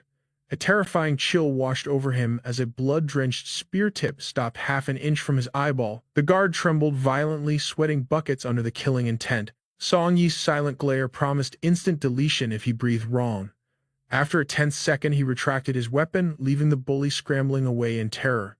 Song Yi then turned to his battered squad. "Get the wounded to the healers immediately. The Heavenly Master Taoists, where are those magic casters? Drag them here now." A heavy iron helmet slammed onto the table. Shen Heian leaned on his hand, observing the carnage. "How did you manage to drain your HP this badly?" Song Yi ripped off his armor, revealing a massive gash. "There was an elite ghost in the city. It didn't go down easy." Shen Heian scowled. "If it's an elite, you skip it. Nobody else in this entire camp risks a permadeath fighting demons. Is your brain running on internet lag?" Song Yi bandaged his gruesome wounds in heavy silence. Suddenly, Shen Heian pulled 2 heavy jugs of liquor from his bag, tossing one straight at him. "Heian booze ruins the mission," Song Yi warned. "Drop it." But Shen Heian just smirked coolly. "Doesn't liquid courage make slaughtering our enemies that much faster?" "Buddha's hand soup, this is imperial wine." He threw his head back and chugged it down. Song Yi watched helplessly. Wiping his mouth, Shen Heian patted his comrade's shoulder. "Cures the cold and numbs the pain, drink up." Song Yi took a massive gulp, but violently spat it out, making Shen Heian laugh until he cried. Song Yi's eyes rolled back as he roared, "Damn it, this is vinegar." Glaring at his irritating partner, he snapped, "You're a married man, why act like a total child?" Still roaring with laughter, Shen Heian shoved the other jug forward. You refuse the good stuff. Keep complaining, and you won't even have vinegar to drink in hell. Irritated, Song Yi snatched the jug, hesitating before taking a sip. Leaning casually against the blood-stained wall, Shen Heian sighed. We've been brothers in arms for 7.5 years. Your rigid attitude will never bring you glory. As Song Yi finally chugged the drink, Shen Heian declared with absolute confidence, Just wait for me. I'll drag you straight to the top. He grabbed his iron helmet and headed for the bloody exit. You've carried the banner for me for over 7 years. Sit this battle out, brother. Rest your broken bones. Meanwhile, 10 miles outside Jintai City, jagged peaks pierced the sky. A massive, terrifying army marched forward, led by a lone, imposing rider. Suddenly, the warlord turned his gaze back. In the distance stood a small but heavily fortified citadel. Simultaneously, a completely different vanguard had already reached Shintai's towering gates. This was the great Ming army, commanded by an incredibly fierce general. Up on the battlements, 2 guards stood on high alert. One guard squinted, sensing an ominous shift. Tang Baizan, grab your spyglass. What on earth is approaching us? Peering through the heavy brass lens from the watchtower, the second guard muttered in confusion. Wait, isn't that just a giant tree? But the lens revealed a shocking truth. Riding on the back of the beast, Su Du and other spirit creatures, the Ming army marched fiercely below. Li Yan galloped fiercely toward them. The spotter yelled, The vanguard is wearing our great Ming armor. The guard gasped, zooming in with absolute disbelief. Li Yan roared at the top of his lungs, Report to the commander immediately. The enemy reinforcements have arrived. Behind him, a suffocating sea of enemy soldiers finally breached the horizon. Sliding off his exhausted horse, Li Yan demanded, Where is the commander? The guard shouted from above. He already left the city. He headed toward the great river to hunt down Lord Konishi. Keeping his composure, Li Yan ordered old Diao take the men, set up camp outside the walls and wait for my signal. He charged the gate, roaring, Open up, take me to the superior officer. The guard hesitated nervously. I don't have that authority. Suddenly, a commanding presence approached from behind. What is this commotion? The guard frantically bowed with clasped hands. Reporting, my lord. The imposing man stood with his hands on his hips, glaring down at Li Yan. I will let you inside. You must report directly to the chief minister for his final judgment. A heavy rope dropped instantly, lowering a wooden basket to pull the warrior up. Moments later, in front of a grand courtyard, Song Ying-chang interrogated him. Where exactly did you spot the enemy reinforcements? Li Yan reached into his armor, pulling out a tiny glowing bird. The little bird fluttered its wings and spoke with human words. This humble spirit bird greets the heavenly envoy. The nearby guards stumbled backwards, screaming in absolute sheer terror. Monster Song Ying-chang's voice turned ice-cold. So you are the one who saw the enemy's backup troops. The little bird flapped frantically as it replied. Yes, sir. Suddenly, it froze in shock. Rising ominously behind Song Ying-chang was the terrifying spiritual phantom of a giant peacock. Su Du immediately flew back to Li Yan's shoulder, trembling. This general's aura is much safer, she thought. Flapping her wings, the spirit bird reported, I swear I witnessed the entire enemy vanguard with my own eyes. An ocean of chaotic flags, countless war horses, and an endless sea of soldiers armed with foreign guns and lethal blades. The minister frowned, realizing this creature lacked tactical intelligence. For a civilian, 10,000 and 100,000 men look exactly the same, just a blinding black storm of death. Let alone a magical bird with 0 combat experience. Li Yan stepped up to take control. My lord, I have already extracted the tactical details from this little spirit. The enemy force flies at least 8 elite clan banners, including Mori and Kokuden. It might not be the main army, but their murderous aura proves they are elite shock troops. They were spotted 200 miles south of Shintai. At their marching speed, they are merely 10 miles away now. Su Du flapped wildly, chiming in. Exactly. So many scary shapes everywhere. Song Ying-chang nodded grimly. Understood. Tell me, I heard Lord Yi ordered you to recruit all the wild spirits and demons of this land. Has the system yielded any power? Li Yan smirked confidently. I've achieved legendary results, my lord. Suddenly, the minister summoned his glowing official seal. Right flank commander Li Yan, hear my decree. Li Yan knelt instantly, awaiting orders. Take my personal mandate, ride like the wind to the great river. Repeat every single word of this terrifying intel directly to the commander. Song Ying-chang barked. Do not miss a single detail. Also warn him, we can afford to lose a battle, but we cannot lose the war. Tell him to look at the grand chessboard. Command him to stop chasing the enemy vanguard. If he falls into the reinforcement trap, it will be a catastrophic massacre we can never undo. Li Yan respectfully accepted the heavy seal. Suddenly, a blinding system interface flashed before his eyes. A notification chimed. You have acquired a rank 3 Ming official's mandate dragon and tiger aura buff activated. The system text continued. As a secondary bearer of the dragon and tiger aura, you have unlocked the foundational battle empowerment state. System effect. All incoming damage is reduced by 15%. All outgoing attacks are now infused with elemental burning damage and extreme psychological terror. National destiny and aura limits applied. Handing over the glowing seal, the minister roared, "Go now, Li." Yan vaulted onto his steed, tearing through the city gates toward his squad. He glared up at the sky, barking, "Nine wings, Su-do, fly ahead to the great river as fast as you can. Just stay airborne, do not engage the enemy. Locate the banner of the 3 black dragons. That is our commander's location. Once you spot it, report straight back to me. I have world-changing news to deliver." The spirit bird pouted. "My lord, just call me Su-do. Honestly, I could just carry you there." Li Yan mercilessly cut her off. "Move it." Su-do sulked away. "Humph." But instantly her avian eyes turned dead serious. She blasted into the sky, tearing through space itself. Below, Li Yan rallied his shocked troops. "Brothers, follow me. The ultimate chance for eternal glory is here. When we survive this bloodbath, the commander himself will petition the king. We are getting golden statues and immortal shrines built in our absolute honor." A golden frog chimed in. "If the Heavenly Dynasty's general commands it, then we have absolute faith." Li Yan dashed forward with the vanguard. "If you trust me, then charge. Don't just stand there, bleed for it." Suddenly, Yu Shu's voice echoed. "You don't strike me as a fool." Li Yan blinked. "What's that supposed to mean?" Her gaze sharpened into blades. "This Yanfu mission is absolute hell for you. But the system rewards are astronomically high. If you warn them about the Woko reinforcements, Li Rusong will retreat to defend the camp. General Konishi would escape, and killing him later would be impossible. Right now, Konishi is trapped at the Taedong River. He is a sitting duck. This is your golden opportunity to strike. Use your hidden strength. Suppress the intel and let Li Rusong and Konishi slaughter each other. You can sweep up the surviving forces." She studied Li Yan's face, her mind racing. "But if he delays the report too long, the battle window will close. Li Rusong could be completely surrounded. The entire Imjin War could end in absolute catastrophe. But he probably doesn't care about the consequences. To him, Li Rusong and this great Ming Empire are just phantom illusions from another dimension. They mean absolutely nothing to his reality. He isn't a bloodthirsty maniac. But his methods are flawlessly ruthless. He strikes with absolute precision. He knows exactly when to sacrifice a pawn." Her eyes narrowed as a memory flashed. Even the red demon couldn't match his cold calculation. He operates with a terrifying clarity. But Li Yan simply smirked. "It is not worth the risk." The voice scoffed. "Such pathetic, soft-hearted hesitation." Li Yan's eyes darkened as his mind raced. "The casualties of this alternate Ming Empire are completely irrelevant to my survival. But I will conquer this system on my own terms, reading the battlefield, calculating the risks and rewards. That is a true player's skill. Should I crush this scenario with sheer brute force, or absolute tactical genius?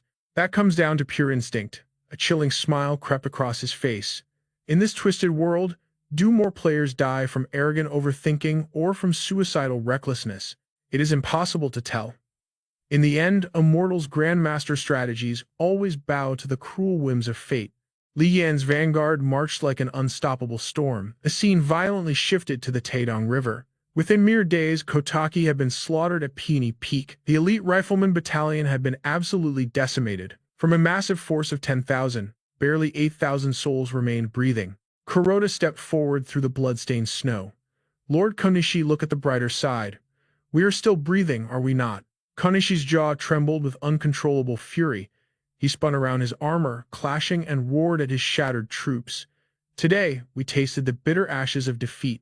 But mark my words, we shall return with a vengeance." But before his fierce speech could end, a devastating explosion ripped through their rear guard. Pure terror instantly paralyzed the entire battalion. Kuroda screamed, his voice cracking with panic. Across the river, now artillery fire rained down in a continuous deafening symphony of destruction. The massive army fractured into absolute chaos. The desperate soldiers sprinted blindly onto the frozen river. A terrifying sound echoed the thick ice beneath their feet began a spiderweb. Those who survived the lethal blast plummeted into the freezing watery abyss. Kanishi Yukinaga ground his teeth, his bloodshot eyes burning with demonic rage. "You spineless, cowardly dogs," he shrieked. The remaining Woko forces scrambled forward in a blind frenzy. A great Ming general thrust his sword forward. "Kanishi is the one with the rabbit-eared helmet. Do not let that enemy commander escape alive." On the opposite bank, the Ming ambush was perfectly set. A massive row of heavy artillery cannons locked onto their desperate targets. Shen Heian sat atop his warhorse, gripping the great Ming battle standard. His piercing gaze was completely unshaken. An artilleryman raised a burning torch high into the air, the signal to unleash absolute hell. The Woko invaders fired back in a pathetic, desperate volley. A terrifying realization struck a swordsman's mind. Is this where my life ends? 49 years of existence fading like a fleeting dream. A lifetime of hollow glory dissolving like a spilled cup of wine. Suddenly, the flat blade of a massive katana slammed into his helmet. Kuroda glared down with eyes as cold as death. "You utter fool! You want to fight their heavy siege cannons with pathetic matchlocks. Order the men to drop their guns. Draw your steel and charge straight through." The captain screamed, "Drop your rifles, form a vanguard and break their siege lines." Without warning, Kuroda violently coughed up a pool of pitch-black blood. His pupils rolled back, consumed by absolute darkness. A vile shadowy miasma erupted from his very pores. The cursed aura exploded outward, swallowing the entire battlefield in pure gloom.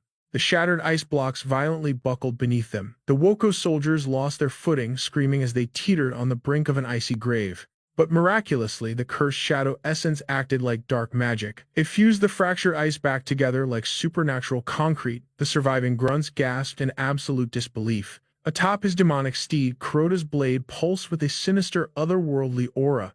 The great Ming commander roared from the cliffs, "Bring me my heavy bow, now." With explosive force, he unleashed a devastating, armor-piercing arrow straight at Kuroda. The sheer pressure of the shot forced Kuroda to snap his head sideways. Panic washed over the invader ranks.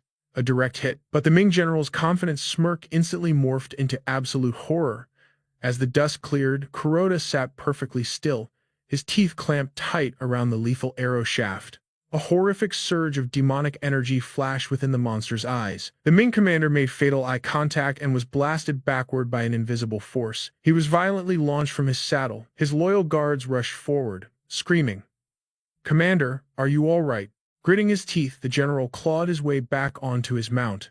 "I am perfectly fine," he gasped. But the phantom leopard aura floating behind his back began to weep blood. The system interface glowed brightly. The dragon tiger spirit of Luo Shangzi had absorbed a fatal psychic strike. Furious, the commander gripped his reins. What corner of hell did this demonic monk crawl out of? Kuroda's face had contorted into a monstrous, grotesque nightmare. Purgatory flames engulfed his entire physical body. Sensing the momentum shift, Kanishi drew his blade and bellowed to the heavens, "Slaughter them all, carve a path to our freedom."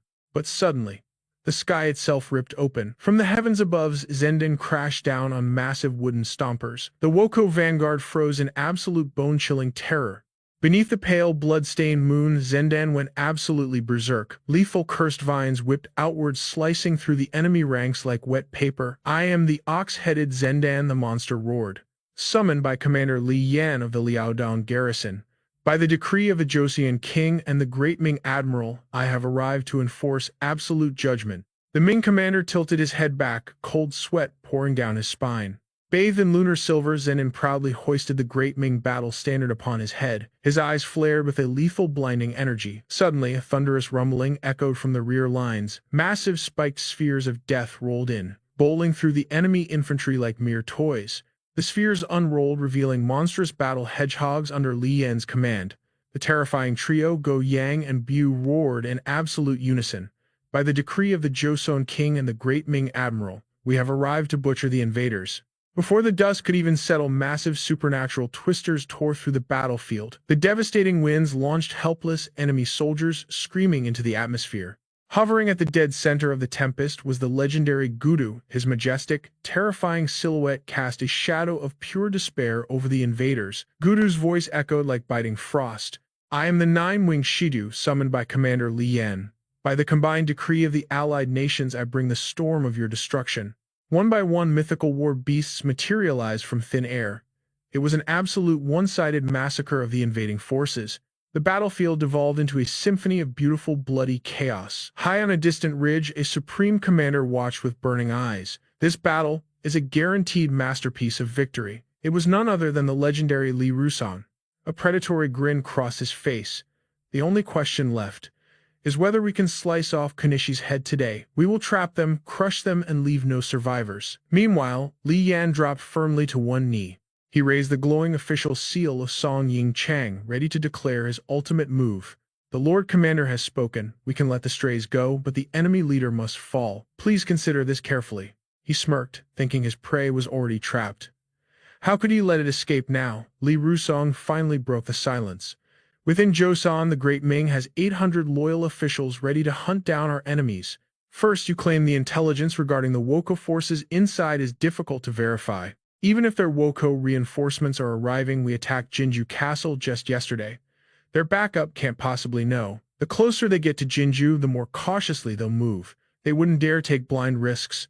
Second, our Divine Wind Legion has over 100,000 troops. The Imperial Heavenly Army has entered Joseon entirely dedicated to defending the capital Hanseon. This is their true headquarters. During the Battle of Yudo, Yi Sun-sin successfully severed two of the Woko's crucial supply lines. The Woko are starving and exhausted from marching. How many reinforcements could they possibly have? 8,000, 10,000, we boast 40,000 men. That is my third point. Hear my command. General Shin Heian will leave 4,000 light cavalry to hunt down Kanishi. Even if the odds are against you, grit your teeth and endure. The main army will cross the river and pursue command the Joseon forces and Wu Weizhong's troops to spread out, form a massive tracking net and slaughter any lingering Woko. Gather intel along the way. Report immediately if Woko reinforcements are spotted. Despite this long speech, Li Yan simply kept his head bowed respectfully, presenting the item in total silence. Li Rusong then supported his arm, helping him stand. How is your squad's assembly? Li Yan immediately replied. They are currently waiting right before the Daidong River. Hearing this, the commander ordered, then stop standing around. Cross the Daidong River and slaughter the Woko. Li Yan firmly replied, this general accepts your command. Golden battle flags fluttered proudly in the wind. Li Yan charged forward, his spear in hand. As he rode, his brow furrowed. Commander Kanishi, deafening hoofbeats thundered across the trembling earth. The Great Ming flag soared high. Shen Heian furiously charged forward alongside his elite cavalry. They rushed forward, roaring for Kokwena's head. The enemy eyes twisting like a terrifying demon countercharged. Shen Heian glared with deadly seriousness, while the demon flashed a horrifying, bloodthirsty grin. Meanwhile, beneath the pale moonlight, a solitary raft drifted on the river. From afar, the figure of a young woman was visible. Blocking her path on the riverbank was a menacing group of armored horsemen. The war horses halted. A powerful man named Tokugawa Ieyasu finally spoke. Please do not forget the promise made by your Lord Kampaku. Kyushu Island now belongs to us. The girl simply bowed her head in absolute silence. Then, bathed in the eerie moonlight, she steered her raft away into the darkness. A subordinate behind Tokugawa Ieyasu questioned. To rush reinforcements to Jinju Castle, we're abandoning all of Kyushu Island. Is this truly Lord Kato's decision? He grimly replied, abandon Kyushu? Is anyone even left alive there? That place fell a long time ago. Kogoro, our nation is finished. Don't you understand? The man named Kogoro trembled, gritting his teeth in devastating despair. Tokugawa Ieyasu continued, his voice cold. Furthermore, our true objective isn't to reinforce Jinju Castle. It is to absolutely crush the army of the Great Ming. Back on Li Yan's side, they ruthlessly swept through the enemy ranks. The Woko soldiers desperately fired their muskets, but the bullets hitting Chen Dan's back bounced off like pebbles against pure steel. Chen Dan looked incredibly annoyed. With a single devastating sweep of his arm, he shattered the entire firing squad. Terrified, blood-curdling screams instantly ripped through the air. Chen Dan merely scoffed. Be careful. What if you damage the battle flag? Suddenly, the toad joined the fray, wrapping its long tongue around a soldier. The tiger matched the ferocity, unleashing its razor-sharp claws in a bloody massacre. Absolute chaos swallowed the battlefield. A Woko soldier shrieked, ready your weapons. Staring down the deadly gun barrels, Li Yan relentlessly led his troops forward. Sudu let out a freezing snort. He instantly conjured a massive vortex, swallowing a whole squad of Woko. Down below, Li Yan was being bombarded by an endless storm of deadly musket fire. Dan Tianxiang and his comrades mercilessly slaughtered everything in their path. A Woko general raised his hand, roaring, "I am Ryu's Shimazu's vanguard. You Ming dogs on horseback, do you dare face me in mounted combat?" But before he could finish, a lethal arrow pierced straight through his skull. He instantly plummeted off his horse dead. A general named Zhu Chenghun urgently warned, "Don't get distracted by the slaughter. These fools are already dead meat. Break through their lines and execute Commander Konoshi." Turning his head, he witnessed the breathtaking massacre unfolding nearby. Absolutely stunned, he grabbed another officer, demanding, "Whose terrifying unit is that?" The officer quickly responded, "My lord, I believe he's from our martial guard. His name is Li Yan." Zhu Chenghun's heart swelled with absolute immense pride. "Is that true? I actually have a monster like him under my command. Excellent, truly worthy of being my soldier." The great Ming cavalry then furiously charged across the frozen, cracking ice. Seeing this, Commander Konoshi ground his teeth in pure explosive fury. General Luo Shangzi turned to his troops, roaring, "Let our fearless vanguard cross first. We'll strike their flanks and cut them to pieces." The entire army roared in unified agreement. Konoshi Yukinaga frantically spurred his horse, fleeing for his life. Glancing back, he saw the terrifying storm of hooves rapidly closing the distance. Have Endo's forces finally arrived? Pure panic flashed in his trembling eyes. Suddenly, a blood-drenched spear thrust forward instantly, sending a soldier right in front of him straight to the afterlife. The Grim Reaper had arrived. It was Shen Heian. The Woko forces were now hopelessly trapped on the freezing surface of the lake. Kokweno glanced at Konoshi Yukinaga, his voice grim. "Our horses can't outrun them. If this continues, every single one of us will die right here." Konoshi Yukinaga frantically ripped off his helmet. Gritting his teeth in desperation, he yelled, "Scatter and run. It's every man for himself." Kokweno calmly replied, "Commander Konoshi, take care." The entire unit instantly split into two fleeing paths. Shen Heian gritted his teeth, thinking, "If only Song Yi were here, we could take one side each and secure this absolute victory." He then roared his command, "Wang Liang, take half the brothers and hunt them down on the right. I'll lead the rest and slaughter those on the left." Wang Liang swiftly accepted the order. "Yes, sir." Suddenly, another warhorse burst onto the scene. Li Yan violently pulled his reins, shouting, "Lord Luo." He then urgently demanded where is Commander Konoshi. Luo Shangji turned and reported, "He already broke through. Commander Shen is currently pursuing him. Merge with my unit. We must slaughter these Woko first." Li Yan's eyes dangerously narrowed into slits. Standing ominously amidst the Woko soldiers was a terrifying general clutching his sword. His eyes glowed with a demonic crimson light. It was none other than Endo Kenjito. Li Yan furiously roared, "He's just an empty title. Why waste time? Charge with me." Meanwhile, Chen Dan's invincible squad was still absolutely obliterating the remaining Woko forces. A trembling swordsman choked out in sheer terror. "Our blades can't even scratch them. What kind of invincible monsters are these?" High above, a massive flock of birds with glowing blood-red eyes began swarming ominously over the bloody battlefield. The massive flock of demonic birds dive-bombed the enemy ranks. In seconds, the soldiers were stripped down to absolute bone. The monstrous birds visibly doubled in size after feeding. Agonizing screams echoed across the battlefield. The remaining troops shattered in pure terror, running for their lives.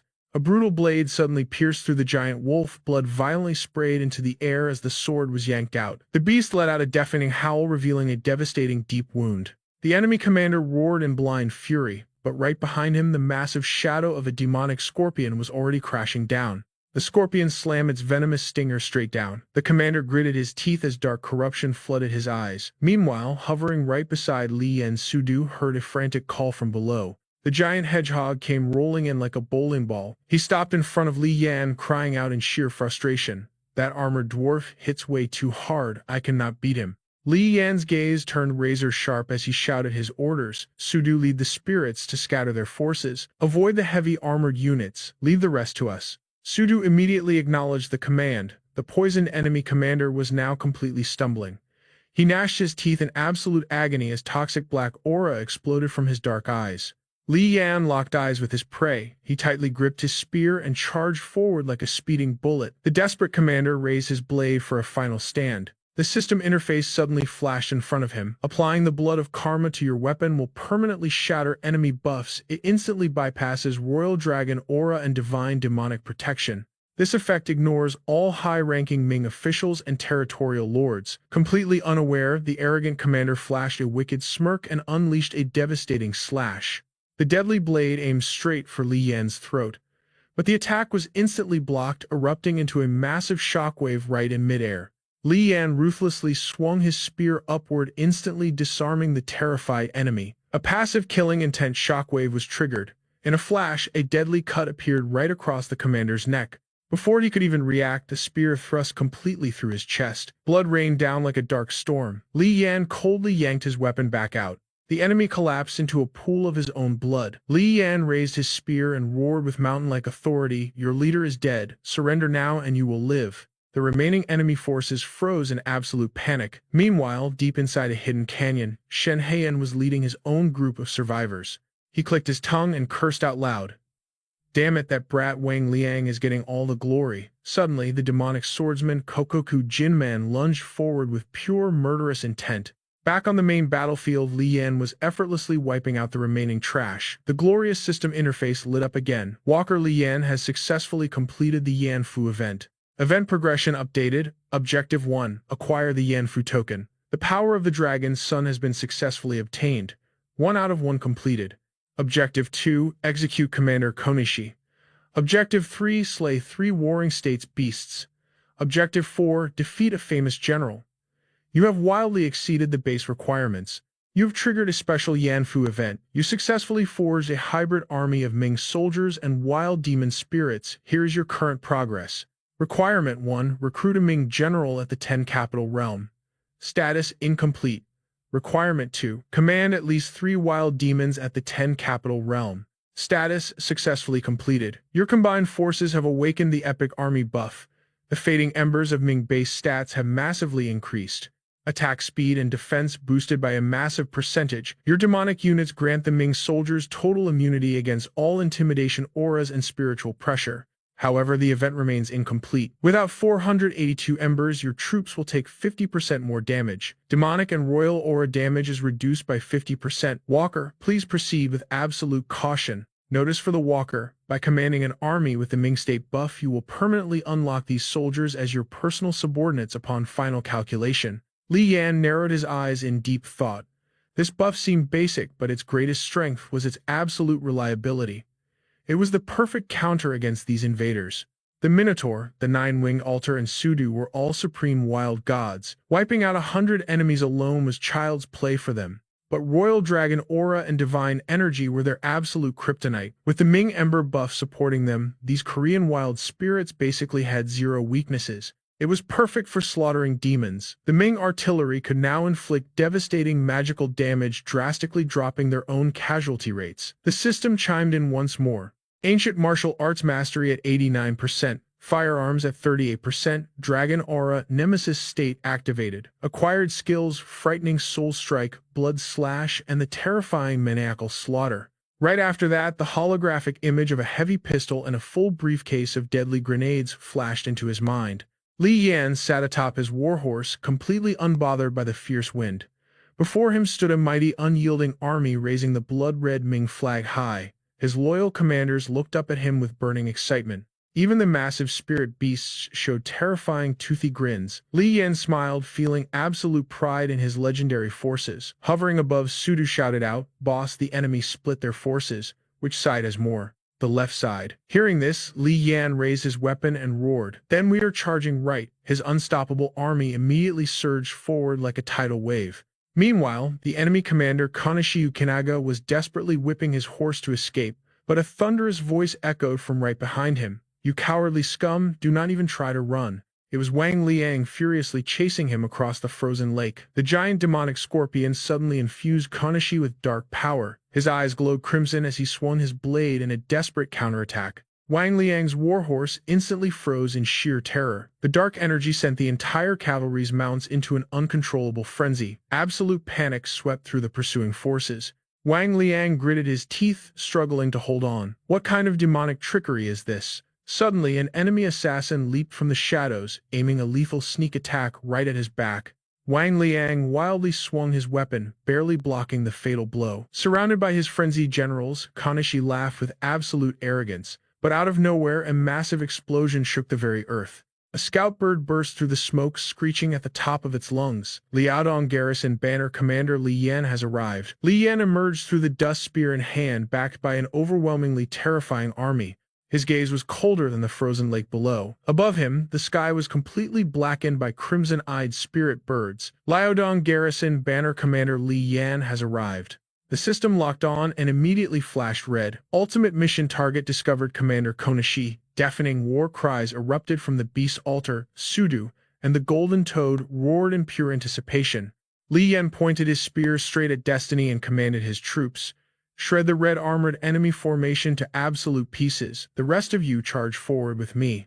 With his orders given, Li Yan kicked his horse into top speed, charging straight for Konoshi's head. As the two massive armies violently clashed, the system confirmed an 86% boost in attack and defense. The real massacre had finally begun.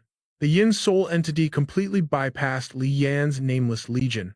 System notification-based troops increased by 482, attack and defense boosted by 50%, a fixed 1,992 elemental damage ignored.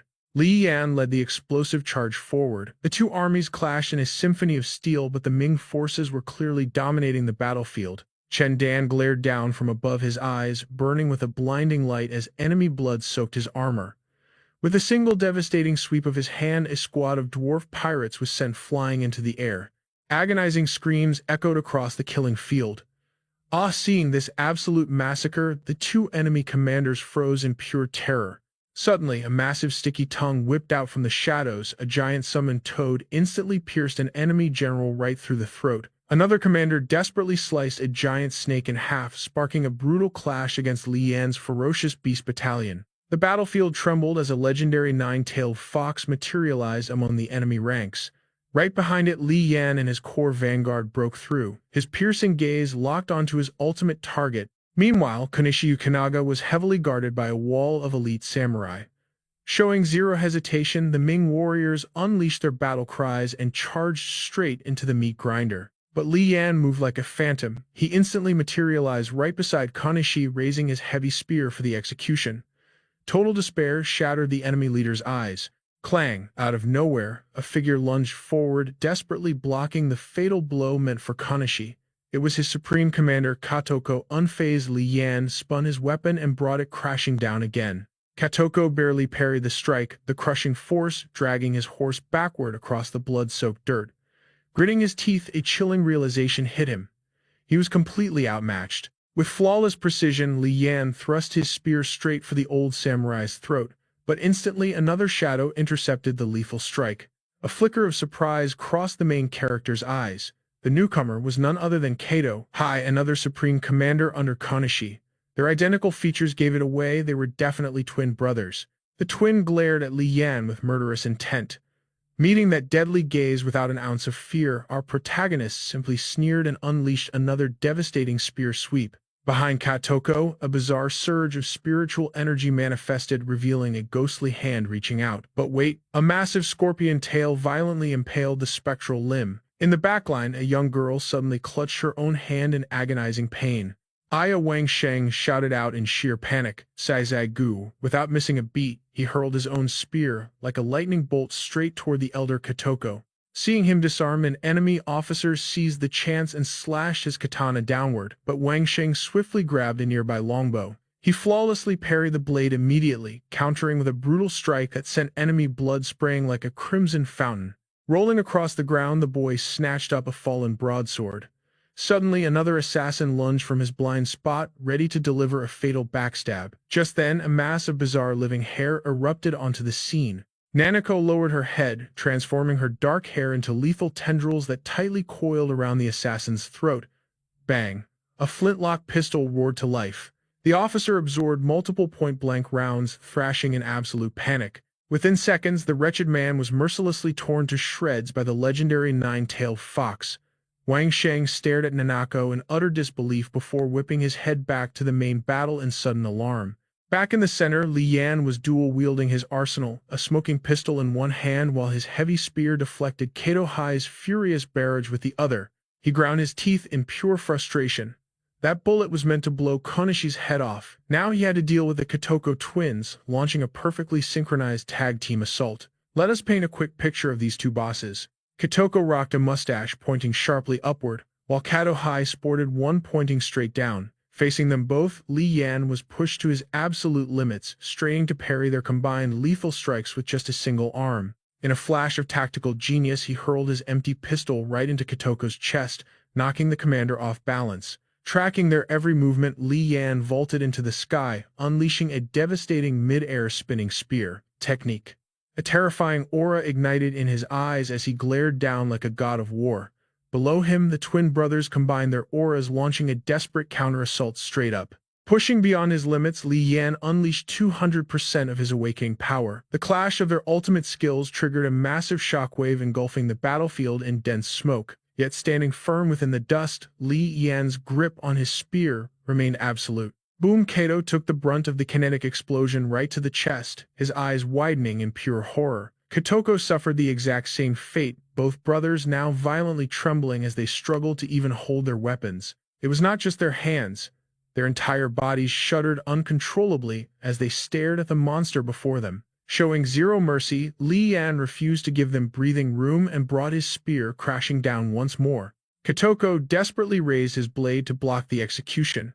With both hands now firmly gripping the shaft, Li Yan's gaze turned razor-sharp as he easily weathered the twins' frantic final barrage of attacks. But suddenly, absolute madness. One of the war horses completely snapped, sinking its teeth into the neck of the other mount as warm blood sprayed violently into the air. Even the three supreme warriors paused, utterly stunned by the brutal spectacle.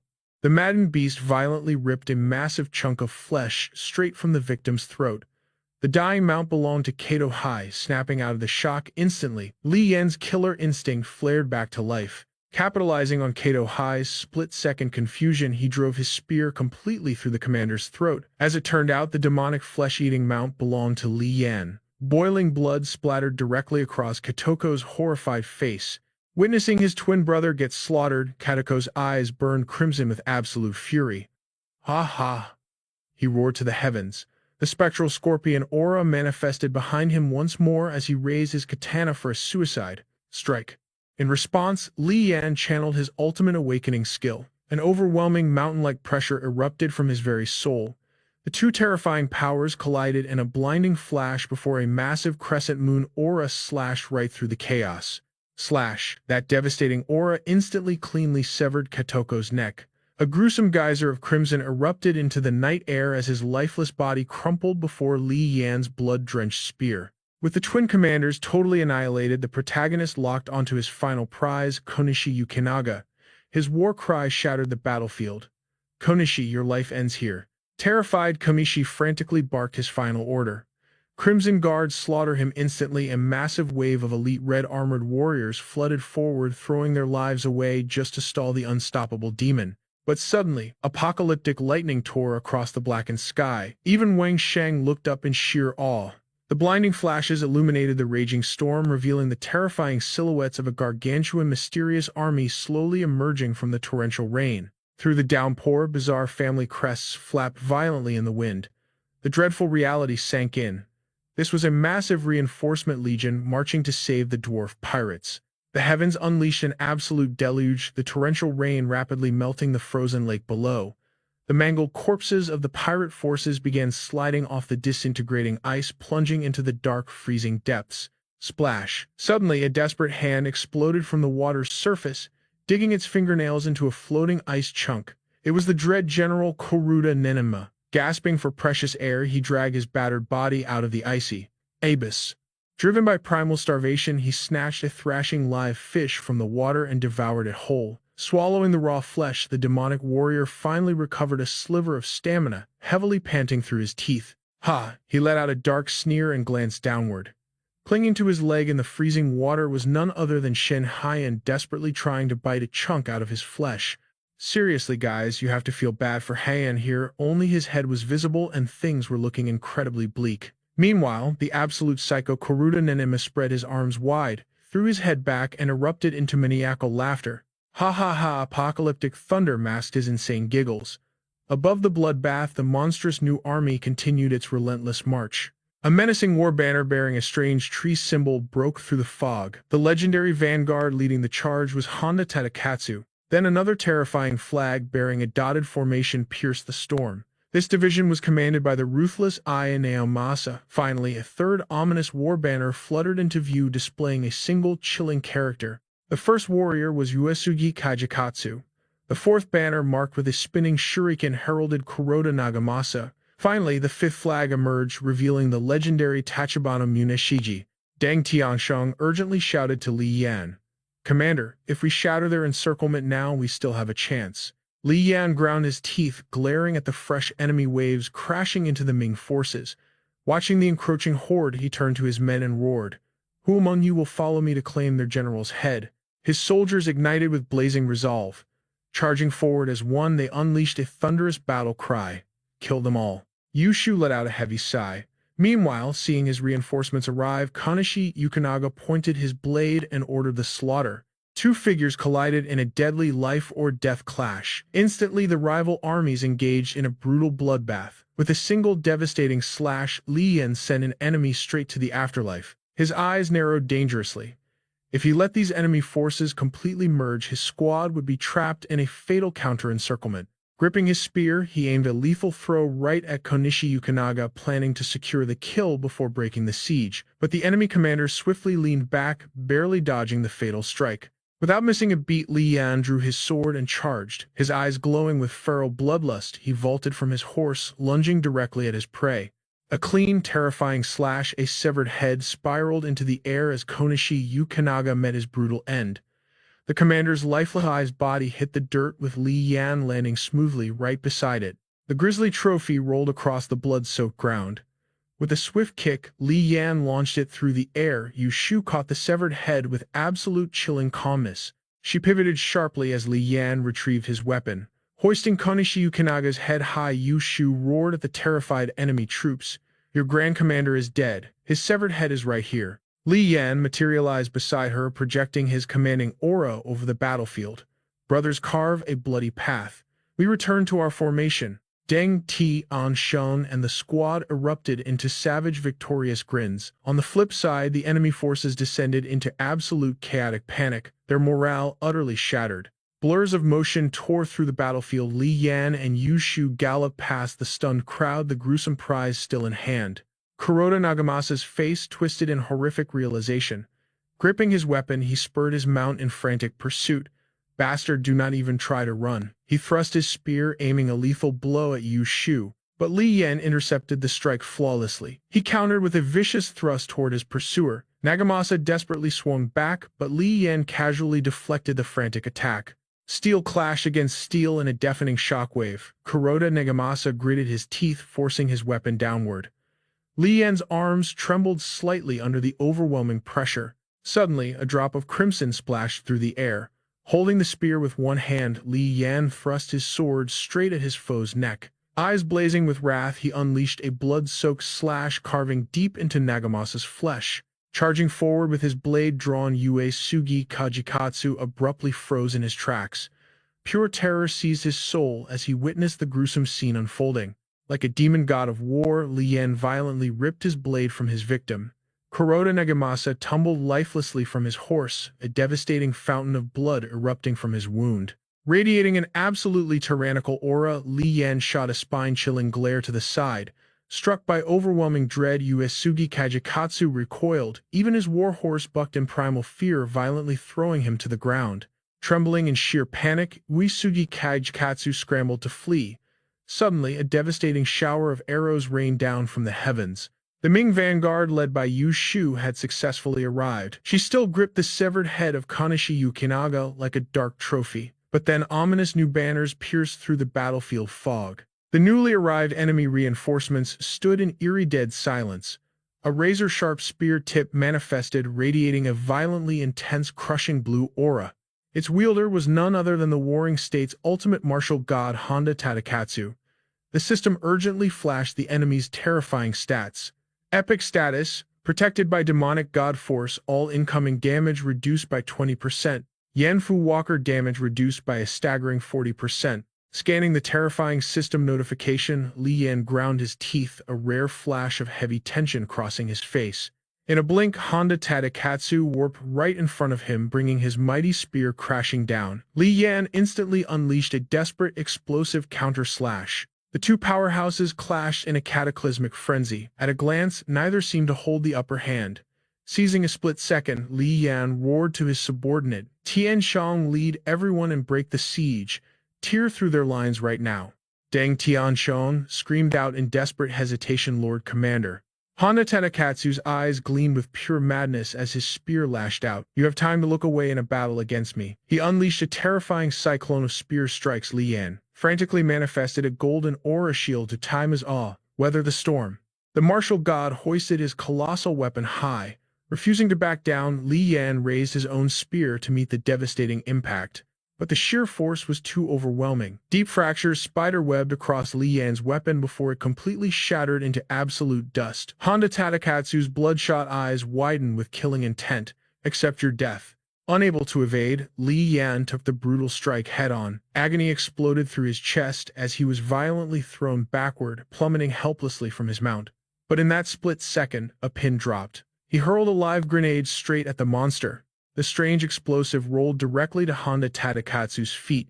The ancient warrior merely stared, completely bewildered by the modern artifact. Before comprehension could hit, a catastrophic explosion engulfed the battlefield. Both warriors vanished into a roaring inferno of flames and smoke. Suddenly, a figure burst through the blazing curtain. It was Yushu hauling the injured Li Yan out of the blast zone. Hitting the dirt with a heavy roll, she channeled her momentum to spring back onto a horse. Slinging Li Yan's unconscious body over the saddle, she bellowed in absolute command. "Fall back now." Without a second of hesitation, the squad spurred their horses into a frantic retreat. Enraged, the remaining enemy troops instantly surged forward in relentless pursuit.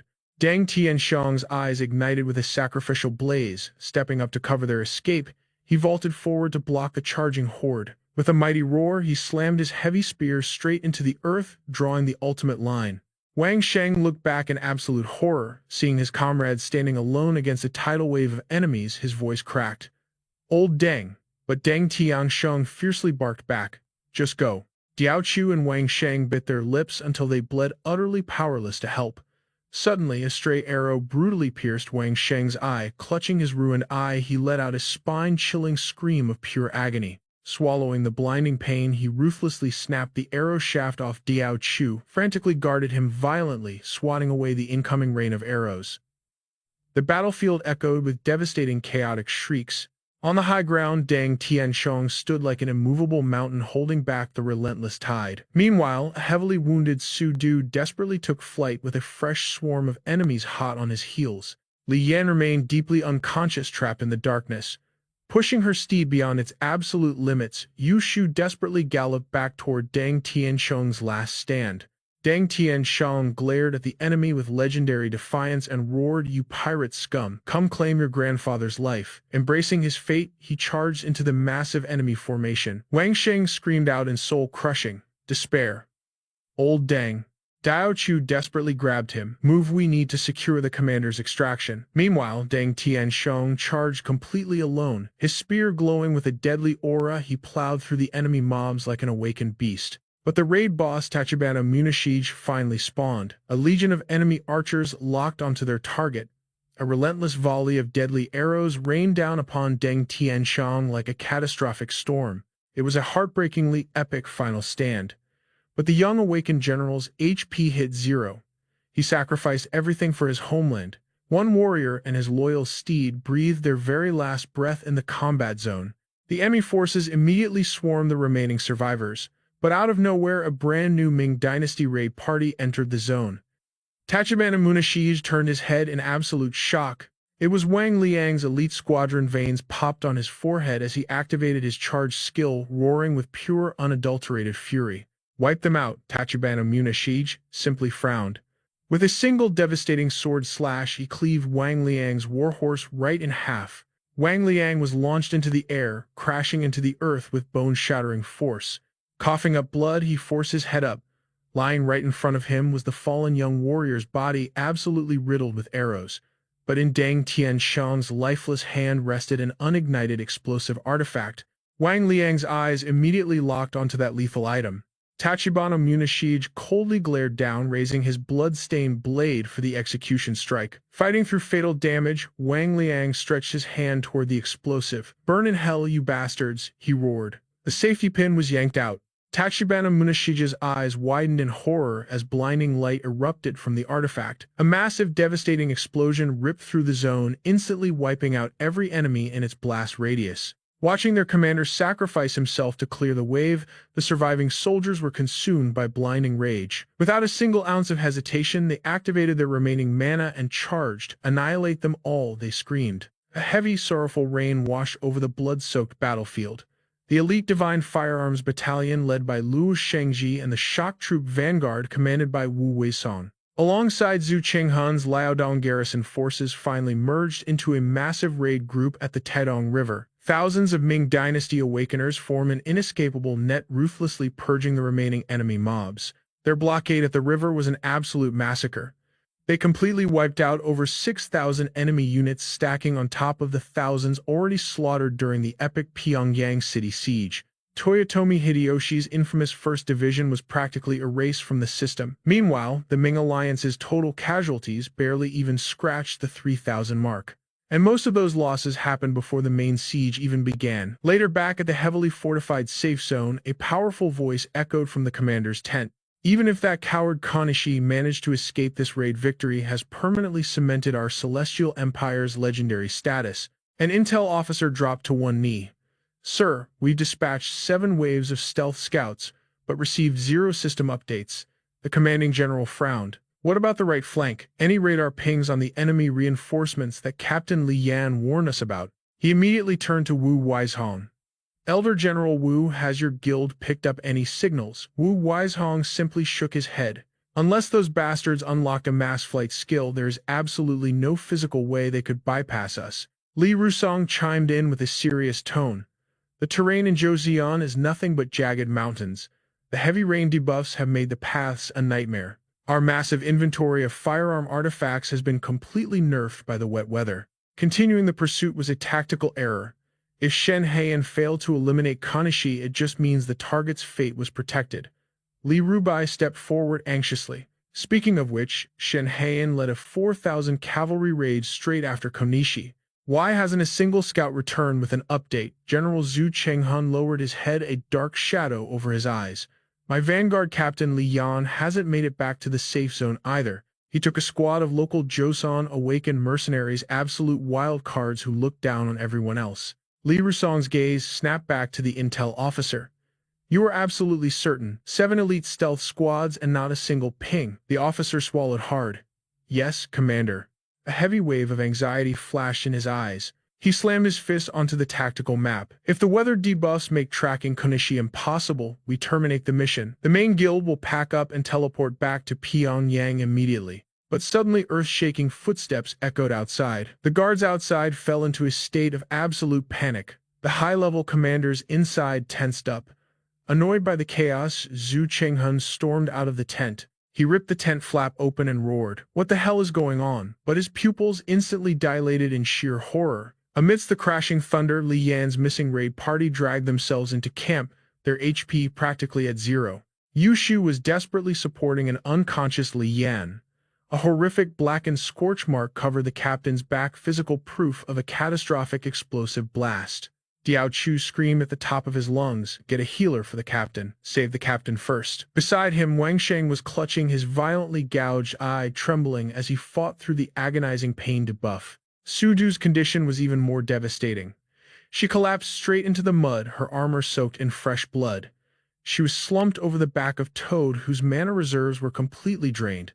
Li Rusong sprinted outside, his aura flaring. "What in the world happened to your party?" Suddenly, the frantic sound of galloping hooves pierced the storm. A desperate messenger threw himself off his horse. "Supreme Commander, our left flank is being rushed by a massive horde of high-level enemies. They are flying the guild banners of Yukita and Kobayakawa Takage. It's a massive raid group of at least 8,000 units, and right behind them are Fukushima, Masanori, and Mori Terremoto. They're bringing another 6,000 elite troops and closing in fast." Wu Weizong's face drained of color. "How did a whole army bypass our detection grid?" The messenger choked on his words. General Shen Hayan intercepted Konishi's escaping faction, but his entire squad was wiped out. He's dead. The horrific system update struck Li Rusong and Li Rubai like a devastating thunderbolt to the soul. Li Rubai grabbed the messenger, absolute fury in his eyes. Whose death did you just report? Li Rusong placed a heavy hand on his shoulder to ground him. Calm down, Zijin. In this brutal death game, no one is safe. High-level players fall all the time. The crushing silence was broken by heavy footsteps. Li Rubai turned to the surviving vanguard. And what about your raid party? Wang Sheng and Diao Chu collapsed to their knees. While we were tracking Konishi's coordinates, we walked straight into a massive ambush. Kuroda Nagamasa's 3rd Division was waiting for us, backed by Tokugawa's legendary warrior Honda Tadakatsu, Ijuin Masanobu Ujiie Ieko, and Tachibana Munashige. It was an absolute nightmare raid, a 5-faction alliance boasting over 10,000 elite units. Luo Shangji staggered backward, his mind reeling. This isn't a simple tactical trap. It's a completely orchestrated server wipe. Li Rusong maintained his stoic commander aura. You have endured hell. Just surviving that boss encounter is a miracle itself. He turned his back, preparing to summon the defensive lines, but Wang Sheng forced himself to speak. Supreme Commander. Wait. Before he could even finish, Yu Shu stepped forward with Li Yan still slung over his back. Hey, boss. Yu Shu nonchalantly tossed a blood-soaked item into the mud. A severed head rolled out, coming to a dead stop in the rain. Every single veteran commander present felt a cold shiver run down their spine. Yu Shu wiped the rain away with a smirk. That's the ultimate boss drop. The head of Commander Konishi. We claimed the kill.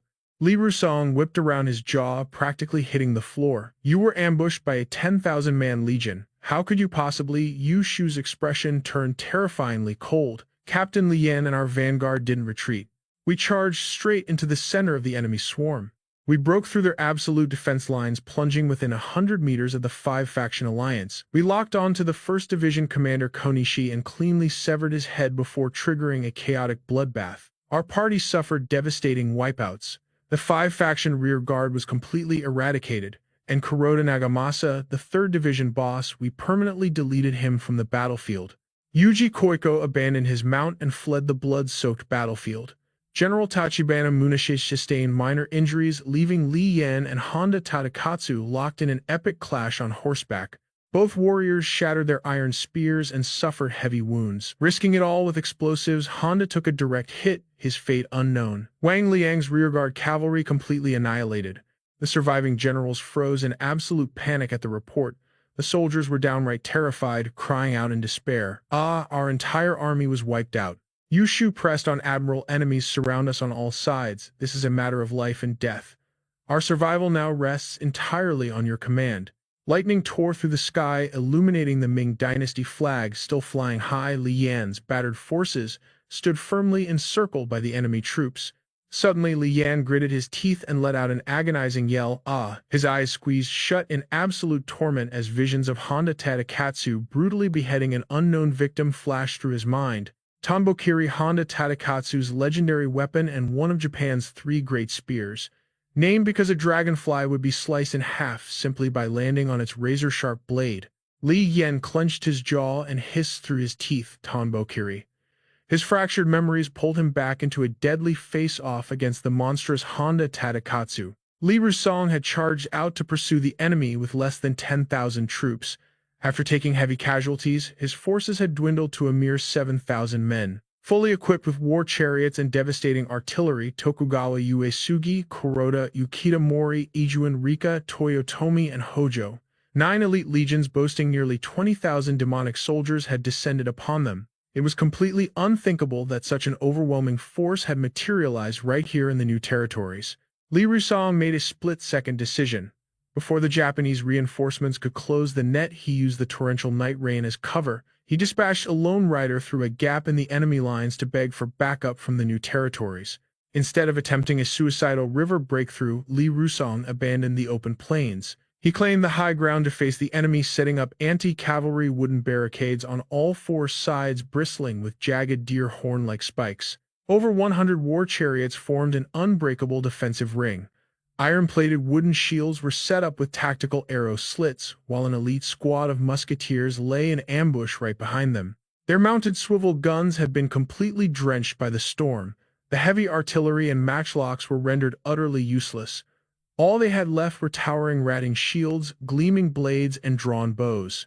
Tense silence blanketed the battlefield. A Japanese commander suddenly raised his katana and roared, "Entire army charge!" On the Ming side, Luo Shangzi instantly retaliated, "Knock your arrows and aim." The soldiers drew their bowstrings to the absolute limit. At his command, a devastating rain of arrows rained down on the charging enemies. The Japanese troops were slaughtered, dropping like flies under the relentless volley. Luo Shangji's eyes burned with battle lust as he roared, "Open the chariot formation, mount up and charge with me." Unfazed, the enemy commander screamed back to his men, "Launch a full-scale assault." Blood-curdling battle cries shook the very earth. "Kill, kill, kill!" The Ming forces bashed back the protective wooden barricades, forcefully clashing against the incoming wave of Japanese weaponry. The relentless downpour washed over the battlefield, a grim omen for the bloodbath that was about to unfold. The scene suddenly shifts to the imposing city gates. Yi Yu violently struggled against the two guards restraining him. He bellowed with absolute fury, "Song Yingchang, have you lost all respect for the emperor?" Unbothered, Song Yingchang coldly signaled the guards to step down. Seeing the catastrophic state of the war, the army supervisor made his move. As the war drums thundered across the three armies, he volunteered to step onto the battlefield as the emperor's personal envoy. Until the siege is broken and the admiral is saved, this supervisor will not take a single step back from the front lines. And the celestial mages marching with us will do the same. Yi Yu desperately fought against his restraints. "I am the imperial supervisor chosen by His Majesty himself. You have no right to do this. This is a blatant abuse of power for personal revenge. I will ring the Jingyang bell. I will beat the Dengwen drum. I will report this treason directly to the emperor." Song Yingchang simply bowed with mock respect. If those Japanese invaders truly wield dark sorcery, having our Grand Mage on the front lines will surely save countless lives. On behalf of my 30,000 soldiers, I deeply thank the mage for his sacrifice. Yi Yu's frantic screams echoed through the camp. "You treacherous old bastard, you senile old thief, I swear I will make you pay for this." Watching him get dragged away, Song Yingchang scoffed internally. "If we actually survive this apocalyptic battle, I would gladly bet my entire life and career against your pathetic celestial sect." He closed his eyes, letting out a heavy, exhausted sigh. His sharp gaze snapped to the side, furiously pointing an accusing finger at Yang Yuan.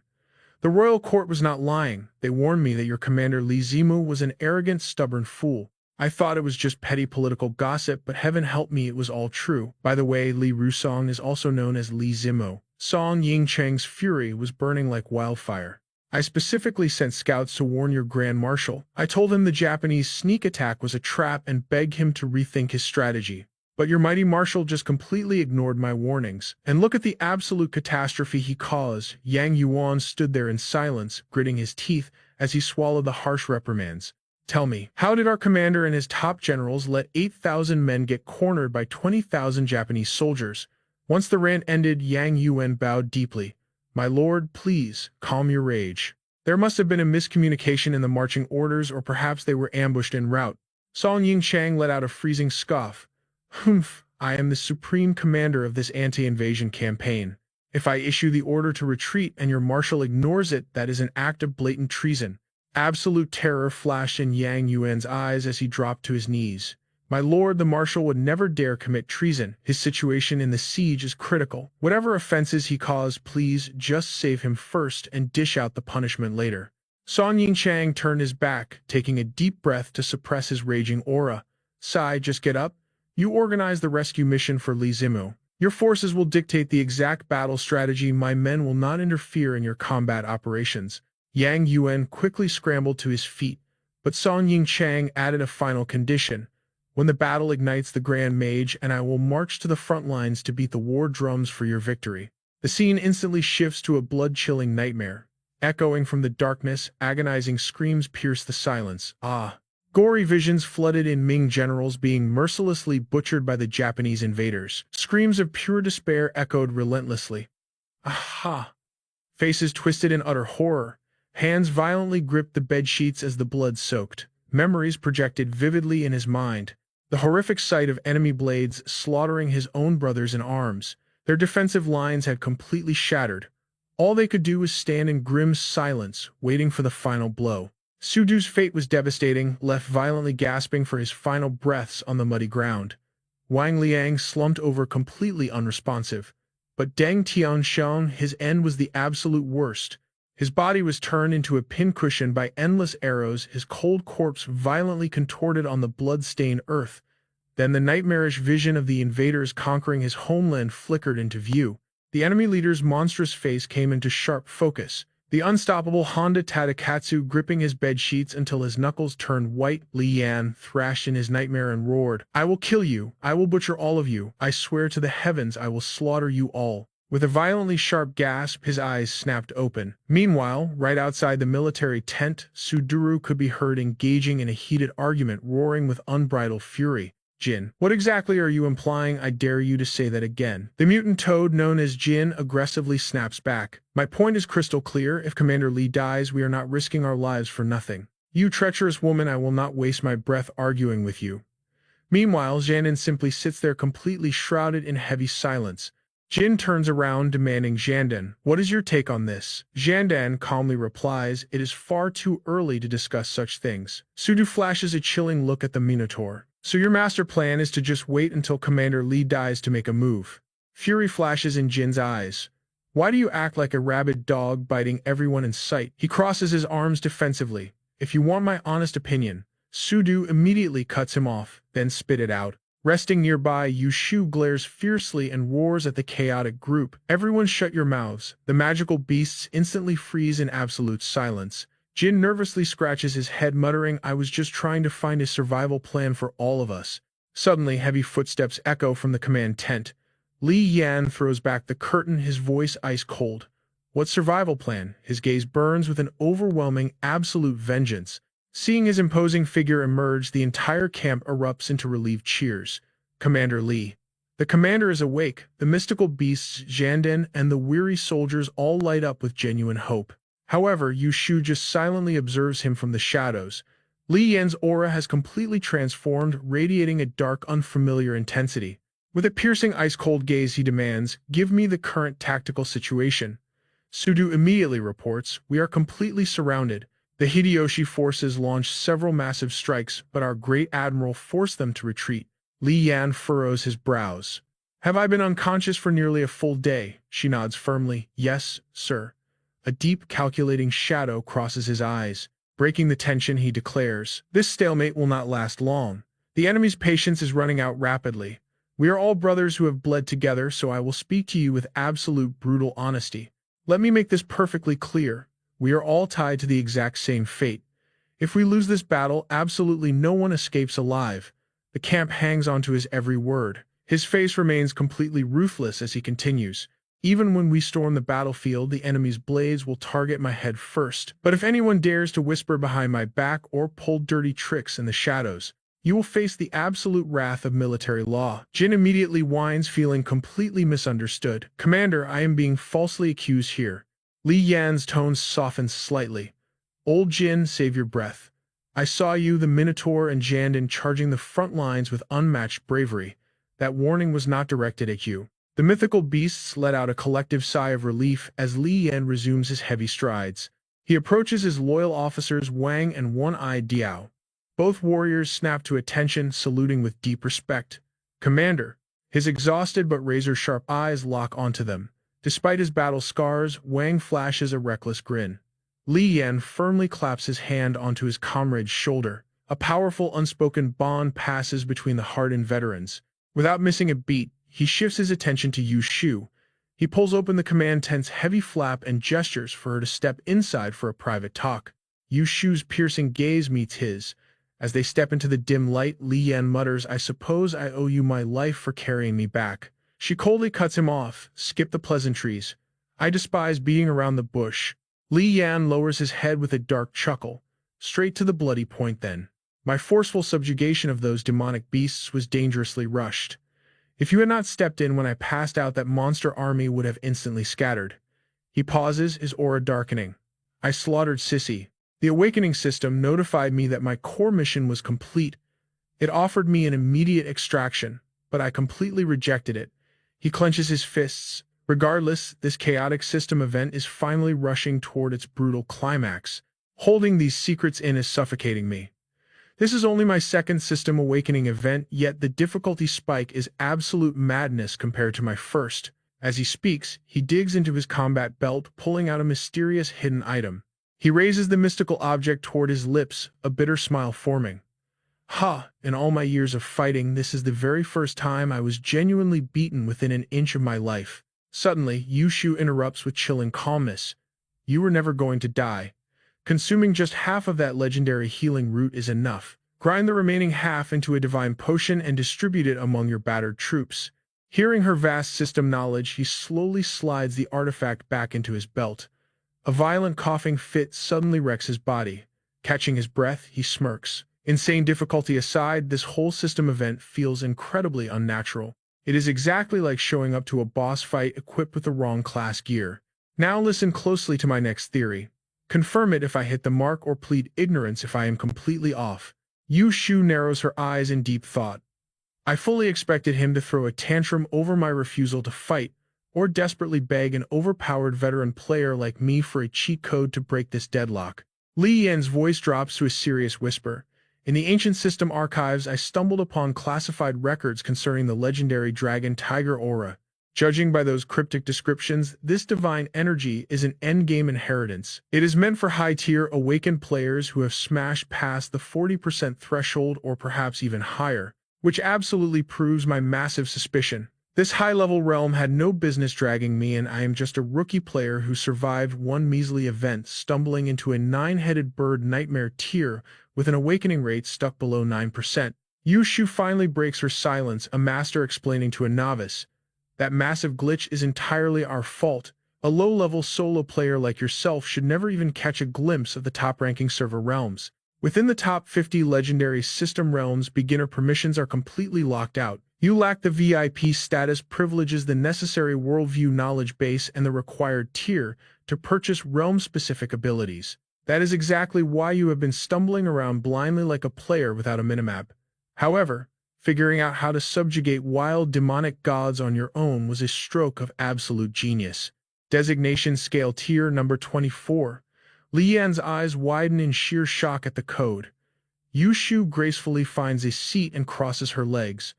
I am a rogue player, unbound by their pathetic guild rules. If you hunger for the truth, I will pour out the server's deepest secrets. No more blind guessing for you. The S, A, B, and C combat ranks, combined with the top 50 legendary system realms, are universally acknowledged as the absolute apex of the awakened world. High-tier players face zero restrictions in these open-world realms. Furthermore, the resource mining potential in these legendary zones is astronomically high. His tactical mind instantly catches the detail. Mining potential. Explain the exact mechanics, she patiently elaborates. Within these supreme realms, the pure density of the dragon tiger aura acts as a divine suppressor. It casually crushes monsters, wild gods, demonic spirits, and even highest-tier magic arts. When faced with the overwhelming power of the realm's destiny aura, every single supernatural force is forcibly nerfed down to zero. Because of this extreme debuff, novice awakened players initially mistook this place for a trash-tier magicless beginner zone, ranking it dead last on the server boards. That was until veteran players uncovered the ultimate glitch. They began hijacking massive amounts of this destiny aura. This triggered a catastrophic system reaction, spawning terrifying demons and violently skyrocketing the realm's danger level. Strangely enough, stockpiling this aura does not actually buff your base combat stats. Take Song, for example, a supreme third-rank Imperial official. He wields over 300 units of pure dragon tiger aura. That makes his body completely immune to all demonic hexes. Wraiths flee from his presence, his vitality is maxed out, and his lifespan is heavily extended. But that is where the buffs end. Systematically speaking, a random level 1 grunt with a kitchen knife could easily critical strike him to death. Simultaneously, as demonic forces ravage the lands, the once dense destiny aura becomes heavily diluted. This allows clever, ordinary characters to hijack the system's power. For instance, the Imperial Heavenly Masters can weaponize this diluted energy to craft devastating magic talismans. Those sorcerers are incredibly frustrating mini-bosses. Processing all this heavy lore, Li Yan scoffs. You previously claimed awakened players were just beneficial insects, fixing the world. From what you were saying now, we are the damn virus. Yushu heavily furrows her brow, shooting back a chilling truth. No, you misunderstand the game entirely. From the omnipotent perspective of the system, we players are simply harvesting this reality for everything it is worth. The Celestial Master's path weaves ancient talismans and longevity. Utilizing the Dragon Lake's profound aura, they forge divine demon-slaying thunder incantations. But with monstrous anomalies like the Ox Head ravaging the lands, humanity united to survive. This brutal blood-soaked era birthed legendary generals with god-tier martial prowess. As demonic hordes consumed their territory, endless wars erupted between nations. This relentless bloodshed evolved their weaponry and elevated military formations to absolute perfection. The Yanfu system treats all living things as mere sacrifices, rampaging demons and chaotic realms. To the system, this absolute nightmare is actually the perfect breeding ground. Li Yan's eyes widened. Do you literally know everything about this realm? Yu Shu smiled. I know this specific fruit perfectly. Li Yan narrowed his eyes. Just a coincidence. Flashing a wicked grin, she explained. Not exactly. The one controlling where you walkers get deployed is a supreme tier entity known as How To. I pulled some strings. I manipulated the Yanfu event trajectory and exploited a glitch in the compensation system just to drop you into this exact timeline. Li Yan fell into a heavy silence. Yu Shu bringing him to this specific dimension definitely hid a much darker hidden agenda, but that wasn't his immediate problem. Yu Shu continued. If the Ming Empire is crumbling from Lost Dragon aura and Joseon is annihilated, what happens to the native island invaders? Her playful smile instantly vanished. Staring right through his soul, her eyes turned entirely cold and ruthless. It is exactly what you are thinking. Cold sweat dripped down Li Yan's face. The former Sun Kingdom was now a dead wasteland. This war wasn't conquest, it was their desperate fight for utter survival. Li Yan remained frozen in place, his mind rapidly calculating the horrific scale of this battlefield. Honda Tadakatsu, the invincible demon of the East, Tachibana Munishige, the supreme warlord of the West, wielding the legendary Tonbogiri spear and the divine blood snow blade. Boosted by these overpowered legendary artifacts, the system barely classified those two monsters as 10 capital tier threats. To be exact, they are pseudo-10 capital rank, Yu Shu clarified, equivalent to a 39% awakening threshold. Li Yan interrupted her. Is anyone in their dark alliance completely stronger than them? A heavy suffocating tension filled the air. Yes, there is one. Li Yan's eyes flared with killing intent. Help me slaughter him and all my debts to you are wiped clean. Deal. Yu Shu nodded. I cranked up the system difficulty way too high this time. Your near-death experience was completely on me. If taking out one target clears my conscience, I am in. Li Yan's tense shoulders finally dropped. Did you honestly expect me to beg on my knees for an epic carry against these Sengoku warlords? Yu Shu let out an amused laugh. Then her gaze turned incredibly serious. Become my exclusive walker. Think about it. Li Yan leaned back utterly exhausted. You already own the Crimson Demon. I have zero interest in playing your loyal pawn. Yu Shu stared at him in heavy silence before letting out a defeated sigh. Fine, we will do it your way. As Li Yan turned to walk out into the night, her voice stopped him cold. Why stay? You already executed Konishi and Kuroda. Your system rating is already guaranteed. S rank, staying here is pure suicide. Are you gambling for that legendary SS rank, or do you want Honda's divine spear? Without even looking back, Li Yan whispered. Maybe both. But neither actually matters. I have walked this hellish life with almost zero true friends. In this rotten era, swearing to die together is just an empty promise. But on this exact battlefield, over 200 brothers placed their very souls in my hands.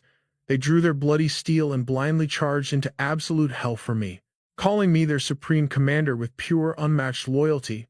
The horrific memory of his men being slaughtered by enemy forces flashed violently in his mind. Pure apocalyptic rage ignited within his crimson eyes. To hell with the system rewards and the legendary spear. Right now, I just want to butcher every single one of those bastards. Meanwhile, at the heavily fortified Ming Empire war camp, a terrified scout rushed into the commander's tent. Grand Admiral Commander Li requests an immediate audience. General Li Rusong waved his hand. Send him in. Li Yan stepped through the tent flaps, his entire body wrapped in blood-soaked bandages. The admiral's breath caught. Despite the shattered armor, the young warrior possessed a terrifyingly majestic aura. The blazing skull. A phantom image of a hellfire skull ignited deep within Li Yan's gaze. Forcing his composure, Li Rusong finally spoke. "What is your report?" Slamming his fist to his chest, Li Yan bowed with lethal precision. "General, I have one absolute request." His unwavering gaze burned with an unstoppable resolve. Back on the blood-drenched wasteland, mangled corpses from both armies formed a gruesome mountain. Amidst the rotting flesh, a dark monk sat casually, violently tearing into a raw fish with psychotic joy. Towering right beside him was the legendary spearman, the monstrous Honda Tadakatsu, and the bald psychopath devouring the raw meat. That was the infamous Akira Kuroda. Chewing loudly, Akira let out a twisted chuckle. Dead at barely 24 years old. My fallen big brother really had a pathetic destiny, huh? Honda Tadakatsu gripped his spear tightly. No, Akira. Nagamasa's utter destruction falls completely on me. We were entirely focused on the Ming's main force, blindly ignoring that rogue demonic unit. Akira viciously wiped the blood from his mouth. Ah, I totally sensed a trap earlier. I just never expected those Ming dogs to strike with such ridiculous speed. But old man Tadakatsu, we still annihilated their vanguard, didn't we? Honda's mind flashed back to the brutal massacre. Yes, but it cost them the life of an allied warlord. Akira leaned in closer, his voice dripping with malice. You are the absolute core of this alliance. Even an arrogant fool like Muneshige has to bow to your supreme strength. Sure, there were 0 bodies left behind, but those great demons suffered massive internal damage. They are basically useless for our ultimate siege. He violently dug his bare hands deep into the bloody dirt. Think about it. If they used that elite squad to shatter our encirclement, our front line would have completely collapsed. It would have instantly ruined our entire tactical advantage. But right now, ultimate victory rests perfectly in our palms. We will use their Grand Admiral as the ultimate bait and completely butcher their incoming rescue forces. As the twisted words left his mouth, he crushed the bloody dirt in his fist. His eyes bulged with pure, arrogant bloodlust. The scene violently shifted to a hidden strike force. Lord High Mage, you wield the Dragon Lake's celestial magic. Will the heavens truly unleash a torrential storm within 3 days? Yu slowly turned his head, his expression entirely unbothered. The sky is lined with dragon-scale clouds.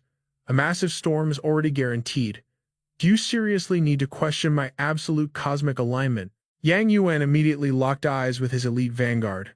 Then it begins tonight. We will launch a devastating ambush from the enemy's blind spot. Heavy cavalry will shatter their defense lines while archers unleash absolute hell.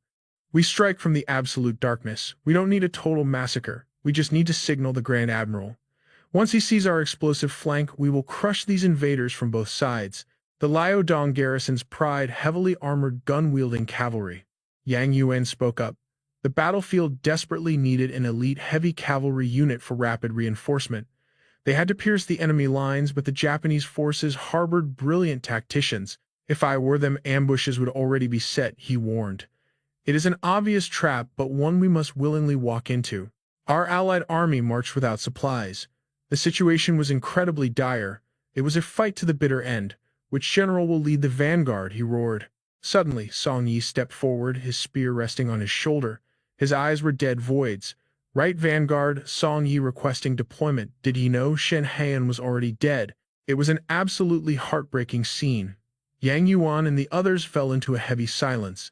Then a voice echoed out, Vanguard Song's bravery is unquestionable. But the elite vanguard is completely surrounded. You only have a few dozen cavalrymen left. It is an impossible mission. Song Yi remained eerily silent, his dark expression unmoving as he stepped forward. Stopping before the other commanders, he hesitated. Brothers in arms, he began. I know we have bad blood. That is entirely due to my own arrogance, my stubbornness, and my blind pride. The 2 generals were stunned, speechless. Song Yi bit his lip, then bowed deeply, cupping his hands. Please do not hold on to grudges against a foolish junior. I sincerely apologize to you all. Yang Yuan watched this utterly shocked. Song Yi continued, whatever conflicts we had in the past, you all know them well. I am begging you, my brothers. Lend my right wing 2,000 cavalrymen. I intend to die in this battle. I want 0 glory or bounty. Every reward will go to whoever lends me troops. Everyone here is my witness. I am begging you. The 2 generals just stared at him in silence. He roared out again, I leave my fate in your hands. One general scoffed. 0 glory or bounty, huh? In the end, Vanguard Song, you still look down on us. You think we care about your pathetic rewards. Song Yi kept his deep bow. I absolutely did not mean that, the general yelled back. Rewards belong to those who earn them. We aren't lowly enough to steal another man's glory. We may clash, but I owe General Shen a massive debt. General Shen died by Japanese blades. None of us will forgive that. I will lend you 2,000 troops, but only for General Shen, not for you. And keep your damn rewards. He struck his chest proudly. The other general chimed in, the enemy is massive, 2,000 isn't enough. Baoding is a military stronghold. I will give Vanguard Song 1,000 of my own ironclad cavalry. Another commander stepped up. I lack spare troops, but I have hundreds of chainmail suits. Take them all, Vanguard Song. Since you called us brothers today, I will pretend I never heard those earlier insults. The soldiers roared in unison, hell yes, that is the martial way. Song Yi clenched his fists. A terrifying aura erupted from his body. Overwhelmed with gratitude, he shouted, I, Song Yi, thank my brothers. Soon a fierce suicide squad was assembled. A red flag fluttered wildly from a spear tip. 2 words were deeply carved into its shaft, Siju. Song Yi touched the red sash on his back. Mounted on his war horse, he gripped the flag's spear tight. He thrust his weapon forward. His soldiers heroically raised their banners high. Facing an endless ocean of enemies, they charged ahead without a single ounce of hesitation. Pure wrath and absolute resolve burned on Song Yi's face. On the fleeing Japanese side, Akira Kurosa appeared. He glanced back, his face twisting in absolute panic at the sight of Song's charge. Meanwhile, crows descended elsewhere, feasting on the fallen. The hellish reality of war ravaged the eastern battlefield. Corpses were piled like broken dolls. It was a tragically epic scene of utter devastation. Barely living soldiers slumped against shattered wooden planks, completely drained. They simply closed their eyes, awaiting death. Luo Shangzi's vice-general and Qingguo was wringing out hot towels. Luo Shangzi sat nearby. Taking the bloody towel from Qingguo, he asked, how many times has this been washed? 5 times, Qingguo replied. Should we tag in General Wu Weizong? Wiping his face, Luo muttered about being past 50 and exhausted, then asked, where are Commander Li's men? No idea, Qingguo answered. The great commander must have other plans. He handed out more towels. We burned through all the high-tier healing talismans Taoist Yi gave us. I heard Commander Li spent an hour in the commander's tent before leaving. Who knows what he is doing now? Luo Shangji frowned deeply.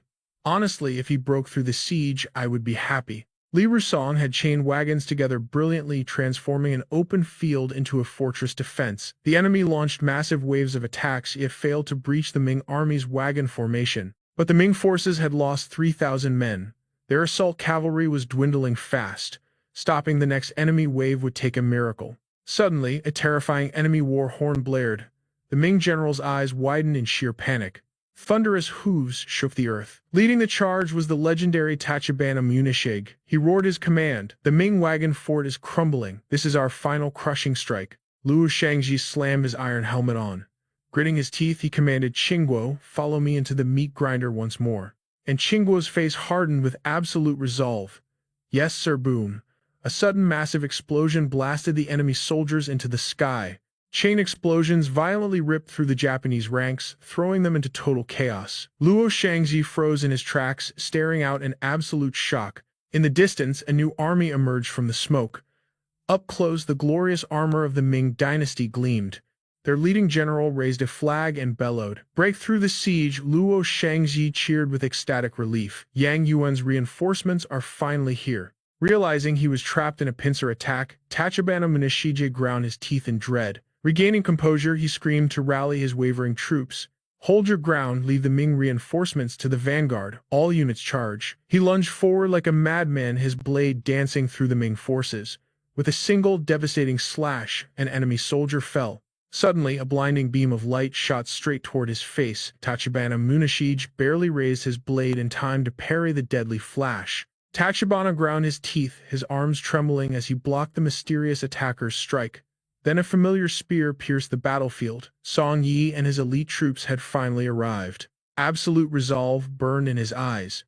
Standing in his way were 4 fierce Woko generals wearing white mourning bands across their foreheads. Kuriyama Ritaka Kuroda and Kazunari Kuroda. From a high vantage point, Honda Tadakatsu and Aki Kuroda watched the chaos unfold. Aki Kuroda narrowed his eyes. That man, he looks awfully familiar. He turned to his companion. Lord Honda, His Highness has already mobilized, hasn't he? Honda Tadakatsu gave a dark, chilling smile. Indeed. The Ming commander thinks salvation is at hand. When he steps out of his iron fortress, he won't realize what kind of demon he's about to face. Aki Kuroda sighed, closing his eyes. Is that so? What a pity. Meanwhile, Song Yi plunged directly into the sea of enemies, unleashing an absolute bloodbath. Pure, unadulterated fury radiated from Song Yi's death glare. A cold sweat broke out on Aki Kuroda's forehead. Lord Honda, I fear you are the only one who can match this monster. Honda Tadakatsu raised an eyebrow in surprise. Oh, do you know this? Ming Vanguard Aki Kuroda remained silent, trembling as terrified sweat drenched his face. His mind flashed back to a haunting nightmare. He remembered Song Yi slaughtering an endless horde of demons, single-handedly leaving behind a literal mountain of mangled corpses.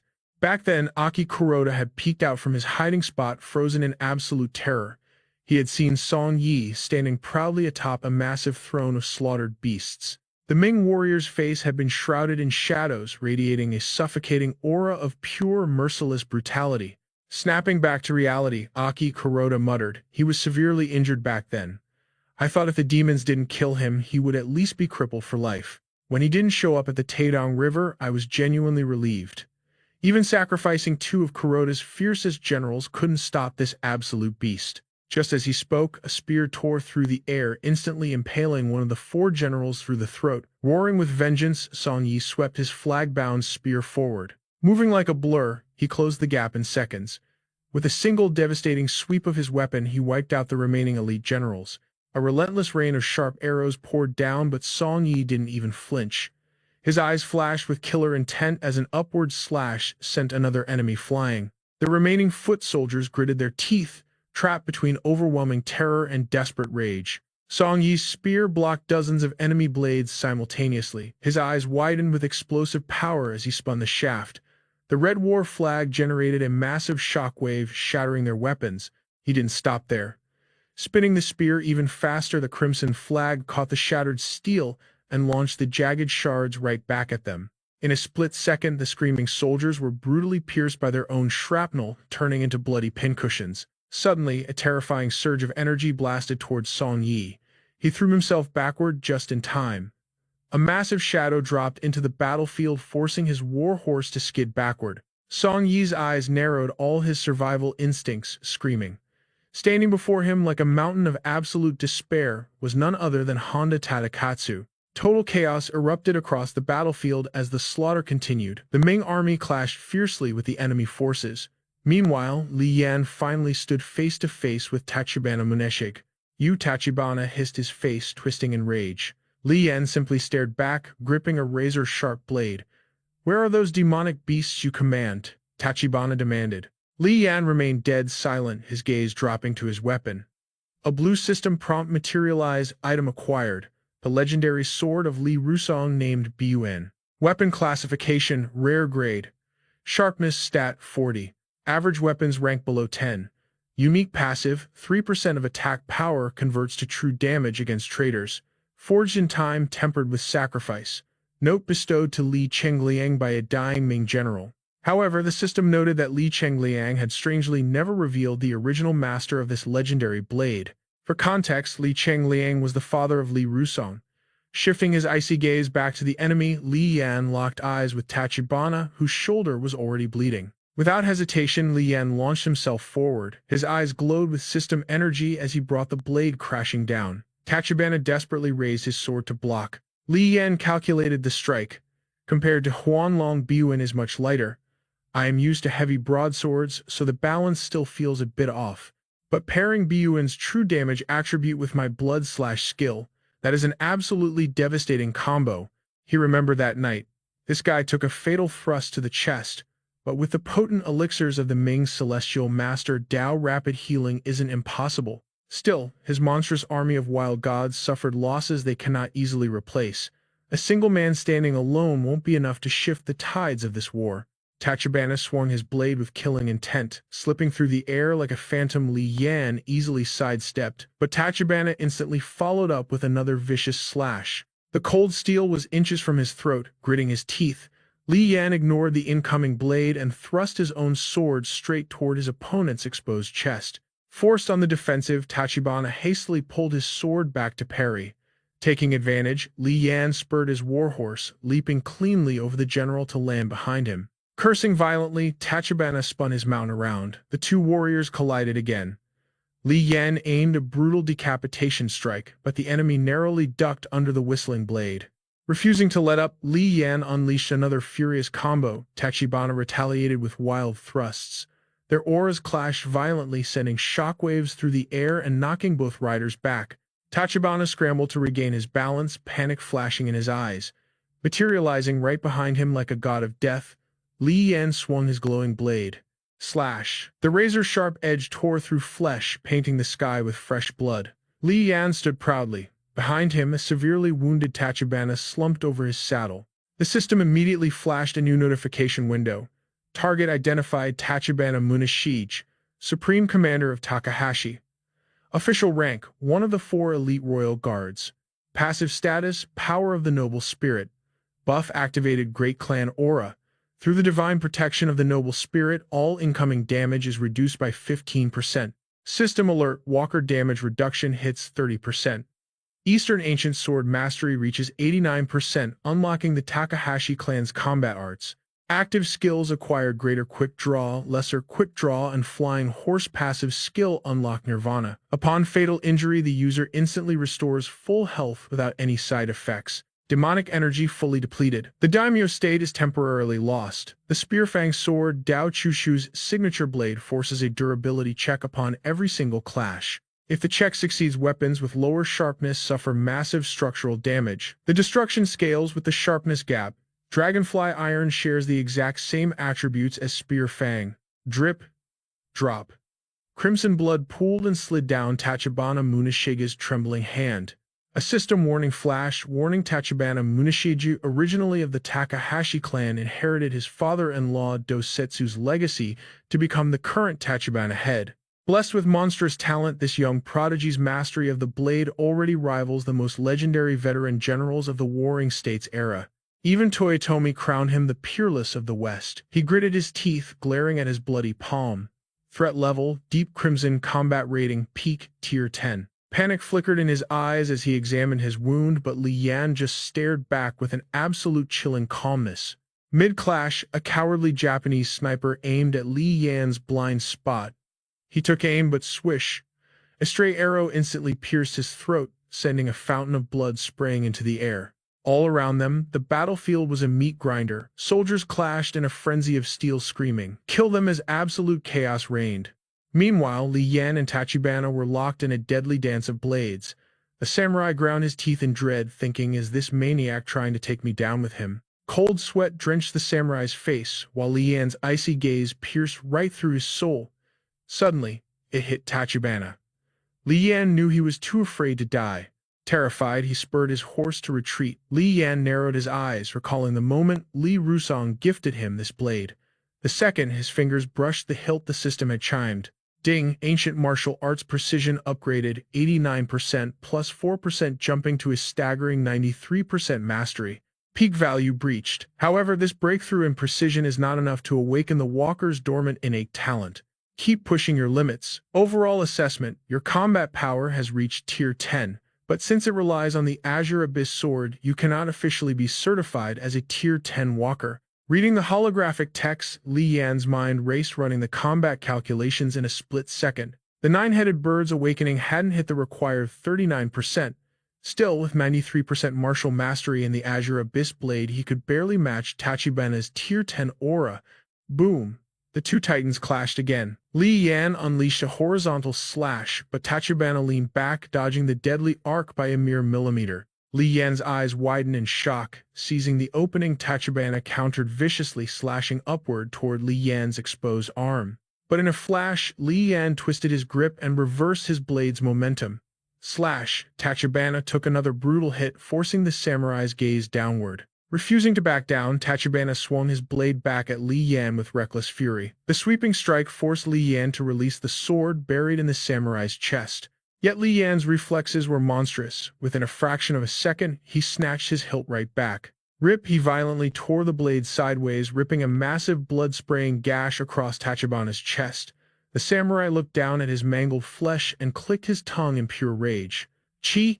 Tachibana glanced back, his mind spinning. This Ming warrior is evolving mid-battle. With a deafening roar, both men charged again, their swords colliding with bone-rattling force. Li Yan ground his teeth, his eyes burning with absolute resolve. Sparks rained down like fireworks as their legendary blades locked in a deadly stalemate. Li Yan unleashed a storm of devastating heavy strikes. Tachibana desperately parried every blow, but the sheer impact left his sword arm trembling and completely numb. Realizing he was outmatched, Tachibana abruptly turned his horse to flee.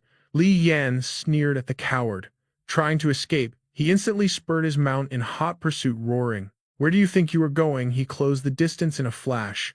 But as he saw the eerie glow in Tachibana's eyes, a chill ran down Li Yan's spine. Crap, it is a trap.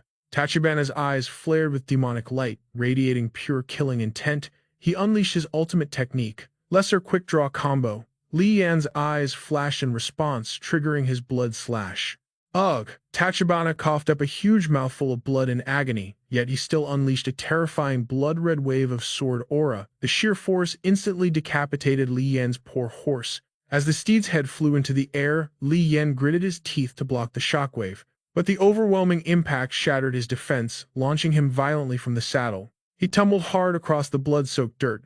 Spotting his vulnerability, several Japanese foot soldiers eagerly thrust their spears forward to finish him. Half a dozen spear points stabbed down, but Li Yan fluidly rolled out of the kill zone. His grip on his sword never loosened as he locked eyes with a red-faced enemy commander. Pressing one hand against the dirt, he launched himself like a coiled spring. With explosive power, he swung his blade low, slicing cleanly through the enemy steed's legs with terrifying sharpness. The crippled horse collapsed, sending the arrogant commander tumbling face first into the mud. Without missing a beat, Li Yan followed up with a ruthless vertical slash, cleanly cutting the man in half. Panting heavily, he stood tall, surrounded by a horde of Guhuo soldiers. Blood oozed from a fresh wound on his body. The situation was looking incredibly grim. Li Yan shot a glance to the side, his heart dropping. Damn it. Tachibana Munashige was lying face down in the dirt, and Ming soldiers were already raising their spears to execute him. Suddenly, an ominous wave of pitch-black energy erupted from the ground. The sinister aura swirled violently, completely engulfing Tachibana's lifeless body. The soldiers desperately hacked at the dark barrier, but it was completely useless. Suddenly, Hana Tadakatsu's eyes snapped open. His hand clawed into the earth, pushing himself back up. Rising with explosive force, Tachibana unleashed a devastating whirlwind of slashes. The soldiers were sent flying, screaming in agony. Gah! The slaughter complete, he slowly sheathed, his blade head lowered in silence. His eyes now glowed with a demonic crimson light. The ultimate trump card had been activated. Nirvana. Li Yan stood firmly amidst the absolute chaos of the surrounding bloodbath. Like the parting of a Red Sea, the battlefield cleared, leaving only the two alpha predators locking eyes. Li Yan tightened his grip on his hilt, his gaze burning with unbreakable resolve. Nirvana, huh? Then I will just have to kill you a second time. Hearing this, Tachibana flashed a maddeningly arrogant smirk, slowly pointing his finger in a single direction. Suddenly, a new army emerged, catching Li Yan completely off guard. This was the Western Army, the elite forces of Tachibana Munashige. The commander spread his arms, letting out an arrogant, maniacal laugh. Ha ha ha! You Ming soldiers are foolish. Wars aren't won by a single man's bravery or martial arts. Just then, another massive battalion rolled onto the battlefield, dragging heavy war chariots behind them. Leading them was General Luo Kangzi.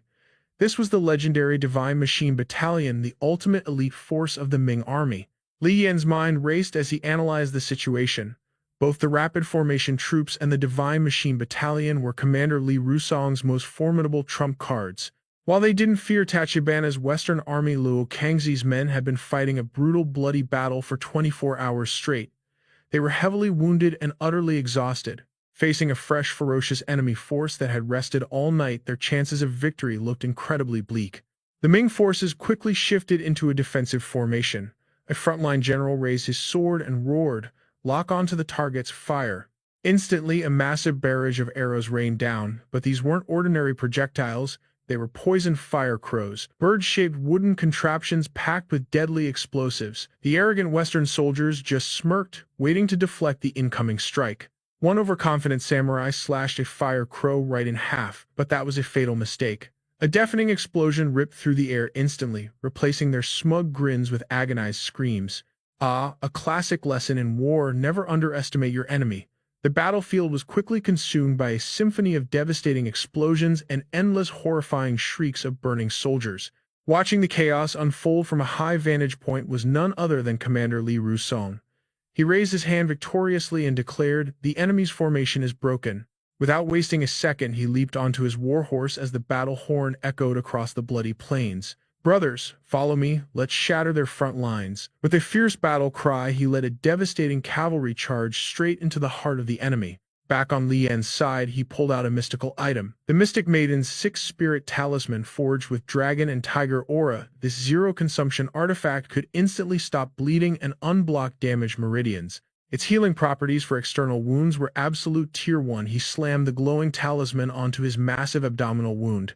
In seconds, he was back in peak combat form, locking his burning gaze right onto Tachibana Munashige. Gritting his teeth, Li Yan exploded forward with his blade drawn. Tachibana Munashige's eyes darkened as his hand dropped to the hilt of his katana, ready to unleash a lethal strike.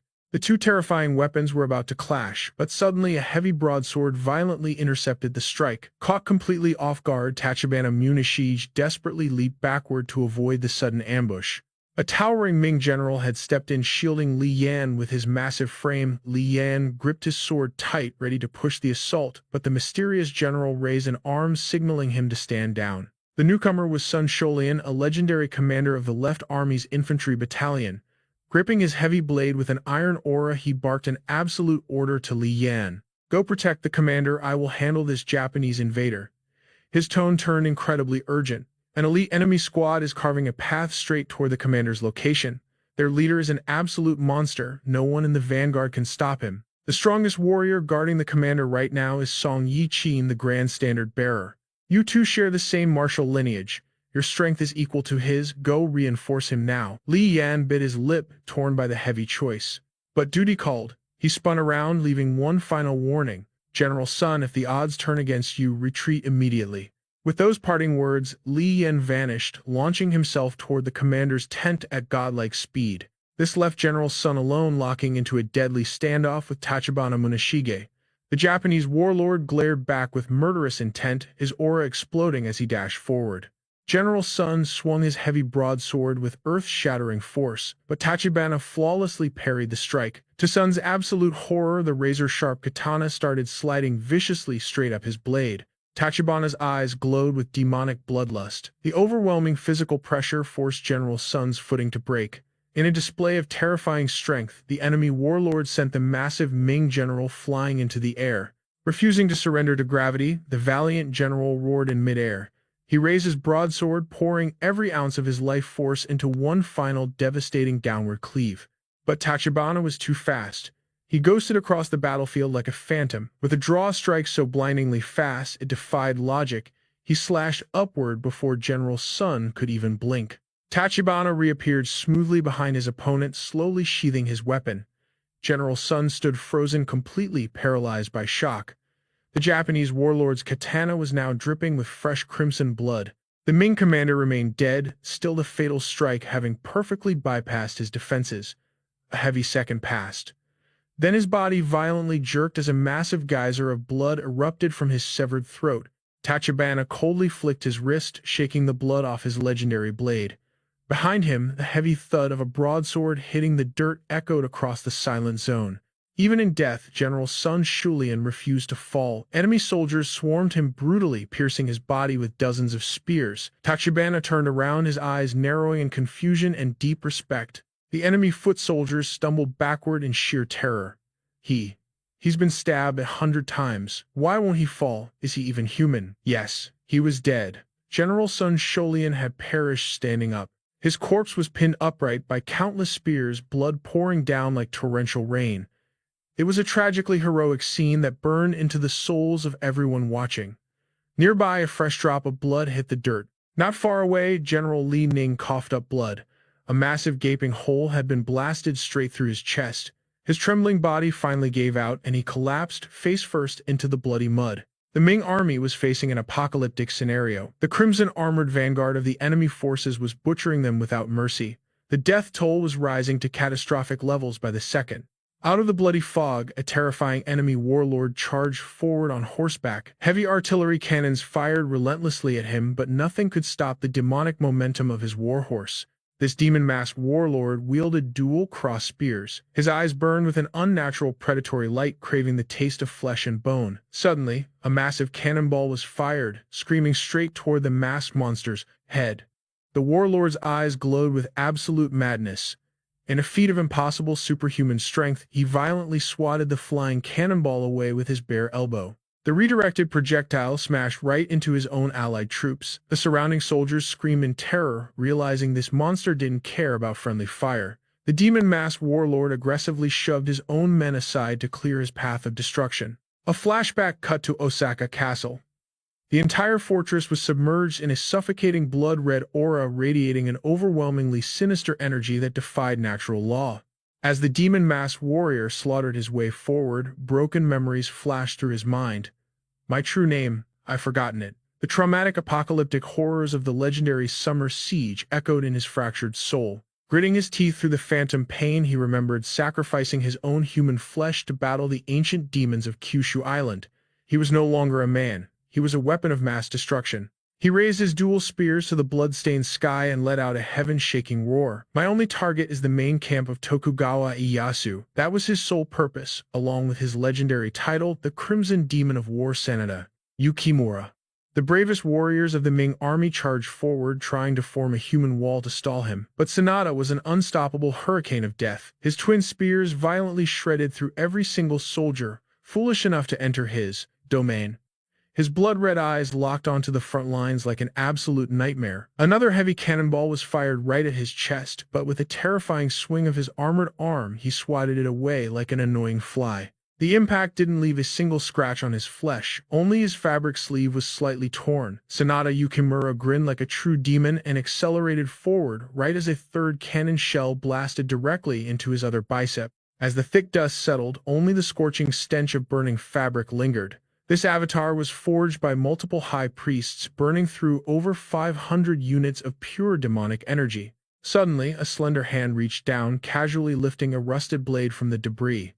It was none other than Yu Shu. She flicked the shattered metal off the blade, let out a massive yawn, and casually strolled straight towards Sanada Yukimura. Her inner thoughts were completely detached. Killing mortals felt so utterly pointless.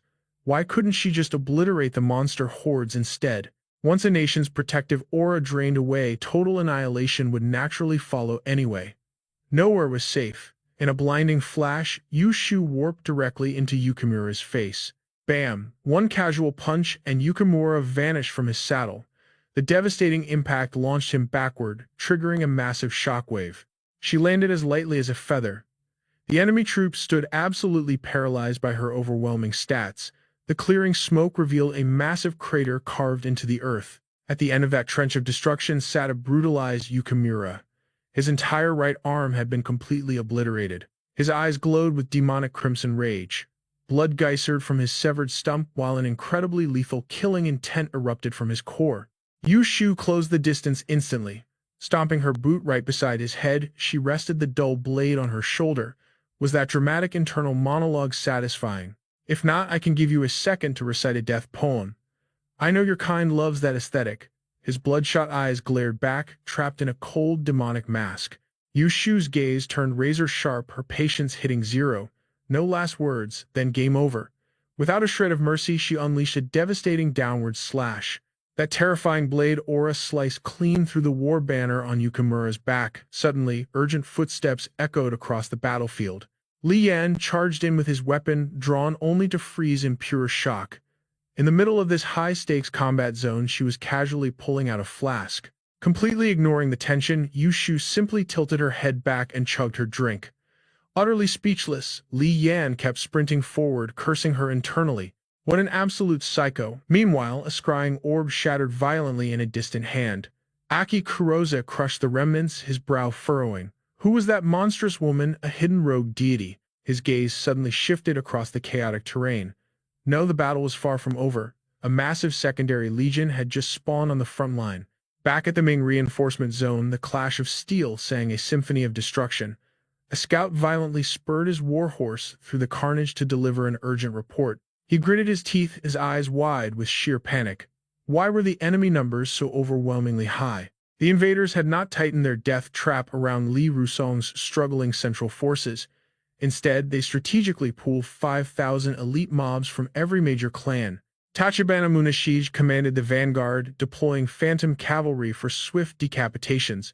Meanwhile, their 200,000-strong main force heavily barricaded Yang Yuan's reinforcement route. Song Yingshang had pierced the front line like a shooting star. His massive army attempted to break through the formation only to discover a road paved in blood. The casualty rate was catastrophically higher than Yang Yuan ever calculated. As the tactical map updated, the enemy's suicidal resistance proved one terrifying fact: Li Rusong was out of stamina. The main forces locked into an intense, grueling deadlock. Ming infantry and cavalry attempting a wedge formation were instantly swallowed up by the endless sea of enemy troops. The invaders possessed terrifying base stats. Yet despite being at a severe disadvantage, the Ming forces suddenly triggered an insane morale buff that defied all logic. Even with spears impaling their chests, they refused to drop their weapons. The HP bars of both armies plummeted in this apocalyptic meat grinder. Yang Yuan spurred his mount furiously, teeth clenched in pure rage. He abruptly pulled the reins as distant explosive shockwaves rocked the earth, shifting his gaze to the vanguard commander. Leading the charge was Song Yingshang. Right behind him rode Yi Yu, sweating bullets as the horrifying reality of a high-level raid finally hit him. Seeing the enemy's insane combat power, he desperately wanted Old Man Song to assign him a higher-level bodyguard. Suddenly, something wet and heavy smacked him right in the face. It was a severed hand. Cold sweat drenched his back. His face drained of color as panic set in. He was definitely not built for this hardcore player-versus-player environment. Disgusted, Yi Yu tossed the bloody limb away, cursing his terrible luck. He forced himself to look forward, locking eyes with a bald monk leading the enemy swarm. "Allow me to reintroduce him, Aki Kuroza." The monk narrowed his eyes, immediately identifying his opponent as a high-tier spellcaster. Yi Yu matched his deadly glare. Beside him, A Fei pulled out a massive deck of spell talismans, his game face on. "Senior brother, my inventory is loaded. I am fully prepared for battle. I have the Northern Emperor Thunder runes, the Divine Light Sovereign seals, and the purple gold 9 flame scrolls." Sweating nervously, Yi Yu muttered, Yeah, just do not drop them." A Fei remained intensely focused. Yi Yu analyzed the situation perfectly. A priest from the true word Shinto sect, right?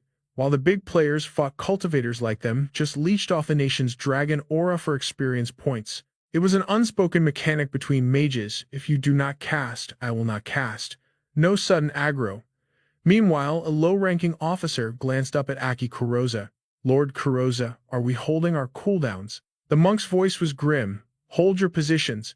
Kuroza gritted his teeth secretly, stressing over his role as the true word successor. He had several ultimate spells with long cast times ready. These devastating abilities could instantly warp this battlefield into an absolute Asura hellscape.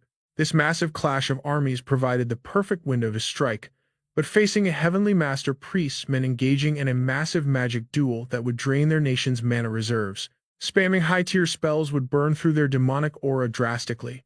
With his homeland's political system finally stabilizing, triggering a massive magical war would be a huge tactical error. But a few low mana debuffs, that was completely doable. A sinister smirk crept across Kuroza's face. Suddenly, the sky warped unnaturally, forcing Yi Yu to snap his gaze upward. The enemy gunners locked onto their targets. The charging Ming vanguard was completely caught in the crossfire, their health bars dropping to 0 in seconds. One brave cavalryman managed to break through and land critical hits on several grunts, but his moment of glory vanished into pure panic as he looked down. A stealthy mob had severed his mount's legs, sending him crashing into the dirt. In a flash, a swarm of enemy infantry swarmed over him, impaling him with a dozen spears. The rest of the cavalry units were about to suffer the exact same brutal wipeout. Watching the slaughter unfold, Yi Yu clenched his jaw, his blood boiling with absolute fury. The enemy priest shattered the rules of engagement, crippling the Great Ming's warhorses. In response, our brave soldiers became living shields, sacrificing their own flesh to block the terrifying rain of deadly arrows. Aki Kuroza sneered with unbearable arrogance.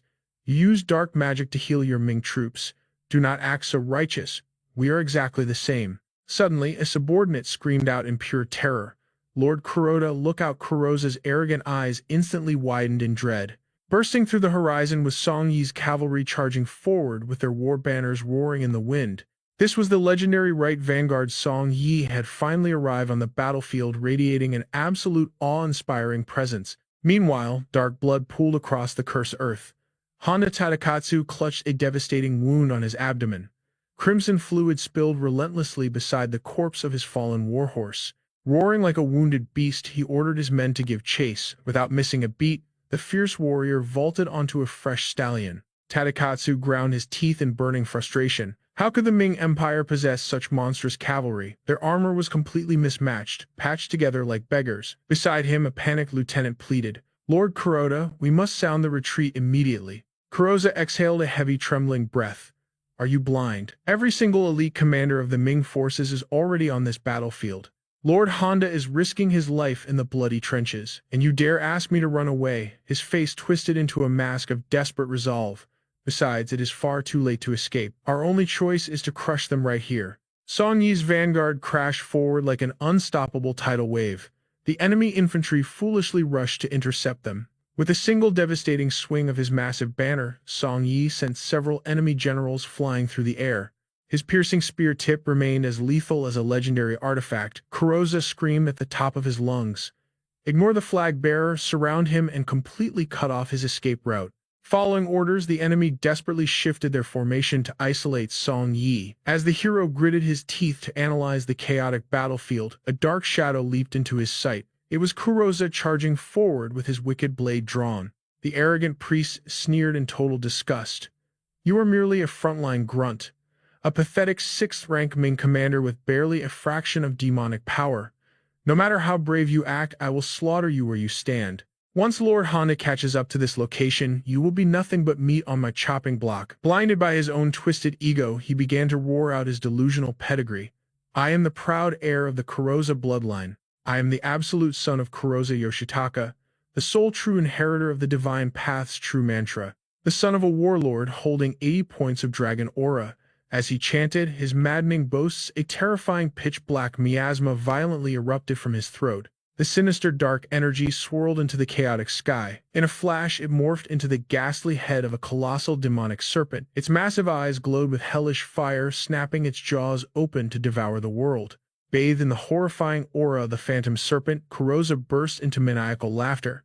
"Tell me, pathetic Ming dog, which of your dead leaders will come to save you now?" The demonic serpent lunged its massive jaws straight at Song Yi, yet his piercing gaze remained entirely unfazed. His iron grip tightened around his battle standard. Suddenly, a blue light flashed as the awakening system analyzed the toxic threat. System alert: target possesses the flame talisman infused with the ancient power of the bloodthirsty dragon. When the banner bearer leads troops with combat precision above 55%, they ascend to the elite vanguard class, unlocking the Windfire Golden Aura for up to 5,000 warriors. With this aura ignited 10,000, enemies cannot stop them. The commander's mount will absorb the collective battle intent of the charging army, transforming it into a devastating attack multiplier. The total multiplier scales with troop count and charge distance. Warning: if the golden aura is broken, all buffs will vanish instantly. Current attack multiplier calculated 30,956%, an absolute boost of over 309 times. Simply put, this is the supreme banner of ancient legions. Above them, the serpent snapped its fangs towards Song Yi's skull. Kuroda twisted his lips into a sickeningly victorious grin. But Song Yi stood like an immovable mountain, his pitch-black eyes devoid of all mercy. With one earth-shattering sweep of his battle flag, he completely obliterated the dark serpent back into nothingness. Using the momentum, his silver spear thrust straight for Kuroda's heart. The panicked priest frantically raised his katana to block the strike, but with a deafening crack, his supposedly indestructible blade shattered into a million useless pieces. Pure terror consumed Kuroda's soul as he stared at his broken weapon. Meanwhile, Song Yi gritted his teeth, pushing the unstoppable spear thrust ever closer. Crash! The legendary spear pierced violently through the enemy's chest, blasting Kuroda straight off his trembling horse. With his war banner drenched in fresh blood, Song Yi did not even slow down his monstrous charge. The enemy forces completely lost their minds at this horrific sight. Song Yi had impaled Kuroza right through the heart, executing the arrogant priest in a single, flawless strike. The dying man unleashed a bone-chilling scream of agon. Whoa! In his final moments, he desperately reached towards Song Yi's stoic face. But before making contact, that trembling arm withered into a dried husk. It instantly disintegrated into dead ashes, scattering into the bitter wind. The horrific decay rapidly swallowed his entire body. Within seconds, nothing remained in the air except an empty set of robes and a string of prayer beads still hanging violently from Song Yi's spear tip. The invading forces broke into absolute hysteria. Lord Kuroda is dead, ignoring their pathetic cries. Song Yi spurred his warhorse forward as massive explosions ripped across the battlefield. Burning fury was etched deeply into the hero's features. Right on cue, the much-needed reinforcements finally crashed the party. General Yang Yuan raised his armored hand high, commanding his heavy infantry to attack. Suddenly, Song Yingsheng's urgent warning ripped through the chaos. Watcher 6, a sneaky enemy assassin, crawled close, aiming a deadly strike at Yang Yuan's legs. In a flash, the terrifying phantom of a giant bear manifested behind the general. Without even flinching, he caught the assassin's razor-sharp katana with his bare hand. With a monstrous roar, he delivered a devastating punch that hammered the rat straight into the dirt, ending him instantly. Yet the brainwashed enemy soldiers continued their suicidal charge. But the Ming reinforcements were heavily prepared for this exact moment. Every single warrior locked their heavy iron shields together, forming an impenetrable fortress against the rushing enemy swarm. The enemy front lines were instantly ripped to shreds by a barrage of lethal traps and hidden spikes. Miraculously, one severely wounded fanatic managed to drag himself forward. He locked his bloodshot eyes on Song Yingsheng's warhorse, preparing a desperate suicide strike.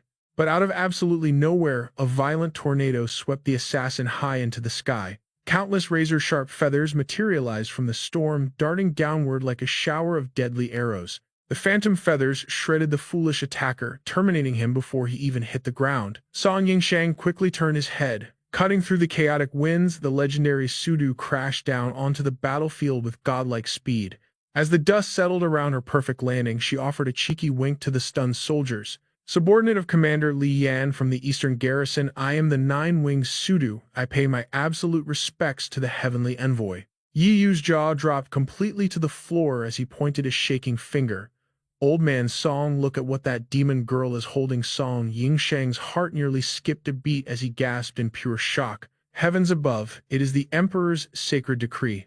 System alert: Nine-Winged Sudu Dragon Tiger Aura perfectly enhanced.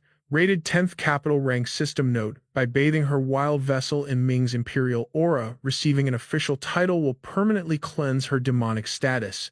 However, a bird's eye view revealed a grim reality. The enemy horde still blackened the earth like a plague of locusts. The terrifying difference in raw numbers was still overwhelmingly against them. Breaking through the blood-stained fog, a solitary warhorse galloped into view. Strung proudly across its saddle was that familiar, glorious battle banner. As it approached the Allied lines, the exhausted beast finally slowed its pace. It was Song Yi leading his surviving vanguard out of hell. He quickly calculated the grim numbers. Less than 1,000 men remained standing. Without a flinch, he ripped a jagged piece of shrapnel from his cheek, then calmly touched his brutally severed leg. The suspicion from earlier finally solidified into a grim reality. Looking closely at the scene, his leg had been completely severed. What a devastating sight! His body was a gruesome canvas of battle, pierced by countless arrows and covered in brutal gashes. This leg is utterly useless now, Song Yi realized bitterly. Gritting his teeth, he slammed the shaft of his spear heavily into the blood-soaked earth. Suddenly, Honda Tadakatsu charged into the battlefield on horseback. The enemy general's pupils shrank in sheer horror. Below him lay a familiar set of armor, the body completely annihilated. Veins popping, Honda Tadakatsu roared with absolute fury, "You bastard Kuroza!" Meanwhile, Song Yi maintained a deadly silence, his eyes cold as he waited for the clash. His loyal troops behind him were in an equally devastating state. Every single warrior bore the cruel bite of multiple arrows, yet their faces betrayed no pain at all. However, having reached their absolute physical limits, one soldier finally succumbed to exhaustion, collapsing heavily from his horse. Soon after, the warriors behind him also began to fall. Panic started rippling through the surviving ranks as they exchanged terrified glances. Suddenly, a terrifying commotion erupted from the very rear of their formation. Song Yi snapped his head back only to witness a total bloodbath. Honda Tadakatsu was furiously sweeping his spear, slaughtering the helpless subordinates like sheep. His deadly weapon was already pulled from the earth. Gripping his spear with lethal intent, Song Yi violently turned his horse around. Locking eyes with blinding murderous rage, both he and Honda Tadakatsu roared in unison, "Go to hell." The two titans clashed once more. Shockwaves shattered the very air around them, echoing like endless thunder across the battlefield. Suddenly, Song Yi violently coughed up a mouthful of blood. His trembling grip completely failed, sending his mighty spear flying from his hands to bury itself into the distant dirt. Seizing this golden opportunity against an unarmed and critically wounded foe, Honda Tadakatsu thrust his deadly weapon forward, bellowing with bloodlust, "Accept your death." But out of nowhere, an overwhelming burst of energy violently blasted Honda Tadakatsu backward. A familiar blade, deflected during the intense clash, struck the ground with a heavy thud. The sword stood perfectly still, embedded in the earth. Refusing to back down, Honda Tadakatsu instantly launched another ruthless assault straight towards Song Yi. Meanwhile, a powerless Song Yi slumped heavily against his steed. Then an earth-shattering boom echoed across the wasteland. The legendary sandalwood ox demon made its grand and terrifying entrance. Sensing the terrifying monster, Honda's warhorse trembled uncontrollably, foaming wildly at the mouth. Yet the stubborn general still swung his vicious spear at Song Yi, who barely dodged by tossing his body downward. Losing his balance, he completely plummeted from his saddle. At that exact moment, a pair of colossal legs stepped forward, triggering massive shockwaves with every single footfall. Honda ground his teeth in absolute frustration. The sandalwood ox demon was mercilessly hunting someone down. Shockingly, its prey was none other than Tachibana Munashige. The system interface instantly flashed. Sandalwood Ox Demon enhanced by Dragon Tiger Aura, perfect condition, rank evaluated at 10 capitals. The ferocious beast continued its relentless pursuit of the enemy Japanese commander. Sprinting for his life, Tachibana panicked, realizing he could not shake the monster off. The glowing, horrifying visage of the Ox Demon was breathing right down his neck. The behemoth's gigantic foot descended to crush him into paste. Terrified out of his mind, Tachibana cursed out loud, "Damn it." With no other choice, he activated his spatial blink to warp out of danger. But the Ox Demon was not easily fooled, leaving massive craters wherever it stomped. Taking advantage of the chaos, Li Yan had finally caught up to the fleeing Tachibana Munashige. A brutal sword fight immediately broke out. Their clashing blades erupted into a blinding storm of sparks. Overflowing with pure explosive power, Li Yan swung his razor-sharp blade without mercy. Gritting his teeth, Tachibana cursed his own carelessness. Just one moment of distraction, and this Ming Dynasty warrior had actually stolen his precious vermilion snow sword. The high-speed pursuit and intense duel tore through the entire battlefield. It was painfully obvious that Li Yan had the absolute upper hand. Watching from afar, Honda Tadakatsu's eyes burned with a menacing blood-red glow. Li Yan steadily cornered his desperate opponent. By now, the blade in Tachibana Munashige's hands was covered in severe, jagged cracks.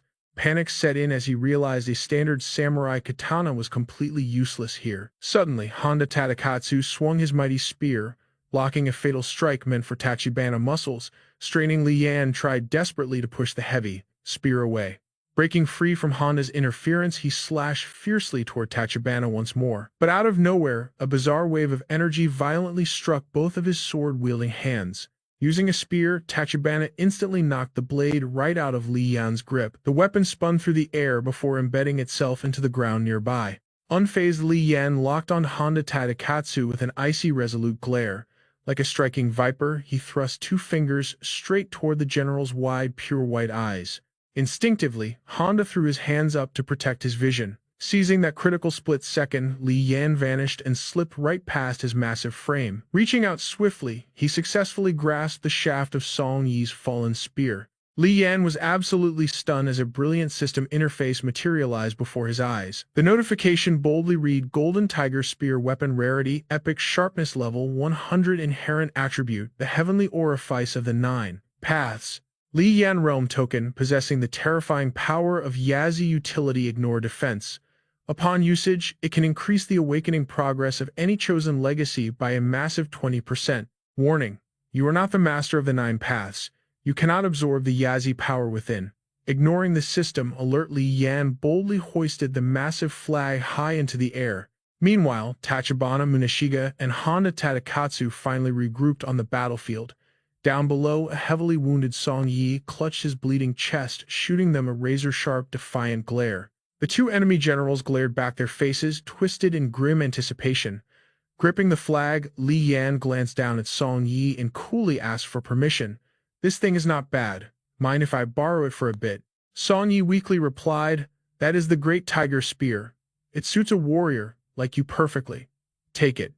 Despite his severe injuries, a confident smirk crossed his face.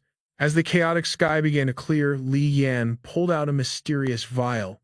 Without a second thought, he crushed the seal and poured the glowing liquid directly over the razor-sharp blade of the golden tiger spear.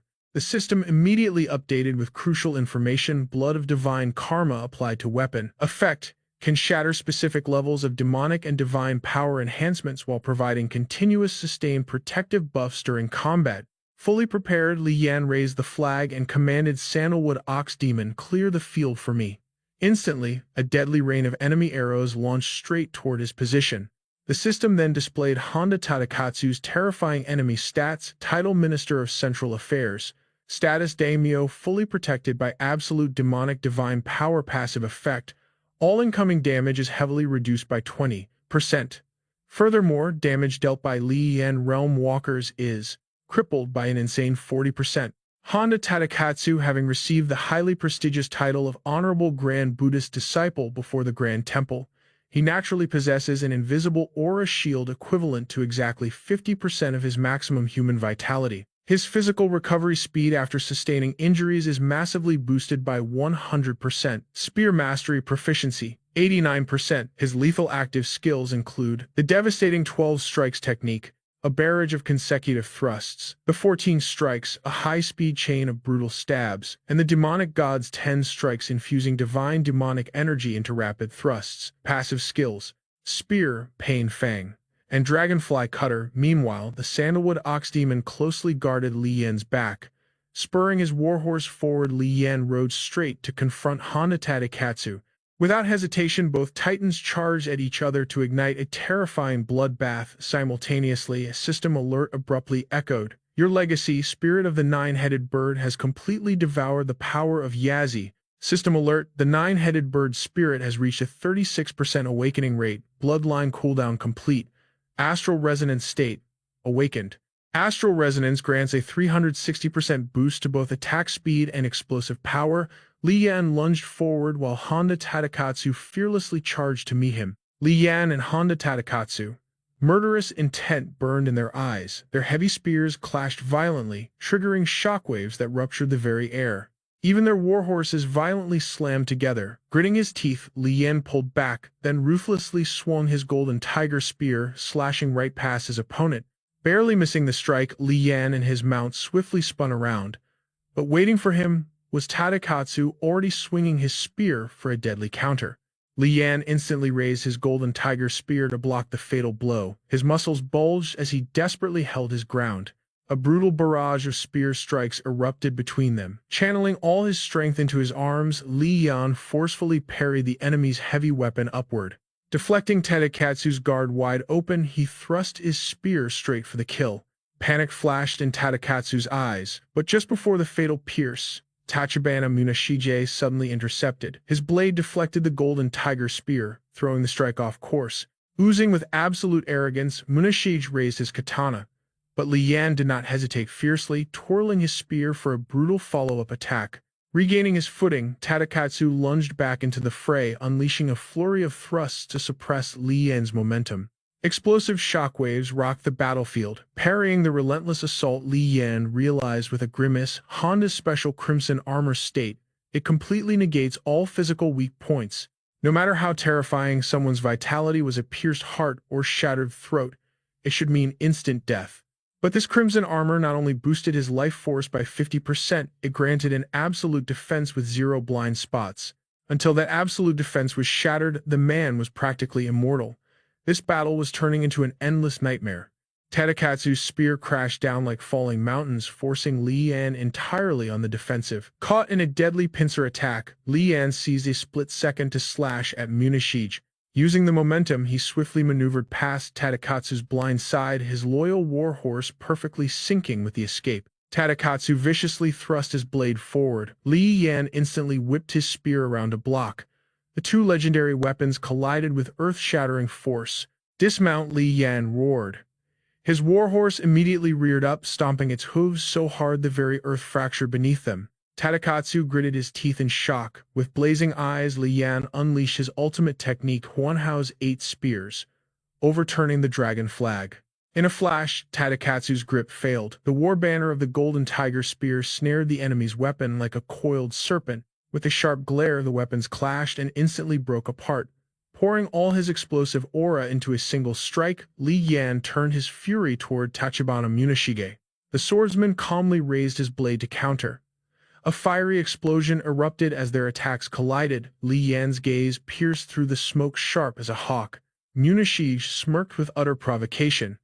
Yet a legendary scene unfolded. One man armed with a single golden tiger spear, relentlessly hunting down 2 top-tier Woko generals. Halting his horse, Tadakatsu stared in pure disbelief. His eyes trembled as a terrifying thought crossed his mind. "I've served the Ieyasu clan since I was 10. Bathed in battlefield blood for 30 years. Have I truly hit my ultimate limit? In mounted combat, Munashige is no match for me, but his youthful genius in swordsmanship rivals my lifetime of spear mastery. Yet, this Ming warrior. During our last clash, I only unhorsed him because of superior gear. His actual spear mastery is a whole realm above mine." Tadakatsu watched in awe as Li Yan dominated Munashige. Swallowing his pride, Tadakatsu's face darkened with fierce resolve. He whipped his mount around, launching a desperate counterattack.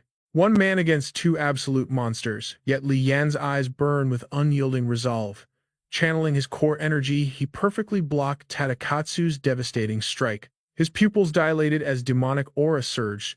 Sweeping his golden tiger spear upward, he flawlessly deflected Munashige's lethal descending slash. The immense shockwave crushed into Munashige's chest, forcing him to cough up a mouthful of blood. Seeing his ally's bloodshot eyes, Tadakatsu scoffed coldly and renewed his brutal assault. A crescent wave of lethal energy sliced through the air. Reacting purely on instinct, Li Yan bent completely backward, dodging by a hair's breadth. Snapping back like a coiled spring, he thrust his spear straight into the storm of attacks. Steel sang against steel, both warriors locked eyes radiating pure, suffocating bloodlust. As the titans clashed, Munashige lurked in the distance. He gritted his teeth, humiliated and enraged by his severe wounds. Like a venomous snake, he gripped his katana and dashed forward for a cowardly sneak attack. His blade swung down, aiming right for Li Yan's blind spot. But suddenly, a rogue blade streaked across the battlefield. It violently impaled Munashige right through the chest. Blood sprayed like crimson rain. Li Yan glanced over to see Munashige, gasping his last breath while Tadakatsu froze in absolute horror. Drained of all life, Munashige's limp body plummeted heavily from his warhorse. The unseen sniper was none other than Song Yi. Standing on just one leg, his warrior's spirit remained unbroken. 10 out of 10 for that clutch assist. Utterly exhausted, he collapsed to the dirt, smiling as he finally exhaled in relief. Phew. Li Yan coldly glanced down at the fresh corpse, clicking his tongue in mild amusement. Tisk-tesk. Munashige had officially punched his ticket to the afterlife. But just as Song Yi lowered his guard, a rogue arrow violently tore through the wind, aiming straight for his head. Boom. The ox-headed guardian manifested just in time. Its grotesque elongated arms swept through the enemy fodder, swatting them away like annoying flies and forming an impenetrable shield around Song Yi. Meanwhile, in the distance, a terrifying surge of power sent the Woko invaders flying helplessly into the sky. A squad of elite powerhouses stormed the battlefield, radiating an aura so dense no enemy dared approach. Tadakatsu snapped his head around in panic. When did these Joseon wild gods arrive? A sea of crimson cavalry crashed through the Woko ranks like a runaway train. Brilliant red triangular banners blazed across the horizon. Leading the charge was Li Rusong. Cleaving through enemies, his commanding roar echoed across the blood-soaked field. Reinforcements are straight ahead. Tear through them. Honda Tadakatsu looked around in absolute panic. The Ming Empire's backup had arrived way too fast. A wave of crimson armor crashed into the dense enemy ranks. This was Commander Song's elite battalion. His commanding roar echoed across the battlefield. Admiral Li is right ahead. Push forward with everything you have. Yi, Yu, and Yang Yuan desperately carved a bloody path. From above, the two Ming battalions looked like twin dragons devouring the enemy's swarm. At the dead center, the mighty bull demon projected a massive defensive barrier shielding everyone inside. Reaching this level of carnage meant heavy casualties for our side, win or lose. Furthermore, with Tachibana Muneshige pushed back this far, the demon cavalry's assassination plot had clearly failed. It is over, Li Yan thought. He glared at Tadakatsu and growled, "How do you want to die?" The samurai stared back silently. Suddenly, Tadakatsu roared, "Everyone halt!" The bloodthirsty soldiers froze in absolute bewilderment. Slowly, both armies lowered their weapons and stepped back from the front lines. The battlefield cleared, leaving Li Yan and Tadakatsu in a tense one-on-one standoff. Beside Li Yan, the bull demon sat utterly exhausted. Unfazed, Li Yan locked his piercing gaze onto the enemy general. Just then a heavily burdened messenger scurried over. He bowed deeply, whispering an urgent report into Tadakatsu's ear. The messenger then approached Li Yan, bowing low to deliver his message. "Lord Honda carries the official seal of the Tokugawa clan. He is authorized to negotiate peace with the Ming Empire on their behalf." However, Tadakatsu's eyes burned with fierce, unyielding resentment. Tokugawa Ieyasu trotted closer on horseback, stating calmly, "Once the tide of war turns, using my seal to seek peace is the logical choice. The Tokugawa clan will not die for foolish ambitions, even if it dashes the hopes of the entire nation." Meanwhile, Li Yan suddenly spoke up, asking the messenger, "Are you one of us?" The soldier flinched in terror before bowing to reply, "Yes." Without a second of hesitation, Li Yan swung his blade, sending the messenger's head flying. Tadakatsu ground his teeth in pure fury.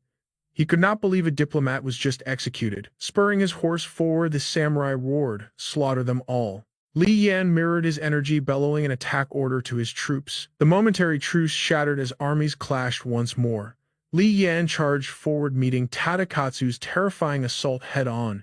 Both warriors fought like demons, hell-bent on tearing each other apart. Tadakatsu unleashed a vicious slash aimed at Li Yan's shoulder, but our hero instantly raised his spear, blocking the lethal strike. The force of the impact pushed them apart, sending both riders sliding past one another. Li Yan gritted his teeth in frustration. That damn Crimson Bull barrier restricted his attacks. His tiger spear could not penetrate it, while the enemy's dragonfly cutter could easily pierce his throat at any second. Wheeling their mounts around, the two titans locked eyes. They charged once again in a blur of motion. Tadakatsu brought his weapon crashing down, but Li Yan parried the brutal blow with perfect timing. A ruthless strategy formed in Li Yan's mind. "I will take out your ride." He sharply redirected, his spear tipped straight toward the enemy warhorse's neck. Reading his opponent's mind, Tadakatsu roared in defiance, "Your mount dies with mine." His deadly blade instantly swept dangerously close to the throat of Li Yan's stallion. Both lethal strikes landed simultaneously. Blood sprayed as Tadakatsu's horse suffered a massive, horrifying gouge across its face. Meanwhile, Li Yan's steed only caught a superficial graze to the neck, barely a scratch in comparison. Furious at the outcome, Tadakatsu cursed loudly. Damn it, he actually dodged the worst of it. The samurai's wounded horse collapsed completely, throwing Tadakatsu off balance. Spotting the fatal opening, Li Yan channeled all his battle aura and lunged forward with devastating intent. The spear tip surged toward Tadakatsu's shocked face. Desperate, he manifested swirling crimson energy, summoning the ultimate defensive artifact known as the Crimson Bowl. Li Yan's spear violently collided with the red barrier. A deafening shockwave ripped through the air. To Tadakatsu's absolute horror, the legendary artifact actually began to tremble violently. Li Yan's eyes blazed with unstoppable resolve. Shatter. Under the crushing weight of the gold-cleaving tiger spear, sickening cracks began fracturing the so-called impenetrable barrier. A split second later, the artifact shattered like glass. The golden spear broke through the defense and plunged mercilessly straight into Tadakatsu's body. His face contorted in agonizing pain. Desperately using his own weapon as a makeshift shield, Tadakatsu was violently blasted backward by the sheer force. The samurai's boots dug deep trenches into the dirt as he skidded. Having the absolute high ground, Li Yan poured every ounce of his strength into the downward thrust. Flashes of a fallen soldier pierced by countless enemy spears fueled his rage. Nearby, the fiery bull demon went absolutely berserk, aggressively sweeping waves of enemy troops aside like ragdolls. It launched into the air, raining destruction down upon the panicked battalion. Back at the main duel, sparks flew as the two legendary spears clashed repeatedly. Li Yan dominated from horseback, forcing a grounded Tadakatsu into a desperate, purely defensive struggle. Looking down, Li Yan cursed internally. Damn it, he is still managing to block everything. Tadakatsu spat out a bloody taunt. Did you really think claiming my head would be this easy? Exploiting a brief gap, he vaulted into the sky with bloodshot eyes. He brought his spear crashing down, unleashing a devastating wave of azure energy. The overwhelming pressure forced Li Yan into the 40-strike stance, using both hands to desperately block the impact. Suddenly, the golden spear violently vibrated under the strain. Adapting instantly, Li Yan released one hand and slipped to the side, letting that monstrous azure power smash harmlessly into the earth. His grip felt completely numb from the terrifying feedback, yet his eyes burned with unbroken resolve. Touching the ground, Tadakatsu immediately shifted back into a battle-ready stance, his tactical mind racing. When this Ming commander first attacked, his spear mastery and explosive speed were so overwhelming that they induced absolute despair. However, after dozens of fierce exchanges, his stamina is clearly failing him. Convinced of victory, the samurai confidently launched himself right at Li Yan. Refusing to back down, Li Yan met the charge head-on. Another massive shockwave erupted in midair. The two masters entered a deadly dance of strikes and evasions, neither willing to yield an inch. Patience wearing thin, they glared at each other like rabid wolves. Li Yan unleashed a flurry of rapid thrusts. Yet Tadakatsu's reflexes were godlike, parrying every single deadly strike with terrifying precision. Their weapons collided with the force of a hurricane, sending shockwaves echoing across the blood-stained battlefield. Suddenly gripping his spear tightly with both hands, Tadakatsu sneered menacingly. "Ming soldier, you possess great loyalty." Launching himself upward, the samurai screamed, "But you lack the resolve to die." Remaining dangerously calm, Li Yan tracked the movement, his golden spear ready to deliver judgment. Honda Tadakatsu leaped into the air, his spear raised for a devastating strike. His eyes blazed with crimson fury as he unleashed his ultimate skill, the 80 Demon God Strikes. A relentless storm of razor-sharp energy surged directly toward Li Yan. Gripping the tiger gold spear with both hands, Li Yan desperately blocked the assault. He was on the verge of being pushed back completely. Above him, Honda Tadakatsu roared with absolute madness. "Ah!" Refusing to yield, Li Yan screamed as he pushed his physical limits. Suddenly, countless horrifying phantoms of Honda Tadakatsu materialized, all thrusting their spears forward in a deadly barrage.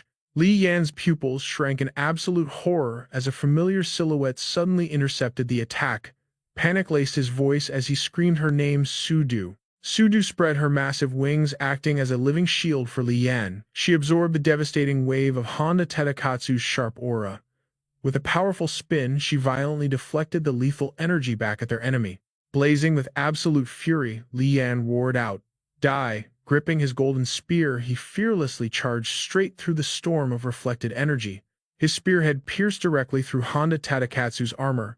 Blood erupted in a gruesome fountain as the heavy weapon slammed into the earth below. A massive gaping hole now dominated Honda Tadakatsu's chest. He stared down at his fatal wound in pure terror. His giant prayer beads shattered across the ground as blood continuously spewed from his dying body. Meanwhile, the nine-winged Sudu was in critical condition. Her majestic wings were riddled with agonizing holes, and she plummeted powerlessly toward the ground. Anticipating her fall, Li Yan instantly caught her in his arms. "My lord," Sudu whispered weakly. Heartbroken but angry, Li Yan scolded her. "Did I not order you to protect Commander Zong?" She looked up at him with tearful, wronged eyes. Li Yan's anger melted into a heavy sigh as he softened his voice. "That strike would not have killed me. Why did you sacrifice yourself?" A tender silence enveloped them as a deep romantic tension filled the air. Watching this dramatic scene unfold from afar, Yu Shu sat lazily on her horse, offering her own system analysis. In terms of technique, his execution is absolutely flawless. This level of mastery goes way beyond the basic skills of an average walker. Breaking through mastery limits relies entirely on one's own enlightenment and raw talent. Achieving a skill level above 90% is a legendary feat that most walkers fail to reach in multiple lifetimes. The scene shifted to Li Yan holding Sudu closely. Despite her severe injuries, a blissfully happy smile bloomed across her face, completely satisfied in his protective embrace. Clearly, being totally obsessed with a handsome guy crosses all species boundaries. Even a divine bird cannot resist his charm. After her internal commentary, Yu Shu quietly stared at the horizon. By now, Honda Tadakatsu had completely crossed into the afterlife. His lifeless corpse lay face down in the dirt, hands still gripping his legendary weapon. Witnessing their invincible general fall, the Japanese soldiers panicked. How is this possible? Lord Honda was actually defeated. Total despair shattered their morale. Dropping their weapons in sheer terror, the remaining soldiers scrambled to escape. Run for your lives. The grand banner of the three armies fluttered fiercely. Inside the main command tent, a heated argument echoed out. Make peace. Commander Li Rusong vehemently rejected this completely absurd idea. The enemy forces are broken and their leaders are busy blaming each other. Their internal structure is collapsing. We must push our advantage now. Even if we cannot annihilate their main force, we must drive them out of Joseon borders. The mighty general was completely losing his temper over this cowardly decision. Commander Zong calmly placed his calligraphy brush down. Ningxia, Myanmar, Jiaoji, the Jurchens, and Boju. Our own empire faces countless threats. This peace treaty is the direct will of the royal court elders. Zimu, you must focus on the bigger picture. Zimu was Li Rusong's courtesy name, Zong continued. Do not forget the imperial decree given to those two Joseon wild gods. The royal court is currently in chaos and you are already in trouble yourself. Refusing to accept this political cowardice, Li Rusong gritted his teeth and stormed out of the tent. Big picture. Damn your big picture. The Japanese invaders will not give up this easily. Ignoring the outbursts, Commander Zong stared down at the document before him. With a heavy sigh, he folded the paper. It was the official peace treaty. Heavy footsteps echoed as someone entered a different medical tent. Spotting his visitor, Song Yi immediately asked, "Have you come for my spear?" Heavily bandaged, the veteran warrior was resting on his bed. Li Yan pushed the tent flap aside, carrying a massive jug of premium wine. Hearing Song Yi's blunt question, Li Yan scratched his cheek with an awkward, humble smile. Pulling up a small wooden stool, Li Yan sat right next to the injured veteran's bed. He offered the heavy wine jug and warmly asked, "How are your brutal injuries healing up? This wine is for you." Song Yi nodded gratefully. "Many thanks." Li Yan quickly asked, "The healers from the Heavenly Master Mansion have finally arrived. When can you walk again?" Song Yi replied calmly, "After resting for half a year, I might manage to hobble around. My left leg is completely crippled." Glancing down, Li Yan noticed a crude wooden peg replacing the veteran's limb. Li Yan's expression twisted with immediate anxiety. The Heavenly Master's talismans can bring the dead back to life and reconstruct flesh and bone. That Taoist lied to you. Song Yi shook his head. "No, I simply refused the treatment." Reaching out, Song Yi snatched the heavy wine jug from Li Yan. He tilted his head back, chugging the fiery liquid before happily crashing back onto the bed. So refreshing. To hell with being a soldier anymore. I am retiring to the countryside to raise horses in peace. Seeing his friend's resolute attitude, Li Yan could only smile helplessly. As Li Yan settled in, Song Yi curiously asked, "The royal court rewarded my retirement with the Marshal Jin title and 100 gold. What about you?" Li Yan replied casually, "I was transferred to the Great Ning Guard garrison, promoted to the Flying Cavalry Commander, and rewarded with 500 gold. After sharing the system rewards, he carefully helped Song Yi sit up. Song Yi sighed in admiration. "Amazing, a rank 5 official. I slaughtered enemies for 10 brutal years, holding the grand banner and charging first into every single clash. After surviving just one epic battle, your rank already caught up to mine. But honestly, your absolute monstrous strength deserves that exact price." Li Yan then comfortably sat down at the main table. Suddenly, Song Yi flashed a wickedly competitive grin. "But even with your power, you are still not my match. Do you believe that?" Raising his wine cup, Li Yan confidently smirked back. "I do not believe it. We must duel when we get the chance." Song Yi smiled warmly, raising his own cup to accept the challenge. "Whenever you are ready," the two warriors proudly clinked their cups together. The scene transitioned outside the tent where Yushu was quietly leaning against the canvas. Inside, the massive wine jug was already completely empty. While the two men were drinking, Song Yi's sharp senses detected a mysterious shadow lingering outside. Understanding the situation, Li Yan patted his friend's shoulder. The two warriors exchanged a deeply meaningful glance. Standing up, Li Yan announced his departure. "I must go now." As he stepped out of the military tent, Li Yan casually wiped the wine from his mouth. Glancing sideways, he spotted Yu Shu waiting patiently in the shadows. "Why is this mysterious woman here?" he thought. Unexpectedly, Yu Shu stepped forward and intimately linked her arm with his. The two exchanged a silent, intense gaze. Together they strolled down the quiet path leading straight toward the grand city gates. Li Yan tilted his head upward. Tonight, a beautiful crescent moon and brilliantly sparkling stars cast a divine glow over the mortal realm. After a long, thoughtful silence, he finally spoke. If I had been born in this ancient era, I would probably live a simple life, exactly like Song Yi. Yu Shu gently rested her head on his broad shoulder, closing her eyes in peaceful enjoyment. Inside your wine gourd is the ultimate system reward I promised you. Now we are completely even. I know you will absolutely love it.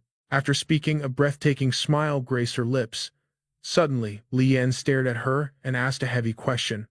Why do you want to escape the Yanfu system? Yu Shu broke the silence. Why go to such lengths for the Ming dynasty? A heavy quiet settled between them again. Under the pale moonlight, Yu Shu stretched lazily. I am heading out. Li Yan simply replied, we will meet again. A bright smile crossed her face as she chuckled. Talking to you is so refreshing. Why not just follow me? Li Yan deadpanned. I am afraid of dying. Before leaving, Yu Shu left him with a sharp warning. When you finally hit the top, do not come bothering me. Li Yan's expression remained unreadable. We will see about that. And just like that, they parted ways beneath the breathtaking lunar glow. Li Yan watched her elegant silhouette fade into the night. Even after Yu Shu vanished, he whispered to the empty wind, we will definitely cross paths again. Suddenly, Wang Sheng rushed out, panting heavily. My lord, everyone is waiting for you inside. Wang Sheng's right eye was heavily bandaged, leaving him with only half his vision. Li Yan stared at the young soldier in solemn silence for a moment before clapping a heavy hand on his shoulder. With a grin he laughed, let us go drink. I definitely have to honor the guy treating us for his promotion. But a shadow of melancholy crossed the young boy's face. It is a shame old Du only asked for 500 silver taels to retire. I really wanted to learn more from him. Hearing this, Li Yan fell into a heavy, speechless silence. The scene shifts to the bustling Ming army camp. Inside the grand tent, the brothers in arms were feasting and roaring with laughter. Yi Yu sat among the rugged soldiers, his cheeks already flushed crimson from the strong liquor. Meanwhile, a Fei casually perched on a chair, swinging his legs while observing the chaotic celebration. The moment Li Yan and Wang Sheng stumbled in with their arms around each other, a Fei's sharp gaze immediately locked onto them. Li Yan's reflection danced in the young boy's eyes. Seeing Li Yan smiling so genuinely and joking around with his fellow brothers brought a sense of absolute warmth to the room. The scene cuts to the towering, majestic structure of Osaka Castle. Inside the grand hall, an official stood before the assembled Woko forces, unrolling a grand imperial edict and reading aloud, by the mandate of heaven, bestowing grace upon the distant lands of Fusang, our profound decree reaches the sacred mountains of your nation. From across the vast ocean waves through the shifting winds of destiny in this era of prosperity, we recognize your absolute achievements, Toyotomi Hideyoshi. You have successfully risen as the supreme ruler of the island state, while the Middle Kingdom receives your envoy with joyous harmony. Having crossed 10,000 miles to seek our imperial protection, your sincere submission is embraced with profound benevolence. The man echoing these commanding words was none other than the great Ming envoy. His authoritative voice continued reading aloud. Therefore, we officially bestow upon you the supreme title, King of Japan. Receive this heavenly mandate with utmost reverence and pride. You shall uphold your sacred duties eternally, guarding the eastern seas as a loyal vassal to the celestial empire. Feel the boundless weight of the emperor's grace and forever honor the glorious teachings of our grand dynasty. Respect this supreme command. To break it down for a quick second, that was Emperor Wanli's official imperial decree crowning Toyotomi Hideyoshi as the King of Japan. The man standing above the Japanese forces was Toyotomi himself. His eyes were pitch-black pools of hidden ambition. He shot a piercing glare at the Ming envoy, but ultimately bowed his head, releasing a heavy, defeated sigh. The scene shifts to the raging Taedong River. Li Yan stood upon a jagged cliff, gazing deeply into the abyss below. Suddenly, a glowing blue system panel materialized in front of him. Notification: you have successfully completed the current Yanfu event and the special Yanfu scenario. Yanfu events completed 3. Final grade for this Yanfu event, Great Fortune. Since your rating far exceeds the excellent tier, you are granted exclusive ownership rights to specific dropped items in your inventory. The Honorable Walker may take these items directly into reality without needing to purchase them using authority points. Extractable items: the gold-cleaving tiger head, great spear, and the dragonfly iron. 5 talismans of the heavenly dew. Commencing final reward calculation. The scene cuts drastically to Kyushu Island. Dark apocalyptic clouds choked the sky above a desolate shoreline ripped apart by violent purple lightning. A grotesque monster was casually using its razor-sharp claws to pick human remains from its teeth. The three-eyed, one-horned demon glanced over its shoulder and growled, "What is taking them so damn long?" Beside it snorted a massive mutated wild boar demon. The beast grunted in response, "I bet Chuanling just wants to stay back in Joseon. That coward probably does not want to return and serve Lord Haimo." Beneath their heavy monstrous feet lay a mountain of mangled human corpses, a grim testament to their absolute slaughter. Hearing the boar's joke, the surrounding demons erupted into a chorus of twisted, blood-curdling laughter. Hee hee hee ha ha ha. But their laughter died in their throats. Out on the violently churning sea, a familiar silhouette was steering a small raft directly toward the shore. The demon stared in absolute jaw-dropping shock. It was none other than Yu Shu. She stood fiercely defiant under the apocalyptic, lightning-scarred sky. Her eyes blazed with terrifying divine light, radiating an overwhelming, suffocating aura of pure murderous intent. Cold sweat poured down the three-eyed demon's face as it trembled before this unstoppable force. At that moment, Yu Shu's boot was planted firmly on top of something that looked incredibly hairy and grotesque. Zooming in closer, it was the freshly severed head of a long-haired monster. Its dead eyes were rolled back in pure, unadulterated agony. The monsters on the shore shrieked in absolute terror. Chuanling. They could not believe their powerful comrade had been obliterated so effortlessly. Without missing a beat, Yu Shu casually kicked the severed head, sending it flying into the raging ocean like a worthless soccer ball. As her raft hit the bloody sand, she leaped off, landing with earth-shattering force right in front of the demonic horde. With a voice as cold as absolute zero, Yu Shu demanded, "Which one of you is in charge here?" The terrified monsters were paralyzed, sweating buckets in dead silence. The scene aggressively cuts to a completely different timeline. Deep within a bustling old-school street market, a tiny childish hand was gripped tightly around a sturdy wooden staff. Sweat dripped down like a waterfall. As the image cleared, it revealed a much younger Li Yan relentlessly practicing his martial arts. His small face was locked in a mask of absolute fiery determination. An old man sat on a stone step, quietly observing little Li Yan's brutal routine. After a while, he knocked the ashes from his smoking pipe against the ground and called out gently, "All right, Li Yan, go take a break and play." Hearing the break command, the boy's face instantly lit up. "Yes, Grandpa," he chirped happily. He tossed his wooden staff aside without a second thought and sprinted straight toward a massive clay water jug to quench his burning thirst. Just as Li Yan was chugging water from a wooden ladle, three little heads suddenly popped up from behind the brick wall. Big Brother Yan, they hollered. Three scruffy neighborhood kids were desperately struggling to climb over the wall. Seeing his crew, Li Yan dropped the ladle immediately and shouted back, "Grandpa, I am heading out for a bit." Taking a slow drag from his pipe, his grandfather could not help but warn him, "You little brat, try not to cause any trouble today." Dashing out the front gate, Li Yan immediately asked his friends, "What is the emergency?" One of the boys gritted his teeth, his eyes red with fury, and replied, "Someone beat up Luozi." Li Yan let out a furious, ice-cold scoff. Fast forward a few moments and a tough crowd had already gathered in front of an alleyway gate.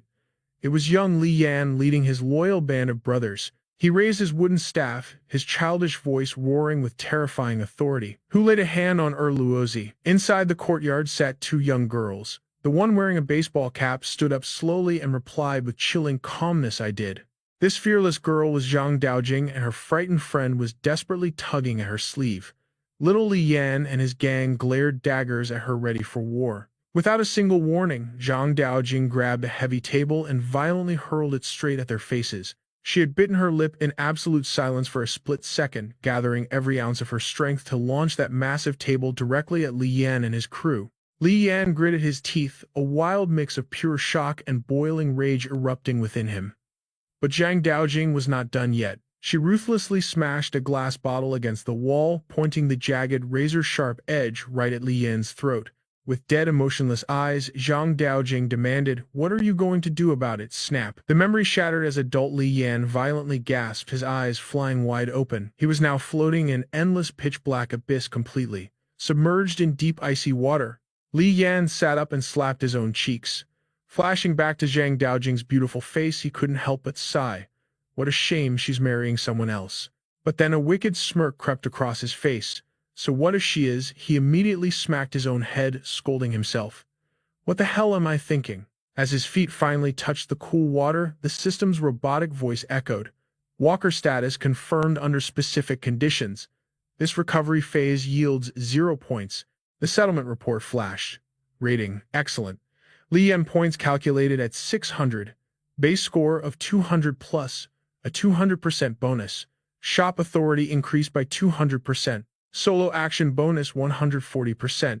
Li Yan Realm event completion value 30%. Special Li Yan Realm event completion, an additional 30%. Converting to gold, you receive a massive total of 5,500 Li Yan points. Breaching the Pyongyang Fortress awards 20 gold bars, 25 points each. Slaying Honda Tadakatsu grants 500 gold, 10 points each. Minus 700 points for the ancient equestrian skill. Your current Li Yan realm balance stands at 5,850 points. Now rolling for the special Li Yan event completion reward.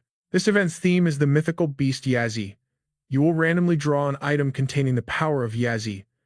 This includes consumables, skills, artifacts, or legacy items. Drawing now. The chaotic energy seamlessly merged with Li Yan's body. Blood Oath wine obtained. Rarity, exquisite. Item type consumable. Formed from the pure essence of Yazi, this wine permanently increases weapon mastery affinity. Upon consumption, there is a distinct probability to awaken a legendary weapon master skill. Continuous use will drastically stack your awakening chances. However, only specific talisman tokens or legacy artifacts can truly elevate your total awakening level. Standard items forged from beast powers cannot boost this awakening.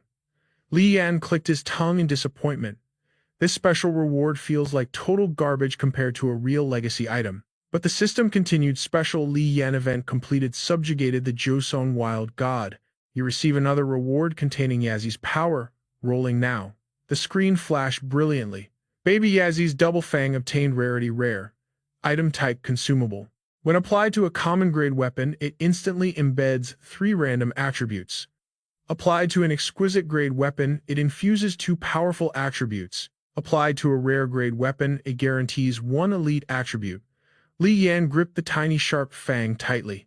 Its application was narrow, but for his current build, it was absolutely perfect. From this Li Yan Realm event, you have officially unlocked the following. 1 personal passive skill, Killing Intent Burst. You have received a Li Yan token fueled by Yazi's power. By absorbing it, you have triggered a long-term persistent Li Yan Realm questline. Yazi's Legacy Quest, destroy 100 exquisite grade weapons. Milestone rewards include Killing Intent Burst Enhancement, 9 Phoenix Divine Axe active skill and exclusive items. The legendary loot from his previous missions slowly materialized right before his eyes. First up, the Unbreakable Dragonfly Iron. Next, the Golden Tiger Spear and 5 Heavenly Dew Talismans gifted by General Li Rusong. Third, the ultimate hidden treasure from this Li Yan event. You have been appointed as commander of the Great Ming Guard. Alongside your flying cavalry captain title, you unlock the Li Yan realm's hidden treasure, the Dragon Tiger Aura. Activating Walker Logs. Using the Dragon Tiger Aura within the Li Yan realm allows you to resonate and share insights with other elite Aura users across the system. Your commander rank grants 30 grams of Dragon Tiger Aura. Your captain title provides a monthly stipend of 5 grams distributed based on your current active world. System warning: due to its supreme quality, your Dragon Tiger Aura capacity cannot exceed 30 grams. Dragon Tiger Aura effects first grants a flat 10% damage immunity within the Li Yan realm. It also applies a 5% absolute suppression effect against any ghost or demonic entity. Second, Supreme Summoning. Expend aura to summon entities from the 24 connected worlds. The target's trust level in the walker directly determines the ultimate success rate. Target power dictates the exact aura cost. Trust levels below 70 guarantee failure, while above 90 ensures absolute success. Third, Overclocking Burn. Max out your aura consumption for a massive temporary skill enhancement. Sustained burning will permanently strengthen and solidify the target skill's foundation. Fourth, Peak Breakthrough. This is a unique trait. You can instantly bypass a legacy bottleneck at the 39, 69, or 99% threshold. For legacies requiring 3 peak breakthroughs, the aura can only serve as a catalyst once. Note: insufficient authority to view further effects for these 4 supreme abilities. After securing this mountain of overpowered loot, Li Yan clenched his fists, laughing like a maniac. but suddenly his sharp senses picked up on something. Right before him, a tiny snow-white fox pup was fast asleep. Curiosity piqued, he crept closer. Just as his hand brushed its soft fur, an incredibly cute little paw shot up, booping his finger. The baby white fox excitedly played with Li Yan's hand, unleashing an absolutely lethal dose of cuteness. Li Yan blushed, his heart melting at this overpowering, adorable energy. Anyone who's raised a pet understands this feeling, right? Once the little white fox tired out, it drifted to sleep. Li Yan gently pet the fluff ball. Suddenly, a water sphere materialized, bringing a new system alert. Greetings, Honorable Walker. Before you review your exclusive shop privileges, there is an urgent notification regarding your status. Due to your spectacularly high clearance ratings, the Chief Examiner has evaluated your combat potential and decided to upgrade your Li Yan Realm authority. However, she requests a private audience first. You may choose to accept or decline. Examiner codename Yushiki. Without a second thought, Li Yan replied, I accept. His mind raced rapidly, calculating every variable. He had left zero traces for them to exploit. Since the Li Yan event started, only Yu Shu had interrupted it. It left absolutely no digital footprint, only fragmented logs from the shattered Zhu core. No one could ever prove he and Yu Shu had been scheming together. The water sphere morphed, taking the shape of a human face. Li Yan narrowed his eyes. Wait, didn't rumors say she had flaming hair and black robes? Yushiki's voice suddenly echoed.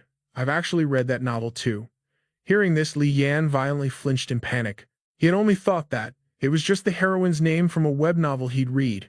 Yet this mysterious woman formed from water had casually plucked that exact thought right out of his brain. The terrifying truth hit him. Telepathy, Yushiki chuckled softly. Relax, Walker. I'm not quite as omnipotent as you fear.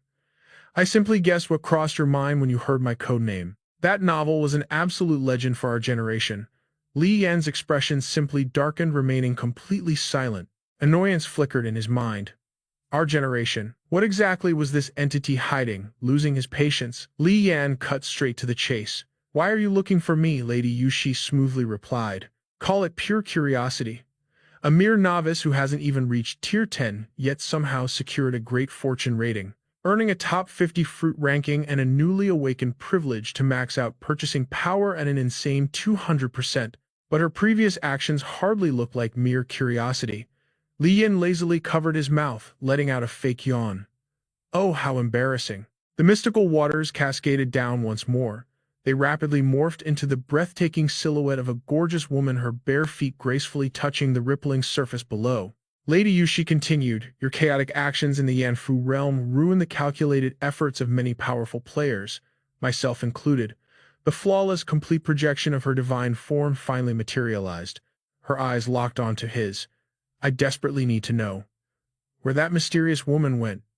Li Yan raised an eyebrow. You mean Yu Shu? She nodded instantly. If you are hesitant to speak, I can protect you using my highest authority. Li Yan merely stretched his shoulders, giving a helpless shrug. I honestly have no clue where she vanished to. That crazy woman spawned out of nowhere, slaughtered my support units and contractors, and vanished into thin air. Feel free to check my Yanfu system logs. If you honestly don't trust me, go hunt her yourself. He cracked one eye open, secretly observing Lady Yushi's reaction. She sighed deeply in frustration. You know damn well that because of Yu Shu's chaotic interference, the system records for this specific Yanfu event were completely wiped clean. Furthermore, the observer logs only capture random combat data to calculate the final system rating. They never record the intricate details of what actually transpired. Li Yan scoffed. Listening to your baseless theories, one would think I colluded with Yu Shu just to cheat the system for supreme ratings and legendary rewards. Lady Yushi quickly dismissed the idea. While you're a rather dull man, you simply lack the guts for such treason. After all, conspiring with an awakened outcast means facing the absolute terrifying wrath of the entire Yanfu faction. My theory is that Yu Shu actively targeted you. If she had used a system poison to control your mind, our scanners would have detected it upon your return. My professional deduction is that she threatened you with instant death while simultaneously leaking highly classified system secrets that your current novice rank has absolutely no right to access. That was her twisted initial method of making direct contact with you. Then she forcefully hijacked your Yanfu event, coercing you into a deadly alliance with her. Reading through your surviving data, it's blatantly obvious you possess an unshakable mental fortitude. You are clearly the type of man who fearlessly embraces absolute danger. Li Yan tapped his forehead, an amused smirk forming. You've practically written the entire script for me. Should I just obediently sign a confession now? Undeterred, Lady Yushi pressed on with her analysis. Yushu's mood swings are notoriously chaotic. Taking a massive loss, this time has ignited her dormant bloodlust. Once her descent is fully complete, a catastrophic massacre is virtually guaranteed. Yet she spared your life. That proves she harbors a twisted fondness for you. It's highly probable she plans to corrupt you into becoming an outcast. Of course, given her arrogant nature, she probably just tossed it out as a casual demand. Something like, "Come with me." Your very presence here proves you rejected her offer. You clearly aren't ready to make mortal enemies out of us just yet. I only want the absolute truth. Tell me everything you know, and this entire harrowing ordeal ends right here for you. Li Yan listened to her grand speech, looking as utterly confused as a mortal facing a god. Feigning complete helplessness, he replied, "I have absolutely no idea what you're rambling about." Lady Yushi's gaze turned icy. "If that's your stance, then we shall wait and see." Her liquid form began to dissolve into mist. Suddenly, a wild, thrilled grin spread across his face. "Hold on a second." Lady Yushi paused, her eyes narrowing sharply. "Have you changed your mind?" Ignoring her question, Li Yan smoothly countered. "You mentioned Yushu is still an active player, perhaps even a Grand Awakened. Doesn't she have any intimate companions in the Yanfu realm? If she does, I'd bet my life they're mostly women." He made an incredibly suggestive, shamelessly provocative hand gesture while teasing her. Flustered by his brazen mockery, a furious blush painted Lady Yushi's face. Gritting her teeth in sheer embarrassment, she hissed, "You better start praying for your miserable life." Instantly, her divine form collapsed entirely into a massive pool of water. Without warning, the mystic tide crashed directly into Li Yan's smug face. The chaotic splash cascaded onto the floor, even soaking the poor girl sound asleep on his bed. Dripping wet, Li Yan stood there dumbfounded, muttering to himself, "These Yanfu women, they sure don't hold back, do they?" Meanwhile, little Fox woke up bewildered, frantically wiping the cold water from her hair. Moments later, glowing holographic system panels materialized, circling rapidly around Li Yan's body. "Ding! You have achieved the player title, Tier 10 Novice. Your newly unlocked privileges are as follows. Number 1. Freeze Authority. This preserves all your current purchasing rights. Extending this for one Yanfu event costs 100 Yanfu points. 2 events cost 200 points, 3 events cost 400 points, and so on exponentially. Number 2. Worldview Insight. Completely bypassing tedious manual scouting, you instantly acquire the basic exploration logs compiled by all active Yanfu players. You may also expend your hard-earned Yanfu points to unlock premium, highly classified exploration data with immense strategic value. Number 3. Dimensional Stigma. A massive 20 cubic meter spatial inventory has been unlocked. This dimensional cube can store inanimate items but strictly forbids living organisms. Number 4. The Automated Auction House. You can anonymously liquidate any personal assets here. A specialized search function has also been activated. Players can utilize this search matrix to hunt down specific artifacts they desire, applying advanced filters to pinpoint the exact required items. Li Yan immediately tapped the auction house icon. The system excitedly explained he could sell unused purchasing rights here. If they remained unsold by the next market refresh, those privileges would permanently vanish. Hilariously, the featured item catching his eye was a literal piece of flying poop sporting a menacing grin. One flying turd. Buyout price, 10,000 Yanfu points. Staring at the bizarre listing, Li Yan's mouth twitched uncontrollably. He was utterly speechless at this sheer absurdity. The screen then flashed an image of a cute girl, cheerfully waving hello. Temporary player companion. Price, 50,000 Yanfu points. The desperate caption read, "Too broke selling myself. Tier 7, Yanfu player. Selling skills, not my body. Perverts stay away." Right below it sat an uncensored high-definition crystal disc. Custom water mirror recording. Price 100 Yanfu points. Exclusive uncut secret water mirror leak featuring the current Scale Lord and the Fruit of Martial Arts, Scale Armor Unit 226 Lady of 100 Flowers. This is earth-shattering content, absolutely worth the steep price of 100 Yanfu points. A guaranteed must-watch. To his absolute shock, the stats revealed it had already sold 5,534 copies, yet it had a brutal 99% dislike ratio. Squinting one eye, Li Yan curiously tapped the scandalous listing. A harsh red warning suddenly popped up. Content violates auction house guidelines. Item has been taken down. Disappointment washed over Li Yan, leaving him with a helpless, defeated smirk. Shaking it off, he tapped into his purchasing privileges tab. Your authorized rewards for this Yanfu event are as follows. Great fortune rating achieved. 1 fruit lottery draw granted. Superior rating achieved. You may purchase 1 Yanfu melee weapon box, golden silk grand harmony blade. Melee attribute capacity, 4 out of 4. You possess the ultimate ability to extract special attributes from authorized weapons and seamlessly fuse them into your current arsenal. This incredible process consumes 50% of the target weapon's base value. Alternatively, you can entirely destroy owned weapons to transfer their latent abilities elsewhere. For example, annihilating basic flame and lightning weapons to extract their essence and forge a newly enhanced flame augmentation. A brand new lightning enhancement unlocked. Attention players. The Yanfu system can grant ordinary weapons limitless potential, though a specific failure rate always exists. Li Yan narrowed his eyes in absolute concentration. He gripped 2 mighty spears salvaged from the previous bloodbath. The first weapon possessed the lethal piercing fang attribute. With every single clash, the system triggered a critical judgment. Upon a successful roll, it would absolutely shatter any enemy blade with an inferior sharpness rating. The devastation scaled directly with that sharpness gap. His second spear, the Dragon Head Cleaver, boasted a perfect 100 sharpness, but both special slots remained completely blank. Li Yan smirked at his newly acquired arsenal. Fusing that flawless 100 sharpness with the piercing fang ability would literally give a tiger a pair of wings. His third prize was the legendary Azure Abyss Sword. Its unique wave attribute converted 3% of raw attack power into absolute true damage, costing exactly 300 points. The fourth artifact offered the unbreakable iron body attribute. Successful blocks generated a massive protective shield scaling with the weapon's base material, also requiring 300 extraction points. Finally, the 8 Treasures Dragon Spear featured a terrifying lifesteal passive. Spilling enemy blood drastically accelerated the user's healing factor, demanding a hefty 400 points. Without hesitation, he summoned the monstrous Yazi Fang. A sinister crimson aura immediately erupted from the blade. Li Yan carefully studied the glowing artifact in his palm. This beastly fang could perfectly fill those 2 empty attribute slots on his dragon spear, but his gaze slowly shifted down toward his trusty Phantom Dragon Sword. The Phantom Sword desperately lacked any special attribute slots whatsoever. Should he upgrade the sword or heavily buff his dragon spear? A dazzling array of epic loot awaited his decision. He closed his eyes, analyzing the battlefield scenarios.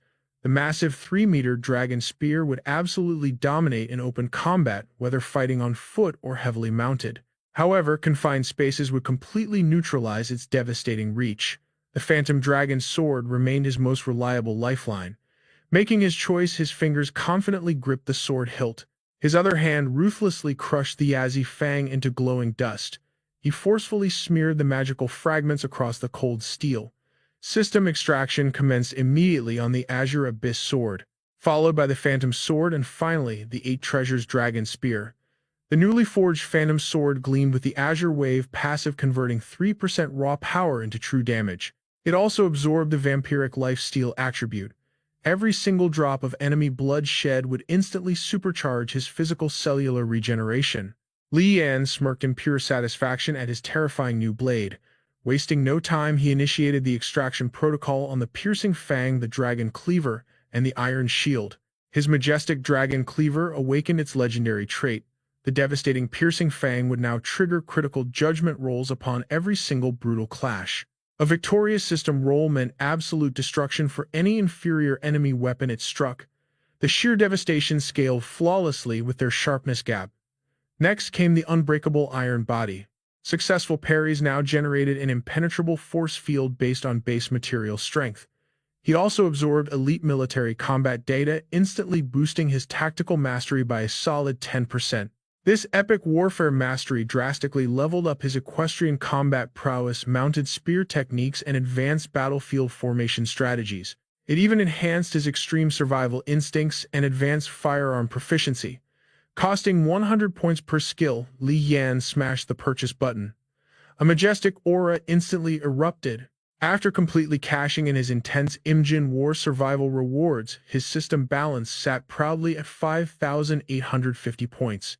Deducting the costly extractions and epic skill upgrades left exactly 4,350 points.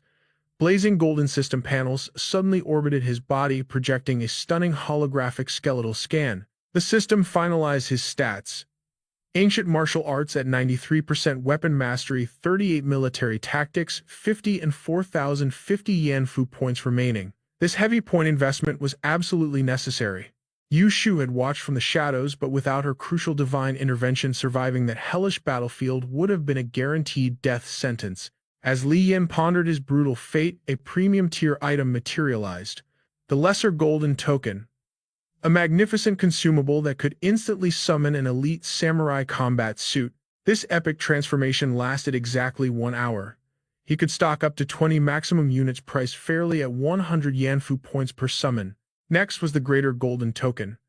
This exquisite rarity instantly manifested an invincible general-class heavy armor. Lasting a full hour, this boss-tier summon cost 500 points each. Then the legendary 6-patterned coin appeared.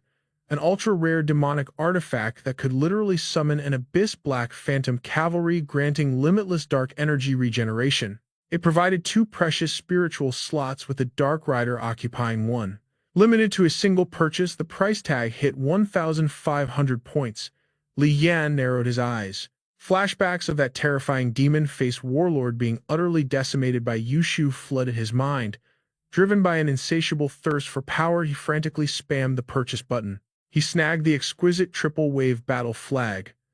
This ghostly accessory massively boosted his demonic summon's independent combat awareness for merely 100 points. Suddenly, a blinding new skill tree hijacked the interface. Tier 1 offered the 20-strike combo for 125 points, requiring 25 points per memory recall. He bought it instantly. Tier 2 unlocked the devastating 40-strike sequence. Tier 3 revealed the legendary Demon God, 80 strikes. Costing a painful 750 points, he recklessly confirmed it. Finally, the ultimate VIP tier awakened the beastly Yazi aerial assassination. Priced at another 750 points, he aggressively bought the brutal memory recall. Executing these god-tier combos demanded an insane melee mastery exceeding 80%. Warning prompt: direct system purchases permanently consume active skill slots. Any useless stagnant abilities could be completely wiped from existence, but deleting them forever cost a steep 500 points. As a 10 capitals ranked walker, his combat interface provided exactly 4 active slots. Inherited bloodline traits bypassed this strict limitation. His glittering status window constantly overflowed with breathtaking new power-ups. He rapidly equipped the Phantom Gaze, the Divine Axe, and the brutal killing intent Shockwave, paying the necessary memory recall fees without a second thought. Li Yan blindly spammed the glowing console. Horrifying fragments of that absolute bloodbath violently crashed into his consciousness. Despite standing safely within the blinding glow of the system hub, his mind was utterly transported. His vision blurred, plunging him right back into the nightmarish reality of his previous war zone. Shredded battle banners danced in the wind amidst a devastating sea of shattered arrows. His piercing eyes blazed with undeniable murderous intent. The legendary dragon cleaver instantly materialized in his iron grip. Slipping into a flawless combat stance, he violently swung the massive spear. As the explosive dust settled, catastrophic deep trenches completely scarred the scorched earth beneath him. A split second later, the newly forged Phantom Dragon sword furiously manifested in his palm. Li Yan unleashed a devastating storm of overlapping aura slashes. The sheer recoil violently forced his footing backward. The illusion shattered instantly. He stood gasping for air, absolutely drenched in freezing sweat. Little White lay nearby, quietly watching him. Li Yan closed his eyes, panting heavily. Memory recall was an absolute meat grinder. He hoped to spark a new revelation just by studying his 4 core skills. I still need more time, plus a massive amount of Yanfu points. I will have to buy them later. I will stop overthinking this for now. If I truly need it later, burning that skill tree will not be too late. Suddenly, he fell completely silent, staring blankly at the system interface. A tiny clown appeared on the holographic screen, standing atop an intricate sealed Yanfu box. Li Yan reached out and crushed the virtual box. A blinding light erupted from within, forcing him to shield his eyes. The first item was Smith's long cloak, glowing with exquisite rarity. Its inner pocket generated one sturdy carat every hour, capping out at a maximum of 1. The second drop was the sturdy carat itself, sharpness rating 5. Consuming it temporarily boosted weapon damage by 8%. The item description simply read, "I love DQ." He stared at the glowing carat in his hand, completely and utterly speechless.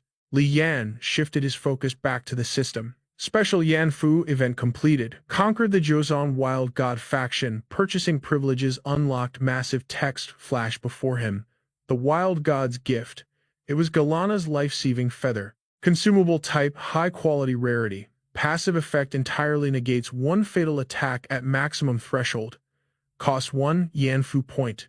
Gifter, Galana. Next, a black scarf materialized, woven from the feathers of the 9-winged dodo. Keepsake type, high-quality rarity. The description read, summons 100 dodo birds capable of communicating directly with the walker. Each bird weighed only 3 grams.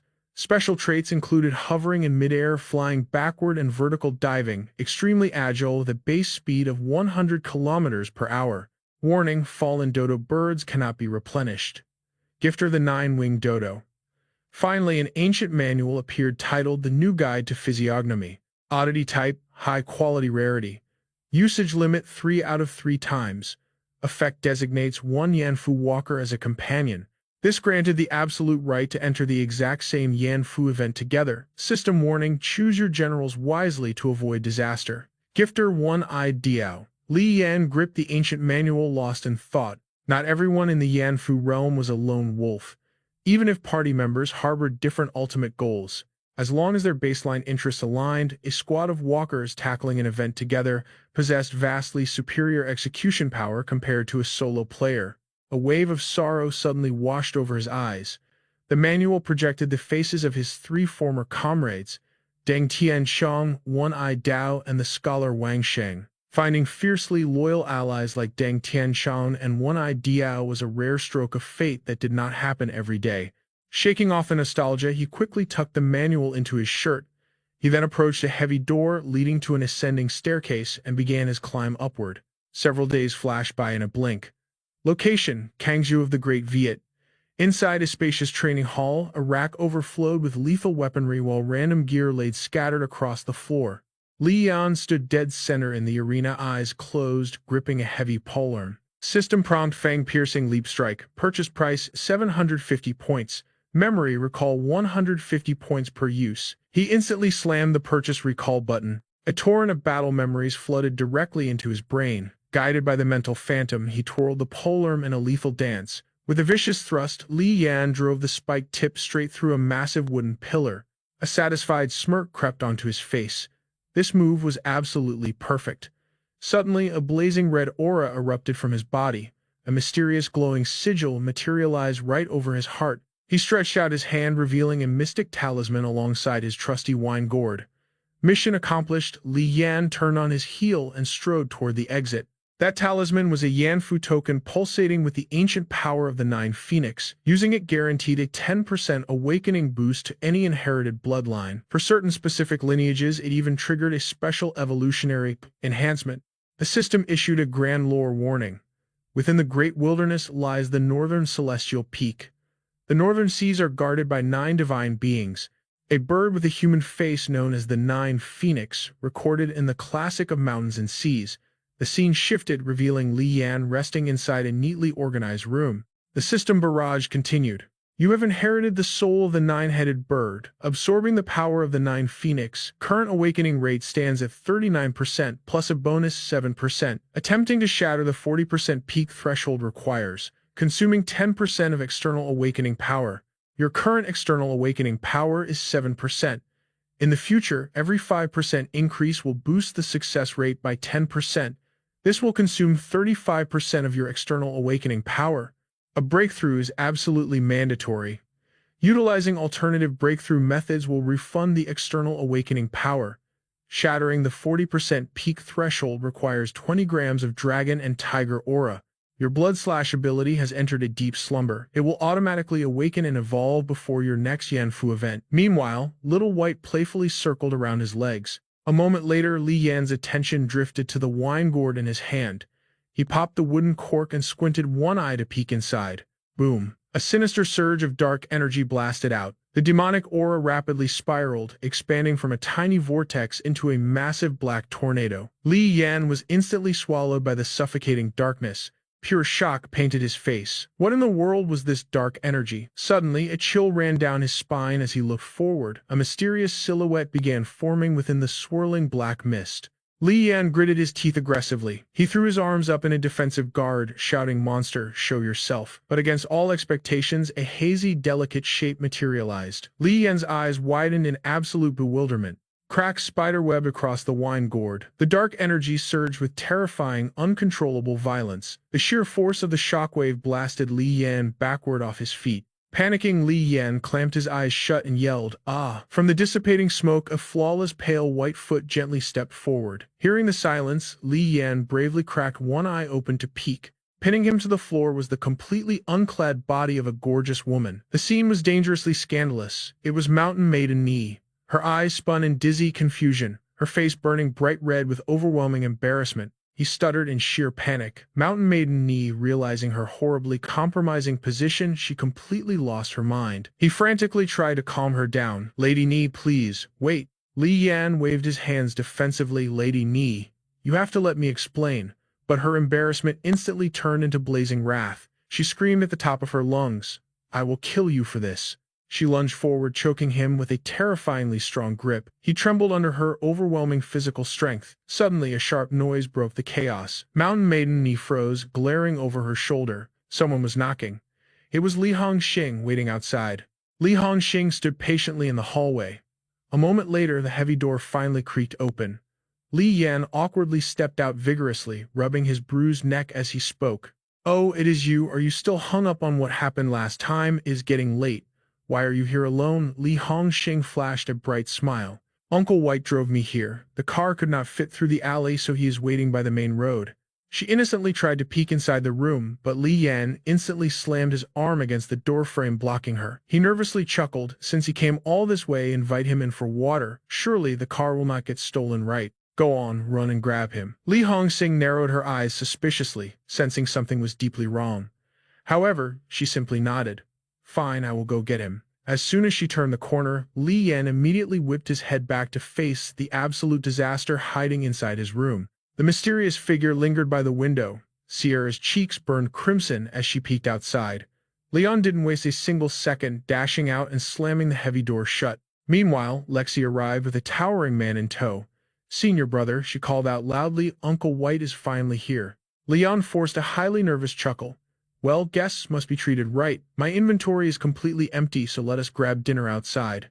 Lexi paused, her sharp gaze piercing the closed gate before flashing a knowing smile. "Sounds perfect, senior." Buying himself crucial time, Leon instantly bolted back inside the base. He locked the door behind him, shouting, "Just give me a minute to equip my gear." The duo outside stood there utterly speechless. Inside, the room looked like a hurricane had struck, with clothes scattered wildly across the entire floor. Leon's eyes darted downward. There sat the mountain spirit Sierra, completely stripped of her garments. She fiercely gripped a combat knife, her massive waterfall of hair serving as her only shield. Faced with this absolute chaos, Leon buried his face in his hands. A massive migraine was building up. "Lady Sierra," he pleaded frantically, "I swear I barely even know that woman outside. I never saw this disaster coming," he groaned. But Sierra just puffed her cheeks out, boiling with a deadly mix of absolute fury and total embarrassment. Total helplessness washed over him.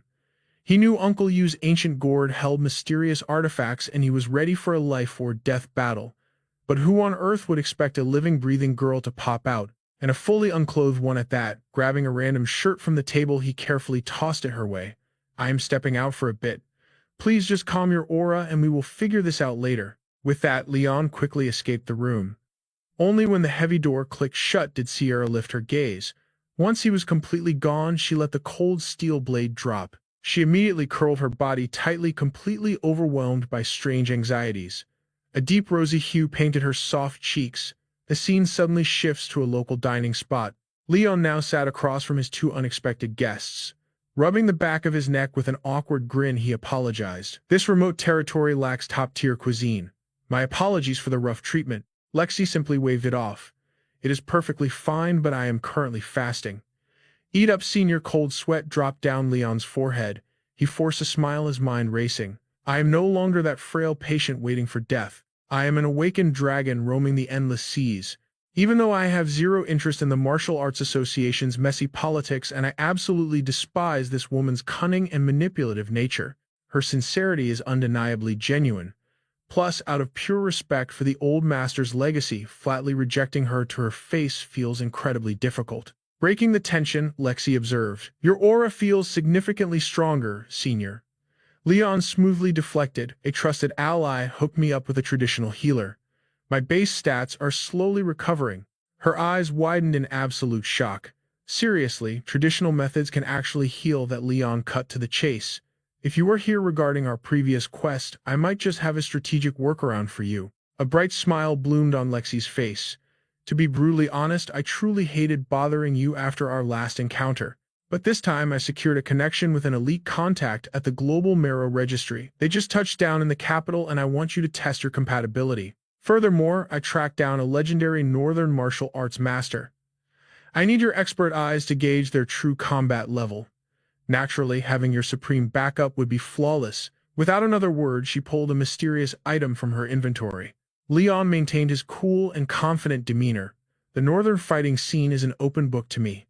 If this master possesses any real combat power, their name would definitely be in my mental database." The mysterious item turned out to be a singular photograph of an unknown fighter. The scene transitions to the dark of night. Streetlights flickered to life as a lone shadow walked down the block carrying takeout. Leon stood frozen before his own front gate, hesitating to push the heavy doors open. He let out a self-deprecating chuckle, scratching his head. "What in the world am I even terrified of?" Channeling his inner courage, he shoved the massive gate open. His muscles were visibly coiled with intense tension. Surprisingly, the courtyard weapon racks were perfectly organized, leading right up to the main entrance. Leon scanned the perimeter with his tactical gaze. "Whoa, she actually completely purified this disaster zone," he marveled silently before stepping inside. Inside the base, Sierra had successfully equipped her garments. She had somehow summoned a plate of hard-boiled eggs. Spotting Leon's arrival, she panicked immediately, shoving an entire egg into her mouth like a chipmunk. Leon awkwardly scratched his head, raising the plastic takeout bag with a gentle smile. "I am guessing you have not had dinner yet," but the proud spirit merely crossed her legs, turning her nose to the wall in absolute defiance. Unbothered, he placed the fragrant rations right in front of her. Sierra finally broke her silence. "General, your aura does not belong to the Ming dynasty." Leon smirked softly. "Historically speaking, your assessment is 100% accurate." System skill activated, piercing crimson gaze. Leon's pupils instantly ignited with a demonic red glow. The floating system interface revealed her status: Sierra Yin, Spirit Yushi Mana Core completely drained. Leon launched a rapid tactical analysis. He could not accurately gauge this self-proclaimed wild deity, a being who had not left her holy mountain in over a century. What is her true combat power limit, he pondered. During our first encounter at the Floral Mansion, my appraisal skill completely failed to pierce her camouflage. Even those high-tier awakened beasts could never achieve that level of supreme stealth. But colliding with her this time around, her behavioral patterns mimic a completely ordinary civilian. Well, an ordinary civilian with monstrous physical stats, that is.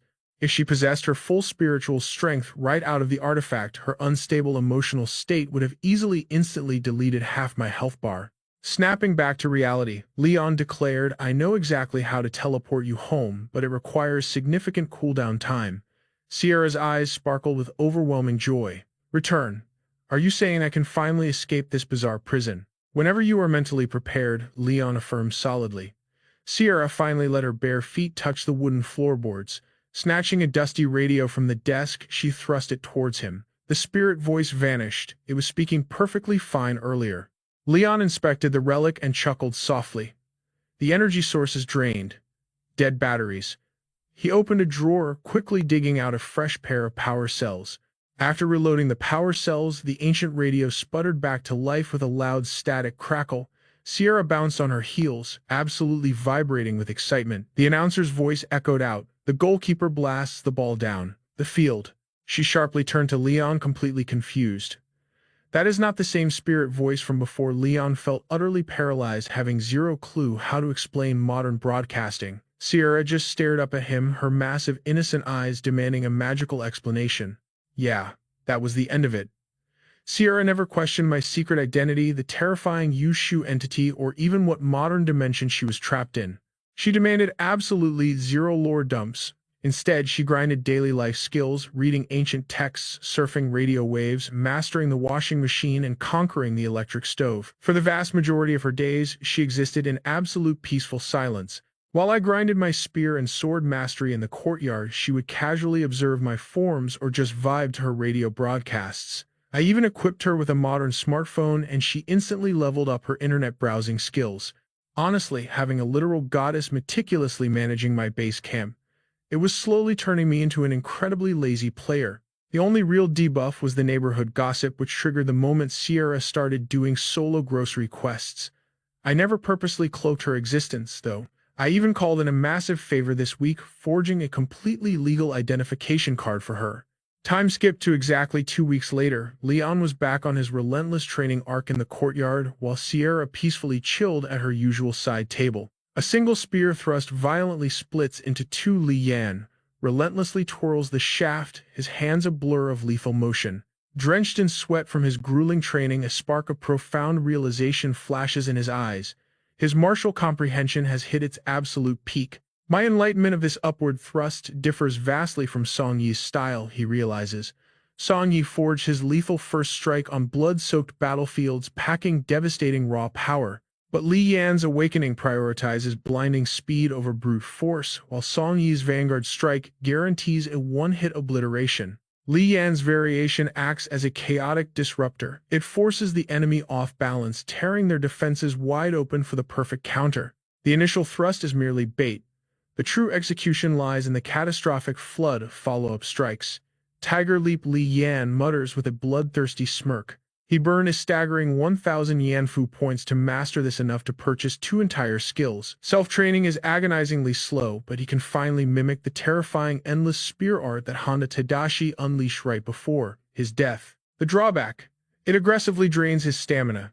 Executing it just a single time leaves his temples throbbing in agonizing pain. He is just one breakthrough away, yet the path forward remains entirely shrouded in fog. Sighing heavily, he opens the system shop. Equestrian Mastery Enhancement costs 700 points. Weapon Forging requires 1,000 points, while Standard Military Tactics demand 500, alongside 5 minor gold coins. A major gold coin eats up another 1,000. Skill Retrospection costs 1,300 points, a 6-pattern coin sits at 1,500, and the ominous Black Ming Dragon banner takes 500. Li Yan crunches the brutal numbers. Capped at a maximum of 30 grams of Dragon Tiger Aura, he already sacrificed 20 just to draft the 9 Directions Divine Talisman. With a 2-month grace period before the next Yanfu event, he can regenerate 10 grams. 20 grams is the exact threshold required to shatter the first bottleneck of his 9-headed bird bloodline. Every 4 months grants him enough aura to forge another divine talisman. Essentially, he's guaranteed a massive 10% awakening boost every 2 events, even if he sits absolutely idle. He evolved from being completely helpless to reaching the legendary 10 Capitals realm, and that is purely relying on his 39% bloodline awakening, completely ignoring his hidden trump cards. This guarantees a smooth progression straight to the brutal 69% awakening bottleneck. The spoils from the Imjin War have proven to be an absolutely astronomical harvest. Suddenly, a mysterious relic materializes in his palm. His gaze narrows. This was the very artifact sealed within Ni Shanu's mystical gourd. Memories of her chaotic arrival flashed through his mind the moment the gourd violently shattered, dropping this relic among the debris. It resembles an antique gun whistle. Li Yan studies it with intense scrutiny. The system chimes in Barrett's gun whistle, a Yanfu token capable of forcefully triggering a specific designated event. Alternatively, sacrifice it to drastically elevate your starting status in any single timeline. A cryptic system note reads, Uncle Yu, I stashed some of my discarded old-school toys inside this thing. Check it out if you dare, but I strongly advise avoiding it for at least your next 2 events. Shaking off the ominous warning, Li Yan approaches Ni Shenu, who is engrossed in a modern smartphone. Taking a seat beside the spectral beauty, he asks, "Calling you lady." Ni Shenu feels a bit too formal. "Do you go by anything else?" She tilts her head gracefully. "Allow me to ponder on that." Their attention shifts to an old radio resting on the table. Suddenly, a glitched, distorted voice cuts through the static. "I strongly suggest you watch your own back." Li Yan's brow furrows instantly. The chilling final words of the Rain Master concubine echo in his mind, "Pray for your own survival." Irritation flares within him. What kind of twisted game was she playing, leaving him with such a cryptic death omen before vanishing? Whatever. The bridge will cross itself when he gets there. He dictates his own destiny. Anything that fails to utterly destroy him will only forge him into a more terrifying monster. As the Phantom Girl continues scrolling through her glowing screen, Li Yan breaks the silence. "How about I call you Dan Niang?"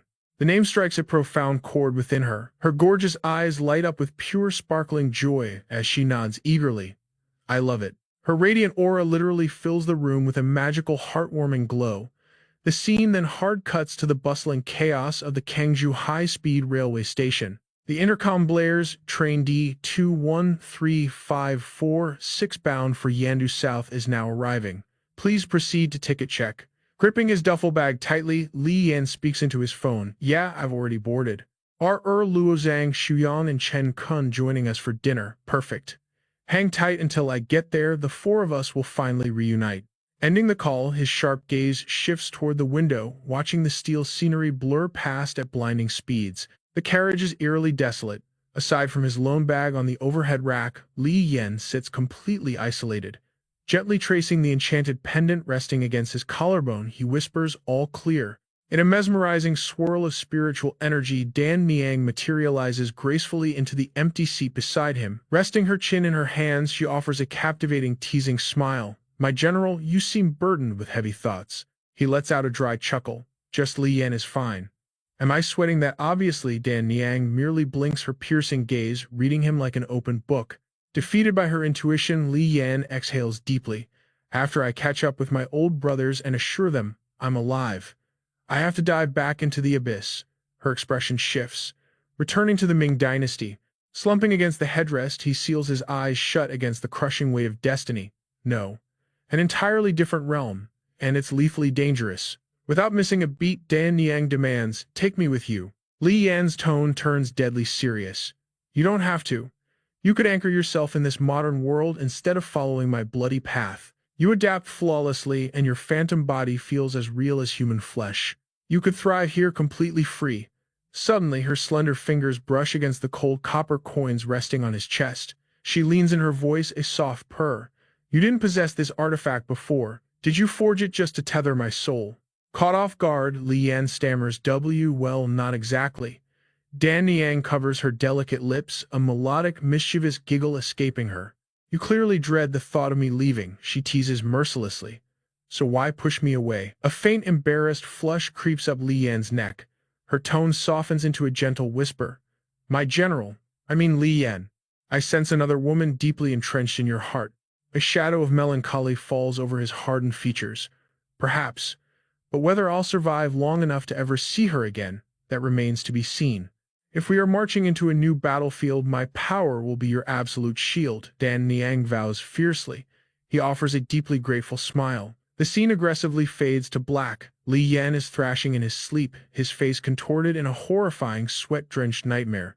A surreal vision violently crashes into his mind. An ancient towering city gate looms, yet bizarrely vintage automobiles cruise along the paved streets beneath it. Crowds of ghostly figures gather tightly around a macabre puppet show. Massive industrial smokestacks choke the sky with pitch-black smog. A weathered propaganda poster manifests on a brick wall, followed by a haunting photograph, a fierce young woman gripping a protest banner screaming for gender equality. A cryptic blood-red phrase echoes through the void, 9 inner, 7 outer, 4 imperial. This terrifying omen points straight to the heart of old Beijing. 9 gates, securing the inner city, 7 guarding the outer walls, and 4 locking away the imperial palace. Li Yan kept his eyes sealed shut. Among the 9 ancient city gates, 8 bore heavy gongs. Only the Chongwen gate held a solitary bell. 9 gates, 8 gongs, and a single bell. His eyes suddenly snapped open. Night had already fallen outside a dimly lit tavern where Li Yan finally awakened to his surroundings.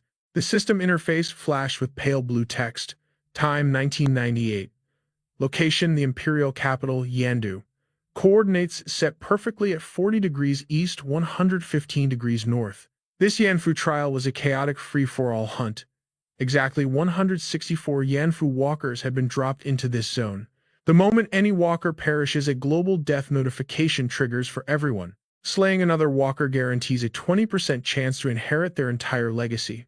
Furthermore, every surviving participant receives a critical system prompt at precisely 11:30 every single night. These nightly updates reveal a target location, a strict countdown, and scattered intel on a fellow walker. Armed with this knowledge, Li Yan geared up for his next deadly objective. His piercing gaze scanned the desolate streets.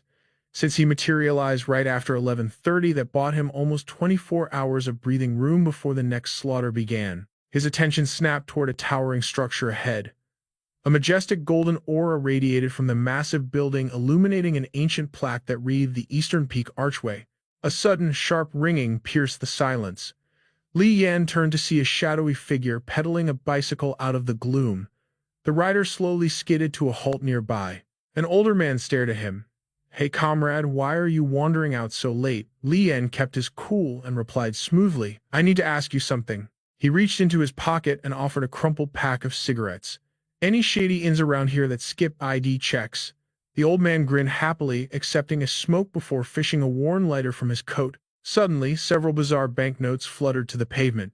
Li Yan stared intently at the eerie blank currency, watching them scatter silently across the cold ground. While the man was distracted by his smoke, Li Yan crouched down to gather the strange cash. As he handed the bills back, the old man chuckled warmly. "Thanks for the help, young friend." Li Yan flashed a casual smile. "Ha, is nothing." But suddenly, a glowing digital timer reflected in his pupils. 23 hours, 59 minutes. The moment that clock struck midnight, a cold sweat drenched Li Yan's spine. The old man vanished into thin air, only Li Yan remained completely frozen, holding the creepy ghost money beside an abandoned bicycle.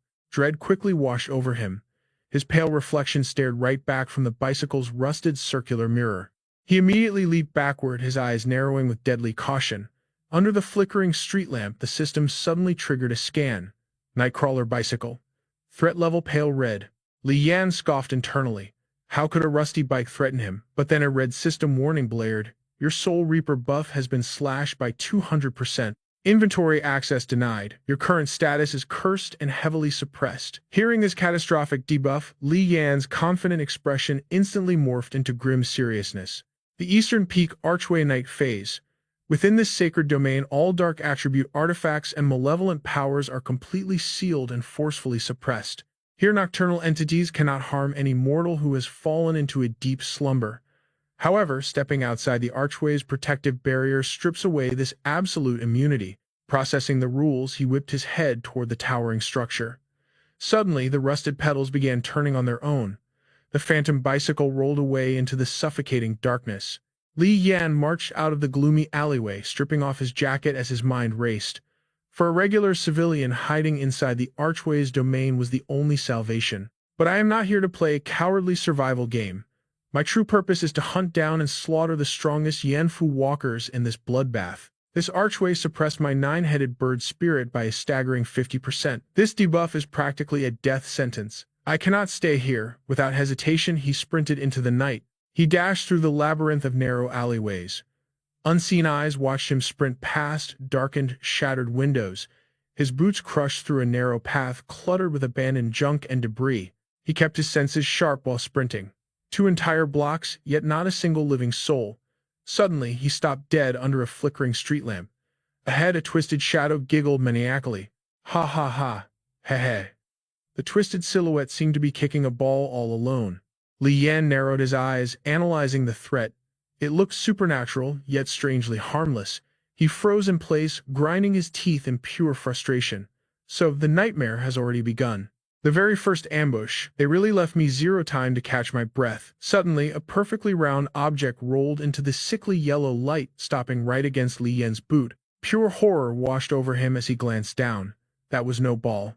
It was a mutilated human head. Overhead, the flickering street lamp violently shattered into a blood-red glare. A demonic child stood in the crimson shadows, grinning viciously. Heh heh heh. Its hollow, swollen eyes bulged above a rotting, torn mouth. With grotesquely twisted limbs, it oozed thick, pitch-black demonic aura. Its voice rasped with blood-curdling horror. Big brother, teach me how to play soccer. Meanwhile, at a weathered wooden pillar bearing a tavern's name, inside, two shadowy figures sat back to back on a dusty crate. Suddenly, the piercing system alarm echoed in their minds. Attention all Yanfu walkers. A Yanfu walker has been eliminated. Walker Wushan smirked, cracking his knuckles. Yo, first blood has already been drawn. He threw a cocky wink over his shoulder. Hey, old man, got any more of this beer? The veteran grunted softly. Yeah, I will fetch another round. The older man pushed himself up and walked away. Wushan just smiled. Thanks, old man. Meanwhile, violent lightning violently tore through the pitch-black sky outside. Blinding flashes of electricity illuminated the tavern's dusty window. A menacing silhouette was quietly standing right outside the glass. Wushan's grin widened into a battle-hungry smirk. Down the drinks, then we slaughter. Elsewhere on the flooded streets, two figures stood over a mysterious ancient well, gripping massive rusted iron chains. Veins bulged on the man's arms as he desperately hauled the heavy metal upwards. Behind him, a young woman watched with cold, calculating eyes. He roared over the raging waters. The Dragon King has awakened the great flood. Run, I will hold it back. Ignoring him, the girl raised her slender hand. A brilliant aura erupted, materializing a legendary weapon in her grasp. She stood fearlessly amidst the chaos. This warrior was none other than Zhao Xin, a powerful Yanfu walker. Zhao Xin furrowed her brows in deep thought. Avoiding unnecessary battles was the smartest play. She quickly turned on her heel to leave, abandoning the desperate man struggling with the chains. But as she stepped forward, those exact same iron chains suddenly materialized right in front of her. The man looked up and screamed the exact same warning. The Dragon King is causing a flood. Run, I will hold it back. Zhao Xin's eyes widened in absolute shock. How did he teleport ahead of her? She frantically pivoted to another direction, only to find the exact same man blocking her path, endlessly hauling the chains. Run, the Dragon King awakened the flood, I will hold it back. The cursed phantom kept repeating its haunting loop. Claire's mind raced. Was this man everywhere she looked? She spun left and right, but his warnings echoed from every single direction. Run, kid. The Dragon King triggered a massive flood. I will hold him off. Claire observed calmly before sighing. Her weapon dissolved. Guess I am stepping in. She shoved the blood uncle aside, grabbing the massive iron chains herself.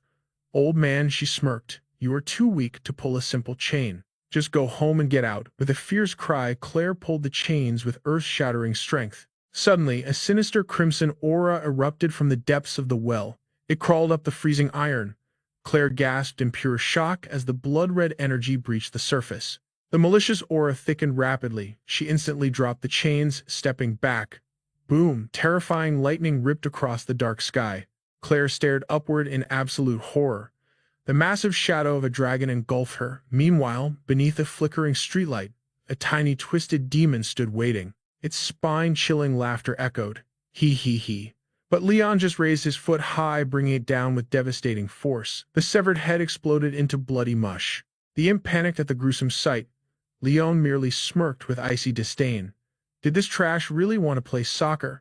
Suddenly, Leon froze. A flicker of surprise crossed his face. A disgusting crimson slime glued his foot to the concrete. He was trapped. The imp spawned dozens of blood-red shadows. It launched the deadly projectiles right at Leon. One shot toward his chest, but he leaned back, dodging by a hair. The system interface chimed in. Target human head demon. Threat level pale red. Leon glared at the monster as its head grotesquely inflated and deflated. Leon quickly untied his jacket from his waist. With a swift motion, he wrapped the monstrous head tightly, but from the shadows, two more were already lunging. He hurled the wrapped demon to block their path. Without warning, one of the demonic heads swelled up and detonated in mid-air with a massive blast. The disgusting gore multiplied into a massive swarm of terrifying floating heads rushing toward him. Leon shifted into his combat stance, throwing a devastating punch at the swarm. The imp kept giggling its sickening laugh. Suddenly, a colossal mass of red flesh materialized right in his face. He reached toward his chest, instantly summoning his legendary dragon-returning sword. Without a second thought, he unleashed a blinding slash, splitting the giant demonic head perfectly in half. Annoyance flashed across Leon's face as his piercing gaze locked forward. Boom! A deafening explosion rocked the street, completely obscuring the battlefield in thick smoke. Genuine terror finally gripped the little demon. As the dust settled, the slime trap lay sliced to pieces, but Leon had vanished. The imp spun around frantically. Suddenly, the reflection of a familiar street lamp flickered in its terrified eyes. The glowing reflection of the street lamp grew larger and larger in its dark pupils. Flash, Leon materialized out of nowhere. His legendary blade cleaved through the air, slicing the demon's neck with absolute precision. Foul black blood erupted, leaving nothing but dark sludge and empty clothes. Leon stood silently analyzing the aftermath. He knew the truth. The other Yanfu system walkers were the real threat in this trial. This was just a warm-up, he muttered, turning to walk away. But behind him, the empty clothes suddenly stood up. They skipped down the street, cackling with a spine-chilling ha ha ha. The system window flared to life. Notification scouting bypassed. Basic logs of all active Yanfu walkers have been successfully acquired. Warning, you may consume Yanfu points to unlock premium intel logs. Current user Leon. Status Yanfu, event incomplete. 3 recorded milestones found Emperor Zhu and God Armor Unit 984. A horrifying chat scroll suddenly flooded the interface. Every night at midnight, a message read factory workers vanish in the time it takes to smoke a cigarette. By 6 a.m. the machines roar back to life and they reappear from thin air. Anonymous user, one scoffed. You think that is crazy? I was giving a massage and my client literally vanished in the blink of an eye. Anonymous user 2 replied, this world is crawling with demonic curses. Whatever you do, absolutely do not act impulsively. A third user chimed in with a grim warning. The ceiling artifacts that activate past midnight are a fatal double-edged sword. You will love them and hate them. Daytime is safe, the user continued.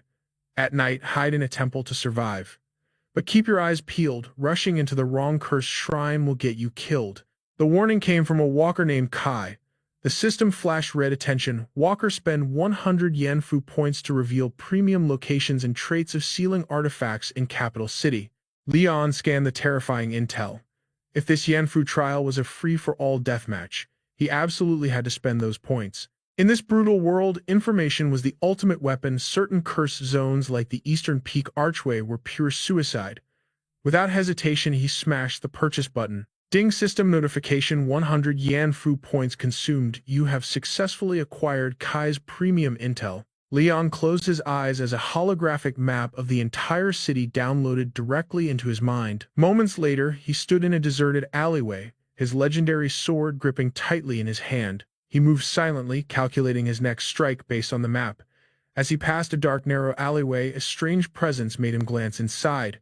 At the dead end stood an ancient gate illuminated by 2 blood-red ghostly lanterns. The underworld market. As Leon stepped onto the stone stairs, a bone-chilling wave of deathly aura washed over him. With eagle-like vision, he peered coldly through the cracked wooden doors. Inside was a sprawling, chaotic marketplace buzzing with unholy commerce. Hideous demons sat around laughing maniacally, while phantom shadows drifted eerily through the air. Leon analyzed the cursed bazaar for a moment, then quietly shut the door. They have not noticed my aura yet, he thought. No reason to stick around. He turned to leave. Swoosh! A sudden sneak attack aimed right for his head. Leon instantly raised his blade to deflect the deadly strike. Clink! The projectile hit the ground.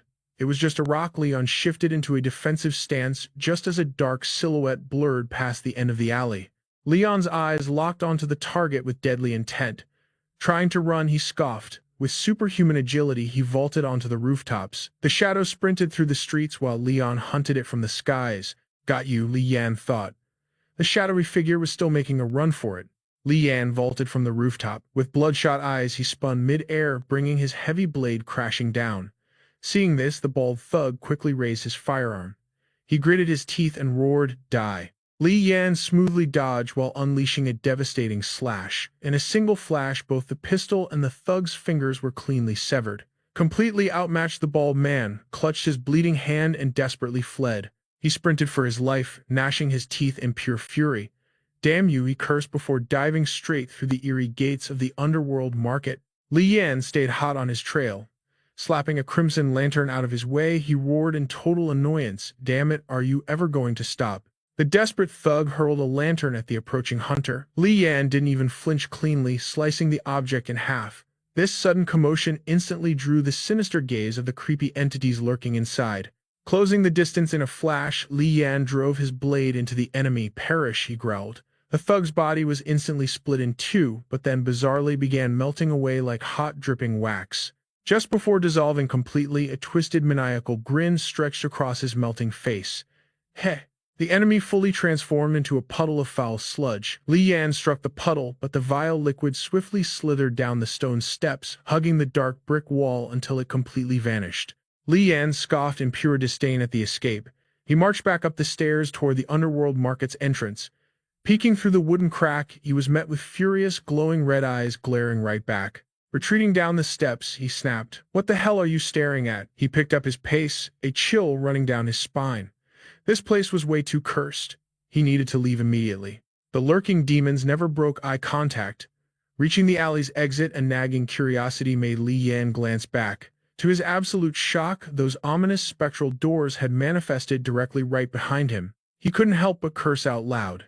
Damn it, when did it get so close? Staring into the void, those demonic eyes were practically inviting him inside. Realizing it was a silent challenge, Li Yan confidently stepped forward. Dismissing his legendary dragon blade into the system, he smirked. Bring it on. Without hesitation, he crossed the ominous threshold.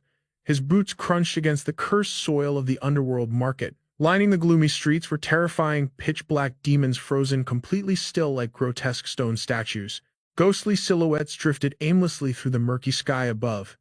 As Li Yan surveyed the bizarre area, a mysterious man materialized with a sickening grin. "Brother, you broke our merchandise. Did you really think you could just walk away? That violates the rules here." Looking closer, squirming white maggots writhed between the creature's rotting yellow teeth. The sight was absolutely stomach-churning. Unfazed, Li Yan casually pulled out a stack of mortal banknotes. "My bad. Will this cover the damages?" The old ghoul simply cackled. "We have absolutely no use for living world currency here." Retracting his hand, Li Yan narrowed his eyes. "Then how do we settle this exact debt?" The ghoul's eyes glinted with malicious, greedy intent.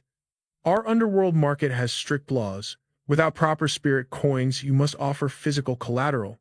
An arm, leg, or your beating heart." Hearing this, Li Yan instantly summoned his legendary dragon blade. A horde of cackling demons slowly encircled him from all sides. Unfazed, Li Yan swept his chilling, murderous gaze directly across the filthy mob. Pointing a rotting finger, the ghoul sneered. "Since you're being difficult, I'll generously accept that fine sword." Li Yan smirked coldly. "And if I refuse instantly?" The surrounding demons erupted into a complete bloodthirsty frenzy. The elder demon raised a hand to silence them, his tone turning dark. "This humble alley holds serious weight within Yan capital. For centuries, absolutely no one has ever dared to break our sacred laws. Think very carefully, brother. If my intuition is correct, our paths are destined to cross many more times in the coming future." Keeping his icy composure, Li Yan casually tossed a mysterious artifact forward. "My blade stays with me. But what is this rare treasure worth?" Snatching it from mid-air, the ghoul's decaying eyes widened with pure, unfiltered greed. "A golden token. You're incredibly wealthy." Li Yan pointed toward the exit. "Keep it. But know this, I'm only paying my own toll. That runner's debt is entirely his problem." The ghoul gave a creepy thumbs up. "A man of principle, we have elite treasures here. Feel free to browse around." But Li Yan was already walking away. "I never cheat my esteemed customers. Consider this a welcome gift," the ghoul called out, tossing a strange small object directly at his back. Catching the sleek vintage cigarette carton, a blue system window instantly popped up. Item acquired: Golden Rat cigarettes. Category: rare consumable. Quality status: absolute premium grade. Market value: 1 chunk of raw human flesh. Effect: grants a micro boost to jump agility, fully stacking with inheritance buffs. Smirking at the grim details, Li Yan casually waved his hand. "Much appreciated." With that, he finally crossed back through the cursed threshold. The heavy spectral doors vanished into thin air right behind him. Glancing back down the dark alleyway, everything had completely returned to normal reality. Leaving the bizarre realm behind, his gaze sharpened intensely.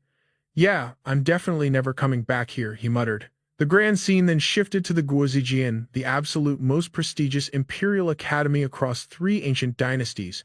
The intricate ancient architecture was truly breathtaking, featuring perfectly carved wooden beams overhead. Down in the main hall, countless traditional study desks were meticulously arranged in flawless, highly disciplined rows. Pei Yunhu slowly paced between the aisles, analyzing the grand setup. Rubbing his temples, he sighed, this is going to be a massive headache. Meanwhile, a noisy group of awakeners lingered impatiently just outside the doors. Da Yue and his crew peeked inside, shouting eagerly, "Hey Yunhu, just give the word, and we'll gladly wait for you." A legendary opportunity like this is way too rare. Yunhu's sharp eyes locked onto the central podium, where the majestic, translucent spirit of an ancient white-haired scholar suddenly materialized. This powerful spirit of the Grand Tutor is my absolute ticket to breaking my limits, he thought hungrily. It's the critical key to entirely evolving my system inheritance. Glancing back over his shoulder, Yunhu dismissed them coldly. Come back in a few days. Today's mission is far too critical. I absolutely cannot waste a single second. Da Yue looked completely crushed, clearly reluctant to leave. Yunhu simply smirked, dropping a massive system truth bomb. Out of 164 elite walkers, killing any opponent in the wild guarantees a solid 20% chance of directly looting their legendary inheritance. But let's be totally real. Not every awakened walker actually has the guts to face these deadly underworld events. Most pathetic cowards just leech off their stronger teammates just to barely survive. Self-preservation is simple human nature. With the godlike perks of an elite inheritance, anyone with half a functioning brain could easily live like an absolute king in the real world. Why risk your own life fighting nightmare monsters? Because of that exact mindset, out of the 100+ players here, half are just totally useless deadweight. They have zero willpower, zero real combat skills, and only exist as system fodder. Forget surviving a brutal battle against elite walkers. Those weaklings probably won't even survive the first horrific night phase of this dark dungeon. However, slaughtering those exact weaklings still drops authentic underworld inheritances. If we seriously strike gold, we could effortlessly farm absurdly overpowered high-tier legacy skills right off their very corpses. If system luck favors us mercilessly, farming these naive rookies will yield more insane loot than grinding 4 entire survival events combined. Honestly, absolutely no hidden dungeon quest can even remotely compare to this massive player hunting jackpot. In exactly 3 days, all the weak fodder will be completely wiped out. Only the absolute monsters will remain. Yunhu confidently stepped out the heavy door, eyes glinting with pure, dark ambition. Let's start the purge. It's officially hunting season. The baseball-capped girl scoffed. If we're hunting the weak first, you just be dead weight. We'll wipe them out ourselves. Pei Yunhu calmly shook his head. I cannot leave this to chance. The girl locked eyes with him, her unwavering gaze finally shattering his resolve. Defeated by her stubborn spirit, he slowly removed his glasses. Fine. Stay on your guard. Target the stragglers first. Meanwhile, Li Yan sneezed as if sensing someone cursing his name. Throwing on his jacket, he stepped into the moonlight. Damn, this wind bites hard, he muttered. Suddenly, a white-haired figure bolted out from a nearby storefront. It was Xia Xiaodao, an unlit cigarette dangled loosely from his lips. Stepping onto the desolate street, Xiaodao locked eyes with Li Yan, his grip already tightened around a deadly short blade. Xia Xiaodao sparked his lighter, taking a slow, calculated drag. Li Yan just watched in absolute silence, casually gnawing on a raw carrot. Without a single word, they lunged at each other. A brutal symphony of violence erupted. Xiaodao's short blade danced lethally, forcing a deadly stalemate. They glared like sworn enemies bound by 1,000 lifetimes of hatred. Thick smoke billowed from Xiaodao while Li Yan spat shredded carrot directly into his opponent's face. You filthy bastard, Xiaodao roared in absolute fury. Disgusted by the choking smoke, Li Yan backed away before surging forward with a relentless flurry of explosive slashes. Impossible, Xia Xiaodao thought in sheer panic. How is he this fast? Li Yan's masterful blade work was a breathtaking spectacle of death. With a crushing strike, he disarmed Xiaodao's dull blade, leaving the man utterly paralyzed with terror. Showing zero mercy, Li Yan unleashed a devastating upward slash, but a bizarre energy shield materialized around Xiaodao's head. The lethal strike barely left a scratch, bouncing off like rubber. Stomping the earth with roaring power, Xiaodao triggered a blinding golden magic circle. It was his signature popped rice technique. The shockwave blasted him safely out of range. Skidding to a halt nearly 50 meters away, Xiaodao regained his footing. The system prompt suddenly flashed, leaving Li Yan completely dumbfounded. You are facing the power of Tao Ti. Target identified as Xia Xiaodao. Culinary talent 79%, swordsmanship 59%, unique eating arts active hidden skills remain unknown. He possesses the heart of Taudi. Once this ancient bloodline awakens, all culinary mastery perfectly transforms into devastating martial techniques. But cooking and killing are entirely different realms. Real combat still requires brutal training. A wicked smirk crossed Li Yan's face. Now this awakened power is truly fascinating. To think, one of the four great fiends manifested as a mere chef. Though fate does not dictate that every Taoti successor wields a frying pan. Xiao Dao gnashed his teeth in seething fury. His opponent's blade mastery was unfathomably profound. His desperate gaze shifted toward his discarded weapon, lying near Li Yan's feet. Catching that anxious glance, Li Yan maliciously kicked the blade away. Oops, it's gone now. Spitting out his crushed cigarette, Xiao Dao cursed the arrogant bastard. Consumed by rage, he charged back into the fray, spamming his pop rice explosions who screams out recipe names in a deathmatch. First rice blasts, then fried dumpling strikes. He nimbly weaved through Li Yan's lethal strikes before unleashing his bizarre egg smash art, throwing his own skull against the enemy's head, a hilariously self-destructive kamikaze attack. The savage headbutt only left Xiao Dao spitting blood, his face twisted in agonizing pain. Li Yan's iron-like skull barely suffered a scratch. Instantly, they clashed again like twin meteorites. The frenzied chef kept spamming absurd culinary arts, sticky rice cake binds, followed by explosive bursts. This bizarre combat style wasn't draining energy, but it was painfully wasting precious time. Realizing he was outmatched, Xiao Dao bolted, but Li Yan refused to let his prey escape. He surged forward, hunting him down like a shadow. Panic suffocated Xiao Dao as he glanced back. The Reaper's blade was already at his throat. He's too damn fast. Li Yan's steel sliced through his clothes, drawing fresh crimson blood. Li Yan analyzed his bleeding prey. 3 new lacerations. His combat power has dropped by 30%, yet his defensive aura is incredibly resilient, using his awakened legacy to mask his sluggish speed. A clever tactical mind. Refusing to surrender, Xiao Dao sprinted for his life, desperately lunging to retrieve his discarded kitchen blade. Seizing the fatal opening, Li Yan descended from the heavens, striking with the ferocity of a raging tiger. This heaven-shattering slash was meant to completely sever Xiao Dao's lifeline. But against all odds, the desperate chef miraculously parried. He raised his dull cleaver against the devastating blow, the heavy impact nearly snapping the hilt in half. Yet Li Yan's relentless blade still pierced his abdomen, blood gushed from the fatal puncture wound. As their intense gazes locked, Li Yan's pupils suddenly shrank in absolute horror. That pathetic dull knife secretly unleashed the legendary carving blossom technique. A sickening crunch echoed as Li Yan's arm twisted violently. Agonizing pain flared as blood sprayed instantly. Staring death right in the face, a terrified Xiao Dao went completely berserk. He detonated his pop rice ultimate attack, blasting Li Yan point blank in a desperate counterstrike. But just as his rusty blade grazed Li Yan's throat, an ominous chill crawled down his spine. Sensing deadly danger, Xiao Dao instinctively curled into a ball. A terrifying icy void completely swallowed him. Trapped within the sinister sphere, Xiao Dao screamed in pure agony. It was the enhanced 9 Phoenix Blood Slash. The secondary detonation inflicted a crushing 30% frostbite modifier. The absolute zero frost nullified all regeneration, draining his vital aura and paralyzing his every desperate movement.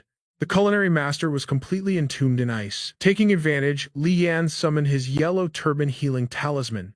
He pressed the mystical parchment against his mangled flesh, forcing his shattered arm to knit back together. Suddenly, the glacial prison pulsed with a blinding aura. Spiderweb cracks ripped across the solid ice until a massive shockwave finally shattered the seal, freeing Xiao Dao from his frozen tomb.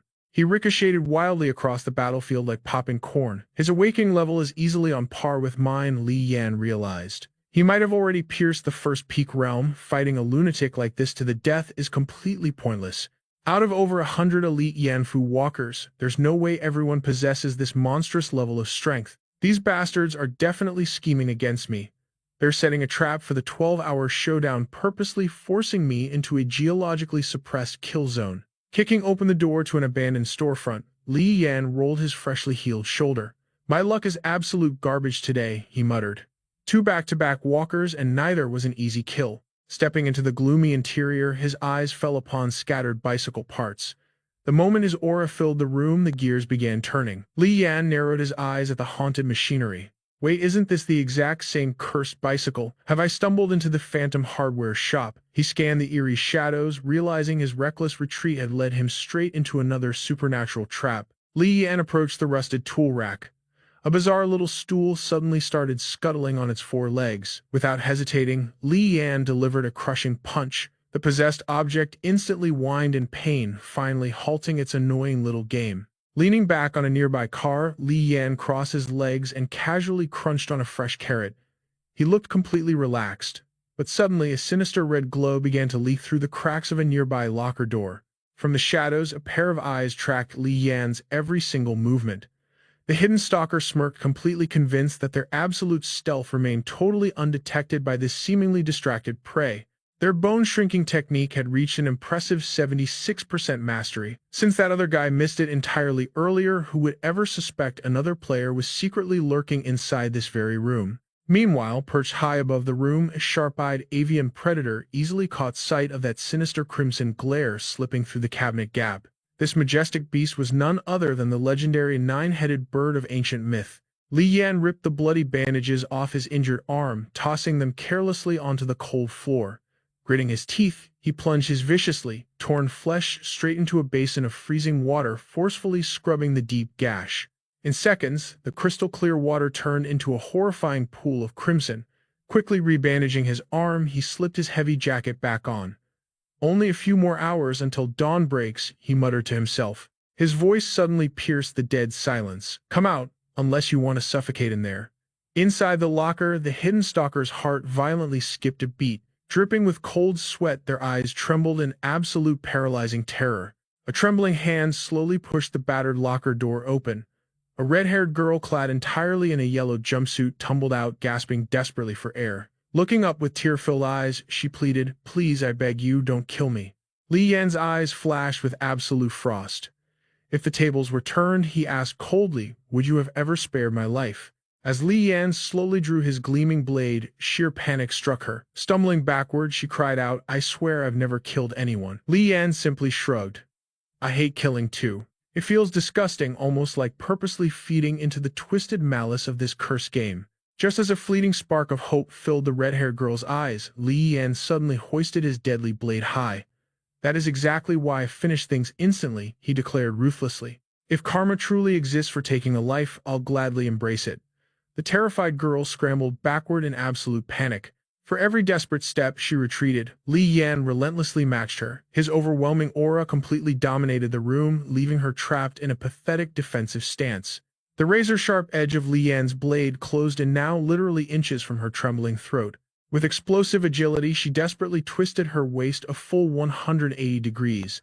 The deadly slash miraculously missed, merely grazing her trembling shoulder. Losing all balance, she violently crashed straight into the cold concrete wall. Utterly defeated, the girl collapsed onto the floor. "If you want my system legacy, take it. It's yours," she wailed in pure despair. "Just please spare my life. I really don't want to die here."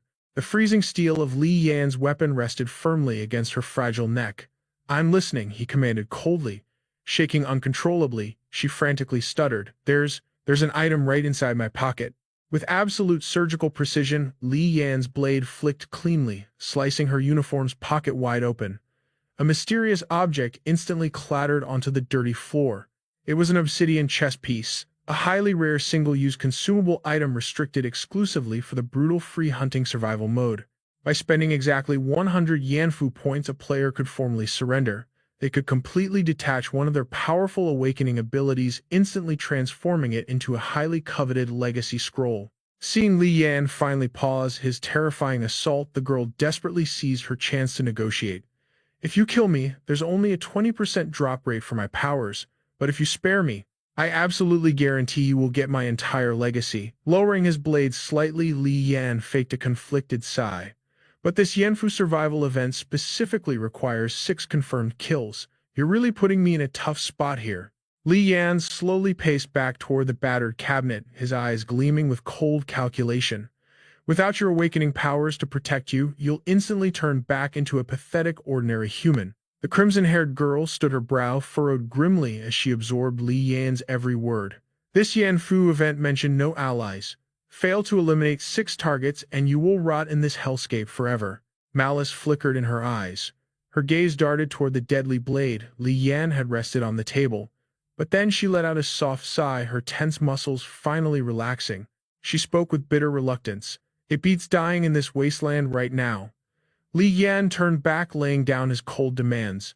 Your inheritance, plus every single exquisite grade item you possess. Do that, and I might spare your life.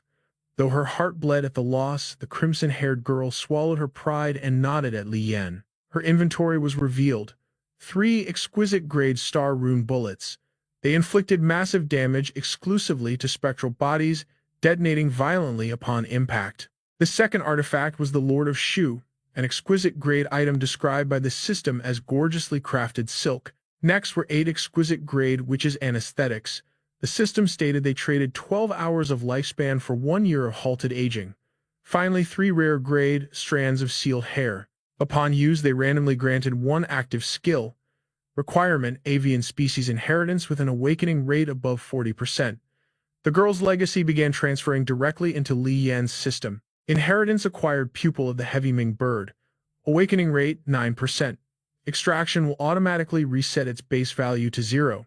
Wind judgment boosted jumping, sprinting, and evasion by 90% while adding 45% to base strength. When activated, the host could freely distribute a total of 135% enhancement points. These enhancements applied to jumping, sprinting, evasion, and strength. The system suddenly chimed. Attention, Walker Li Yan. You may choose to use this to overwrite your current inheritance. Upon replacement, the heavy Ming bird will absorb the awakening rate of your 9-headed bird. Li Yan smirked, analyzing the system data. The 9 Phoenix bloodline enhancements could not be refunded. Please proceed with caution, Walker. Alternatively, consume it as a standard token to gain a flat 9% awakening boost. Without hesitation, Li Yan ruthlessly claimed the crimson-haired girl's entire inheritance. With the transaction complete, his predatory gaze locked onto her. Li Yan stepped closer, his oppressive aura making the girl tremble in pure terror. She stammered out a desperate cry. You promised to let me go.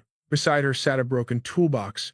Panicking, she snatched the sharpest screwdriver she could find, brandishing it like a pathetic shield to defend her fragile life. You broke your word, the crimson-haired girl screamed at Li Yan, her voice cracking with fear. Li Yan's voice was deadly calm. Dawn is still 4 hours away. In your current state, any monster out there will tear you apart. He kept advancing while she gripped her makeshift weapon, shaking completely. He mentioned a Guanyin temple and Guanlai garden just a few hundred meters away. It held a suppression artifact that maintained order. Reaching out, Li Yan firmly grasped her arm. I will escort you there. Shock washed over her. He actually was not going to kill her. Seeing her frozen in total disbelief, Li Yan coldly scoffed. Suit yourself if you want to die. A wave of immense relief hit her, and she hurriedly wiped away her gathering tears. Li Yan guided her out of the shop. Surprisingly gentle, he supported the drained girl, knowing she was now utterly powerless. The dead of night was slowly giving way to dawn. Amidst the eerie silence of the wasteland, she softly whispered, Thank you. Li Yan glanced over. I took your inheritance. Are you holding up all right? The redhead grimaced in pain. Hey, surviving is enough. In that absolute bloodbath, nobody else was crazy enough to save me. Walking through the alley of reformation, the red-haired girl could barely stand. I didn't sign up for this, she gasped. I just wanted the money. If only I had known. Suddenly, a blood-curdling scream pierced the air. Crimson splattered, leaving Li Yan utterly stunned. A bullet had pierced right through her heart. Tears of agony streamed down her face as Li Yan caught her collapsing body. But it was too late. The red-haired girl went completely still.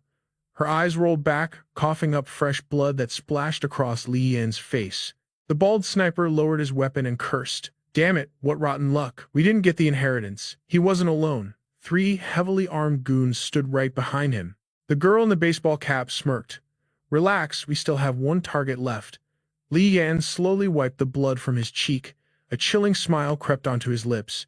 You think killing me is that easy? The cap-wearing girl glared at him, baffled that he could still smile facing death. Li Yan's voice was deadpan. Why not? I've handled this kind of trash countless times before. Rising to his feet, Li Yan shot them a death glare. I will slaughter every last one of you. Despite her arrogant facade, the sheer bloodlust in his eyes made the girl shudder. Finish him. Use the blitz tactic, she ordered her crew in a panic. Baldy lay down heavy cover fire, turn him into a human shield. The bald thug and Da Yue unleashed a storm of bullets. Lead rained down on Li Yan, but his agility was monstrous. He dodged the barrage flawlessly like a phantom wind. The enemies rapidly slapped in fresh magazines. Automatic fire tracked Li Yan's every move as he sprinted desperately toward an old wooden door.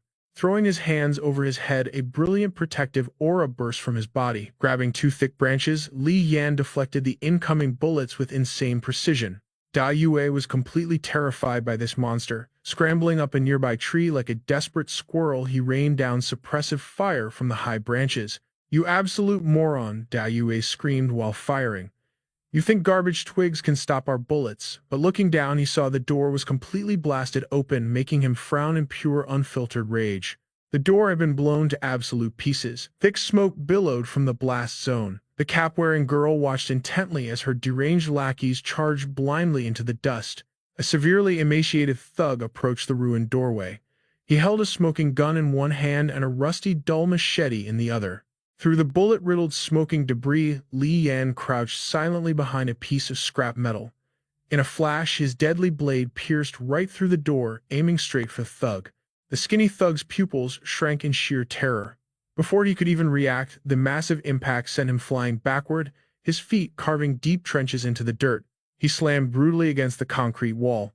Heavy, powerful footsteps approached his trembling body. The thug's jaw dropped in absolute horror. The cap-wearing girl's arrogant face twisted in fear. She was finally realizing the monster they had provoked. The figure rose from the dust, wielding a massive blade that looked as terrifying as a demon's trident. The bald thug and Da Yu froze in absolute shock. Behind the door stood the terrifying six-coin demon. Da Yue's eyes bulged in pure panic as a blade cleaved the giant tree right next to him, nearly sending him straight to the Grim Reaper. Leaving the demon behind to hold the line, Li Yan burst from the shadows like a streak of black lightning. The cap-wearing girl immediately screamed her orders. "Da Yue, take him out." Da Yue unleashed a furious volley at Li Yan. 3 or 4 bullets flew straight for his heart, but incredibly, Da Yue's gun inexplicably shattered right down the middle. Li Yan's blade had already tasted blood. Da Yue's lifeless body collapsed against the tree. The strike was unimaginably precise, splitting the sniper's skull completely in half. Cold sweat drenched the bald sniper's face. He couldn't lock onto his target. Through his scope, he only saw 2 blurry shadows clashing, unable to tell Li Yan apart from his own dead teammate. "Damn it to hell, I can't get a clear shot," he roared in frustration. Meanwhile, the 6-coin demon bared its razor-sharp fangs, its eyes burning with a demonic blood-red glow. The horrifying beast locked its gaze onto the skinny thug. The thug's face turned completely pale. "Are you kidding me? Why is it coming after me?" On the other side, Li Yan calmly ripped his blade out of Da Yue's skull. He stared at the fresh corpse with terrifyingly dead eyes. The cap-wearing girl immediately turned to flee. They had messed with the wrong target. "Retreat," she screamed. "Are you joking?" the bald thug yelled back. "What about Da Yu? He's dead meat," she snapped while running. "We need to wait for Yun Hu. If we keep fighting now, we'll all be wiped out." But the stubborn bald sniper refused to listen, keeping his crosshairs locked onto Li Yan. "I said move out," the girl screamed in desperation. Coldly gripping his blood-soaked blade, Li Yan launched himself like a heat-seeking missile, straight toward the sniper and the girl. Panicking, the bald thug aimed down his sights for a desperate kill shot. Li Yan was dead center in his scope. A thunderous gunshot echoed through the alley. The bullet violently grazed Li Yan's skull, sending a brutal spray of crimson into the air. The girl and the sniper grinned. They thought it was a guaranteed kill. Li Yan's body arched backward, tumbling through the air, seemingly entirely defenseless. But in that split second between life and death, a magical strand of Go Yang Nei's hair activated perfectly, nullifying the fatal headshot. The cap-wearing girl shrieked in absolute terror. "Impossible," she gasped. Ignoring the blood pouring down his face, Li Yan used his momentum to launch himself forward. He unleashed a devastating full-power slash, sending the bald sniper crashing hard into the dirt. A fresh bullet scar burned in the center of his forehead, but his monstrous strength hadn't dropped one bit. The cap-wearing girl stood completely paralyzed by fear. There was absolutely nowhere left to run. Li Yan surged toward her like an apex predator. Activating the Tiger Leap skill, his razor-sharp blade carved viciously through the air, shattering her ribs on impact. The cold steel drove completely through her body. Blood gushed out like a broken fountain as she convulsed in sheer, inescapable agony. All of her fighting spirit was utterly crushed. Li Yan glared down at her coldly, the brutal bullet wound on his forehead already regenerating. Gripping the bloody blade stuck inside her chest, she spat out a final curse. "You 10 capitals bastards. You're all absolute freaking monsters." Suddenly, the dying girl burned her life force. An eerie toxic green aura erupted from her body. The supernatural shockwave was so massive it blasted Li Yan 100 meters backward. "System alert," the mechanical voice rang in Li Yan's head. "You have been struck by the parrot inheritance curse. A portion of your combat skills have been locked for 15 days. Locked skills include Frightened Swan, 9 Phoenix, Divine Axe, and Killing Aura Shockwave. You have acquired the inheritance parrot's dark whisper." Li Yan clicked his tongue in extreme annoyance. What absolute garbage luck. Refusing to slow down, Li Yan instantly transformed into the 6-coin demon, dual-wielding his blades. He charged like a beast. He unleashed his shadow clone technique to completely disorient the surviving skinny thug. Steel clashed violently against steel. Seeing the blade inches from her teammate's neck, the bleeding girl screamed her final words. "Xiao Yu, get out of here. Find Yun Hu right now." With her last ounce of strength spent, she collapsed dead onto the cold concrete. Li Yan yanked his blade free, fully sending her to the afterlife. Watching this, Xiao Yu was trembling with a mix of primal fear and deep burning hatred. Pushed to his absolute breaking point, the skinny thug wildly fired his handgun while desperately swinging his rusty machete to fend off the terrifying 6-coin demon's assault. As the 6-marked coin was sent flying, the attacker scrambled away in pure panic. Meanwhile, crimson blood constantly dripped from Li Yan's lips. He gritted his teeth. His blood seal was on cooldown, and without his star-hooking buff, he simply could not stop that shades-wearing sniper in time. Wiping the fresh blood from his chin, he realized the harsh truth. That desperate surprise attack cost him his life-saving hair clone, a truly irreplaceable artifact. Li Yan's body was currently in total turmoil, while minor flesh wounds meant nothing to someone with an avian awakening. This damage severely crippled his combat efficiency. His life-saving trump card was gone, and his enhanced buff needed 4 long hours to fully recharge. With nearly all his active skills completely sealed, pure logic dictated one clear answer. He needed to retreat and stop fighting immediately. Yet Li Yan glared fiercely at the last surviving thug.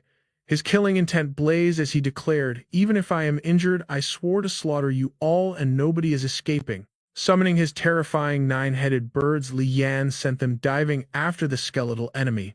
The fleeing coward kept glancing back, absolutely terrified by the monstrous flock soaring above. Igniting a golden talisman, Li Yan focused his mystical energy to extract the embedded bullets. 4 deadly rounds had pierced his chest, but the glowing magic forcefully pushed them all out. The 6-marked coin also harbored a smoking red-hot bullet inside its spectral form. Li Yan yanked it out, tossing it aside as his eerie demonic summon hovered silently. Li Yan boasted an 83% spear mastery, passive kinetic damage immunity, and ultimate cosmic growth potential. Hearing this, the demonic coin flashed a deeply sinister smirk.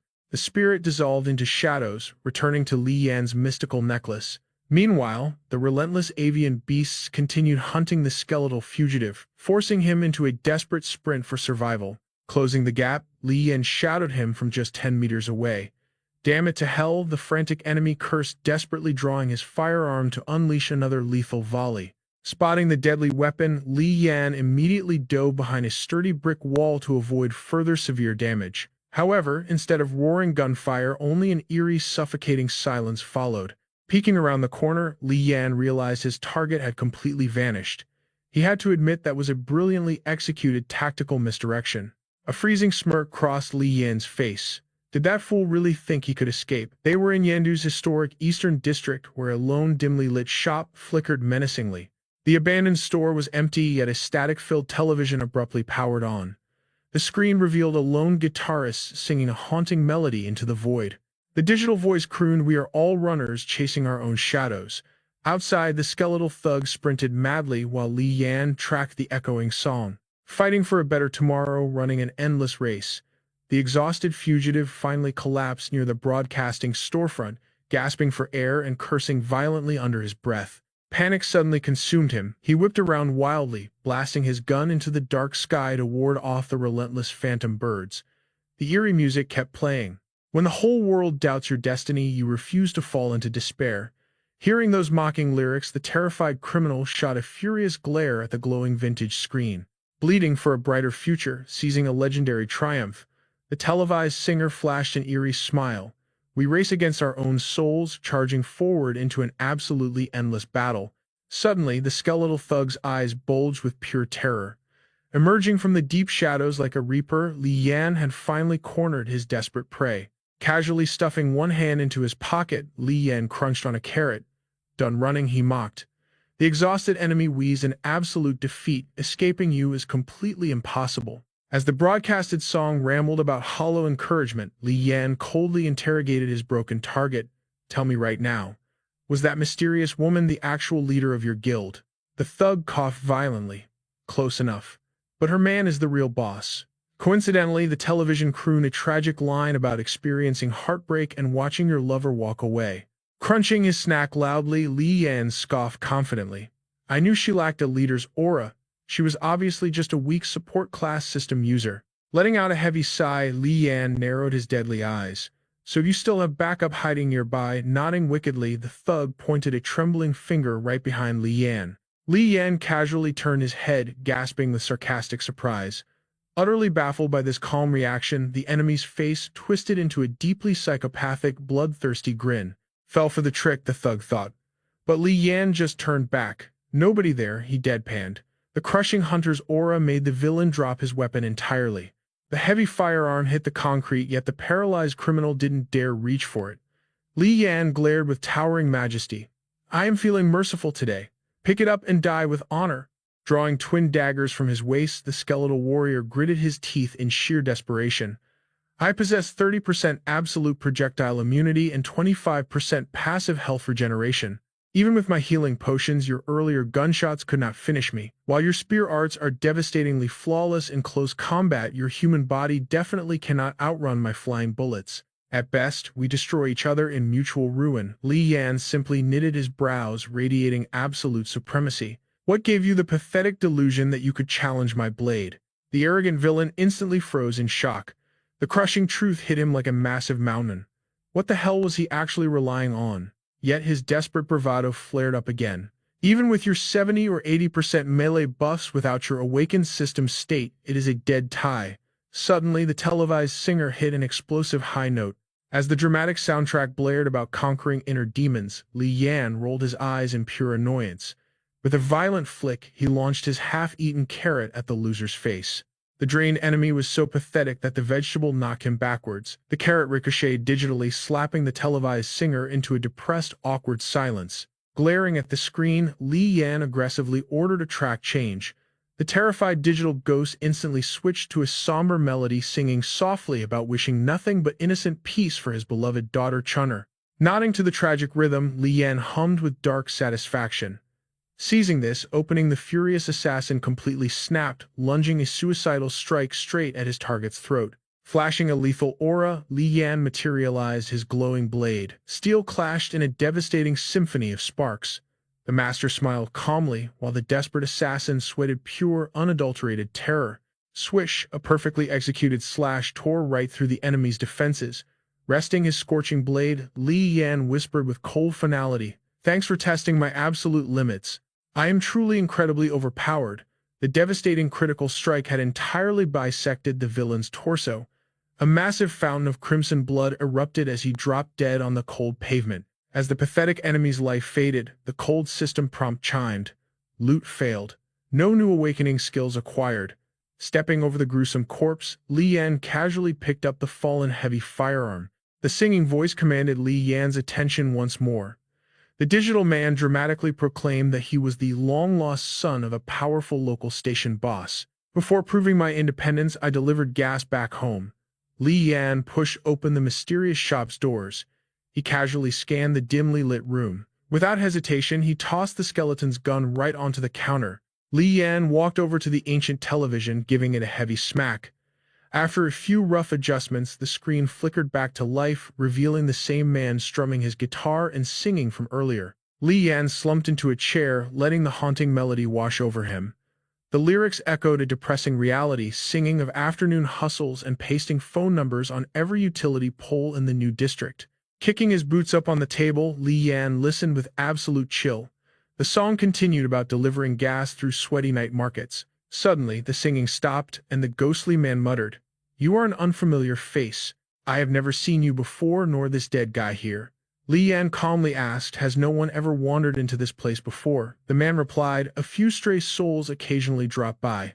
Li Yan pressed on, "And what exactly happened to them?" The ghost murmured, "I only remember one narrow-minded fool who walked in. It has been 7 long years, and he still has not left." Li Yan slightly narrowed his eyes, demanding, "Where is he now?" The man inside the screen hesitated for a heavy moment. Then his voice drifted out with an eerie slowness. "He left alongside another equally narrow-minded fool." Li Yan's gaze suddenly sharpened as an invisible crushing force locked him to his chair. Unseen chains bound his body tight.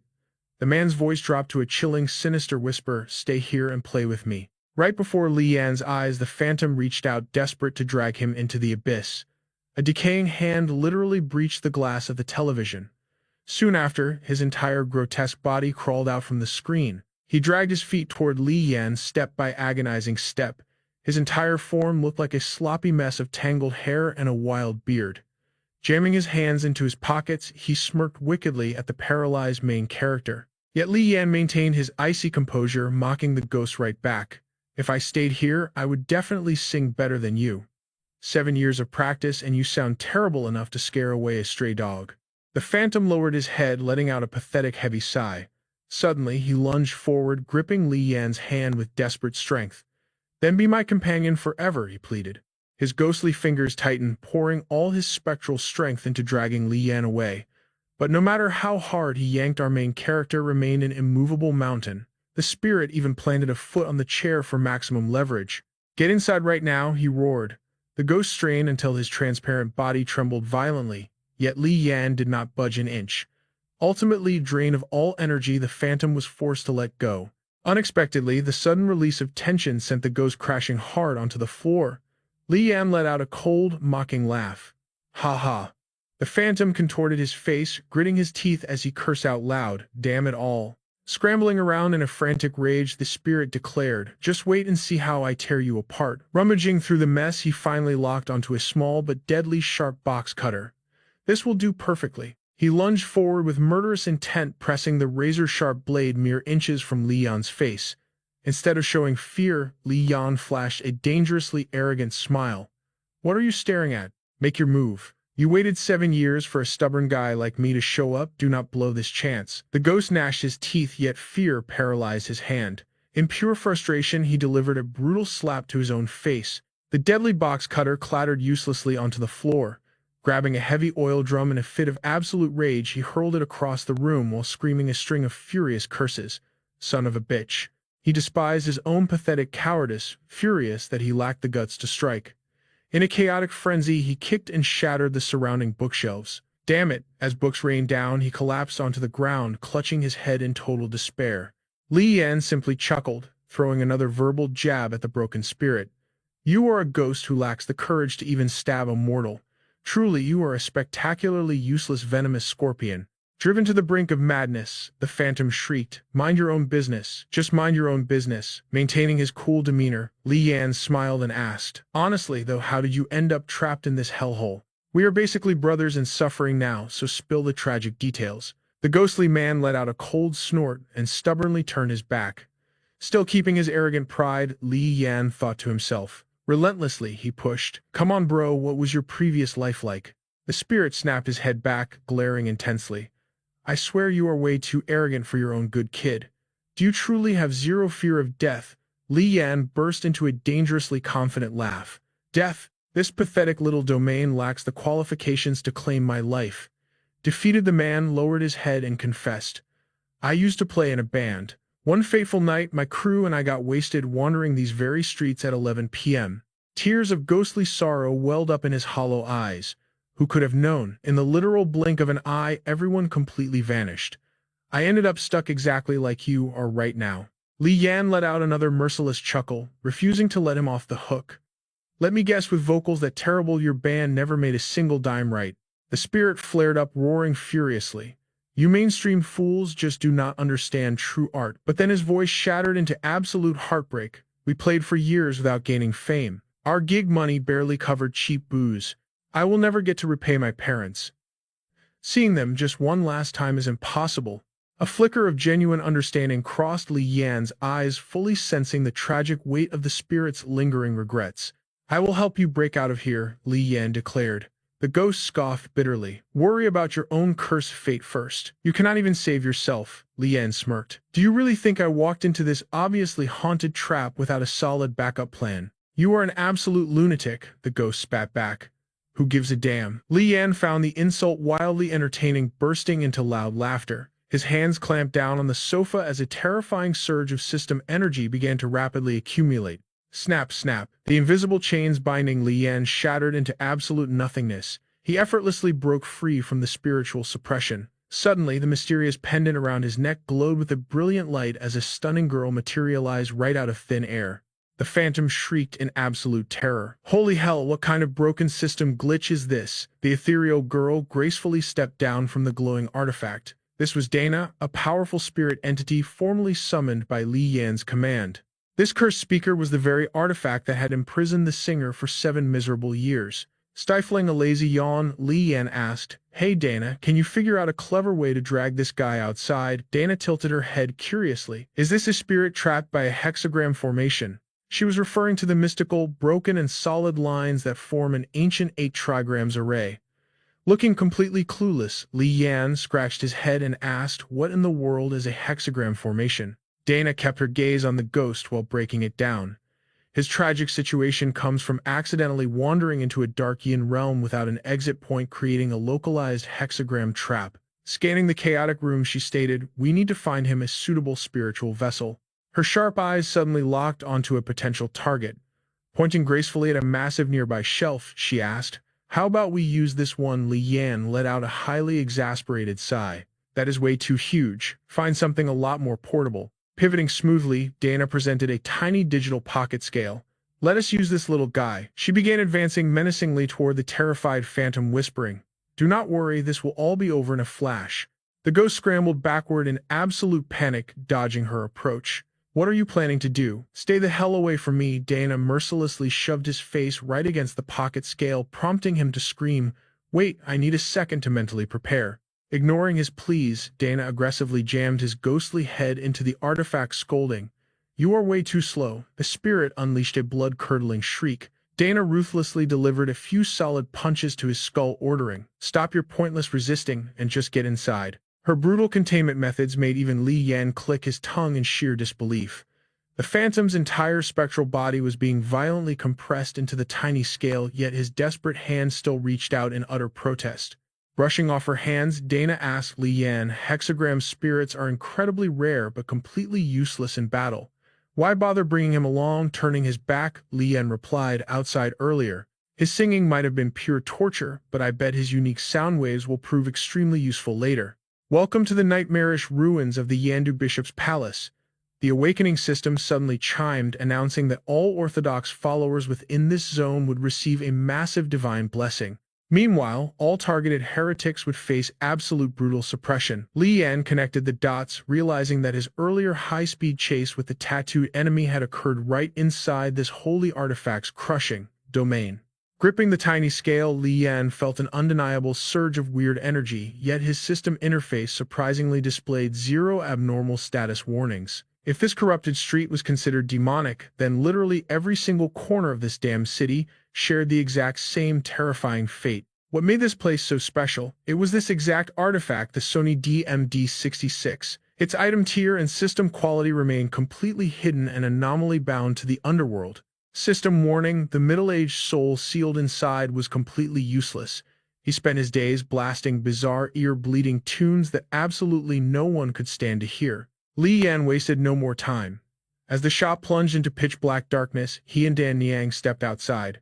His boots splashed into a fresh puddle of crimson, the messy aftermath of the thugs he had just slaughtered. Reaching into the bloody mess, his fingers brushed against something hard. He held it up to the pale, moonlight eyes, narrowing in pure confusion. A simple glass marble. Examining the glowing sphere, Li Yan glanced at Dan Niang. Back in my harsh training days, this was the only toy I ever had. With a sharp flick, he launched the marble high into the night sky. Bang! The marble violently struck a bizarre floating boulder. Instantly, the rock pulsed with a toxic purple aura radiating a terrifying system energy. Like a blazing meteor, it plummeted straight toward Li Yan and Dan Niang. As it closed in, the boulder split open, revealing a demonic pitch-black maw desperate to devour him whole. Sensing the lethal threat, Li Yan instantly summoned his legendary blade. Slash! His blade tore through the rock with devastating earth-shattering force. The boulder exploded into two useless halves. Knowing the danger, Li Yan locked eyes with his companion. Dan Niang retreated back into the seal immediately. Without hesitation, Dan Niang closed her eyes and slipped into the dream realm. Her spiritual form dissolved safely, anchoring back into the mystical pendant resting against Li Yan's chest. But the nightmare was far from over. A bone-chilling, invisible gust of wind violently whipped around him. A creepy rustling echoed in the shadows. His battle senses flared. What the hell was that sinister sound? The crushed skeleton from earlier was actually regenerating. It unleashed a blood-curdling demonic screech. Moving with horrifying speed, it slithered toward Li Yan, just like a mutated venomous viper. Bam! Li Yan brutally kicked a nearby heavy metal mailbox, launching it right off its concrete base. Catching it effortlessly with one hand, he marched toward the undead beast. His overwhelming aura made the monster violently tremble in pure terror. Before the mailbox even left his grip, the cowardly skeleton scrambled to retreat but escape. Not a chance. Li Yan had zero intentions of letting this disgusting creature live. Channeling his explosive system stats, he hoisted the massive steel box high and hurled it down with catastrophic force. The skeleton could only watch in paralyzed, wide-eyed horror as its doom rapidly descended. Crash! The heavy metal obliterated the monster, forcing out an agonizing guttural roar. But one hit was never enough for the main character. Flexing his insane strength, Li Yan ripped the mailbox back up and ruthlessly slammed it down again. A fountain of dark blood erupted from the creature's jaw. Its cursed ribcage splintered into a million pathetic pieces, sending foul gore splashing everywhere. The brutal impact left Li Yan's own face painted in demonic crimson. The steel mailbox was completely mangled and the skeleton had been reduced to a pulverized pile of bloody dust. Tossing the trash aside, Li Yan turned away. But suddenly, a terrifying presence materialized right behind his back. That cursed rustling noise echoed once again. Whipping his head around, his eyes widened. It wasn't just a single stray mob. An entire terrifying horde of grotesque monsters was swarming in for the kill. The cursed street was suffocatingly bleak, illuminated only by a few flickering dying lamps. Standing alone on the notorious Three Shadows Avenue, Li Yan prepared to clash with this absolute army of deranged beasts. I knew the system wouldn't make this dungeon easy. Li Yan coldly questioned the soul trapped inside the artifact. "What do I call you, old man?" the voice echoed back. "Just call me Liang Yi." Drawing his weapon against the approaching horde, Li Yan remained completely unfazed. "Sing me a damn song, don't let my all-night grind go to waste. Play whatever weird tracks you have in your arsenal, just make it loud." Click. Li Yan slammed the play button. Instantly, Liang Yi's soul flared with manic energy, unleashing a wildly chaotic and blood-pumping drum solo from within the artifact. The main character was playing 4D chess. He had a genius theory to test. Let us see if this bizarre music is the exact glitch suppressing the cursed domain's debuff in this area. If my theory is right, I absolutely have to loot this item and take it back to the real world. Suddenly, Liang Yi belted out his weird mystic lyrics. Boiling beans over burning stalks, the beans weep bitterly in the pot. Boom! Li Yan clashed violently with the monstrous vanguard. As steel met flesh, Liang Yi's bizarre soundtrack echoed through the battlefield. Born from the exact same root, why must we destroy each other so ruthlessly? Buffed by the weird system music, Li Yan's blade moved like lightning effortlessly, slaughtering the horde. He mockingly scooped up a handful of dirt, spit into it, and sneered. "Poof, look at me shed 2 fake tears for you trashes." His expression darkened with sudden realization. These terrifying beasts were nothing but cursed paper dolls. Instantly, he summoned his 6-pattern golden coins, channeling overwhelming spiritual aura straight into his vibrating blade. The frenzied mob lunged at him with pure bloodlust, but a single devastating slash cleaved them all perfectly in half. As their severed bodies hit the pavement, their true forms were revealed. Flimsy, pathetic strips of enchanted paper. Mountains of shredded paper corpses began to pile up into the sky. Meanwhile, Liang Yi's chaotic vocals blasted from the artifact. Stir it up, mash it down, crush them into absolute oblivion. Riding the rhythm of the battle track, Li Yan reaped lives as easily as breathing. In a breathtaking display of martial mastery, his blade danced through the darkness, effortlessly exterminating over 100 cursed mobs. The enemy numbers were still endlessly spawning. Deciding to end this fast, Li Yan activated the twin coins resting on his chest. Flash. Two massive muscle-bound spirit warriors instantly materialized to join the raid. The powerhouse trio stood like an immovable mountain before the swarming horde. The crazy soundtrack continued to boom, molding your clay, shaping mine. Pieces of you trapped within me and me within you. As Liang Ye belted out his insane lyrics about being shattered porcelain brothers, Li Yan's killing intent erupted like a volcano. 100 ghost repellent art. The three legendary fighters stood fearlessly against the sea of darkness.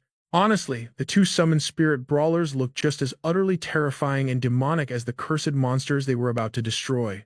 Gripping the artifact, a triumphant smirk crossed Li Yan's face.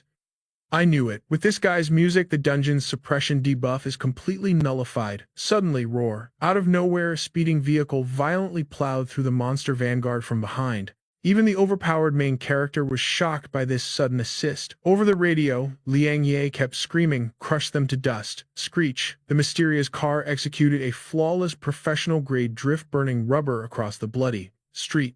After road-killing hundreds of cursed paper dolls, the sleek ride slammed on its brakes, stopping perfectly parallel to Li Yan. The dramatic entrance synchronized flawlessly with the climax of Liang Ye's crazy rock ballad. Enough of this garbage. The heavy car doors swung violently open, but to his absolute shock out stepped a brand new elite squad of horrifying nightmare creatures. System Alert Night Stalker Elites. Their passive aura instantly suppresses all living flesh, severely slashing attack speed by 50% and nerfing escape mobility by half. Unfazed Li Yan instantly raised his heavy firearm. Eat lead first, you trash, rat-a-tat-tat. Bam bam.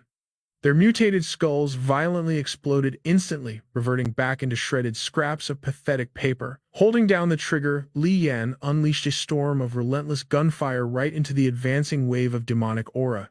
Suddenly, a hulking muscle-bound tank wielding a massive iron shovel broke through the front line. This elite Night Stalker carried an aura of absolute death, radiating a hidden ultra-lethal system debuff that had yet to be fully revealed.